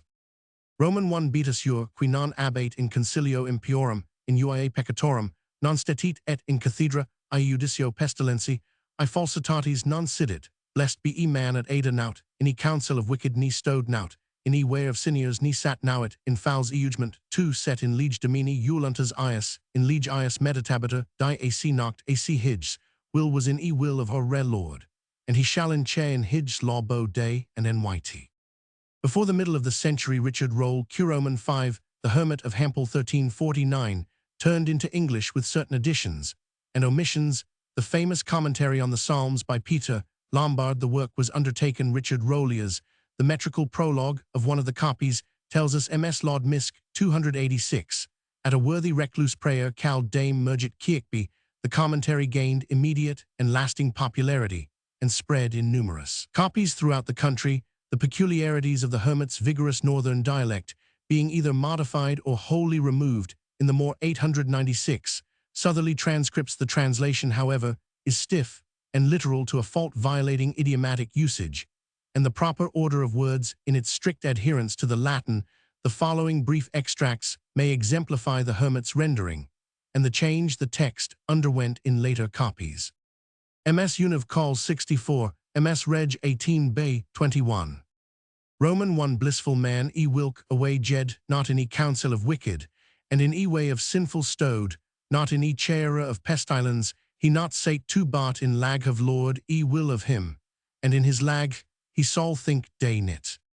Blessed is it man that ha not gone in counsel of wicked men, and in way of sinful men ha not stand, and in chair of pestilence sat not too, but in law of our Lord is will of him, and in his law we shall key day and nit. Approximately to the same period as these early renderings of the Psalter belongs a version of the Apocalypse, with a commentary, the earliest MS, of which Harleian 874, is written in the dialect of the North Midlands.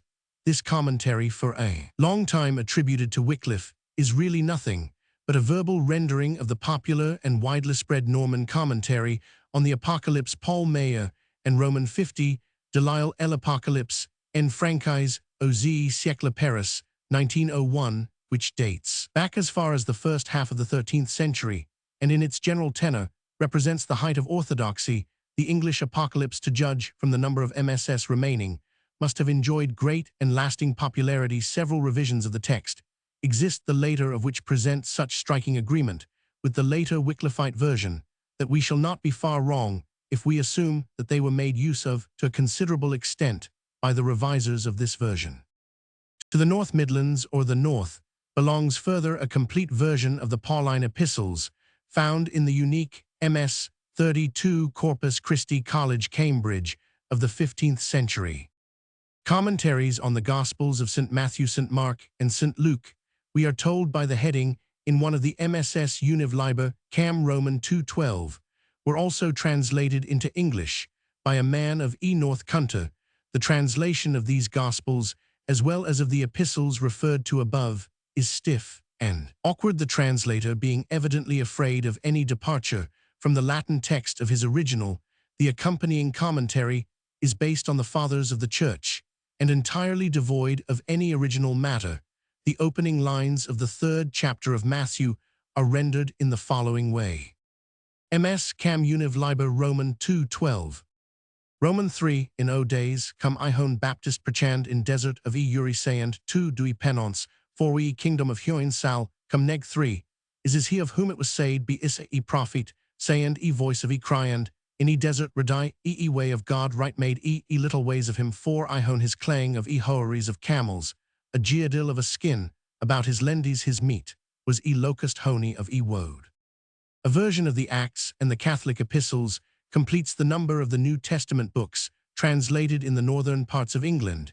It is found in several MSS either separately or in conjunction with a fragmentary southern version of the Pauline epistles Peter, James, and 1 John in a curiously compiled volume evidently made, as the prologue tells us, by Brother Superior for the use and edification of an ignorant sister or woman vowed to religion. The translation of this our only southern text surpasses all previous efforts from the point of view of clearness of expression and idiomatic use of English, and though less exact, it may be even said in these respects to rank equal with the later or revised Wycliffite version. Apart from these more or less complete versions of separate books of the Bible, there existed also numerous renderings of the Lord's Prayer, the 10 Commandments, accounts of the life, passion, and resurrection of our Lord, translations of the epistles and Gospels used in divine service, and other means of familiarizing the people with Holy Scripture. It was the custom of the medieval preachers and writers to give their own English version of any text which they quoted, not resorting, as in later times, to a commonly received translation. This explains the fact that in collections of medieval homilies that have come down to us, no 2 renderings of the biblical text used are ever alike, not even Wycliffe himself making use of the text of the commonly accepted versions that went under his name. It is noteworthy that these early versions from Anglo-Saxon times onwards were perfectly orthodox, executed by and for good and faithful sons of the Church, and generally speaking with the object of assisting those whose knowledge of Latin proved too scanty for a proper interpretation and understanding of the holy text. Thus Richard Roll's version of the Psalms was executed for none, so was in all likelihood the southern version of the epistles referred to above. Again, the earliest MS Harl 874 of the commentary on the Apocalypse gives the owner's name in a coeval hand as Richard Shepherd Presbyter, and the Catholic epistles of MS Deuce 25010 were probably glossed for the benefit of men in religious orders, if one may judge from a short commentary to James Roman 2 for, if an I man come into your sit, at his into your company, at be goads religious men, in what degree so be nor do any of the remaining works contain anything but what is strictly orthodox. It is first with the appearance of Wycliffe Q. Roman 5 and his followers on the arena of religious controversy that the Bible in English came to be looked upon with suspicion by the orthodox party within the Church. For it is a well-known fact, the Wycliffite versions, that Wycliffe proclaimed the Bible, not the Church or Catholic tradition, as a man's supreme spiritual authority, and that he sought in consequence, by every means in his power, to spread the knowledge of it among the people. It is therefore in all likelihood to the zeal of Wycliffe and his followers that we owe the two noble 14th century translations of the Bible, which tradition has always associated with his name, and which are the earliest complete renderings that we possess of the Holy Scriptures into English. The first of these, the so-called early version, was probably completed about 1382, at all events, before 1384, the year of Wycliffe's death. The second or later version, being a thorough revision of the first, is ascribed to the year 1388 by Sir Frederick Madden and the Rev. Joshua Forshall in their edition of these two versions. It is a matter of uncertainty what part, if any, Wycliffe himself took in the work. The editors of the Wycliffite versions say, in the preface pp. Roman 15 ff, the New Testament was naturally the first object. The text of the Gospels was extracted from the commentary upon them by Wycliffe, and to these were added the epistles, the Acts, and the Apocalypse, all now translated anew. This translation might probably be the work of Wycliffe himself. At least the similarity of style between the Gospels and the other parts favors the supposition. The Wycliffite authorship of the commentaries on the Gospels, on which the learned editors base their argument, is however unsupported by any evidence beyond the fact that the writer of the prologue to Matthew urges in strong language the propriety of translating Scripture for the use of the laity. The biblical text found in these commentaries is in fact so far removed from the original type of the early version as to be transitional to the late, and what is still more convincing, passages from the early version from both the Old Testament and the New Testament are actually quoted in the commentary. Under such circumstances, it would be folly to look upon them as anything but late productions, at all events later than the early version, and equal folly to assign these bulky volumes to the last 2 years of Wycliffe's 897 life, merely because the text used in them happens to be that of the early version. It is therefore at present impossible to say what part of the early version of the New Testament was translated by Wycliffe. The Old Testament of the early version was, according to the editor's preface P. Roman 17, taken in hand by one of Wycliffe's coadjutors, Nicholas de Hereford. The translator's original copy and a coeval transcript of it are still extant in the Bodleian Library, Bodle 959, Deuce 360. Both break off abruptly at Baruch Roman 3, the latter having at this place a note inserted to the following effect: explicit translationum Nicholae de Hereford. There is consequently but little doubt that Nicholas de Hereford took part in the translation of the Old Testament, though it is uncertain to what extent the translator's copy is written in not less than 5 hands differing in orthography and dialect. The note may therefore be taken to refer either to the portion translated by the last or 5th hand, or to the whole of the Old Testament, up to Baruch Roman 3, judging from uniformity of style and mode of translation. The editors of the Bible are inclined to take the latter view. They add that the remaining part of the Old Testament was completed by a different hand, the one which also translated the New Testament. This statement is, however, not supported by sufficient evidence in view of the magnitude of the undertaking. It is, on the contrary, highly probable that other translators besides Wycliffe and Nicholas de Hereford took part in the work, and that already existing versions with changes when necessary were incorporated or made use of by the translators. The early version, apart from its completeness, shows but little advance upon preceding efforts. It is true that the translation is more careful and correct than some of the renderings noticed above, but on the other hand, it shares all their faults. The translation of the Old Testament, as far as Baruch Roman 3, is stiff and awkward, sometimes unintelligible, even nonsensical, from a too close adherence to the Latin text, for example, Judges Roman 20. In the remaining parts, the translation is somewhat easier and more skillful, though even here Latinisms and un-English renderings abound. It is small wonder, therefore, if a revision was soon found necessary and actually taken in hand within a few years of the completion of the earlier version. The principles of work adopted by the revisers are laid down in the general prologue to their edition, the so-called later version. For these reasons, and or her a simple creature hath translated the Bible out of Latin into English. First, this simple creature had much trial with Deus Felavis and Helperis, to jedir many elder Biblies and other doctoris and commune glossis, and to make Latin Bible sumdal true, and than to study it of the new the text with the gloss and other doctoris as he might. Geet and specially liar on the Elder Testament that helpide full mich in this work, the thrid time to counsel with elder grammarians and elder duinies of hard wordies and hard sentences, who though mightn't best be understanden, and translated the age time to translate as clearly as he cowed to the sentence, and to how many good Felavis and Cuninge at the correcting of the translation. It is uncertain who the revisers were. John Pavey, the leader of the Lollard party after Wycliffe's death, is generally assumed to have taken a prominent part in the work, but the evidence of this is extremely slight. Cf. Wycliffe Bible Preface, Roman 25. The exact date of the revision is also doubtful. The editors of the Wycliffe Bible, judging from the internal evidence of the prologue, assume it to have been finished about 1388. This revised or later version is every way a readable, correct rendering of the scriptures.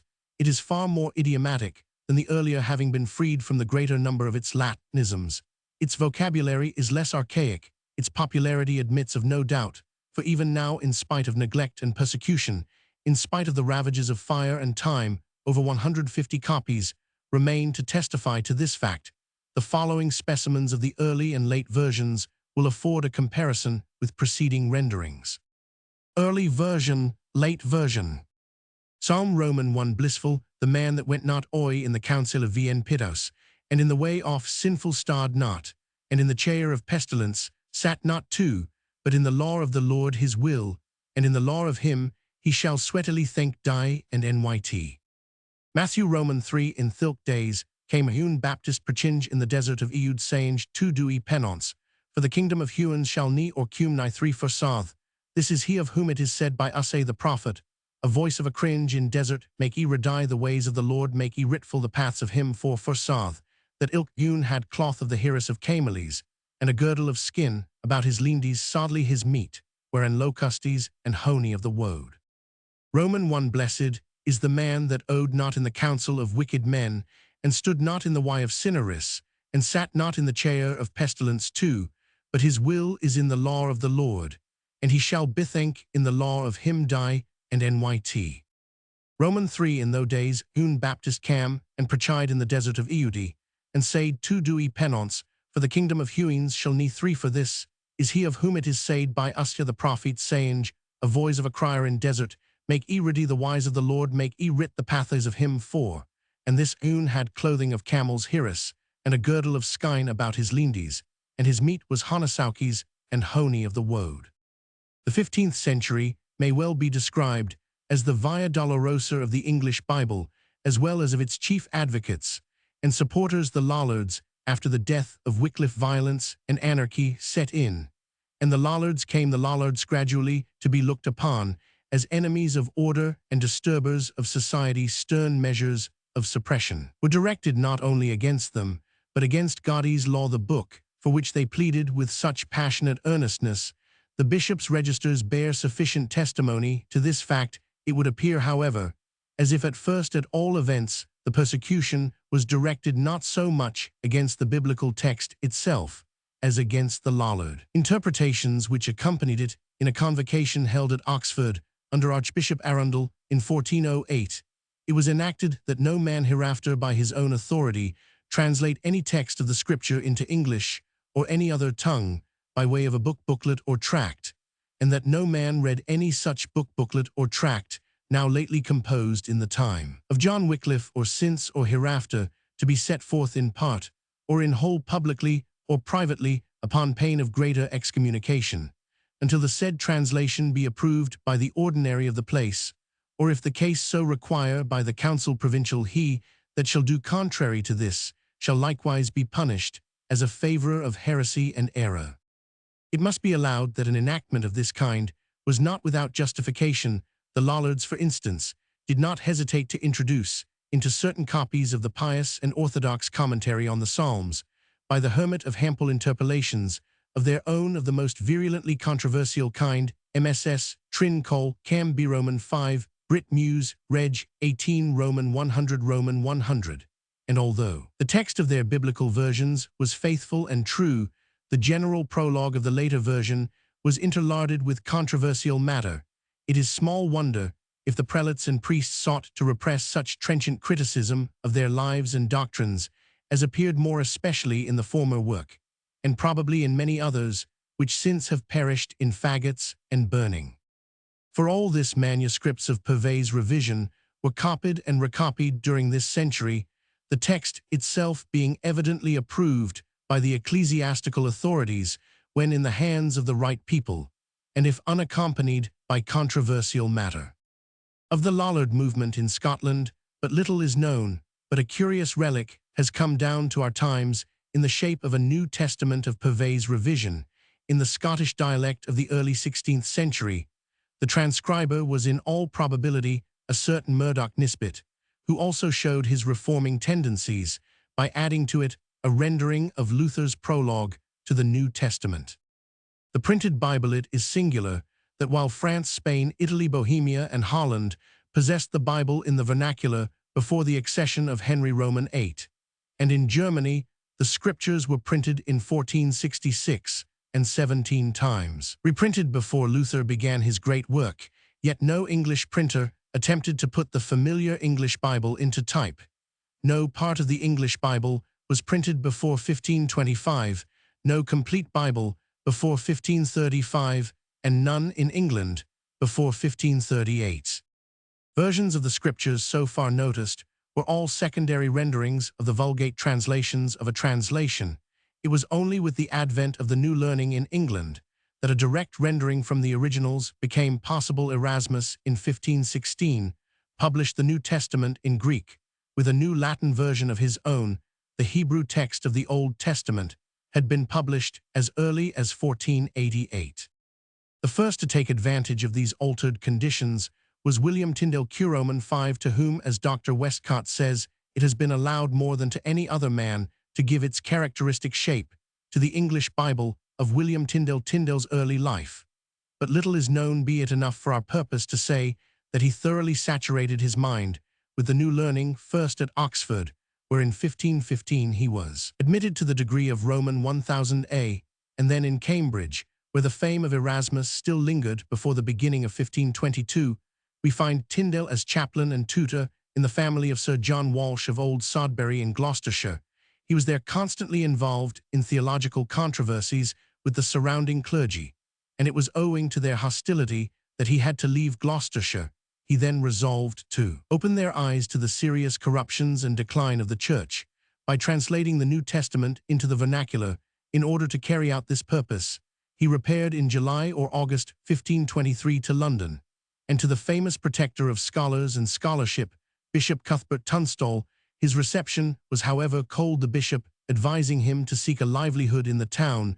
During a year of anxious waiting, it became clear to him not only that there was no room in my Lord of London's palace to translate the New Testament, but also that there was no place to do it in all England. In May 1524, he consequently betook himself to Hamburg, his resolution to carry out his great work never for a moment flagging, and it was probably during his stay in this free city and in Wittenberg, where he may have been stimulated by Luther, that his translation of the New Testament was actually made. At all events, there is no doubt that in 1525 he was in Cologne engaged in printing at the press of Peter Quentel a quarto edition of the New Testament.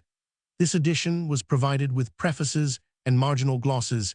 He had advanced as far as the 10th sheet, bearing the signature K, when his work was discovered by Johann Cochleus Roman 5, a famous controversialist, an implacable enemy of the Reformation, who not only caused the Senate of Cologne to prohibit the continuation of the printing, but also communicated with Henry Roman VIII, and Wolsey warning them to stop the importation of the work at the English seaports Tyndale, and his assistant William Roy managed, however, to escape higher up the Rhine to Worms, and they succeeded in carrying with them some or all of the sheets which had been printed instead of completing Quentel's work. Peter Schoeffer, the Worms printer, was employed to print another impression of 3,000 in a small octavo size, without prefaces to the books or annotations in the margin, and only having an address to the reader at the end. In addition to the New Testament itself, 2 impressions, the quarto having possibly been completed by Schoeffer, arrived in England early in the summer of 1526, and were eagerly welcomed, and bought. Such strong measures of suppression were, however, at once adopted against these perilous volumes, that of the quarto, only a single fragment remains, Mat Roman 1 Roman 22, now preserved in the British Museum, Grenville, 1,217,919, of the octavo. Only one perfect copy, the title page, missing in the Baptist College at Bristol, and one imperfect in the library of St. Paul's Cathedral. But Tyndale continued his labors undaunted. In 1529, the manuscript translation of Deuteronomy is mentioned as having perished with his other books and papers in a shipwreck which he suffered on the coast of Holland on his way to Hamburg in 1530. However, the whole of the Pentateuch was printed in Marburg by Hans Luft. It is provided with prefaces and marginal annotations of a strongly controversial character. The only perfect copy is preserved in the Grenville Library of the British Museum. It was reissued in 1534 with a new preface and certain corrections and emendations in Genesis, and again in London in 1551. In 1531, the Book of Jonah appeared with an important and highly interesting prologue, the only copy known of which is in the British Museum. Meanwhile, the demand for New Testaments for reading or for the flames steadily increased, and the printers found it to their advantage to issue the Worms edition of the New Testament in not less than 3 surreptitious reprints before 1530, for this is testified by George Joy in his Apology, who himself brought out a 4th edition of Tyndale's New Testament in August 1534, freed from many of the errors which through the carelessness of the Flemish printers had crept into the text, but with such alterations and new renderings as to arouse the indignation of Tyndale. The only remaining copy, a 16mo, is in the Grenville Library. To counteract and supersede all these unauthorized editions, Tyndale himself brought out his own revision of the New Testament, with translations added of all the epistles of the Old Testament after the use of Salisbury. It was published in November 1534 at Antwerp by Martin Emperor. Prologues were added to all books except the Acts, and the Apocalypse, and new marginal glosses were introduced. 3 copies of this edition are in the British Museum, and it was reprinted in 1841 in Bagster's Hexapla. In the following year, Tyndale once more set forth a revised edition, finest shed in the year of Hore, Lord God, a Roman 1000, Roman 500, and Roman 35, and printed at Antwerp by Godfried van der Haghen. In this, headings were added to the chapters in the Gospels and the Acts, and the marginal notes of the edition of 1534 were omitted. It is chiefly noted for the peculiarities of its orthography of this edition. 1 copy is in the University Library, Cambridge, a 2nd in Exeter College, Oxford, and a fragment in the British Museum. It is supposed to have been revised by Tyndale while in prison in the castle of Vilvoorde, being the last of his labors in connection with the English Bible. His execution took place on the 6th of October 1536, and about the same time, a small folio reprint of his revised edition of 1534 was brought out in England, the first volume of Scripture printed in this country, probably by T. Berthelot. A perfect copy is found in the Bodleian Library. In later years, between 1536 and 1550, numerous editions of Tyndale's New Testament were printed, 21 of which have been enumerated and fully described by Francis Fry. The history of our English Bible begins with the work of Tyndale, and not with that of Wycliffe, says Dr. Westcott in his History of the English Bible, p. 316, and it is true that one of the most striking features of the work of Tyndale is its independence. Attempts have been made to show that, especially in the Old Testament, he based a great deal of his work on the Wycliffite translations. But in face of this, we have his own explicit 899 statement, "I had no man to counterfeit, neither was holp, with English of an I, that had interpreted the same Roman one, either New Testament or such, like Thige, I the scripture before a time." He translated straight from the Hebrew and Greek originals, although the Vulgate, and more especially Erasmus' Latin version, were on occasion consulted for his prefaces and marginal notes. He used Luther's Bible freely, even to paraphrasing or verbally translating long passages from it. Apart from certain blemishes and awkward, and even incorrect renderings, Tyndale's translation may be described as a truly noble work, faithful and scholarly, though couched in simple and popular language. Surely no higher praise can be accorded to it than that it should have been taken as a basis by the translators of the authorized version, and thus have lived on through the centuries up to the present day. The following specimens may prove of interest. The Thried Chapter. Matthew Roman 34. In those days, Ihan the baptizer came, and preached in the wilderness of Erie Sange, repent the kingdom of heaven wise at hand, thys wise he of whom it wise spoken be the prophet Is, which saith, the voice of a crier in wilderness, prepare ye the Lord's way, and make his paths straight. Thys Ihan had his garment of camels here, and a geodil of a skine about his loins. His meat was locusts, and wild ani. Locusts are more than o'er grasshoppers, souch men vsc, to eat in divers parties of the est marginal note. Matthew Roman 613, O our ref Father which art in heaven, hallowed be thy name, let thy kingdom come, thy will be fulfilled as well in earth, as hit wise in heaven. Give versus, this day our red daily bread, and forgive versus our red trespasses, even as we forgive them which trespass. Versus lead v's not into temptation, but deliver v's from evil. Amen. Grenville 12,179. Meanwhile, a complete English Bible was being prepared by Miles Coverdale Roman 5, an Augustinian friar, who was afterwards, for a few years, 15,511,553, Bishop of Exeter. As the printing was finished, on the 4th of October 1535, it Miles Coverdale's evident that Coverdale must have been engaged on the preparation of the work for the press at almost as early a date as Tyndale. Fox states op. Cit. Roman 5 that Coverdale was with Tyndale at Hamburg in 1529, and it is probable that most of his time before 1535 was spent abroad, and that his translation, like that of Tyndale, was done out of England. In 1877, Henry Stevens, in his catalogue of the Caxton Exhibition, pointed out a statement by a certain Simeon Writing in his Life of Emanuel van Meteren, appended to the latter's Netherlandish History 1614, that Jacob van Meteren, the father of Emanuel, had manifested great zeal in producing at Antwerp a translation of the Bible into English, and had employed for that purpose a certain learned scholar named Miles Coverdale. In 1884, further evidence was adduced by W.J. Roman 100 Mones, who reprinted an affidavit signed by Emanuel van Meteren 28 May 1609 to the effect that he was brought to England anno 1550 by his father, a furtherer of reformed religion, and he that caused the first Bible at his costs to be Englished by Mr. Miles Coverdale in Antwerp, the W.H. his father with Mr. Edward Whitchurch, printed both in Paris and London registers of the Dutch Reformed Church Austin Friars 1884 p. Roman 14, apart from the reference to Whitchurch, and the place of printing this statement agrees with that of Simeon Writing, and it is possible that Van Meteren showed his zeal in the matter by undertaking the cost of printing the work, as well as that of remunerating the translator Mr. W. Aldies Wright. However, judging from the facts that the name of Whitchurch was introduced, that the places of printing were given as London and Paris, not Antwerp, and lastly that Emanuel van Meteren, being born in 1535,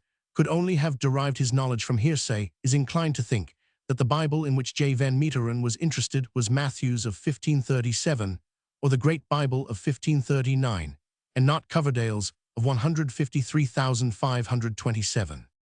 It is highly probable that the printer of Coverdale's Bible was Christopher Frosker of Zurich, who printed the edition of 1550, and that the sheets were sent for binding and distribution to James Nicholson, The Southwark printer, this first of all printed English Bibles, is a small folio in German black letter, bearing the title Biblia, the Bible, that is the Holy Scripture of the Old and New Testament faithfully and truly translated out of Deutsch German and Latin into English Roman 1000 Roman 500 Roman 35.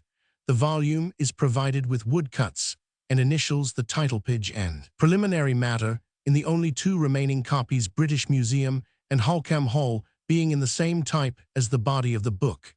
A second issue of the same date, 1535, has the title page and the preliminary matter in English type, and omits the words out of Deutsch and Latin. A third issue bears the date 1536. A second edition in folio, newly overseen and corrected, was printed by Nicholson with English type in 1537, and also in the same year, a third edition in quarto. On the title page of the latter were added the significant words set forth with the King's most gracious license. Coverdale, however, was no independent translator.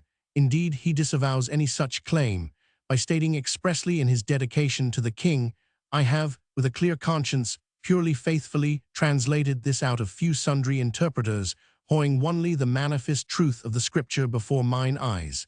And in the prologue, he refers to his indebtedness to the Deutsch German interpreters, whom because of their singular gifts and special diligence in the Bible, I ha' been the more glad to follow for the most part according, as I was required these few interpreters. Dr. Westcott, Ibid p. 163, identifies as Luther the Zurich Bible, the Latin version of Pagninus the Vulgate, and in all likelihood the English translation of Tyndale. Though not endowed with the strength and originality of mind that characterized Tyndale's work, Coverdale showed great discrimination in the handling and use of his authorities, and moreover a certain delicacy and happy ease in his rendering of the biblical text, to which we owe not a few of the beautiful expressions of our present Bible. The following extracts from the edition of 1535 may serve as examples of his rendering. The first Psalm. Roman 12. Blessed is man goeth not in the counsel of ungodly abideth, not in the way of sinners sitteth, not in seat of the scornful, but delighteth in the law of Lord, exerciseth himself in his law both day and night. The Gospel of Matthew. Roman 34. In those days, John the Baptist came and preached in the wilderness of Juri, saying, Amen jure celus, the kingdom of heaven is at hand. This is he of whom it is spoken by the prophet Esai, which saith the voice of a crier in wilderness, prepare the Lord's way, and make his paths straight. This John had his garment of camel's hair, and a leathern girdle about his loins. His meat was locusts, and wilder honey.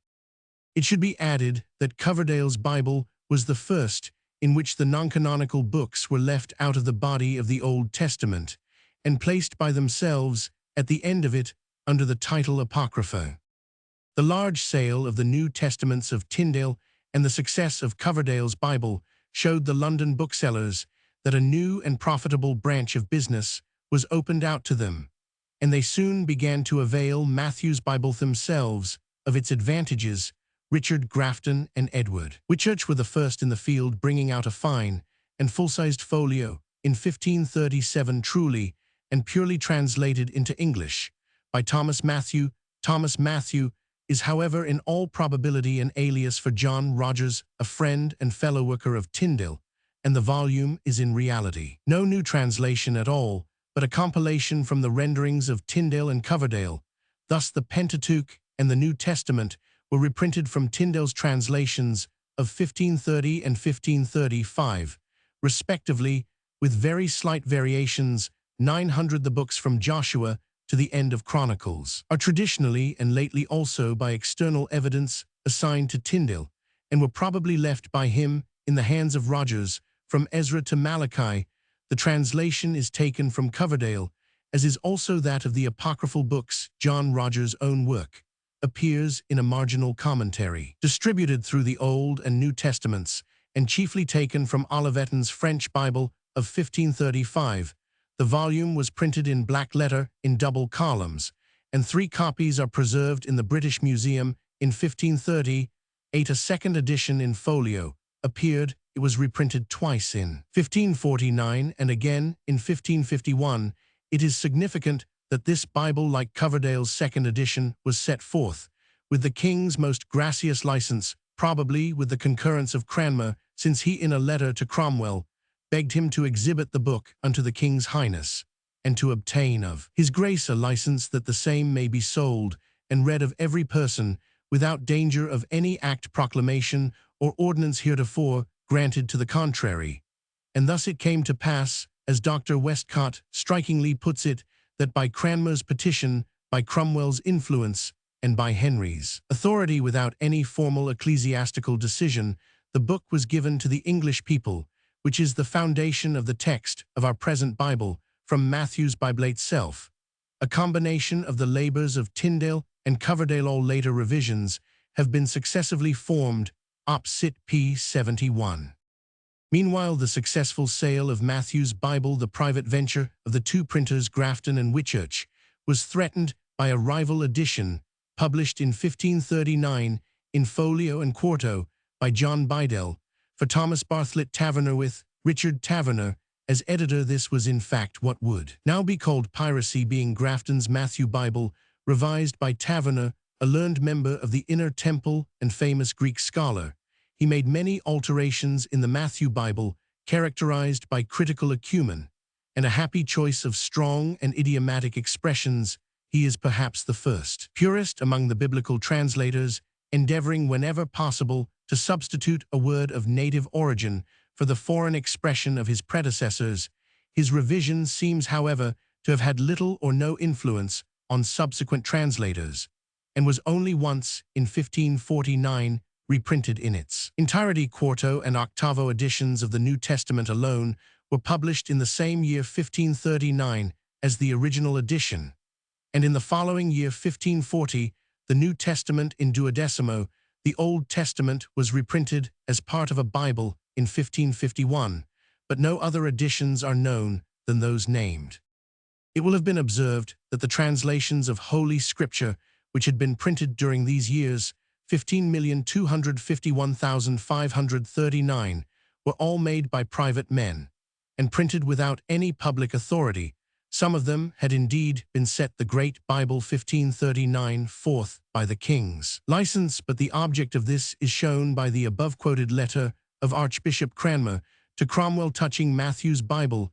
It is that the same may be sold and read of every person, until such time that we the bishops shall set forth a better translation, which I think will not be till a day after doomsday. This letter was written on the 4th of August, 1537, and the impatient words at the end refer to an authorized version which had been projected several years before, and which was in fact at that very time in preparation, though not proceeding quickly enough to satisfy Cranmer. In the year 1530, Henry Roman VIII had issued a commission of inquiry respecting the expediency and necessity of having in the English tongue both the New Testament and the Old Wilkins Concilia Roman III. This commission reported against the expediency of setting forth a vernacular translation until there was a more settled state of religious opinion, but states that the king intended to provide that the Holy Scripture shall be by great learned and Catholic persons translated into the English tongue, if it shall then seem to his grace convenient to be Ib 740. The Convocation of Canterbury refreshed the royal memory on the subject by petitioning the king on the 19th of December, 1534, that His Majesty would vouchsafe to decree that the Scriptures should be translated into the vulgar tongue and delivered to the people according to their learning. Ibid 770. The subject was again before Convocation in 153,634, but the detailed history is lost to Usall. That is known being that Cromwell had placed Coverdale at the head enterprise, and that the result was an entirely new revision based on Matthew's Bible. Coverdale consulted in his revision the Latin version of the Old Testament with the Hebrew text by Sebastian Munster, the Vulgate and Erasmus editions of the Greek text for the New Testament. Concerning the printing of this authorized Bible, more details are known. Cromwell had planned the work on a large scale, too large, evidently, for the resources of the English presses, for it was determined that the printing should be entrusted to Francis Regnault, a famous Paris printer, at the request of Henry Roman VIII. A license was granted to Regnault for this purpose by Francis Roman I, while Coverdale and Grafton were sent over in 1538 to superintend the work. As it passed through the press, the work was pressed forward with all speed, for as Coverdale writes to Cromwell, they were daily threatened, and ever feared to be spoken withal. Indeed, when the printing was far advanced, on the 17th of December 1538, its further progress was interdicted by the Inquisitor General for France, and orders were given to seize the whole of the impression. Coverdale and Grafton left Paris quickly, but soon returned, rescued a great number of the finished sheets, 4 great drivats full of them having been sold to a haberdasher, instead of being burnt, and conveyed types, printing presses, and workmen to England. Thus the volume, which had been begun in Paris in 1538, was completed in London, the colophon stating that it was finished in April anno Roman 1000 Roman 500 Roman 39. It is a splendid folio Bible of the largest volume, and was distinguished from its predecessors by the name of the Great Bible. The title page represents Henry Roman VIII giving the word of God to Cromwell and Cranmer, who in their order distribute it to laymen and clerics, and describes the volume as truly translated after the variety of the Hebrew and Greek texts, by diligent study of divers excellent learned men, expert in the foresaid tongues, printed by Richard Grafton and Edward Whitchurch. Certain godly annotations, which Coverdale promised in the prologue, did not however appear in the first issue nor in any of the following. This was the first of 7 editions of this noble Bible, which issued from the press during the years 15,391,540. The second of them, that of 1540, called Cranmer's Bible, from the fact that it contained a long preface by Archbishop Cranmer, having the important addition, "This is the Bible appointed to the VSC of the churches," on the title page. 70 years afterwards, it assumed the form ever since known as the Authorized Version, but its psalter is still embedded, without any alteration, in the Book of Common Prayer. For the sake of comparison, the following extracts from St. Matthew are given according to the edition of 1539. Matthew Roman 34. In those days came John the Baptist preaching in the wilderness of Uri, saying, Repent of the life that is past, for the kingdom of Hohen is at hand. For thise is he of whom the prophet Esaias spake, which saith, The voice of a crier in the wilderness, Prepare ye the way of the Lord, make his paths straight. Thise Ion had his garment of camels here, and a girdle of a skein about his loins. His meat was locusts and wilder honey. Matthew Roman 613. O ref, Father, which art in Hohen, hallowed be thy name. Let thy kingdom come, thy will be fulfilled, as well in earth, as it is in heaven. Jew versus. This day our red daily bread, and forgive versus our red debts, as we forgive our red debtors, and lead versus not into temptation, but deliver us from evil. For thine is the kingdom, and the power, and the glory for ever. Amen. Meanwhile, the closing years of Henry Roman VIII's reign were characterized by restrictive measures. As to the reading and use of the Bible, Tyndale version was prohibited by an Act of 901 Parliament 1543. At the same time, it was enacted that all notes and marginal commentaries in other copies should be obliterated, and that no woman, unless she be a noble or gentle woman, no artificers, apprentices, journeymen, serving men, under the degree of yeomen, husbandmen, or laborers, should read or use any part of the Bible under pain of fines and imprisonment. In 1546, Coverdale's Bible was included in the proscription, the Great Bible being the only translation not interdicted. During Edward Roman VI's reign, there was a brief respite, but with the accession of Mary, the persecutions of the William Whittingham English Bible and its friends were renewed. Cranmer suffered martyrdom at the stake, as John Rogers had done before him. Other prominent reformers, amongst them Coverdale, sought refuge in Geneva, the town of Calvin and Beza, where they employed their enforced leisure in planning and carrying out a new revision of the Bible. The first fruits of these labors was a New Testament issued in June 1557, with an introduction by Calvin, probably the work of William Whittingham, the volume, in a convenient quarto size, printed in clear Roman type, and provided with marginal annotations gained immediate popularity in England, where a Bible suited for household demands had long been needed. It was the first Bible which had the text divided into verses and sections according to the best editions in other languages. Whittingham's enterprise was, however, soon superseded by an issue of the whole Bible, which appeared in 1560, the so-called Genevan Bible, popularly also known as the Breeches Bible.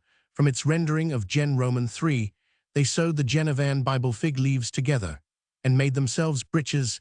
This edition was mainly due to the combined efforts of William Whittingham, Anthony Gilby, and Thomas Sampson, and the expenses towards printing and publication were borne by members of the congregation at Geneva.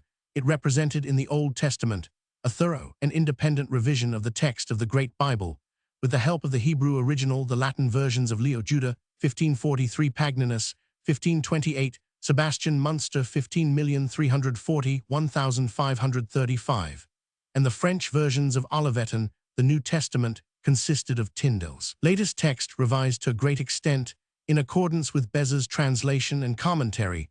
The changes introduced by the Genevan translators were as a rule a great improvement, and the version received a ready welcome and immediate popularity, not only on account of its intrinsic merits, but because of its handy size, usually that of a small quarto, and of its being printed like Whittingham's New Testament in a readable Roman type.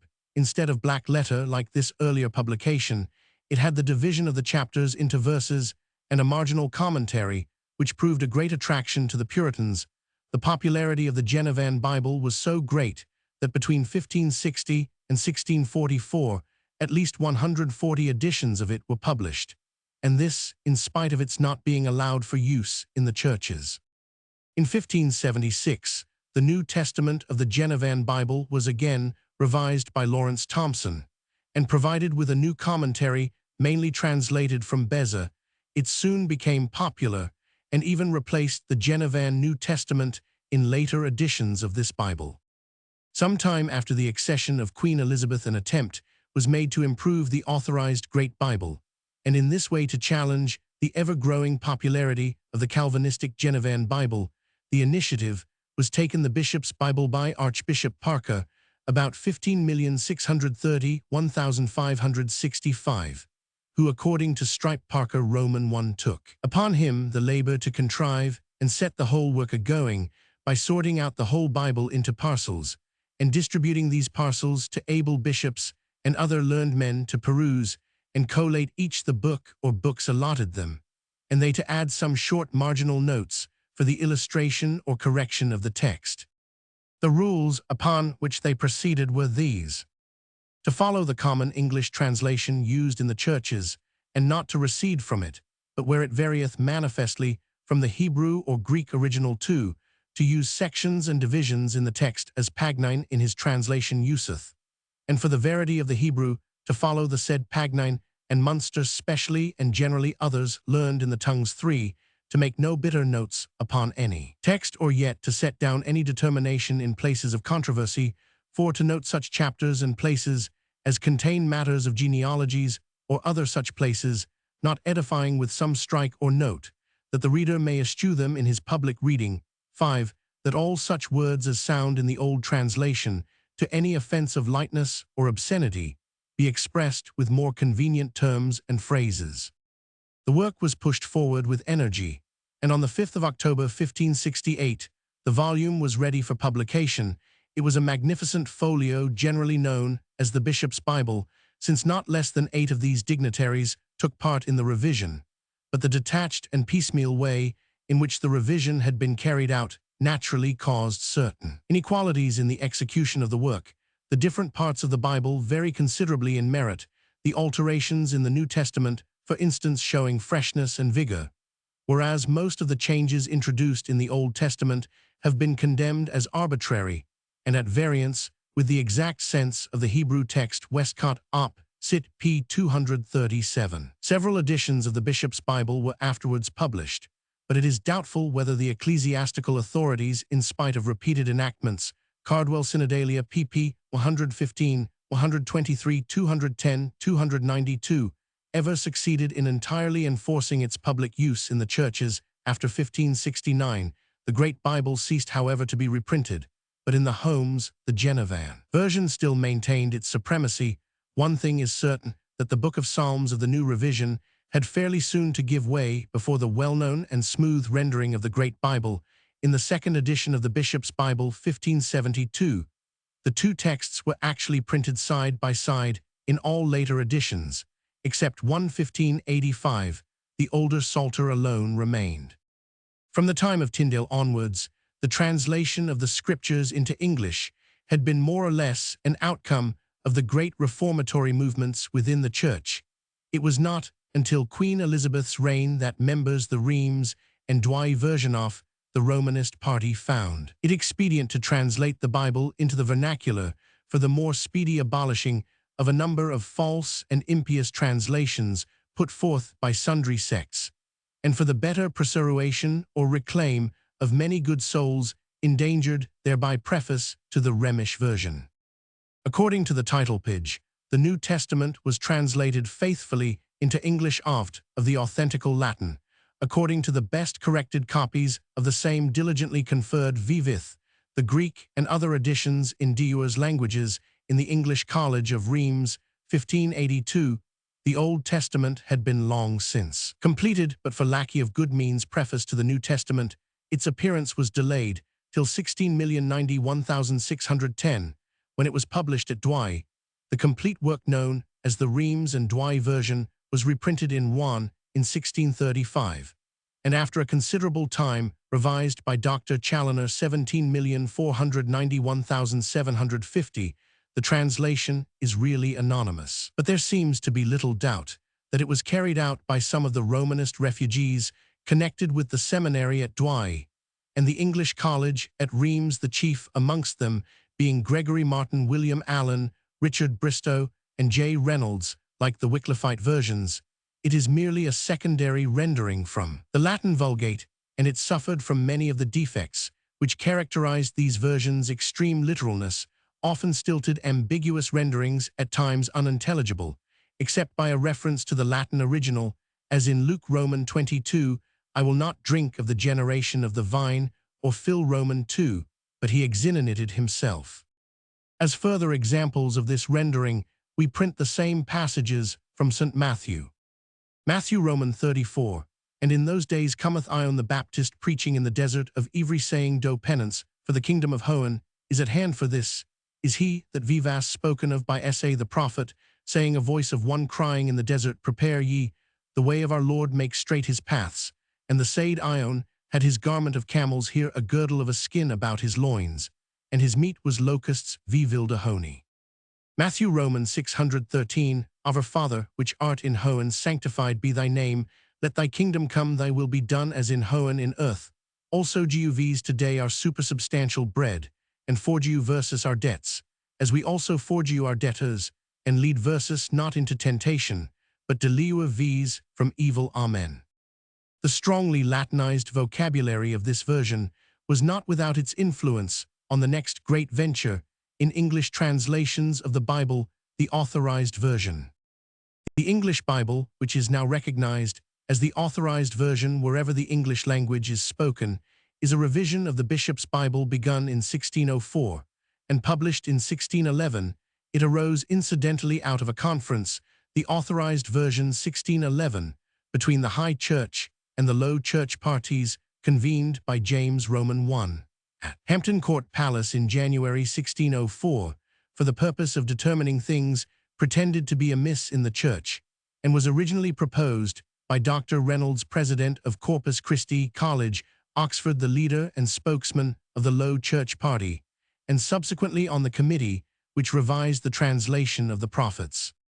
No real opposition was offered to the proposal, and the king cleverly sketched out on the moment a plan to be adopted. He wished that some special pains should be taken in that behalf, for one uniform translation, professing that he could never yet see a Bible well translated in English, and this to be done by the best learned in both the universities, after them to be reviewed by the bishops, and the chief learned of the Church from them to be presented to the Privy Council, and lastly to be ratified by his royal authority, and so this whole Church to be bound unto it, and none other. He also particularly desired that no notes should be added by way of comment in the margin, since some of those in the Genevan Bible appeared to him very partial, untrue, seditious, and savoring too much of dangerous and traitorous conceits. The appointment of the revisers was a work of much responsibility and labor, and 5 months elapsed before they were selected, and their respective portions assigned to them, but the list of those who began the work, and who, with some few changes in consequence of deaths, brought it to a happy conclusion, shows how large an amount of scholarship was enlisted.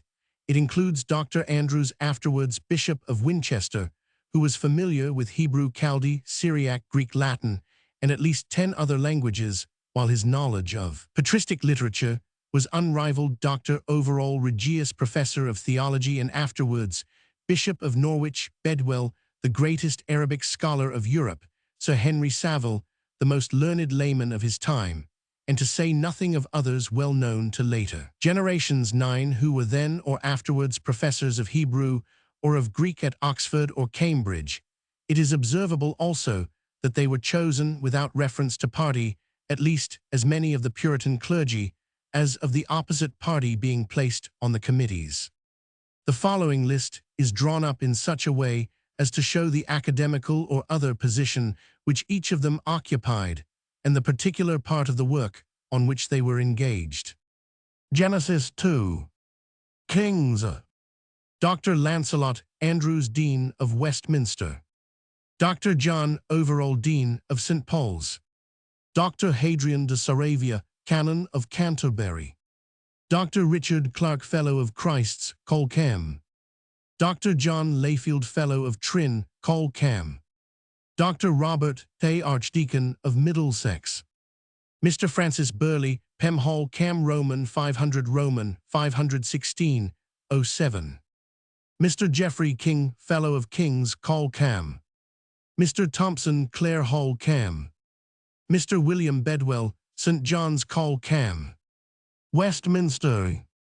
1 Crown. Eccles.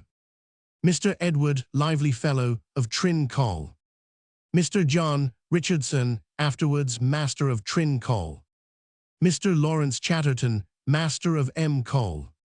Mr. Francis Dillingham, Fellow of Christ's Col. Mr. Thomas Harrison, Vice-Master of Trin Col.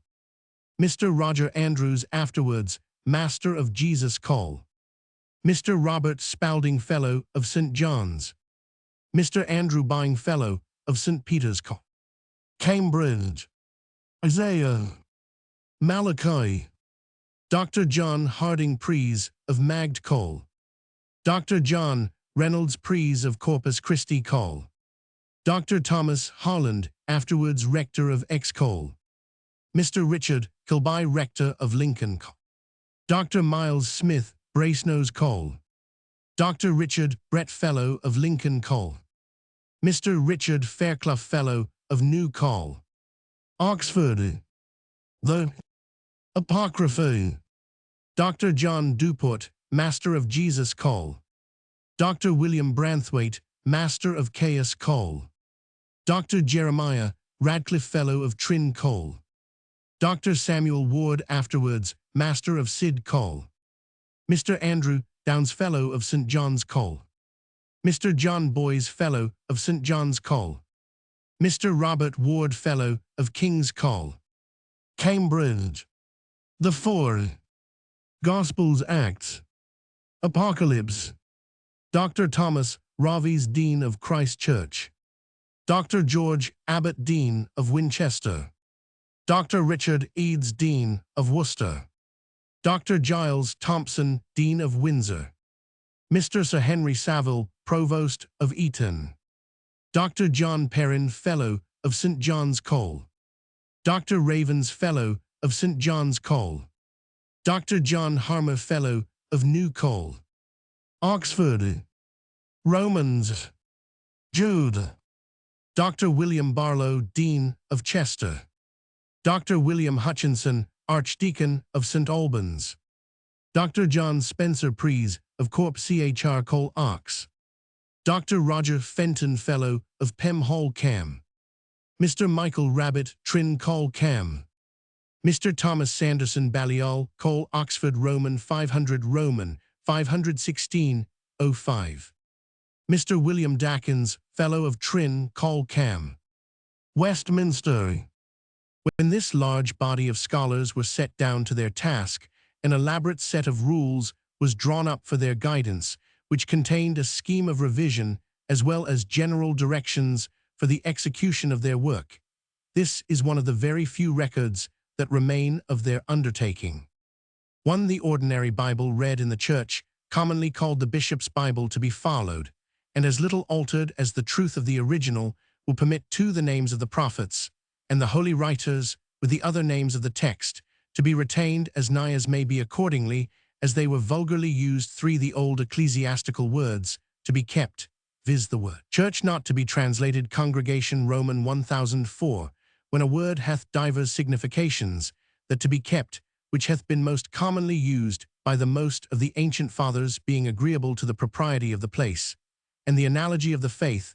5. The division of the chapters to be altered, either not at all, or as little as may be, if necessity so require. 6. No marginal notes at all to be affixed, but only for the explanation of the Hebrew or Greek words, which cannot without some circumlocution so briefly and fitly be expressed in the text. 7. Such quotations of places to be marginally set down, as shall serve for the fit reference of one scripture to another. 8. Every particular man of each company to take the same chapter or chapters, and having translated or amended them severally by himself, where he thinketh good, all to meet together, confer what they have done, and agree for their parts what shall stand. 9.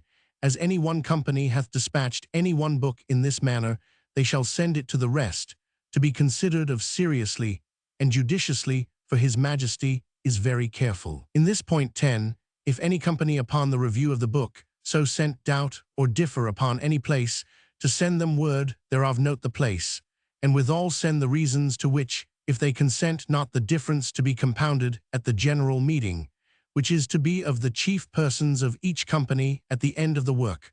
11. When any place of special obscurity is doubted, of letters to be directed by authority to send to any learned man in the land for his judgment of such a place. 12. Letters to be sent from every bishop to the rest of his clergy, admonishing them of his 903 translation in hand, and to move and charge as many as being skillful in the tongues, and having taken pains in that kind, to send his particular observations to the company either at Westminster, Cambridge, or Oxford.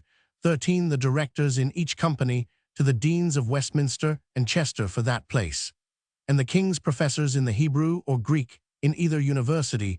14. These translations to be used when they agree better with the text than the Bishop's Bible, viz. Tyndale's, Matthew's, Coverdale's, Whitchurch's. Geneva. 15. Besides the said directors, before mentioned, 3 or 4 of the most ancient and grave divines in either of the universities not employed in translating, to be assigned by the vice-chancellor upon conference with the rest of the heads, to be overseers of the translations, as well Hebrew as Greek, for the better observation of the 4th rule above specified. It is not possible to determine in how far all these rules were adhered to. All we know of the way this noble work was carried out is contained in the preface, where Dr. Miles Smith, in 1612, Bishop of Gloucester, in the name of his fellow workers, gives an account of the manner and spirit in which it was done. Neither did we run the work with that posting haste that the Septuagint did, if that be true which is reported of them, that they finished it in 72 days. The work hath cost the workmen, as light as it seemeth, the pains of twice 2 days, and more truly, good Christian reader, we knew a thought from the beginning that we should need to make a new translation, nor yet to make of a bad one a good one, but to make a good one better, or out of many good ones, one principal good, one not earthly, to be accepted against. To that purpose there were many chosen that were greater in other men's eyes than in their own, and that sought the truth rather than their own praise. Neither did we think much to consult the translators or commentators, Chaldee, Hebrew, Syrian, Greek, or Latin, no more the Spanish, French, Italian, or Dutch, German. Neither did we disdain to revise that which we had done, and to bring back to the annual that which we had hammered, but hoing and vising as great helps, as were needful, and fearing no reproach for slowness, nor coveting praise for expedition, we ha at the length, through the good hand of the Lord Vipon V's, brought the work to that pass that you see. From the above, it appears that the actual work of revision occupied about 2 years and 9 months, an additional 9 months being required for the final preparation for press. The edition appeared at length in 1611, the full title being as follows: The Holy Bible containing the Old Testament, and the new newly translated out of the original tongues with the former translations, diligently compared and revised by His Majesty's special commandment, appointed to be read in churches, imprinted at London by Robert Barker, printer, to the King's most excellent Majesty, Anno Dom 1611. Since that time, many millions of this revised translation have been printed, and the general acceptance of it by all English-speaking people of whatever denomination is a testimony to its excellence. Still, the work of improving and correcting went on through the centuries, and a modern copy of the authorized version shows no inconsiderable departures from the standard edition of 1611. Dr. Scrivener imputes some of those differences to oversight and negligence, but much the greater part of them he holds to be deliberate changes introduced silently and without authority by men whose very names are often unknown. A Roman 100p.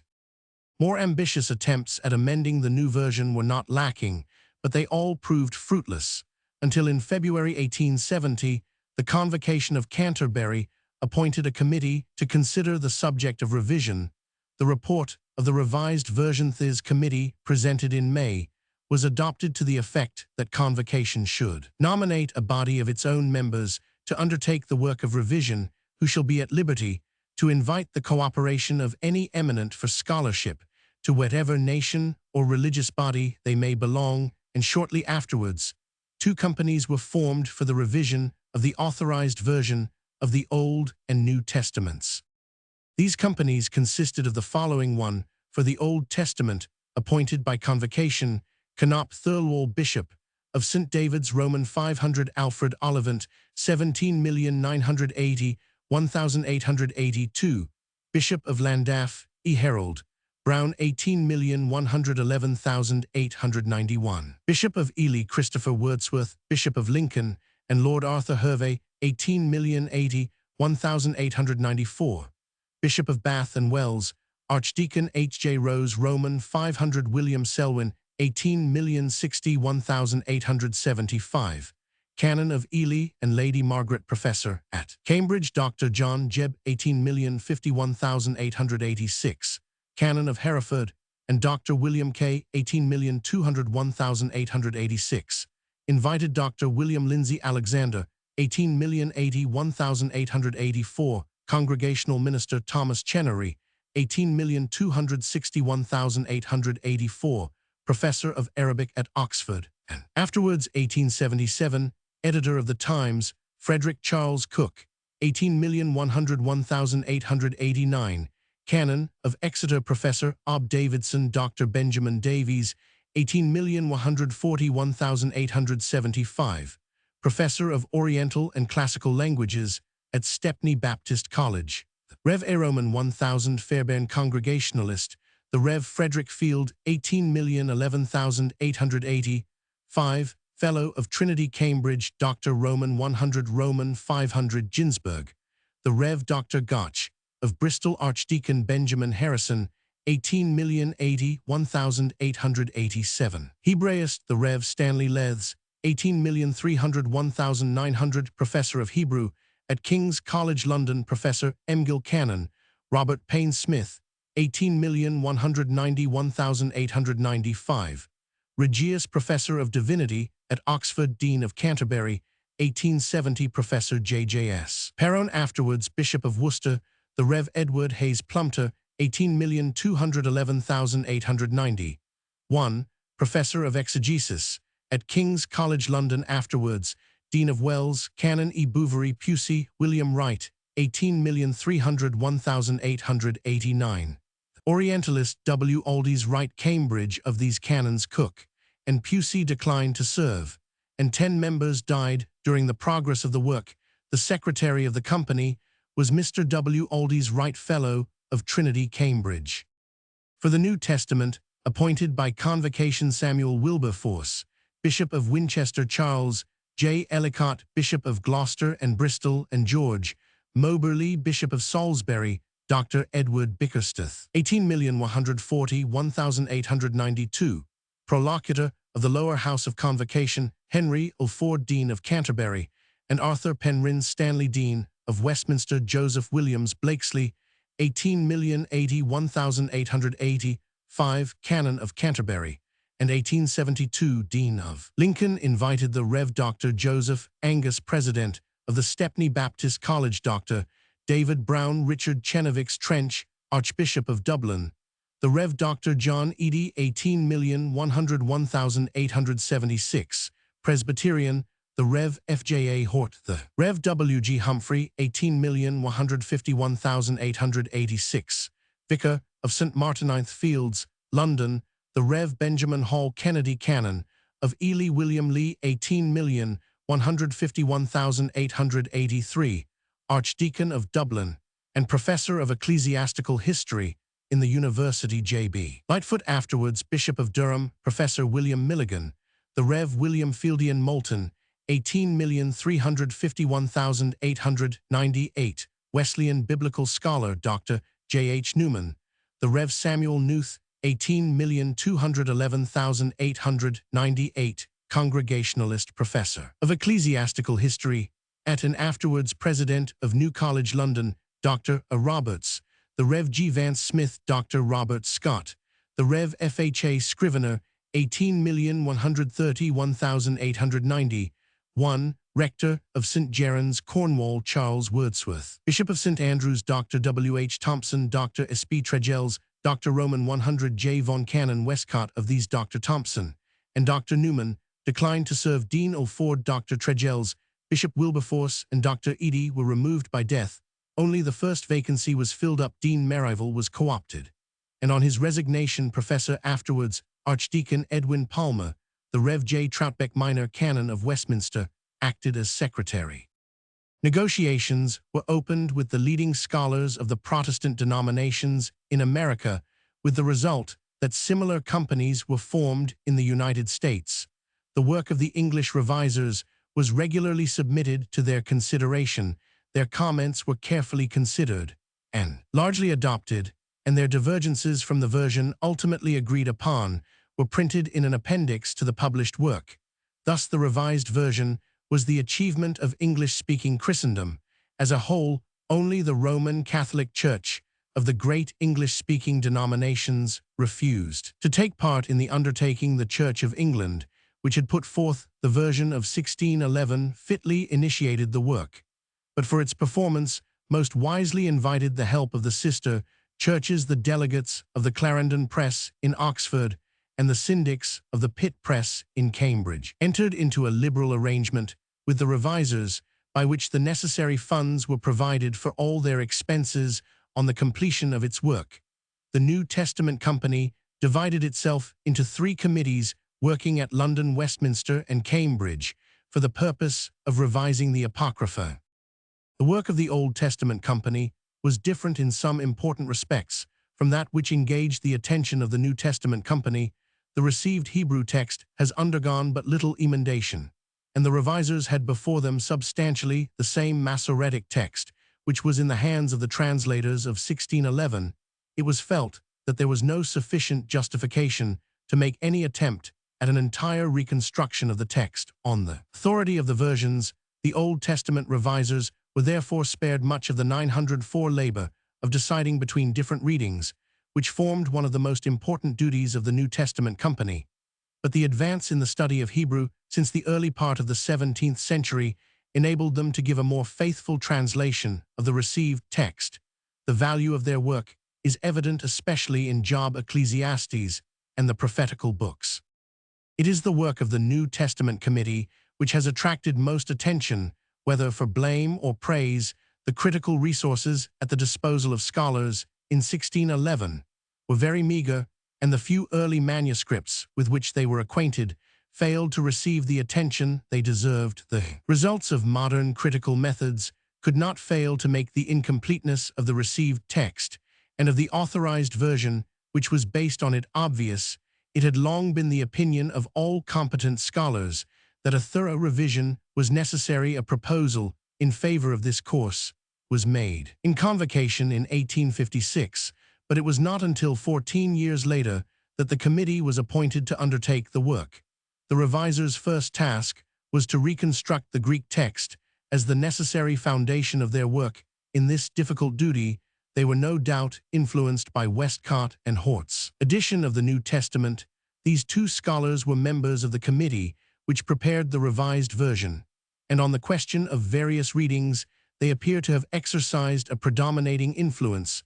The revisers were privately supplied with installments of Westcott and Hort's text as their work required them, but it is scarcely necessary to say that the revised version is not the work of one or two scholars. Different schools of criticism were represented on the committee, and the most careful discussion took place before any decision was formed. Every precaution was taken to ensure that the version should represent the result of the best scholarship of the time, applied to the work before it with constant devotion and with the highest sense of responsibility. The changes in the Greek text of the authorized version, when compared with the Textus Receptus, are numerous, but the contrast between the English versions of 1611 and 1881 is all the more striking because of the difference in the method of translation, which was adopted. The revisers aimed at the most scrupulous faithfulness. They adopted the plan deliberately rejected by the translators of 1611 of always using the same English word for the same Greek word. They endeavored to enable the English reader to follow the correspondences of the original with the closest exactness, to catch the solemn repetition of words and phrases, to mark the subtleties of expression, to feel even the strangeness of unusual forms of speech. The revision of the New Testament was completed in 407 meetings, distributed over more than 10 years. It was formally presented to convocation on May 17, 1881. The revision of the Old Testament occupied 792 days and was finished on June 20, 1884. The revised Apocrypha did not make its appearance until 1895. The text of the revised version is printed in paragraphs, the old division of books into chapters and verses being retained for convenience of reference. By this arrangement, the capricious divisions of some books is avoided. Various editions of the new version have been published, the most complete being the edition of the whole Bible with marginal references. These references had their origin in the work of two small subcommittees of the revisers, but they received their present form at the hands of a specially appointed committee. The marginal references given in the original edition of the authorized version of 1611 have been retained as far as possible. The work of the revisers was received without enthusiasm. It was too thorough for the majority of religious people. Partisans found that havoc had been played with their proof texts. Ecclesiastical conservatives were scandalized by the freedom with which the traditional text was treated. The advocates of change were discontented with the hesitating acceptance which their principles had obtained. The most vulnerable side of the revision was that on which the mass of English readers thought itself capable of forming a judgment. The general effect of so many small alterations was to spoil the familiar sonorous style of the authorized version. The changes were freely denounced as equally petty and vexatious. They were moreover too often inconsistent with the avowed principles of the revisers. The method of determining readings and renderings by vote was not favorable to the consistency and literary character of the version. A whole literature of criticism and apology made its appearance, and the achievement of so many years of patient labor seemed destined to perish in a storm of resentments. On the whole, the revised version weathered the storm more successfully than might have been expected. Its considerable excellences were better realized by students than stated by apologists. The hue and cry of the critics largely died away and was replaced by a calmer and juster appreciation. The work of the revisers has been sharply criticized from the standpoint of specialists in New Testament Greek. Dr. Rutherford stated the case briefly and pointedly in the preface to his translation of the Epistle to the Romans, London, 1900. He maintains that the Greek of the New Testament may never be understood as classical Greek is understood, and accuses the revisers of distorting the meaning by translating in accordance with Attic idiom phrases that convey in later Greek a wholly different sense, the sense which the earlier translators in happy ignorance had recognized that the context demanded. The use of the new version has become general familiarity, has mitigated the harshness of the revisers' rendering scholarship on the whole, has confirmed their readings. The version has been publicly read in parish churches, both in London and in the country in Canterbury Cathedral and Westminster Abbey. It has definitely displaced the older version. Bishops have acquiesced and congregations approved. It is no longer possible to maintain the plausible and damaging contention that the Revised Bible is ill-suited for public use. The Upper House of the Convocation of Canterbury, in May 1898, appointed a committee to consider the expediency of permitting or encouraging the use of the Revised Version in the public services of the Church. Bibliography. The principal works dealing with the separate versions have been referred to in the text of the article. The following authorities may also be cited. For the version as a whole, J.R. Dorr, Old Bibles, 2nd ed., 1888, J. Eady, The English Bible, An External and Critical History of the Various English Translations of Scripture, 2 vols, 1876. The Most Complete Account of Edgar, The Bibles of England, 1889, H. W. Hoare, The Evolution of the English Bible, 2nd ed., 1902, gives historical setting of the versions. F. G. Kenyon, Our Bible, and the Ancient Manuscripts, 1895, J. H. Lupton article on English versions in Hastings, Dict of the Bible, Extra Vol. R. Lovett, The Printed English Bible, 15,251,885, 1894, G. Milligan, The English Bible, A Sketch of its History, 1895, J. Roman 1 Mammert. English Versions of the Bible, 1883, F. Moulton, The History of the English Bible, 2nd ed., 1884, T. H. Patterson, History of the English Bible, 1894, J. Stoughton, Our English Bible, Its Translations and Translators, 1878.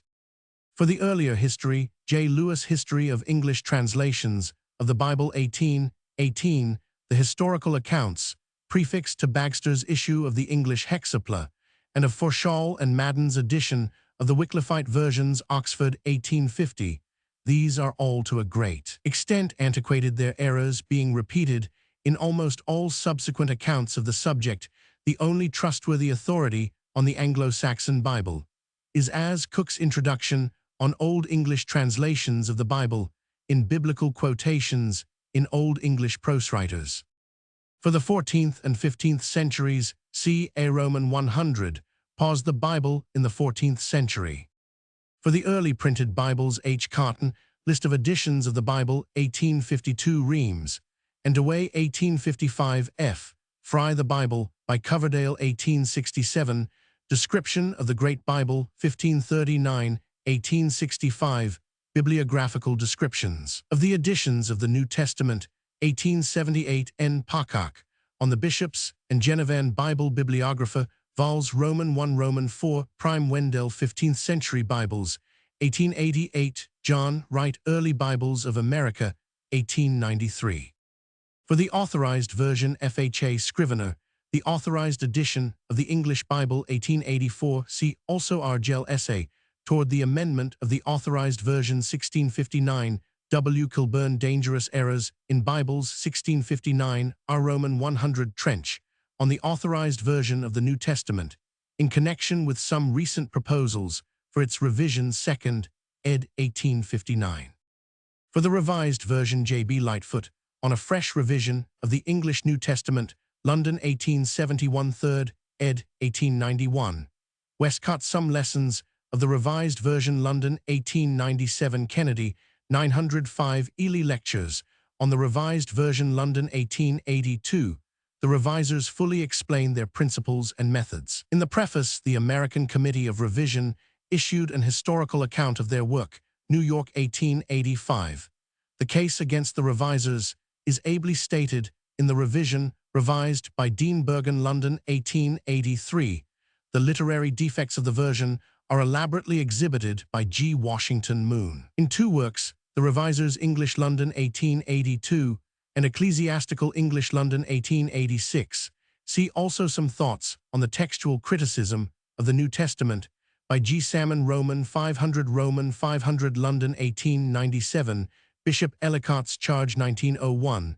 The Greek text of the New Testament, adopted by the Revisers, was edited for the Clarendon Press by Archdeacon Palmer, Oxford, 1881. Parallel editions of the Bible showing both the authorized and revised versions, a Largotype edition for public use, a reference edition, and 1900, a two-version edition, have been issued by one or both the university presses. A Roman 100 phhh. 1c as Cook Biblical Quotations in Old English Prose Writers, with an introduction on Old English Biblical Versions, London 18,980, 1903, Vol Roman 1 pp. Roman 26, ff. H. Sweet the Vespasian Psalter in Oldest English Texts. ETS, No. 83 London 1885, F. Harsley Edwine's Canterbury Psalter. ETS, No. 92 London 1892, John Spellman Psalterium, Davidis Latino Saxonicum, Vetus London 1640, Fr. Roder der Altengel Regia Psalter, Reg Roman 2b, 5 Halle 1904. 2 Benjamin Thorpe, Libri Samorum Versio Antiqua Latina, cum Paraphrasi Anglo-Saxonica, Oxford, 1835 cf. J. Roman 500 Bruce. The Anglo-Saxon version of the Book of Psalms, known as the Paris Psalter Baltimore, 1894. 3 K.W. Bouterweck, Die Vier Evangelion, in Altnord Sprake Gütersloh, 1857, Roman 499, Skridunga, Elberfeld, 1858, Prefaces to the Gospels J. Stevenson and E. Waring. The Lindisfarne and Rushworth Gospels Surtees, Soch 18,540, 1865, W. W. Skeat, The Holy Gospels in Anglo-Saxon Northumbrian and Old Mercian Versions, Cambridge, 18,711,887. 4 C. Stevenson Waring and Skeat opposite. 5 W. W. Skeat, The Holy Gospels in Anglo-Saxon Roman 100 Cambridge, 18,711,887. J. W. Bright, The Gospel of St. Luke in Anglo-Saxon Oxford, 1893.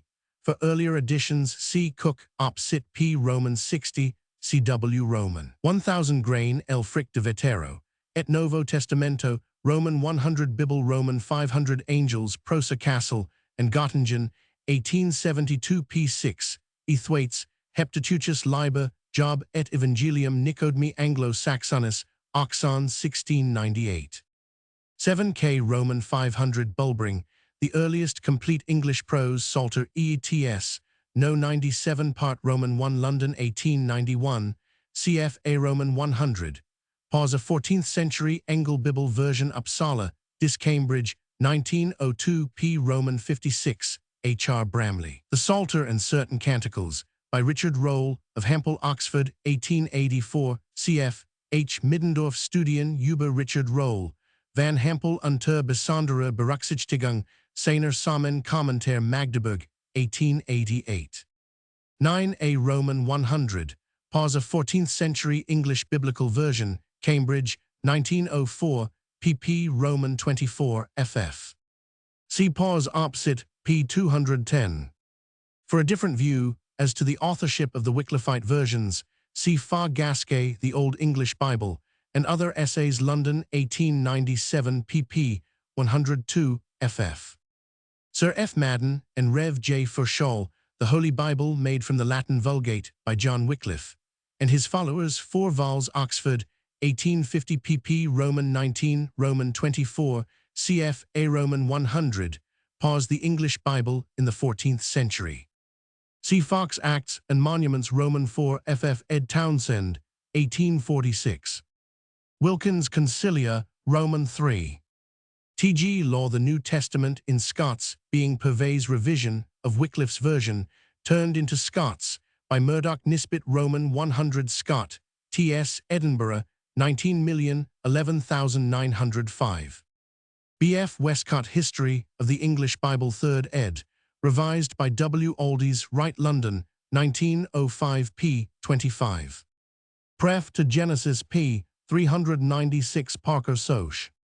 Photo lithographed by Edward Arbour, London, 1871. Reprinted by G. Offer, London, 1836. Reproduced in facsimile by Francis Fry, Bristol, 1862. Reprinted with an introduction by J. T. Marmot, New York, 1884. Reproduced in facsimile by Francis Fry, 1863. C.F. H. Bradshaw, Bibliographer, 18,821,880, 1 Roman 1 ff. Reprinted 1886. C.F. Jenkinson, Early English Printed Books, in the Univ Liber Cambridge, Roman 30, 1730. See Biographical Description of the Editions of the New Testament, Tyndale's version, in English, 1878. Epistle to the Reader in the New Testament of 1526, reprinted by G. Offer, C.F. Parker, Soch, 1848 p. 390. Westcott Opposite, p. 57 Note. See Dr. Ginsberg's information to Mr. Tedder, Roman 500, N.B. Roman 12. C.F. H. Stevens' Catalogue of the Caxton Exhibition, 1877, p. 88. Remains Parker Soch, pp. Roman 2 f. Westcott Opposite, p. 172 Note. Cranmer's Works, Letter 194 Parker Soch. See examples in Westcott Op. Cit. pp. 208 f. Burnett's Ref. ed. Parcock, 1865. Westcott Op. Cit. pp. 180 f. Remains Parker Soch, p. 493 cf. J. A. Kingdon Incidents in the Lives of Thomas Points and Richard Grafton, 1895. C.F. Burnett's Ref. Roman 1. Printed in Bagster's Hexapla, 1841, reprinted separately in 1842. See Address to the Reader. The division into verses of the New Testament was first found in R. Stephanus' Greek-Latin New Testament, 4th ed., 1551, whereas these divisions already existed in the Hebrew Old Testament. See T. H. Darlow and H. F. Moule Historical Cattle of the printed editions of Holy Scripture in the Liber of the Brit and Foreign Bible, Soch, London, 1903. See J. G. Carleton, The Part of Rhymes in the Making of the English Bible, Oxford, 1902. Barlow, Sum and Substance of the Conference in Cardwell's History of Conferences, pp. 187 f. Compiled chiefly from the list found in Cardwell's Synodalia, ed. 1844, Roman 2146, a reprint from Burnett's Doc Annals, Roman 2 ff., who himself took his list from a copy belonging originally to Bishop Raves. The list is correct for the year 1604 cf. Westcott Op. Cit. pp. 112 f. Quoted from G. Burnett's Hist of Reformation, Roman 2 p. 368, 1861. A reprint of this edition has been published by the Clarendon Press, Oxford, 1833. Bible Christians, one of the denominations now merged in the United Methodist Church, see United Methodists, so called because its early preachers appealed solely to the Bible in confirmation of their doctrines. The denomination arose in the agricultural districts and fishing villages of North Cornwall and Devon, a district only slightly influenced by John Wesley and the original Methodist movement. The founder was William O'Brien, afterwards Bryant, a Methodist lay preacher of Luxillian, Cornwall. Finding that the people had no evangelical preaching, he began an itinerary to supply the need. The coastmen were expert smugglers and wreckers. The agriculturists were ignorant and drunken. The parish clergy were slothful, in many cases intemperate, and largely given to fox hunting. Only in a parish or two was there any approach to religious ministry. O'Brien commenced his labors in North Devon, and in 1815 a small society was formed at Lake Farm, Shebbear. The movement had the seeds of great vitality in it. In 1819, the first conference was held at Launceston. There were present, besides O'Brien, 1 accepted minister James Thorner, 13 ministers on trial, and 15 women preachers, a class that was always conspicuous in the denomination. At that conference, The work had spread from Rings Ash in Devon to Mora, a lonely and desolate parish in West Cornwall, in 18,201,821. Kent, Northumberland, the Scilly and Norman Roman 1E Channel Islands appeared on the list of stations. Then came a serious break. In 1829, there was a severance between the larger part of the new body and O'Brien, who had claimed to be perpetual president and to have all property vested in him personally. He tried to establish a separate conference but failed, and in 1836 there was a reunion. O'Brien left England for America, where he remained for the rest of his life, and his contingent numbering 565 members and 4 ministers returned to the original conference. The growth continued. In 1830, 1 agents were sent to Canada and Prince Edward's Island, in 1850, to South Australia in 1855, to Victoria in 1866, to Queensland in 1877, to New Zealand, and in 1885 to China, so that the original O'Brien tradition of fervid evangelism was amply maintained. On O'Brien's departure, James Thorne, the first fully recognized minister, at whose father's farm the connection started, became its leader. Although reared as an ordinary farm lad, he proved to be a man of singular devotion and spiritual genius. He laid the foundations broadly in evangelism, finance, temperance, and education, founding in the latter connection a middle-class school at Sheber, at which generations of ministers' sons and numerous students for the ministry have been educated. James Thorne was 5 times president of the conference and 15 times secretary. He died in 1872. In this period, there was much persecution. Landowners refused sites, and in the Isle of Wight the people worshipped for many months. In a quarry, the preachers were sometimes imprisoned, and many times assaulted. The old Methodist body even excommunicated persons for attending Brianite meetings, partly cooperative with James Thorne, and at his death, independently, the church was favored with the influence of Frederick William Bourne. He was a minister for 55 years and served the Bible Christians as editor, missionary, treasurer, book steward, and 3 times president of conference. With him will always be associated the name of Billy Bray, an illiterate but inimitable Cornish evangelist, a memoir of whom, written by Bourne, exerted a great influence in the religious life of the denomination. In doctrine, the Bible Christians did not differ from the other Methodists. In constitution, they differed only slightly.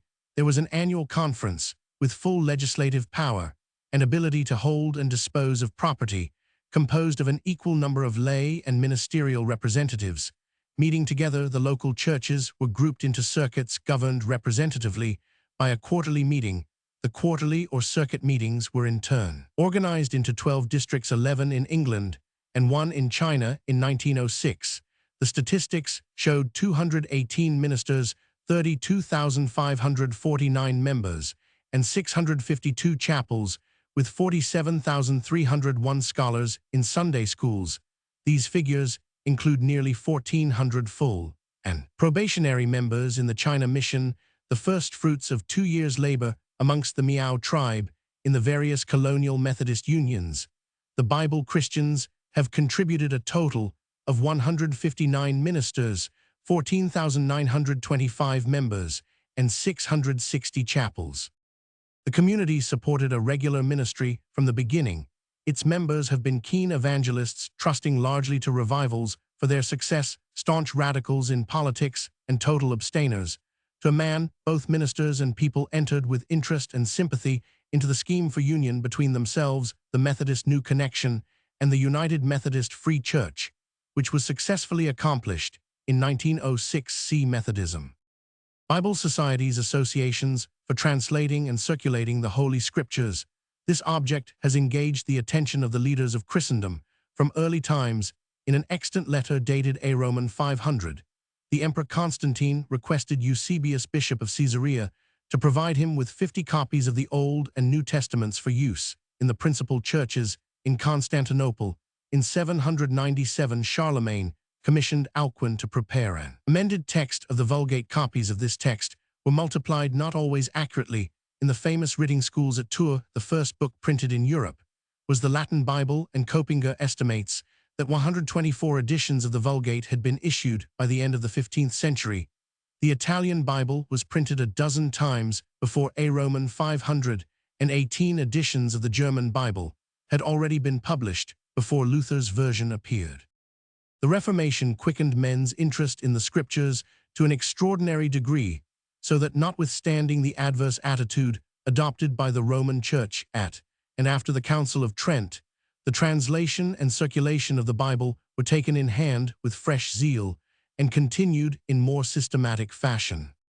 Thus the revised French Geneva Bible of 1588, which was issued in folio quarto and octavo, and became a standard text, bears the following note on the verse of the title: Les phrases de cet ouvrage imprime en toi diuses formes en mesmi temps, pour la commodité et contentement de toutes sortes de personnes ont est libéralement fournis par quelques gens de bien qui n'ont. Church Gagner pour leur particulier mise sûrement de servir à Dieu et à son Église the Corporation for the promoting and propagating of the Gospel of Jesus Christ in New England, founded in 1649, bore the expense of printing both the New Testament and the Bible, as a whole. Cambridge, Mass. 1663, the earliest Bible printed in America, which John Eliot, one of the Pilgrim Fathers, translated into the language of the Massachusetts Indians, whom he evangelized in Arnold's Defense, 1669, of the famous Port Royal version of the New Testament in French, issued 1667, he states that it had been printed in many forms and sizes, including very cheap editions for the poor, and goes on to describe how its circulation was promoted by les sacrifices que sympathisant les pieds solitaires pour faire participer les plus indigents au bienfait de leur entreprise, desque leur traduction fut prit ils environt de Paris un grand nombre de colporteurs charges de la vendre, au prix de revient et même dans certaines circonstances, à des prix réduits et ils couvriront la dépense par des dons volontaires, y pétavel la Bible, en France p. 152. To meet the cost of publishing the Finn Bible in 1685, the editor J. Geselius, Bishop of Abo, obtained an order from the Swedish government for the appropriation of certain corn tithes, still known as Bibeltrycktunnen.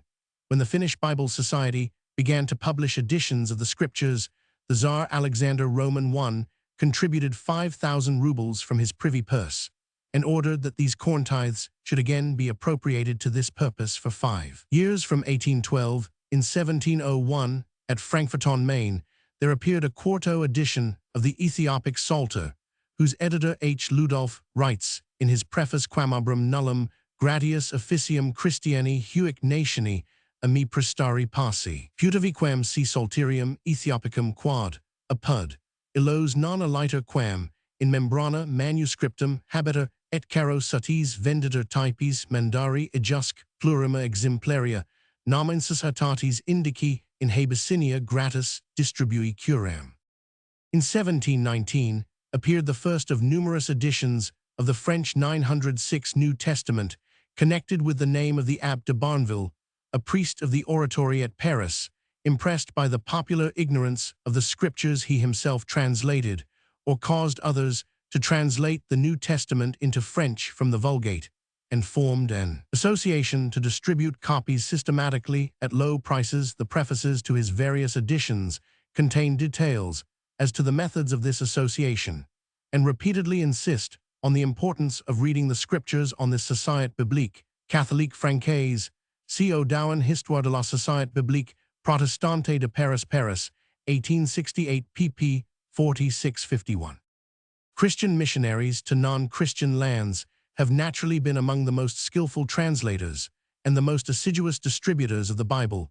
The earliest complete Arabic Bible was produced at Rome in 1671 by the Congregatio de Propaganda Fide. Protestant missionary societies have engaged energetically in the task not only of translating, but of printing, publishing, and distributing the Scriptures.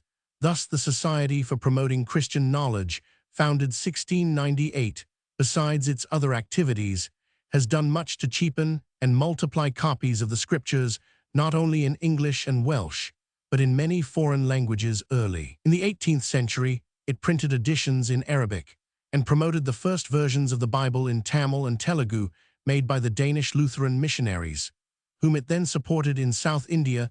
The earliest New Testament, 1767, and Old Testament, 17,830,1801, in Gaelic, were published by the Society in Scotland for Propagating Christian Knowledge, founded 1709. The SB Roman 100K now publishes versions of the scriptures either complete or in part in 38 different languages, without reckoning versions of the prayer book in 45 other languages. And during 19,051,906, the SB Roman 100K issued in England 116,126 Bibles and 17,783 New Testaments.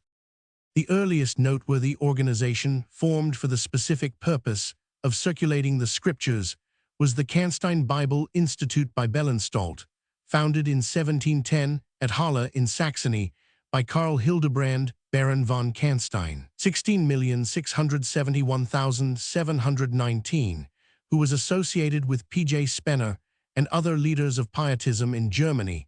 He invented a method of printing perhaps somewhat akin to stereotyping, though the details are not clearly known, whereby the Institute could produce Bibles and Testaments in Luther's version at a very low cost and sell them in small size at prices equivalent to 10d and 3d per copy respectively. In 1722, editions of the scriptures were also issued in Bohemian and Polish. At von Canstein's death, he left the Institute to the care of his friend August Hermann Frank, founder in 1698 of the famous Waisenhaus orphanage at Halle. The Canstein Institute has issued some 6 million copies of the scriptures. In England, various Christian organizations, which arose out of the evangelical movement in the 18th century, took part in the work. Among such may be mentioned the Society for Promoting Christian Knowledge among the Poor 1750, and the Society for the Support and Encouragement of Sunday Schools 1785.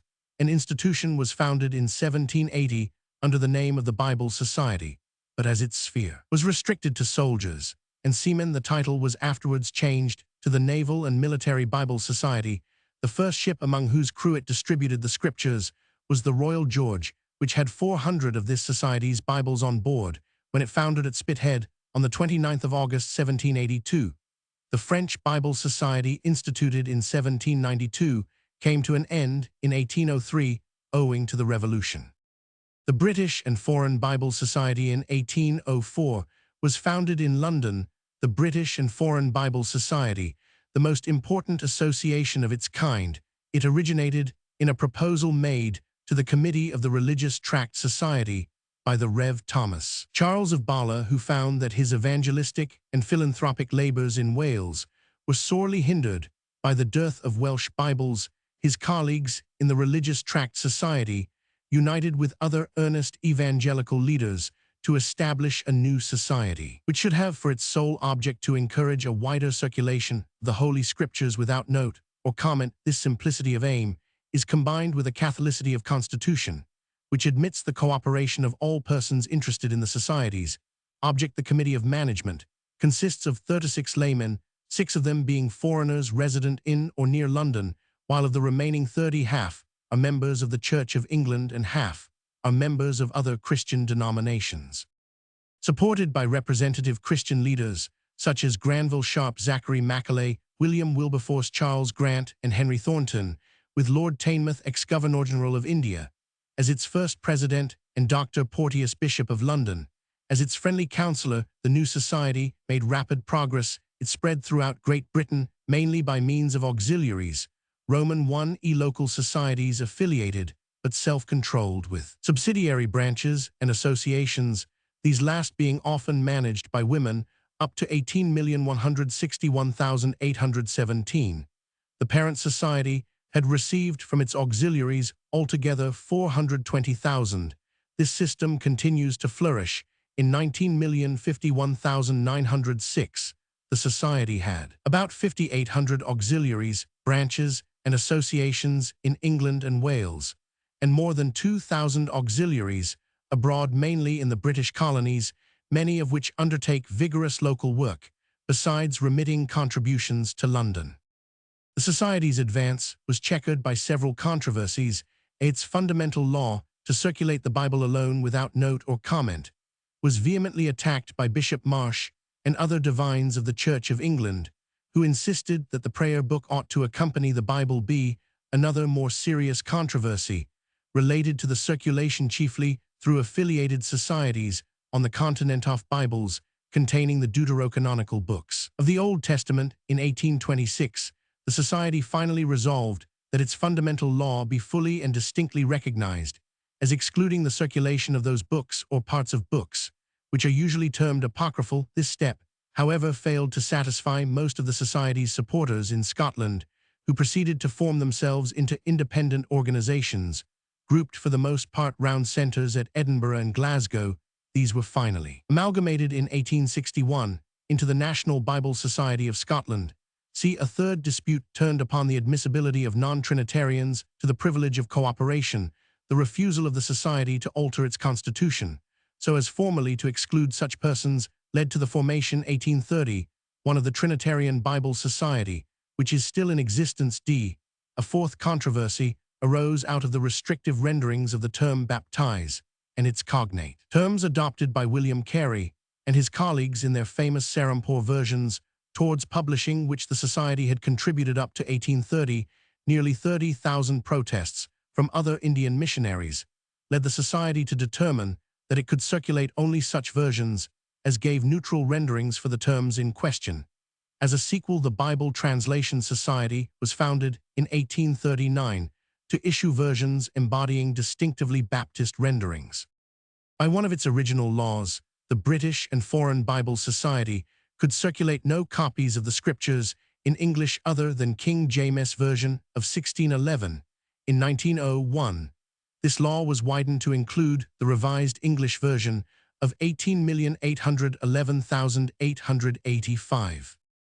From its foundation, the Society has successfully labored to promote new and improved versions of the Scriptures. In 1804, the Bible, or some part of it, had been printed in about 55 different tongues.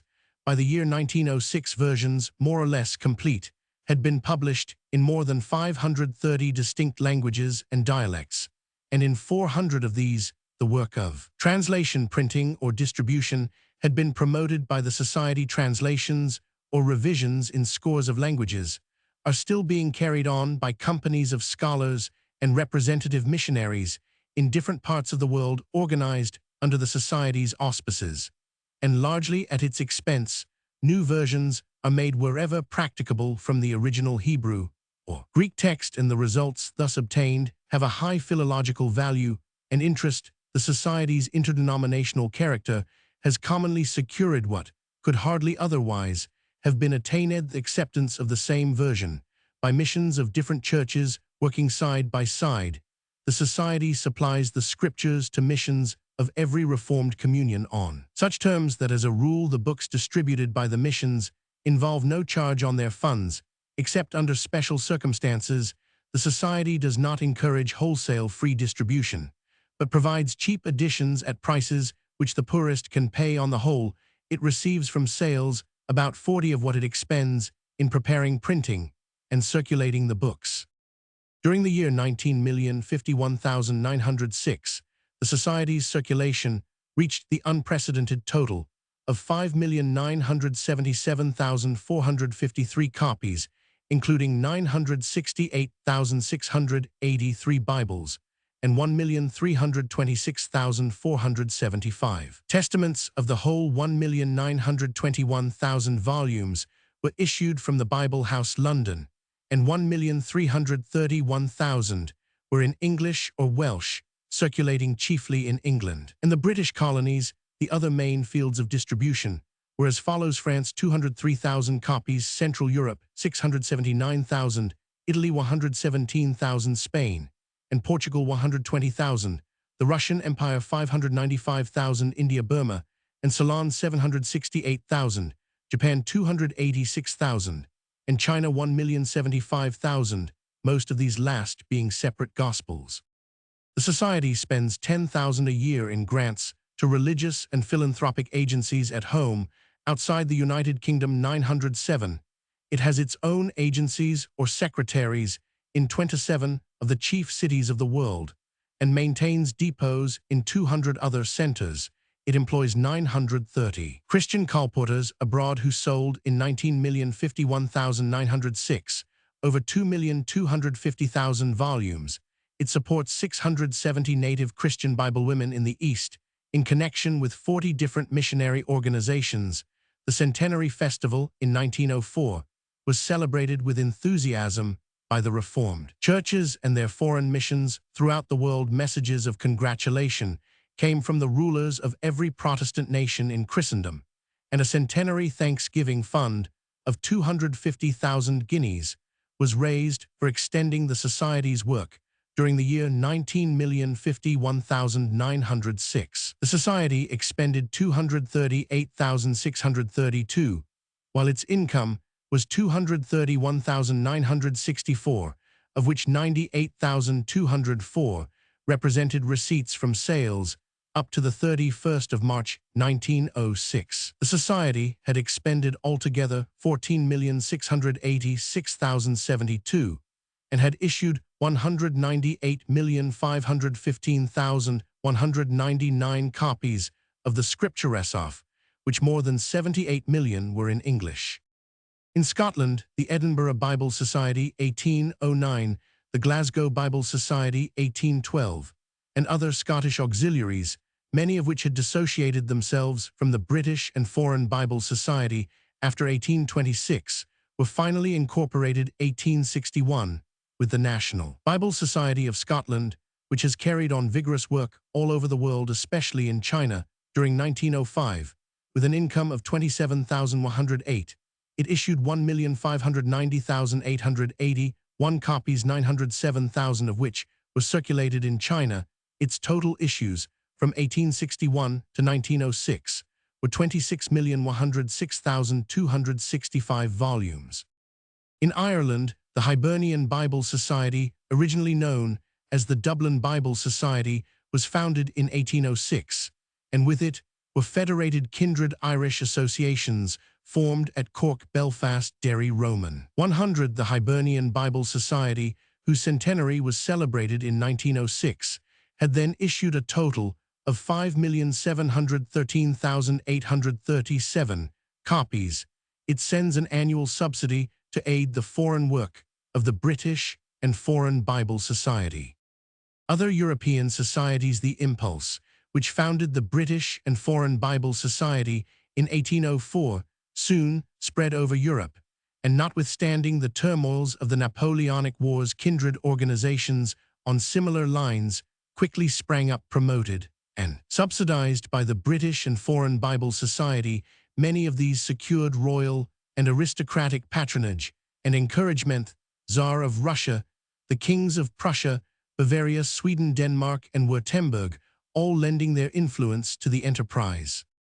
Within 14 years, the following Bible societies were in active operation: the Basel Bible Society, founded at Nuremberg 1804, the Prussian Bible Society, founded as the Berlin Bible Society 1805, the Revel Bible Society 1807, the Swedish Evangelical Society 1808, Dorpat Bible Society 1811, the Riga Bible Society 1812, the Finnish Bible Society 1812, the Hungarian Bible Institution Pressburg 1812, the Württemberg Bible Society Stuttgart 1812, the Swedish Bible Society 1814, the Danish Bible Society 1814, the Saxon Bible Society Dresden 1814, the Thuringian Bible Society Erfurt 1814, the Berg Bible Society Eberfeld 1814, the Hanover Bible Society 1814, the Hamburg Altona Bible Society 1814, the Lubeck Bible Society 1814, the Netherlands Bible Society Amsterdam 1814. These were increased in 1815 by the Brunswick, Bremen, Schleswig-Holstein, Strasbourg, and Eichsfeld Saxony Bible Societies, and the Icelandic Bible Society. In 18,161,817 came the Norwegian Bible Society, the Polish Bible Society, and 10 minor German Bible Societies. 12 cantonal societies had also been formed in Switzerland. Up to 18,161,817, these societies had printed altogether 436,000 copies of the Scriptures and had received from the British and Foreign Bible Society gifts, amounting to over 62,000. The decision, the British and Foreign Bible Society, in 1826, with regard to circulating the Apocrypha see above, modified its relations with the most influential of these continental societies. Some of them were ultimately dissolved or suppressed through political or ecclesiastical opposition, the Roman Church proving especially hostile, but many of them still flourish and are actively engaged in their original task. The circulation of the scriptures by German Bible societies during 1905 was estimated as follows: the Prussian Bible Society, Berlin, 182,000 copies; the Württemberg Bible Institute, Stuttgart, 247,000; the Berg Bible Society, Eberfeld, 142,000; the Saxon Bible Society, Dresden, 44,000; the Central Bible Association, Nuremberg, 14,000; the Canstein Bible Institute, Halle; the Schleswig-Holstein Bible Society, the Hamburg Altona Bible Society, and others, together 56,000. During 1905, 9 cantonal Bible societies in Switzerland circulated altogether 71,000 copies. The Netherlands Bible Society reported a circulation of 54,544 volumes, 48,137 of which were in Dutch. The Danish Bible Society circulated 45,289 copies. The Norwegian Bible Society circulated 67,058 copies. And in Sweden, the Evangelical National Society distributed about 110,000 copies. In Italy, by a departure from the traditional policy of the Roman Church, the newly formed Pious Society of St. Jerome for the Dissemination of the Holy Gospels issued, in 1901, from the Vatican Press, a new Italian version of the 4 Gospels and Acts. By the end of 1905, the Society announced that over 400,000 copies of this volume had been sold at 2d a copy.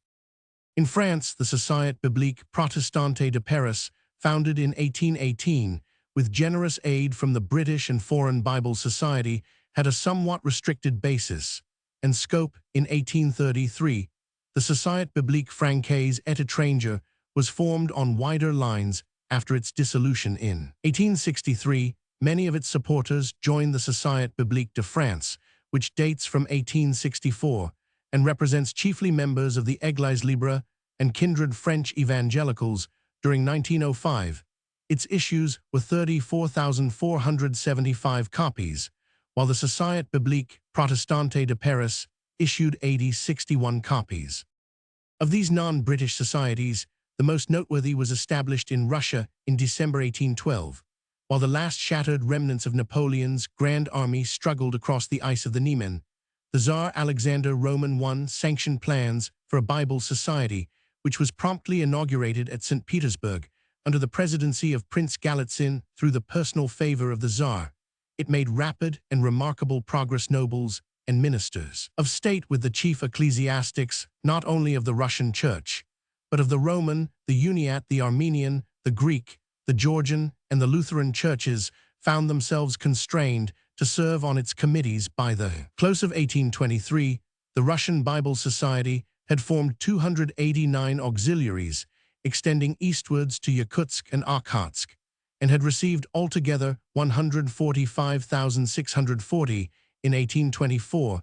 However, Prince Galitzin ceased to be procurator of the Holy Synod, and Seraphim, Metropolitan of St. Petersburg, became president of the Russian Bible Society. And in 1826, soon after his accession, the Tsar Nicholas Roman I issued a ukase suspending the society's operations. After it had printed the scriptures in 30 different languages, 17 of which were new tongues, and had circulated 600,000 volumes from the Caucasus to Kamchatka. In 1828, Nicholas Roman I sanctioned the establishment of a Protestant Bible Society, which still exists to supply the scriptures only to Protestant subjects of the Tsar Cfth Schemen Jeskicht Russlands, unter Nikolaus Roman I Vol Roman I Chap Roman 9. In 1839, St. Petersburg became the headquarters of an agency of the British and Foreign Bible Society, which enjoys special facilities in Russia, and now annually circulates about 600,000 copies of the scriptures in 50 different languages within the Russian Empire. In America, The earliest Bible Society was founded at Philadelphia in 18086. More societies, including those of New York and of Massachusetts, were formed during 1809, and other societies, auxiliaries, and associations quickly followed in 1816. A convention of delegates representing 31 of these institutions met at New York and established the American Bible Society with Elias Boudinot as president. All kindred organizations in the states gradually became amalgamated with this national body, and the federation was completed in 1839 by the adhesion of the Philadelphia Society, which now changed its name to the Pennsylvania Bible Society. Not a few noteworthy versions of the Bible, such as those in Arabic, 15 dialects of Chinese, Armenian, and Zulu, and many American Indian, Philippine, and African languages, have appeared under the auspices of the American Bible Society. Turkish Classical Chinese and Korean versions have been made by the American and British societies jointly. The Society's foreign agencies extend to China, Japan, Korea, the Turkish Empire, Bulgaria, Egypt, Micronesia, Siam, Mexico, Central America, the South American Republics, Cuba, and the Philippines. In the year ending March 31, 1909, the income of the Society was $502,345, and it issued 2,153,028 copies of the Scriptures, nearly half of which went to readers. Outside the United States, the total distribution affected by the American Bible Society and its federated societies had in 1909 exceeded 84 million volumes in over 100 different languages.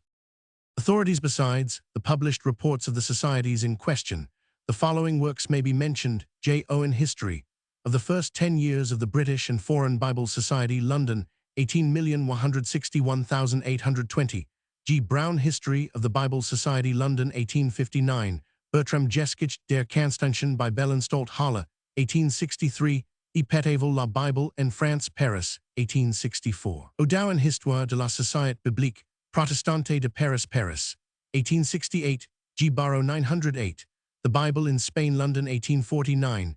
W. Canton, The History of the British and Foreign Bible Society, London, 1904. Fal. J. Ballinger, The Bible in Wales, London, 1906. T. H. Darlow and H. F. Moule, Historical Catalogue of the Printed Editions of Holy Scripture, London, Vol. Roman 1, Vol. Roman 2.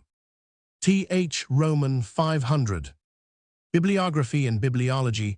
The word was used in post-classical Greek for the writing of books, and as late as 1761, in Fenning's English Dictionary, a bibliographer is defined as one who writes or copies books. The transition from the meaning, a writing of books, to that of a writing about books was accomplished in France in the 18th century. Witness the publication in 1763 of the Bibliographie Instructive of de Bure in England. The new meaning seems to have been popularized by the Rev. Thomas Frognall Dibdin early in the 19th century, while Southey preferred the rival form bibliology, which is now hardly used. Present custom inclines to restrict the province of bibliography to printed books as opposed to manuscripts, and on the other hand recognizes as coming within its scope almost everything in which a book-loving antiquary can be interested, including the history of printing, see typography, bookbinding, Q Roman 5, book illustrations, see illustration, and book collecting, Q Roman 5. The present article is only concerned with bibliography as the art of the examination, collation, and description of books, their enumeration and arrangement in lists for purposes of information, and further, with the literature of this subject, Roman 1e, with the bibliography of bibliography. Examination and collation books are submitted to examination in order to discover their origin or to test statements concerning it which there is reason to doubt, or to ascertain if they are perfect, and if perfect, whether they are in their original condition or have been made up from other copies. The discovery of where, when, and by whom a book or fragment of a book was printed is the most difficult of these tasks, though as regards books printed in the 15th century, it has been much facilitated by the numerous facsimiles enumerated under Inconabula Q Roman 5. In the article book Q Roman 5, a sketch is given of the chief external characteristics of books in each century since the invention of printing. Familiarity with books of different ages and countries soon creates a series of general ideas as to the dates and places with which any combination of these characteristics may be connected, and an experienced bibliographer, more especially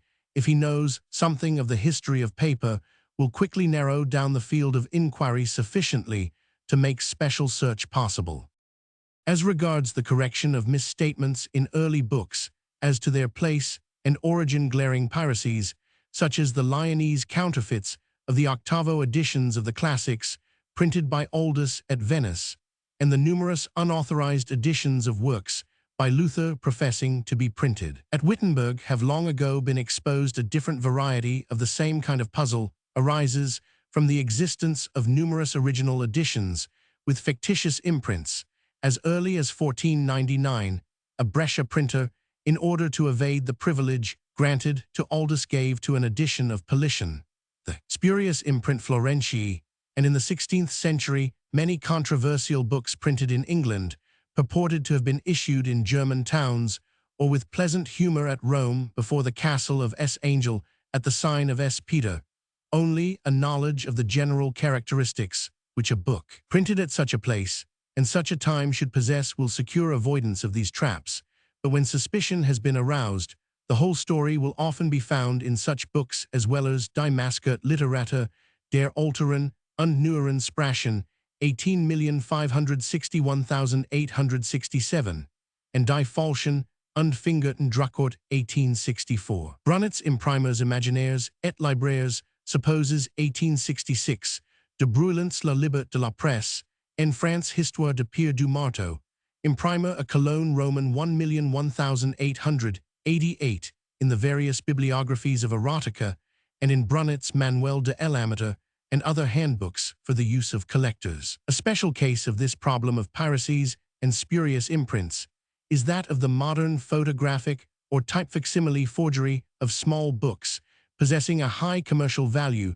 such as the early editions of the Letter of Columbus, announcing his discovery of the New World. Bad forgeries of this kind can be detected by the tendency of all photographic processes of reproduction to thicken letters and exaggerate every kind of defect, but the best of these imitations, when printed on old paper, require a specific knowledge of the originals and often cause great trouble. The type facsimile forgeries are mostly of short pieces by Tennyson, George Eliot, and A. Roman 100 Swinburne, printed or supposed to have been printed for.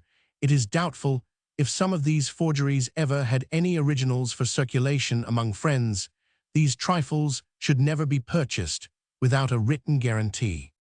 When the edition to which a book belongs is known, further examination is needed to ascertain if it is perfect, and in its original state, where no standard collation is available, this can only be ascertained by a detailed examination of the quires or gatherings of which it is made up. See below. In the earliest books, these are often very irregular. A large book was usually printed simultaneously in 4 or 6 sections on as many different presses, and the several compositors, if unable to end their sections at the end of a complete quire, would insert a single leaf to give more space, or sometimes leave a blank page or half-page for lack of matter, occasionally adding the note hic nullus est defectus.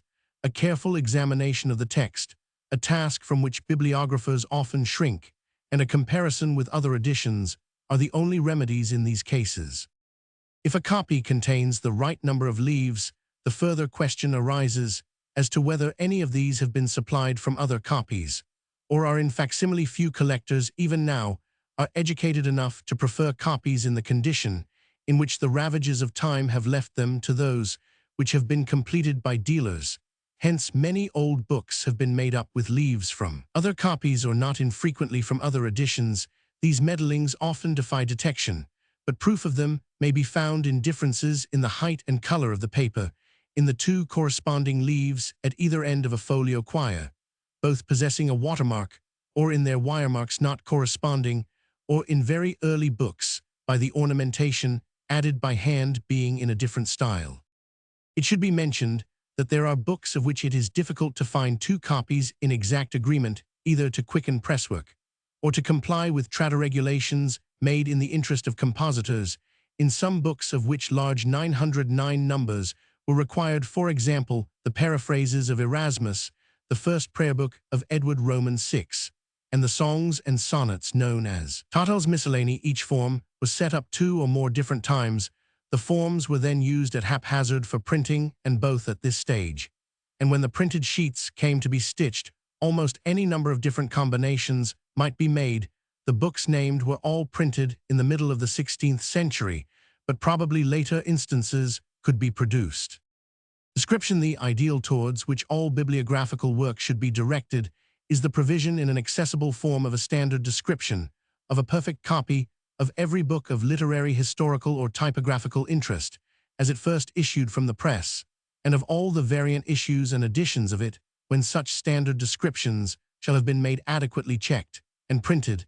It will be possible to describe every individual copy by a simple reference to them, with a statement of its differences, if any, and an insistence on the points bearing on the special object with which it is being redescribed. Only in a few cases has any approach been made to a collection of such standard descriptions. One instance which may be cited is that of the entries of the 15th century books in the Repertorium Bibliographicum of Ludwig Heine, 18,261,838, which the addition of an asterisk marks as having been examined by Heine himself in the copies in the Royal Library at Munich. The high standard of accuracy of these asterisked entries, save for the omission to note blank leaves at the beginning or end, has been so well established, and the Repertorium is so widely known that in many catalogues of incunabula, the short title of the book together with the number of Heine's entry has been usefully substituted for a long description. Books printed at Oxford up to 1640 can be equally well described by their short titles and a reference to Mr. Falconer Madden's early Oxford Press, published in 1895. At present, the number of works which can thus be taken as a standard is only small, owing partly to the greater and more accurate detail now demanded, partly to the absence of any system of cooperation among libraries, each of which is only willing to pay for catalogues relating exclusively to its own collections. It may be hoped that through the foundation of bibliographical institutes, more work of this kind may be done.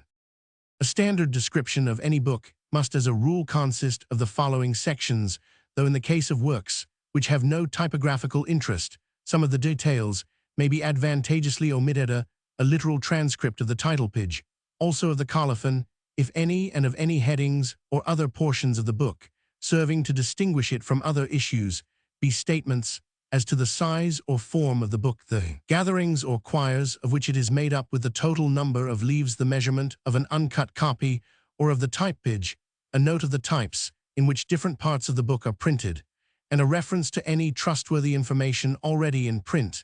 See a statement of the literary contents of the book, and of the points at which they respectively begin. D. A note giving any additional information which may be needed. In transcribing the title page and other parts of the book, it is desirable not to omit intermediate words. If an omission is made, it should be indicated by 3 dots placed close together. The end of a line should be indicated by an upright stroke. It is a considerable gain to indicate to the eye in what types the words transcribed are printed. Roman 1e, whether in Roman Gothic letter or italic, and in each case, whether in majuscules or minuscules, upper or lower case. To do this, however, adds greatly not only to the cost of printing, but also to the liability of error if Roman minuscules are used throughout, or Roman for the text, italic for the imprint of colophon. The method of transliteration, which the printer himself would have used, should be adopted. Many of the best modern catalogues and bibliographies are disfigured by the occurrence in them of such forms as Qvinf, Qveen, Evrop, due to an unintelligent transliteration of the forms Qvinf, Qveen, Evrop, as they occur on title pages at a date when V was the majuscule form of both V and U. If it is desired to retain the V forms, the words should be printed in majuscules. If minuscules are used, the words should be transliterated as Quinc, Queen, Europe, according to the practice of the old printers themselves. A troublesome question often arises as to what notice should be taken in reproducing the misprints, which frequently occur in the original titles. Bibliographers who have satisfied themselves and their readers of their own accuracy may reproduce them in silence, though it will need constant watchfulness to prevent the printer from setting them right. Transcribers of only average accuracy will consult their happiness by indicating the misprint in some way, and the frequent use of sic, more especially when printed in italics, or of the German being ugly. Probably the simplest plan is to add a note at the end, stating that the misprints in question occur in the original. The size of a book is a technical expression for the relation of the individual leaves to the sheet of paper of which they form a part. A book in folio means one in which the paper has been folded once, so that each sheet has made 2 leaves. In a book in quarto, each sheet has been folded twice, so as to make 4 leaves. In an octavo, another fold has produced 8 leaves, and so on. For books in 16 mo, 32 mo, and 64 mo, for books in 12s, 24s, Roman 100, the paper has at some stage to be folded in 3 instead of in 2, and there will be some difference in form according to the way in which this is done. The size of a book printed on handmade paper is very simply recognized by holding up a page to the light. Certain white lines, called wire lines, will be noticed occurring as a rule about an inch apart and running at right angles to the fine lines. These wire lines are perpendicular in a folio octavo, 32 mo, and horizontal in a quarto, and 16 mo in a 12 mo. As the name implies, the sheet is folded in 12. And in the earlier part, at least of the 16th century, this was done in such a way that the wire lines are perpendicular, the height of the sheet forming 2 pages, as is the case in an octavo, while the width is divided into 6, instead of into 4, as in an octavo. The later habit has been to fold the sheet differently, the height of the sheet forming the width of 4 pages, and the width of the sheet the height of 3 pages. Consequently, the wire lines are horizontal, e.g. Duff, Early Printed Books, pp. 206,207. The recognition of what is meant by the size of a book has been obscured by the erroneous idea that the quires or gatherings of which books are made up necessarily consist of single sheets.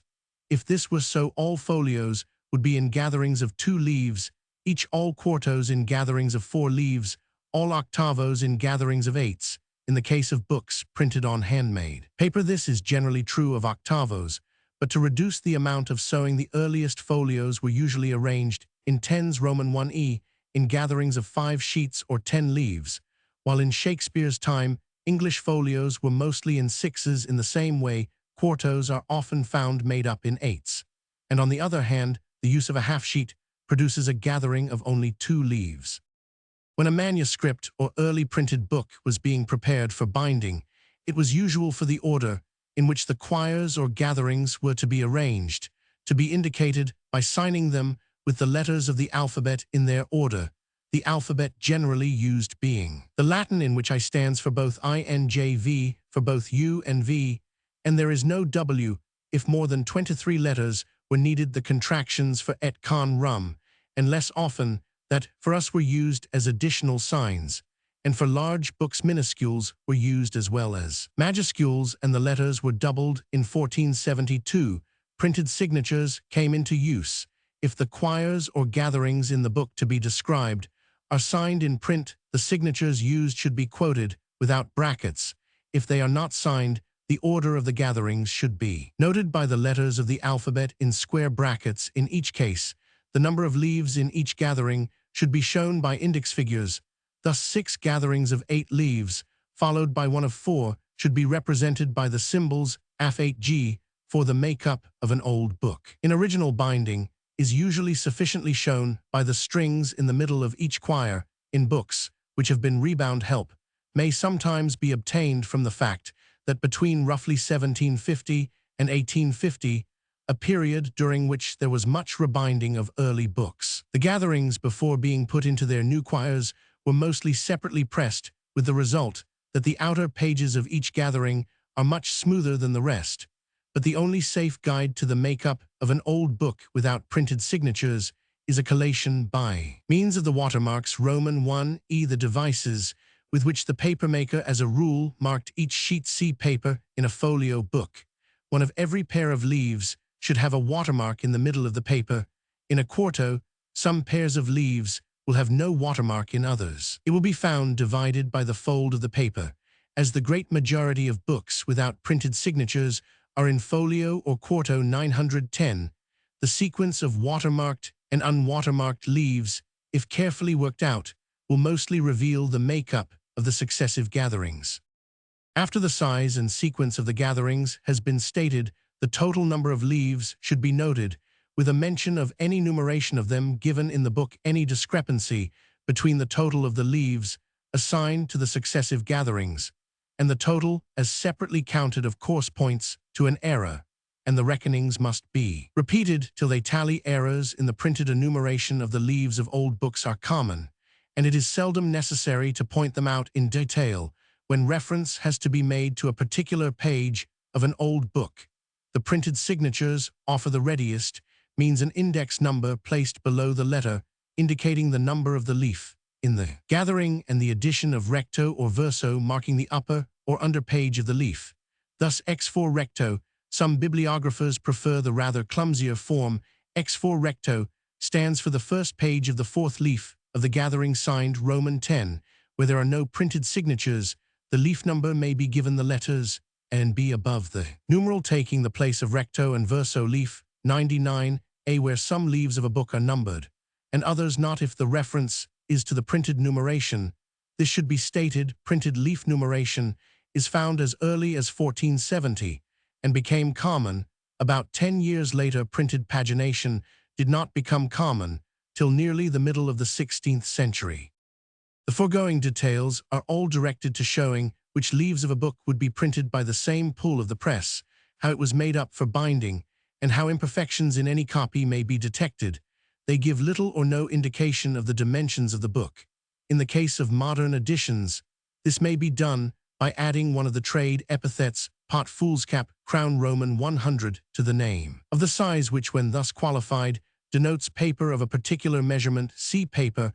As however these measurements are not easily remembered, it is better to give the actual measurements in inches or millimeters of a page of an uncut copy. In old books, uncut copies are not easily found, and it is useful instead of this to give the measurement in millimeters of the printed portion of the page, technically called the type page, although this is subject to a variation of about 3 in different copies according to the degree to which they were damped for printing. To this is added a statement of the number of lines in the page, measured. The character of the type Roman Gothic or Italic is next mentioned, and in the case of 15th century books, its number in the sequence of founts used by the printer. See incarnabula. Finally, a reference to any authoritative description already printed completes this portion of the entry. Thus, the description of the collation of the first dated book, printed at Augsburg, the Meditations of S. Bonaventura, printed by Gunther Zehner in 1468, should read folio a BD 8, for example, H872 leaves type page 3202, 120 Roman 2035 lines, type 1 Gothic letter Hain 3557. See, while many books, and this is especially true of early ones, contain little or nothing beyond the bare text of a well-known work, others are well provided not only with commentaries, which are almost sure to be mentioned on the title page, or in the colophon which the editor himself often wrote, but also with dedicatory letters, prefaces, complimentary verses, indexes, and other accessories, the presence of which it is desirable to indicate. In these cases, it is often convenient to show the entire contents of the book in the order in which they occur, noting the leaves or pages on which each begins. Thus, in the first edition, 1590, of the first 3 books of Spenser's Faerie Queene, the literary contents, their order, and the space they occupy can be concisely noted by taking the successive gatherings according to their signatures and showing what comes on each page. Thus, A1 recto title verso dedication to the most mighty and magnificent Empress Elizabeth A2, 8 text of books Roman 1 Roman 3 pp 1 letter, dated the 23rd of January 1589-1590, to Sir Walter Raleigh, expounding the intention of the work. pp 3. Verso commendatory verses, signed W. Raleigh Harbinol Gabriel Harvey, RSHBW Roman 50, and Ignoto pp complimentary sonnets, severally inscribed to Sir Roman 100, Hatton the Earls of Essex, Oxford, Northumberland, and Ormond, Lord C.H. Howard, Lord Grey of Wilton, and Sir W. Raleigh, and to Lady Carew, and to the ladies in the court, and faults escaped in the print. QQ 15 other sonnets. Some bibliographers prefer to reverse the order of notation. Title A1 recto dedication, A1 verso Roman 100, and no principle is sacrificed in doing so, though the order suggested usually works out the more neatly. Enumeration and arrangement. In the 18th and early 19th centuries, there was a tendency, especially among French writers, to exaggerate the scope of bibliography on the ground that it was the duty of the bibliographer to appraise the value of all the books he recorded, and to indicate the exact place which each work should occupy in a logical classification of all literature, based on a previous classification of all knowledge. Bibliographers are now more modest. They recognize that the classification of human knowledge is a question for philosophers and men of science, that the knowledge of chemistry and of its history needed to make a good bibliography of chemistry is altogether extrinsic to bibliography itself, that all in fact to which bibliography can pretend is to suggest certain general principles of arrangement, and to point out to some extent how they may be applied. The principles are neither numerous nor recondite to illustrate. The history of printing books may be arranged according to the places and printing houses where they were produced. For the glorification of a province or county, they are sometimes grouped under the places where their authors were born or resided. For special purposes, they may be arranged according to the language or dialect in which they are written, but speaking generally, the choice for a basis of arrangement rests between the alphabetical order of authors and titles, a chronological order according to date of publication, a logical or alphabetical order according to subjects, and some combination of these methods. Exercising the choice, the essential requisite, is a really clear idea of the use to which the bibliography, when made, is to be put if its chief object be to give detailed information about individual books, a strictly alphabetical arrangement by authors and titles, Roman 1e, by the names of authors in their alphabetical order, and the titles of their books in alphabetical sequence under the names will be the most useful, because it enables the student to obtain the information he seeks with the greatest ease. But while such an alphabetical arrangement offers the speediest access to individual entries, it has no other merit unless the main object of the bibliography be to show what each author has written.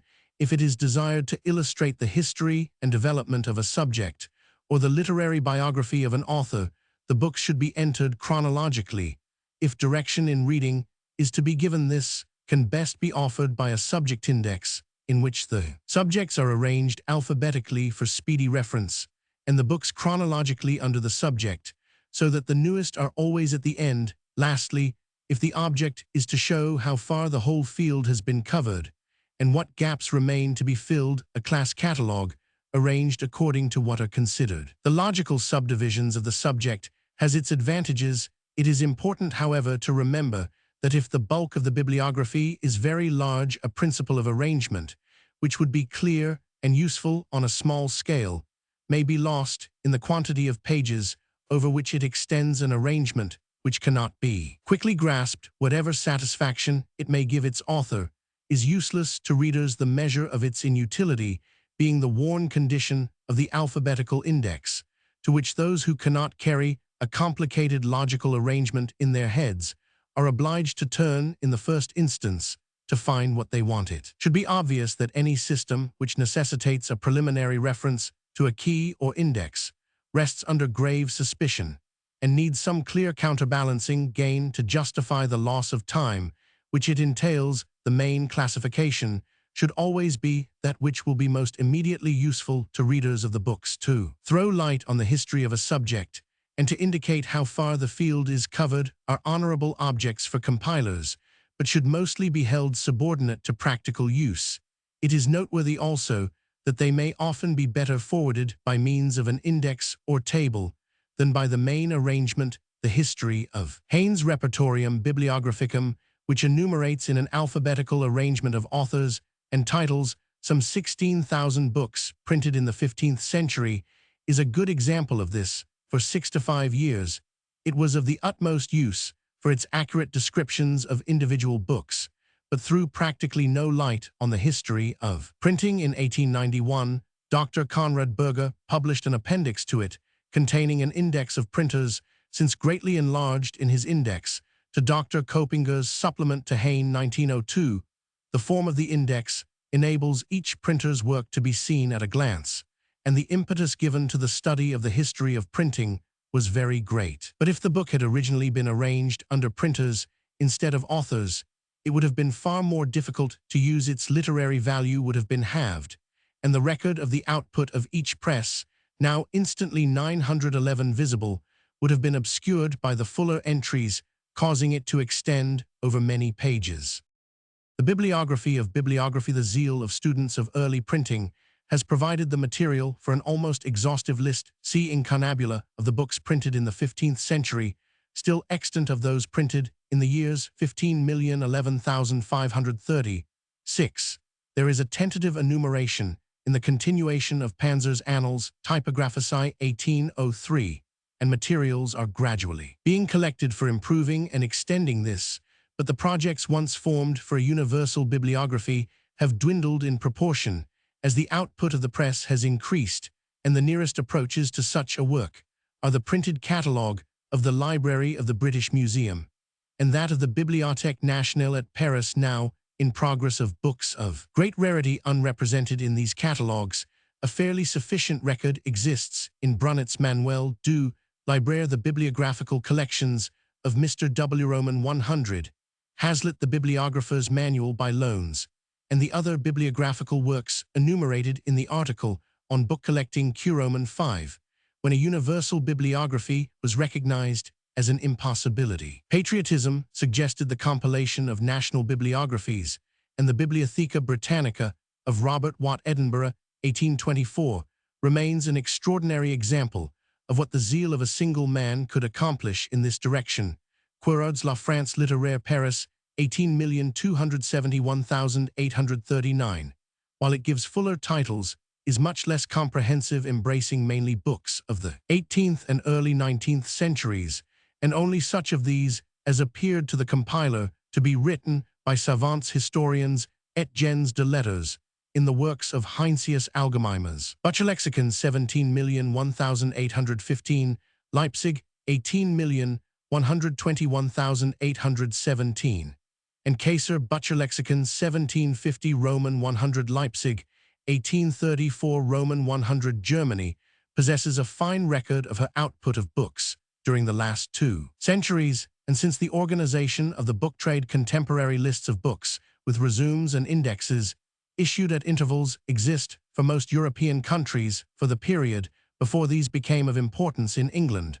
Much bibliographical material has been collected in the catalogues of English books printed up to the end of the year 1640, issued by the British Museum in 1884, by the John Rylands Library, Manchester, in 1895, and by the University Library, Cambridge, in 19,001,906.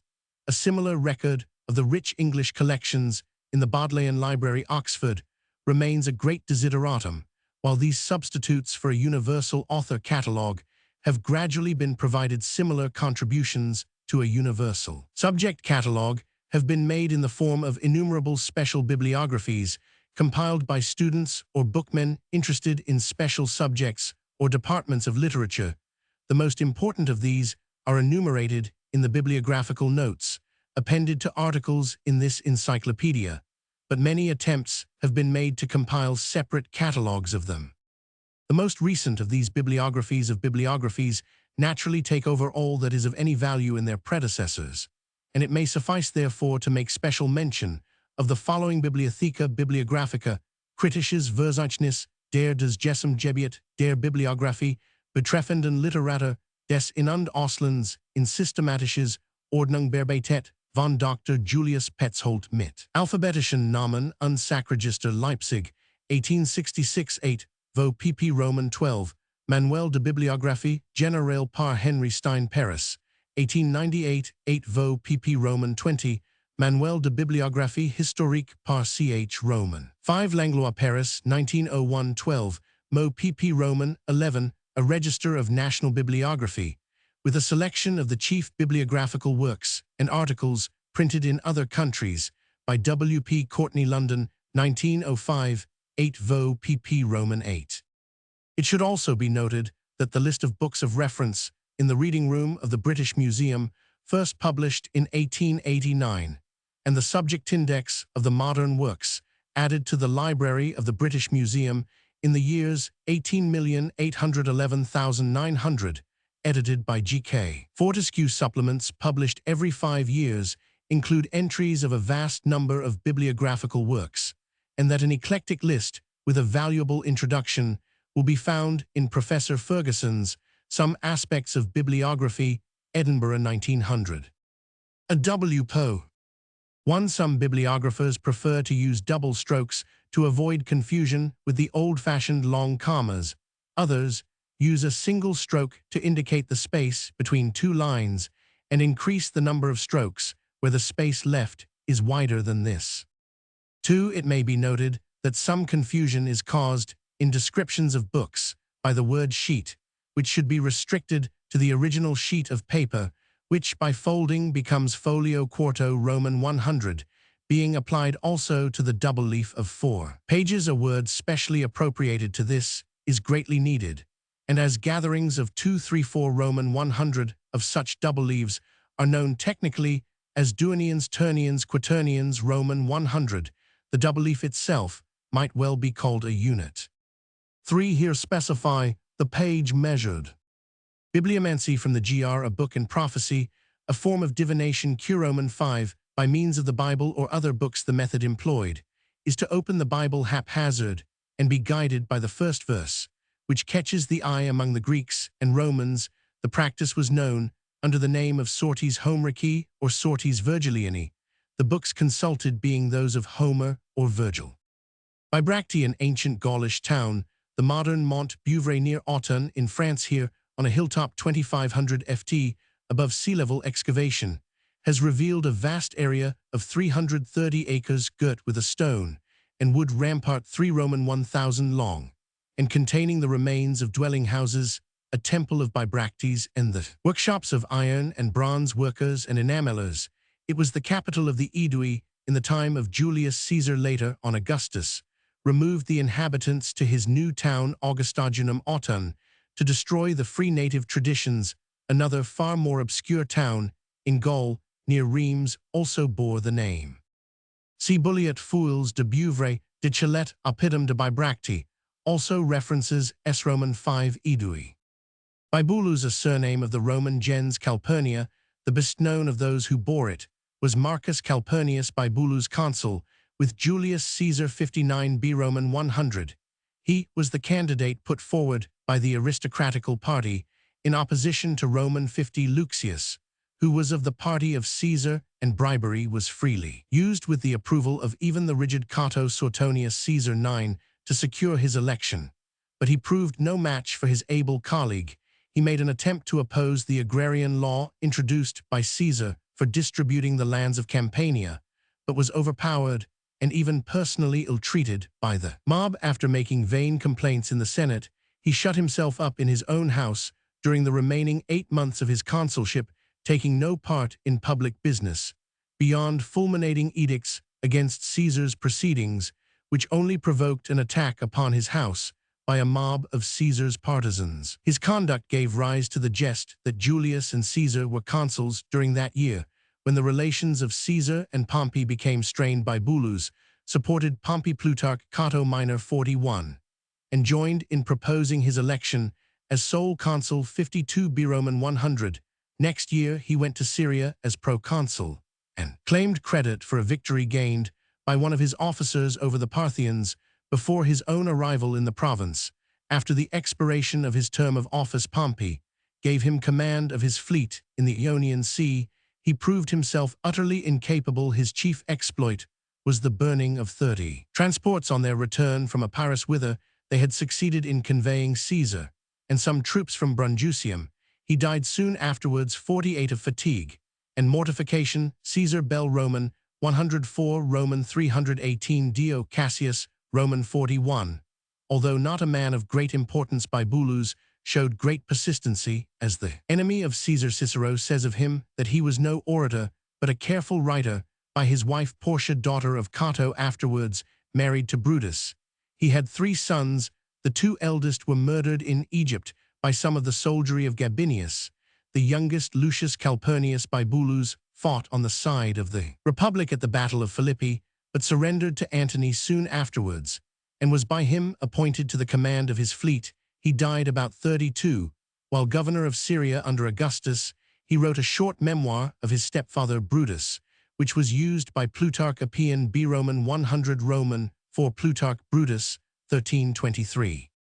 Bis from fr bis, a word of doubtful origin meaning dark-colored, a term erroneously applied in English to particular shades of green or blue pigments from the French terms vert bis and azur bis, dark green or blue. These colors are generally prepared from basic copper carbonates, but sometimes from ultramarine and other pigments. Bicester, a market town in the Woodstock Parliamentary Division of Oxfordshire, England, 12 Roman 1000 NNE of Oxford, by a branch of the London North Western Railway POP of Urban District 1901-3023. It lies near the northern edge of the flat open plain of Otmoor in a pastoral country. The church of St. Edburg, the Virgin of Aylesbury, is cruciform with a western tower. Contains examples of Norman and each succeeding style. There is moreover in the nave a single rude angular arch, considered to be Saxon, incorporated with a farmhouse. Scanty, perpendicular remains are seen of a 912 Augustinian priory, founded at the close of the 12th century. Bicester has considerable agricultural trade and a brewing industry. It is a favorite hunting center. The termination cester, commonly indicating Roman origin, does not do so here, and is perhaps copied from Alchester and Chesterton, 2 Roman 1000 west of Bicester, where there is a small Roman site, probably a wayside village, at the meeting of roads from the south Dorchester, west-northeast and east. Bicester, Burncester, Burencester, Bicester, according to the Domesday Survey, was held by Robert Deoley in 1182. Gilbert Basset founded here an Augustinian priory, which from that date until its dissolution in 1538 became the center of the industrial life and development of the town. In 1253, William Longsby obtained a grant of a fair at the Feast of St. Edburg, and a Friday market is mentioned in the 14th century. Richard Roman II granted a Monday market and a fair at the Feast of St. James the Apostle, and in 1440, an additional market was granted to be held in that part of the town called Berryend. From this date, known as Marketend. Bicester never possessed any manufactures of importance, but the fairs and markets were much frequented, and in the 16th century, the cattle market was especially famous. C. J. Roman 100 Blomfield, History of the Deanery of Bicester, London, 18,821,894. John Duncan, History of Bicester, London, 1816. Bichet Marie François Xavier, 17,711,802. French anatomist and physiologist, was born at Thwart, Jura, on the 14th of November, 1771. His father, a physician, was his first instructor. He entered the College of Nantua and afterwards studied at Lyon in mathematics and the physical sciences. He made rapid progress, but ultimately devoted himself to the study of anatomy and surgery under the guidance of Roman 1000 A. Petty, 17,661,811, chief surgeon to the Hôtel Dieu at Lyon. The revolutionary disturbances compelled him to fly from Lyon and take refuge in Paris. In 1793, he there became a pupil of P.J. Dassault, who was so strongly impressed with his genius that he took him into his house and treated him as his adopted son. For 2 years he actively participated in all the labors of Dassault, prosecuting at the same time his own researches in anatomy and physiology. The sudden death of Dassault in 1795 was a severe blow to Bichet. His first care was to acquit himself of the obligations he owed his benefactor by contributing to the support of his widow and her son, and by conducting to a close the 4th volume of Dassault's Journal de Chirurgie, to which he added a biographical memoir of its author. His next object was to reunite and digest in one body the surgical doctrines, which Dassault had published in various periodical works. Of these, he composed Oeuvres chirurgicales de Dassault, au tableau de sa doctrine et de sa pratique, dans le traitement des maladies externes, 17,980,1799, a work in which, although he professes only to set forth the ideas of another, he develops them with the clearness of one who is a master of the subject. In 1797, he began a course of anatomical demonstrations, and his success encouraged him to extend the plan of his lectures, and boldly to announce a course of operative surgery in the following year 1798. He gave in addition a separate course of physiology. A dangerous attack of hemoptysis interrupted his labors for a time, but the danger was no sooner past than he plunged into new engagements with the same ardor as before. He had now scope in his physiological lectures for a fuller exposition of his original views on the animal economy, which excited much attention in the medical schools at Paris. Sketches of these doctrines were given by him in 3 papers contained in the Memoirs of the Société Médicale d'Émulation, which he founded in 1796, and they were afterwards more fully developed in his Traité sur les membranes 1800. His next publication was the Recherches physiologiques sur la vie et sur la mort 1800, and it was quickly followed by his Anatomie Générale 1801, the work which contains the fruits of his most profound and original researches. He began another work under the title Anatomie Descriptive 18,011,803, in which the organs were arranged according to his peculiar classification of their functions, but lived to publish only the first 2 volumes. It was completed on the same plan by his pupils Roman 1000 Fr. Buisson 17,761,805 and P.J. Roux 17,801,854. Before Bichat had attained the age of 28, he was appointed physician to the Hotel Dieu, a situation which opened an immense field to his ardent spirit of inquiry. In the investigation of diseases, he pursued the same method of observation and experiment which had characterized his researches in physiology. He learned their history by studying them at the bedside of his patients, and by accurate dissection of their bodies after death. He engaged in a series of examinations with a view to ascertain the changes induced in the various organs by disease, and in less than 6 months he had opened above 600 bodies. He was anxious also to determine with more precision than had been attempted before the effects of remedial agents, and instituted with this view a series of direct experiments which yielded a vast store of valuable material. Towards the end of his life, he was also engaged on a new classification of diseases. A fall from a staircase at the Hotel Dieu resulted in a fever, and exhausted by his excessive labors, and by constantly breathing the tainted air of the dissecting room, he died on the 22nd of July, 1802. His bust, together with that of Dassault, was placed in the Hotel Dieu by order of Napoleon.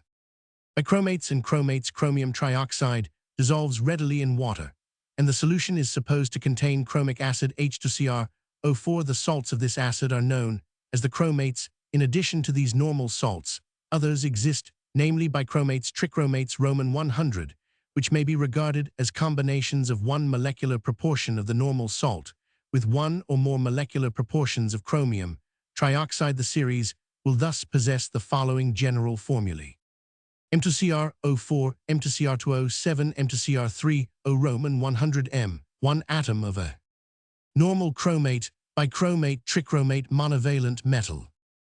Chromates. The alkaline chromates are usually obtained by fusion of a chromium compound with an alkaline carbonate and an oxidizing agent, such for example as potassium nitrate or chlorate.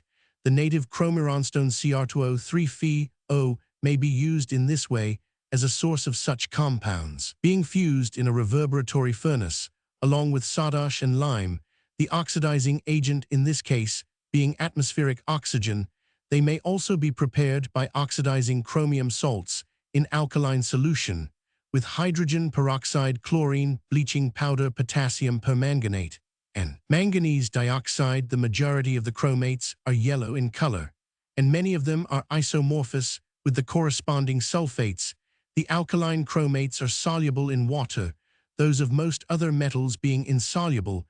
By the addition of mineral acids, they are converted rapidly into bichromates. They are easily reduced in acid solution by sulfurated hydrogen and also by sulfur dioxide to chromium salts. The chromates are stable towards heat. They are poisonous and may be recognized by the yellow precipitates they give with soluble barium and lead salts.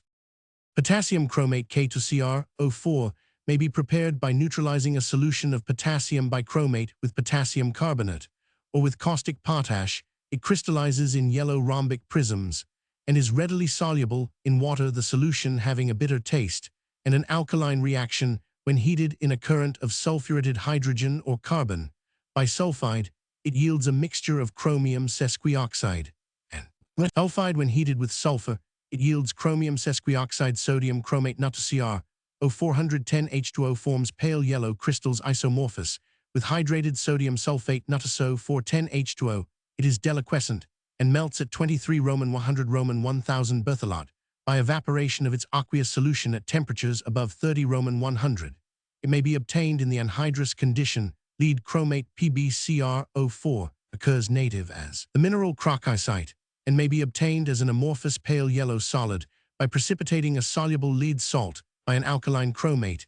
It is used as a pigment under the name chrome yellow.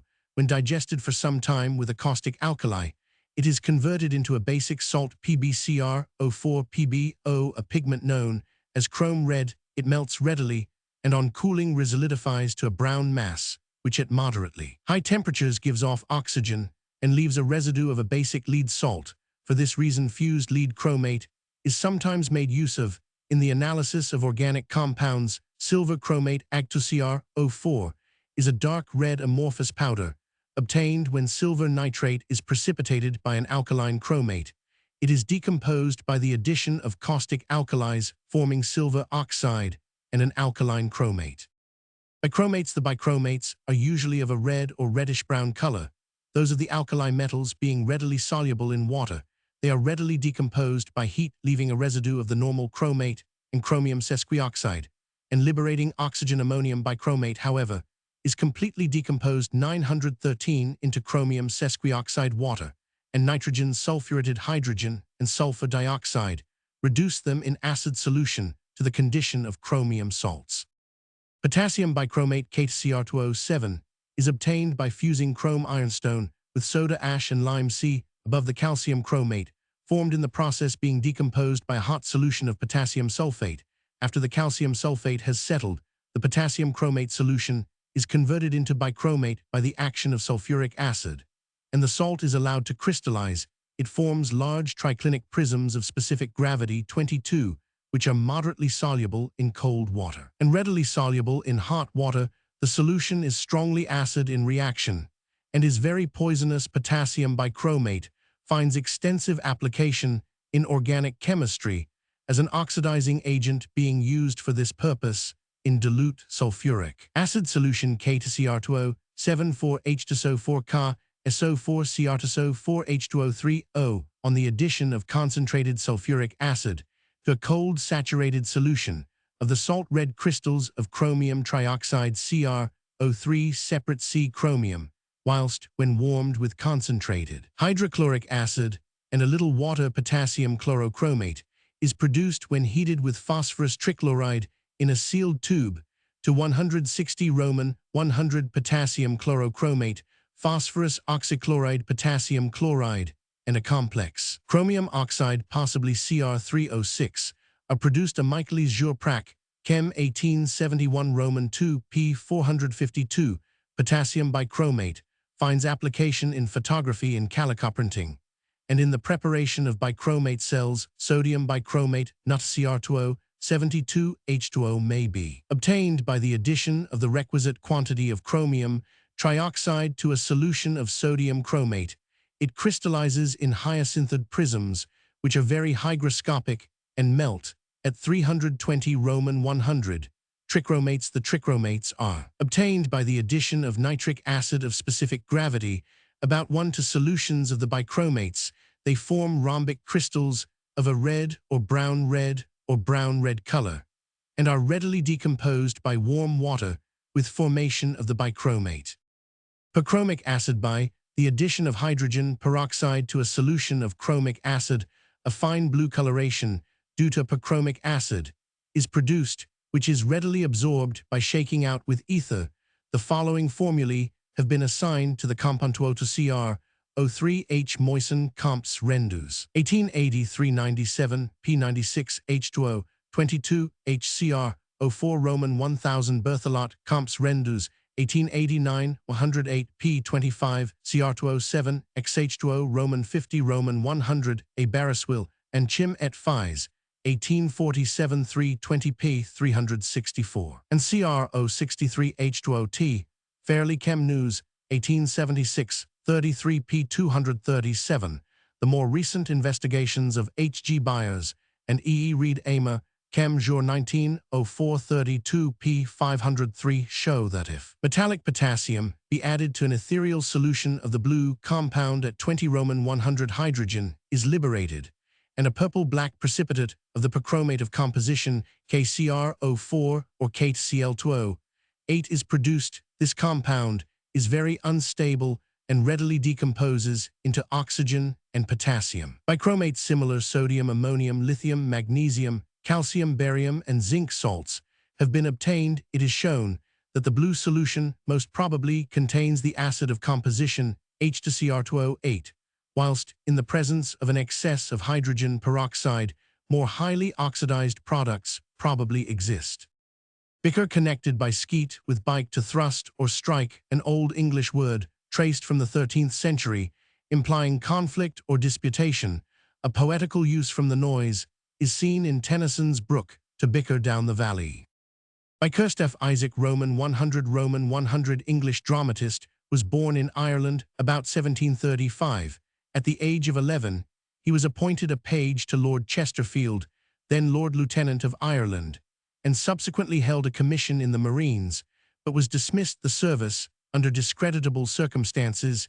He was the author of a large number of plays and burlesque farces. Interspersed with songs produced between 1760 and 1771, the best known are Maid of the Mill, founded on Richardson's Pamela the Padlock, He Would If He Could Love in a Village, The Hypocrite, and The Captive in 1772 by Bickersteph, suspected of a capital offense, fled to the continent.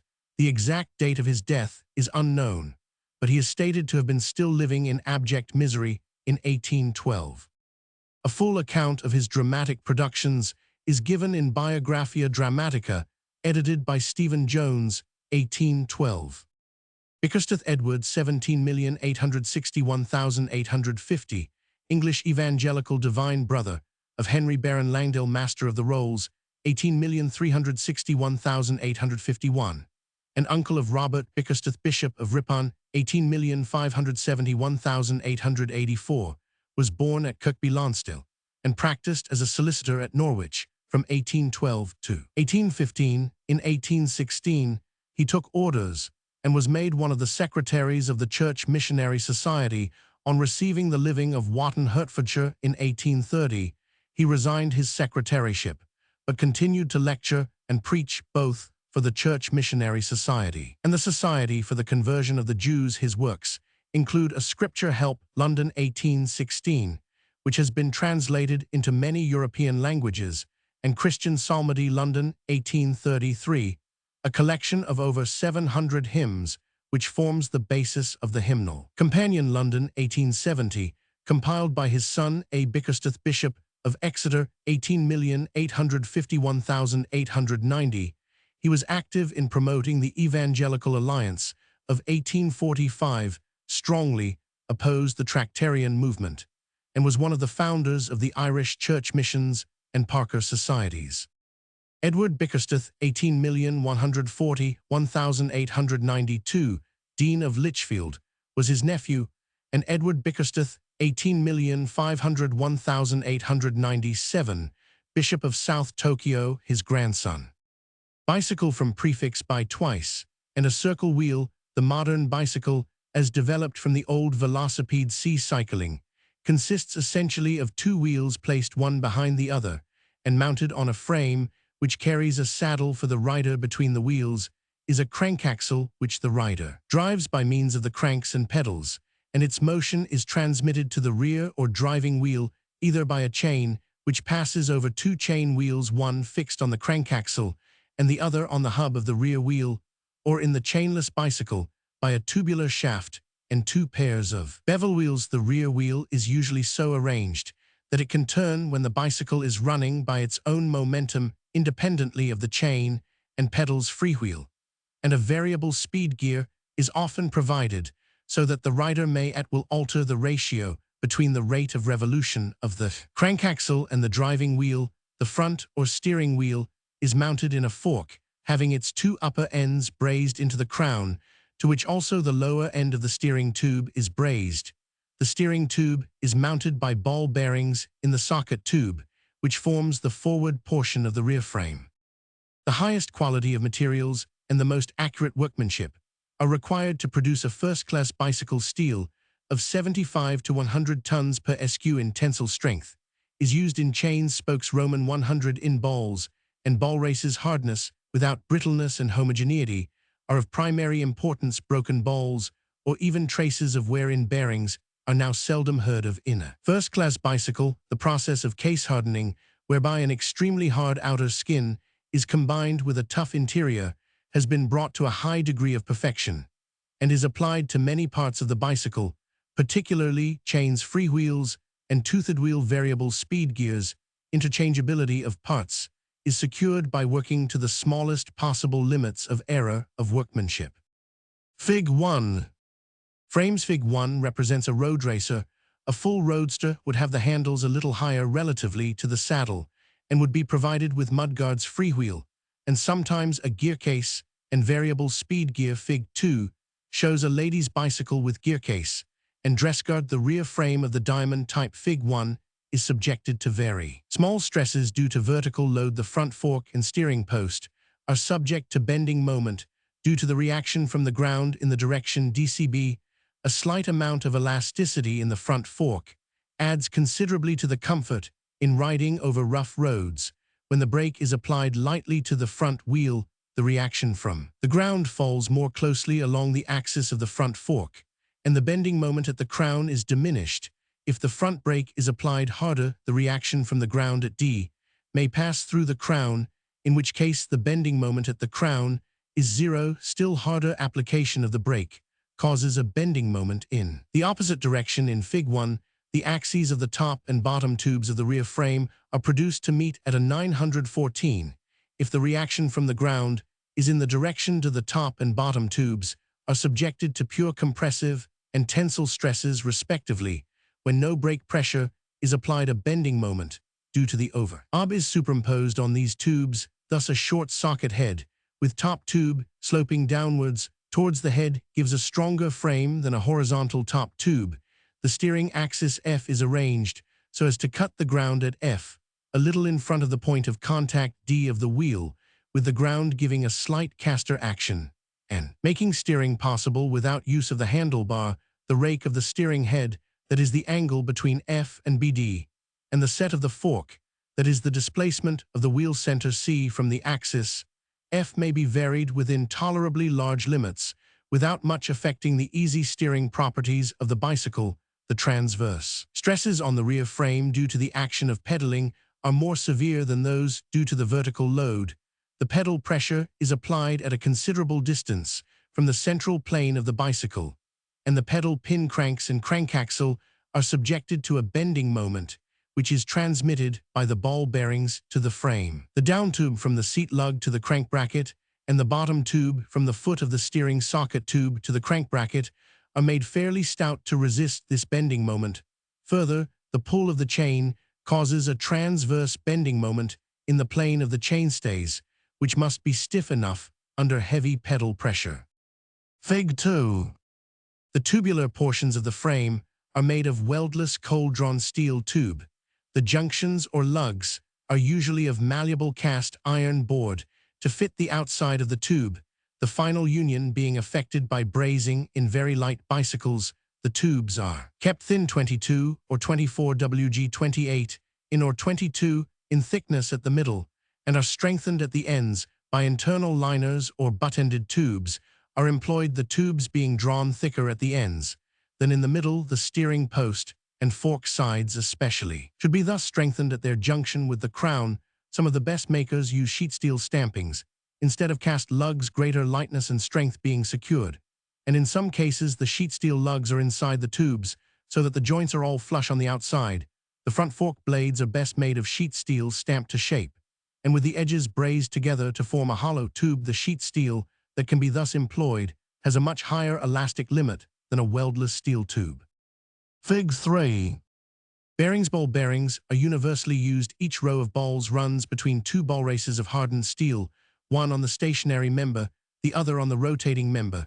The outer is called the cup, and the inner the cone. One of the four ball races is adjustable axially, so that the bearing may run without any shake. The ball races are often made of separate pieces of steel, but the crank axle usually has the cones formed integral with it, the necessary hardness being obtained by case hardening. According as the two cups face outwards or inwards, the bearing is said to have outward or inward cups, and according as the adjustable ball race is the cone or cup, the bearing is said to be cone-adjusting or cup-adjusting. Fig 3 shows a ball bearing hub with outward cups. The hub shell H is turned out of mild steel, and the cups C are forced into the ends of the hub shell, and soldered thereto. A thin washer W is then spun into the end for the purpose of retaining oil, and a thin internal tube T unites the two cups and guides the oil fed in at the middle of the hub to the balls. The projecting flanges S are for the attachment of the tangent spokes used to build the hub into the wheel.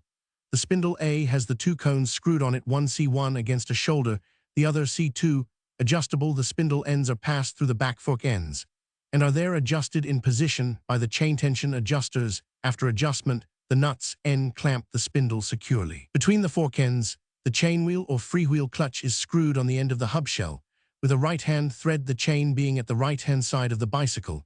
As the rider is seated, the driving pull of the chain tends to screw the chainwheel tight against the shoulder. A locking ring R, with a left-hand thread screwed tight against the chainwheel, prevents the latter from being unscrewed. By backpedaling, with a freewheel clutch screwed on the hub, the locking ring may be omitted. Fig 4. Fig 4 shows one end of the cup-adjusting hub with inward bearings. The cones are formed of one piece with the spindles, and the adjusting cup C is screwed in the end of the hub shell and locked in position by the screwed locking ring R. The figure also illustrates divided spindle for facilitating the removal of the tire for repair when required without disturbing the wheel bearings, chain, or gear case. The chain side of the hub spindle not shown in the figure is secured to the frame in the usual way on the left side.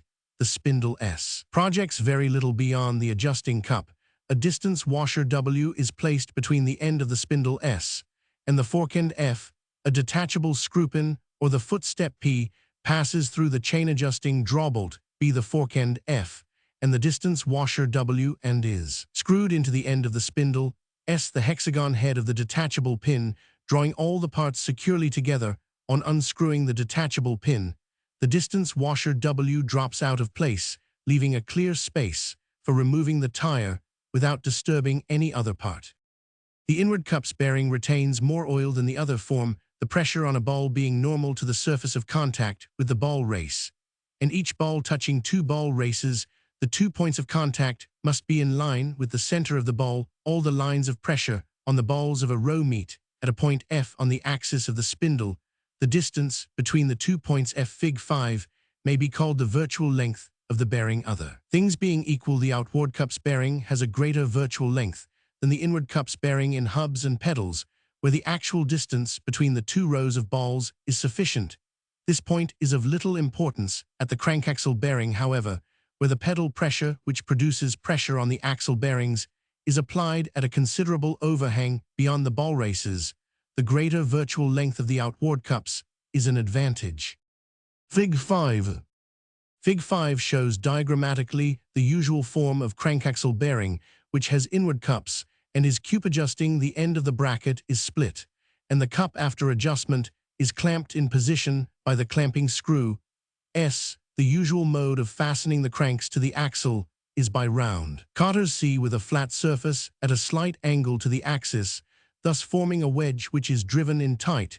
The small end of the cotter projects through the crank and is screwed and held in place by a nut. The chainwheel at the crankaxle is usually detachably fastened to the right-hand crank. The Rudge-Whitworth crank bracket has outward cups and is cup-adjusting. The cranks are cotterless. Fig 6 is a sectional view. The left crank and axle are forged in one piece. The fastening of the right crank and chainwheel is by multiple grooves and teeth, this fastening being better mechanically than the cotter type. Fig 6. Pedals. A pedal consists of a pedal body on which the foot of the rider rests mounted by ball bearings on a pedal pin which is secured to the end of the crank, and turns with it. The pedal body is made in many forms, but usually the bearing cups are contained in a tube, from the ends of which project plates carrying rubber blocks or serrated plates, rat-trap pedals, on which the foot of the rider rests. Cone adjustment is most used. The fastening of the pedal pin to the crank is best effected by screwing it up against a shoulder, the right and left crank eyes being tapped with right and left hand screws respectively. With this arrangement, if the pedal pin screw is a slack fit in the crank, either pressure on the pedal tends to screw it up against the shoulder. Wheels. Bicycle and tricycle wheels are made on the suspension principle, the spokes being of high-tenacity steel wire screwed up to a certain initial tension, thus putting a circumferential compression on the rim.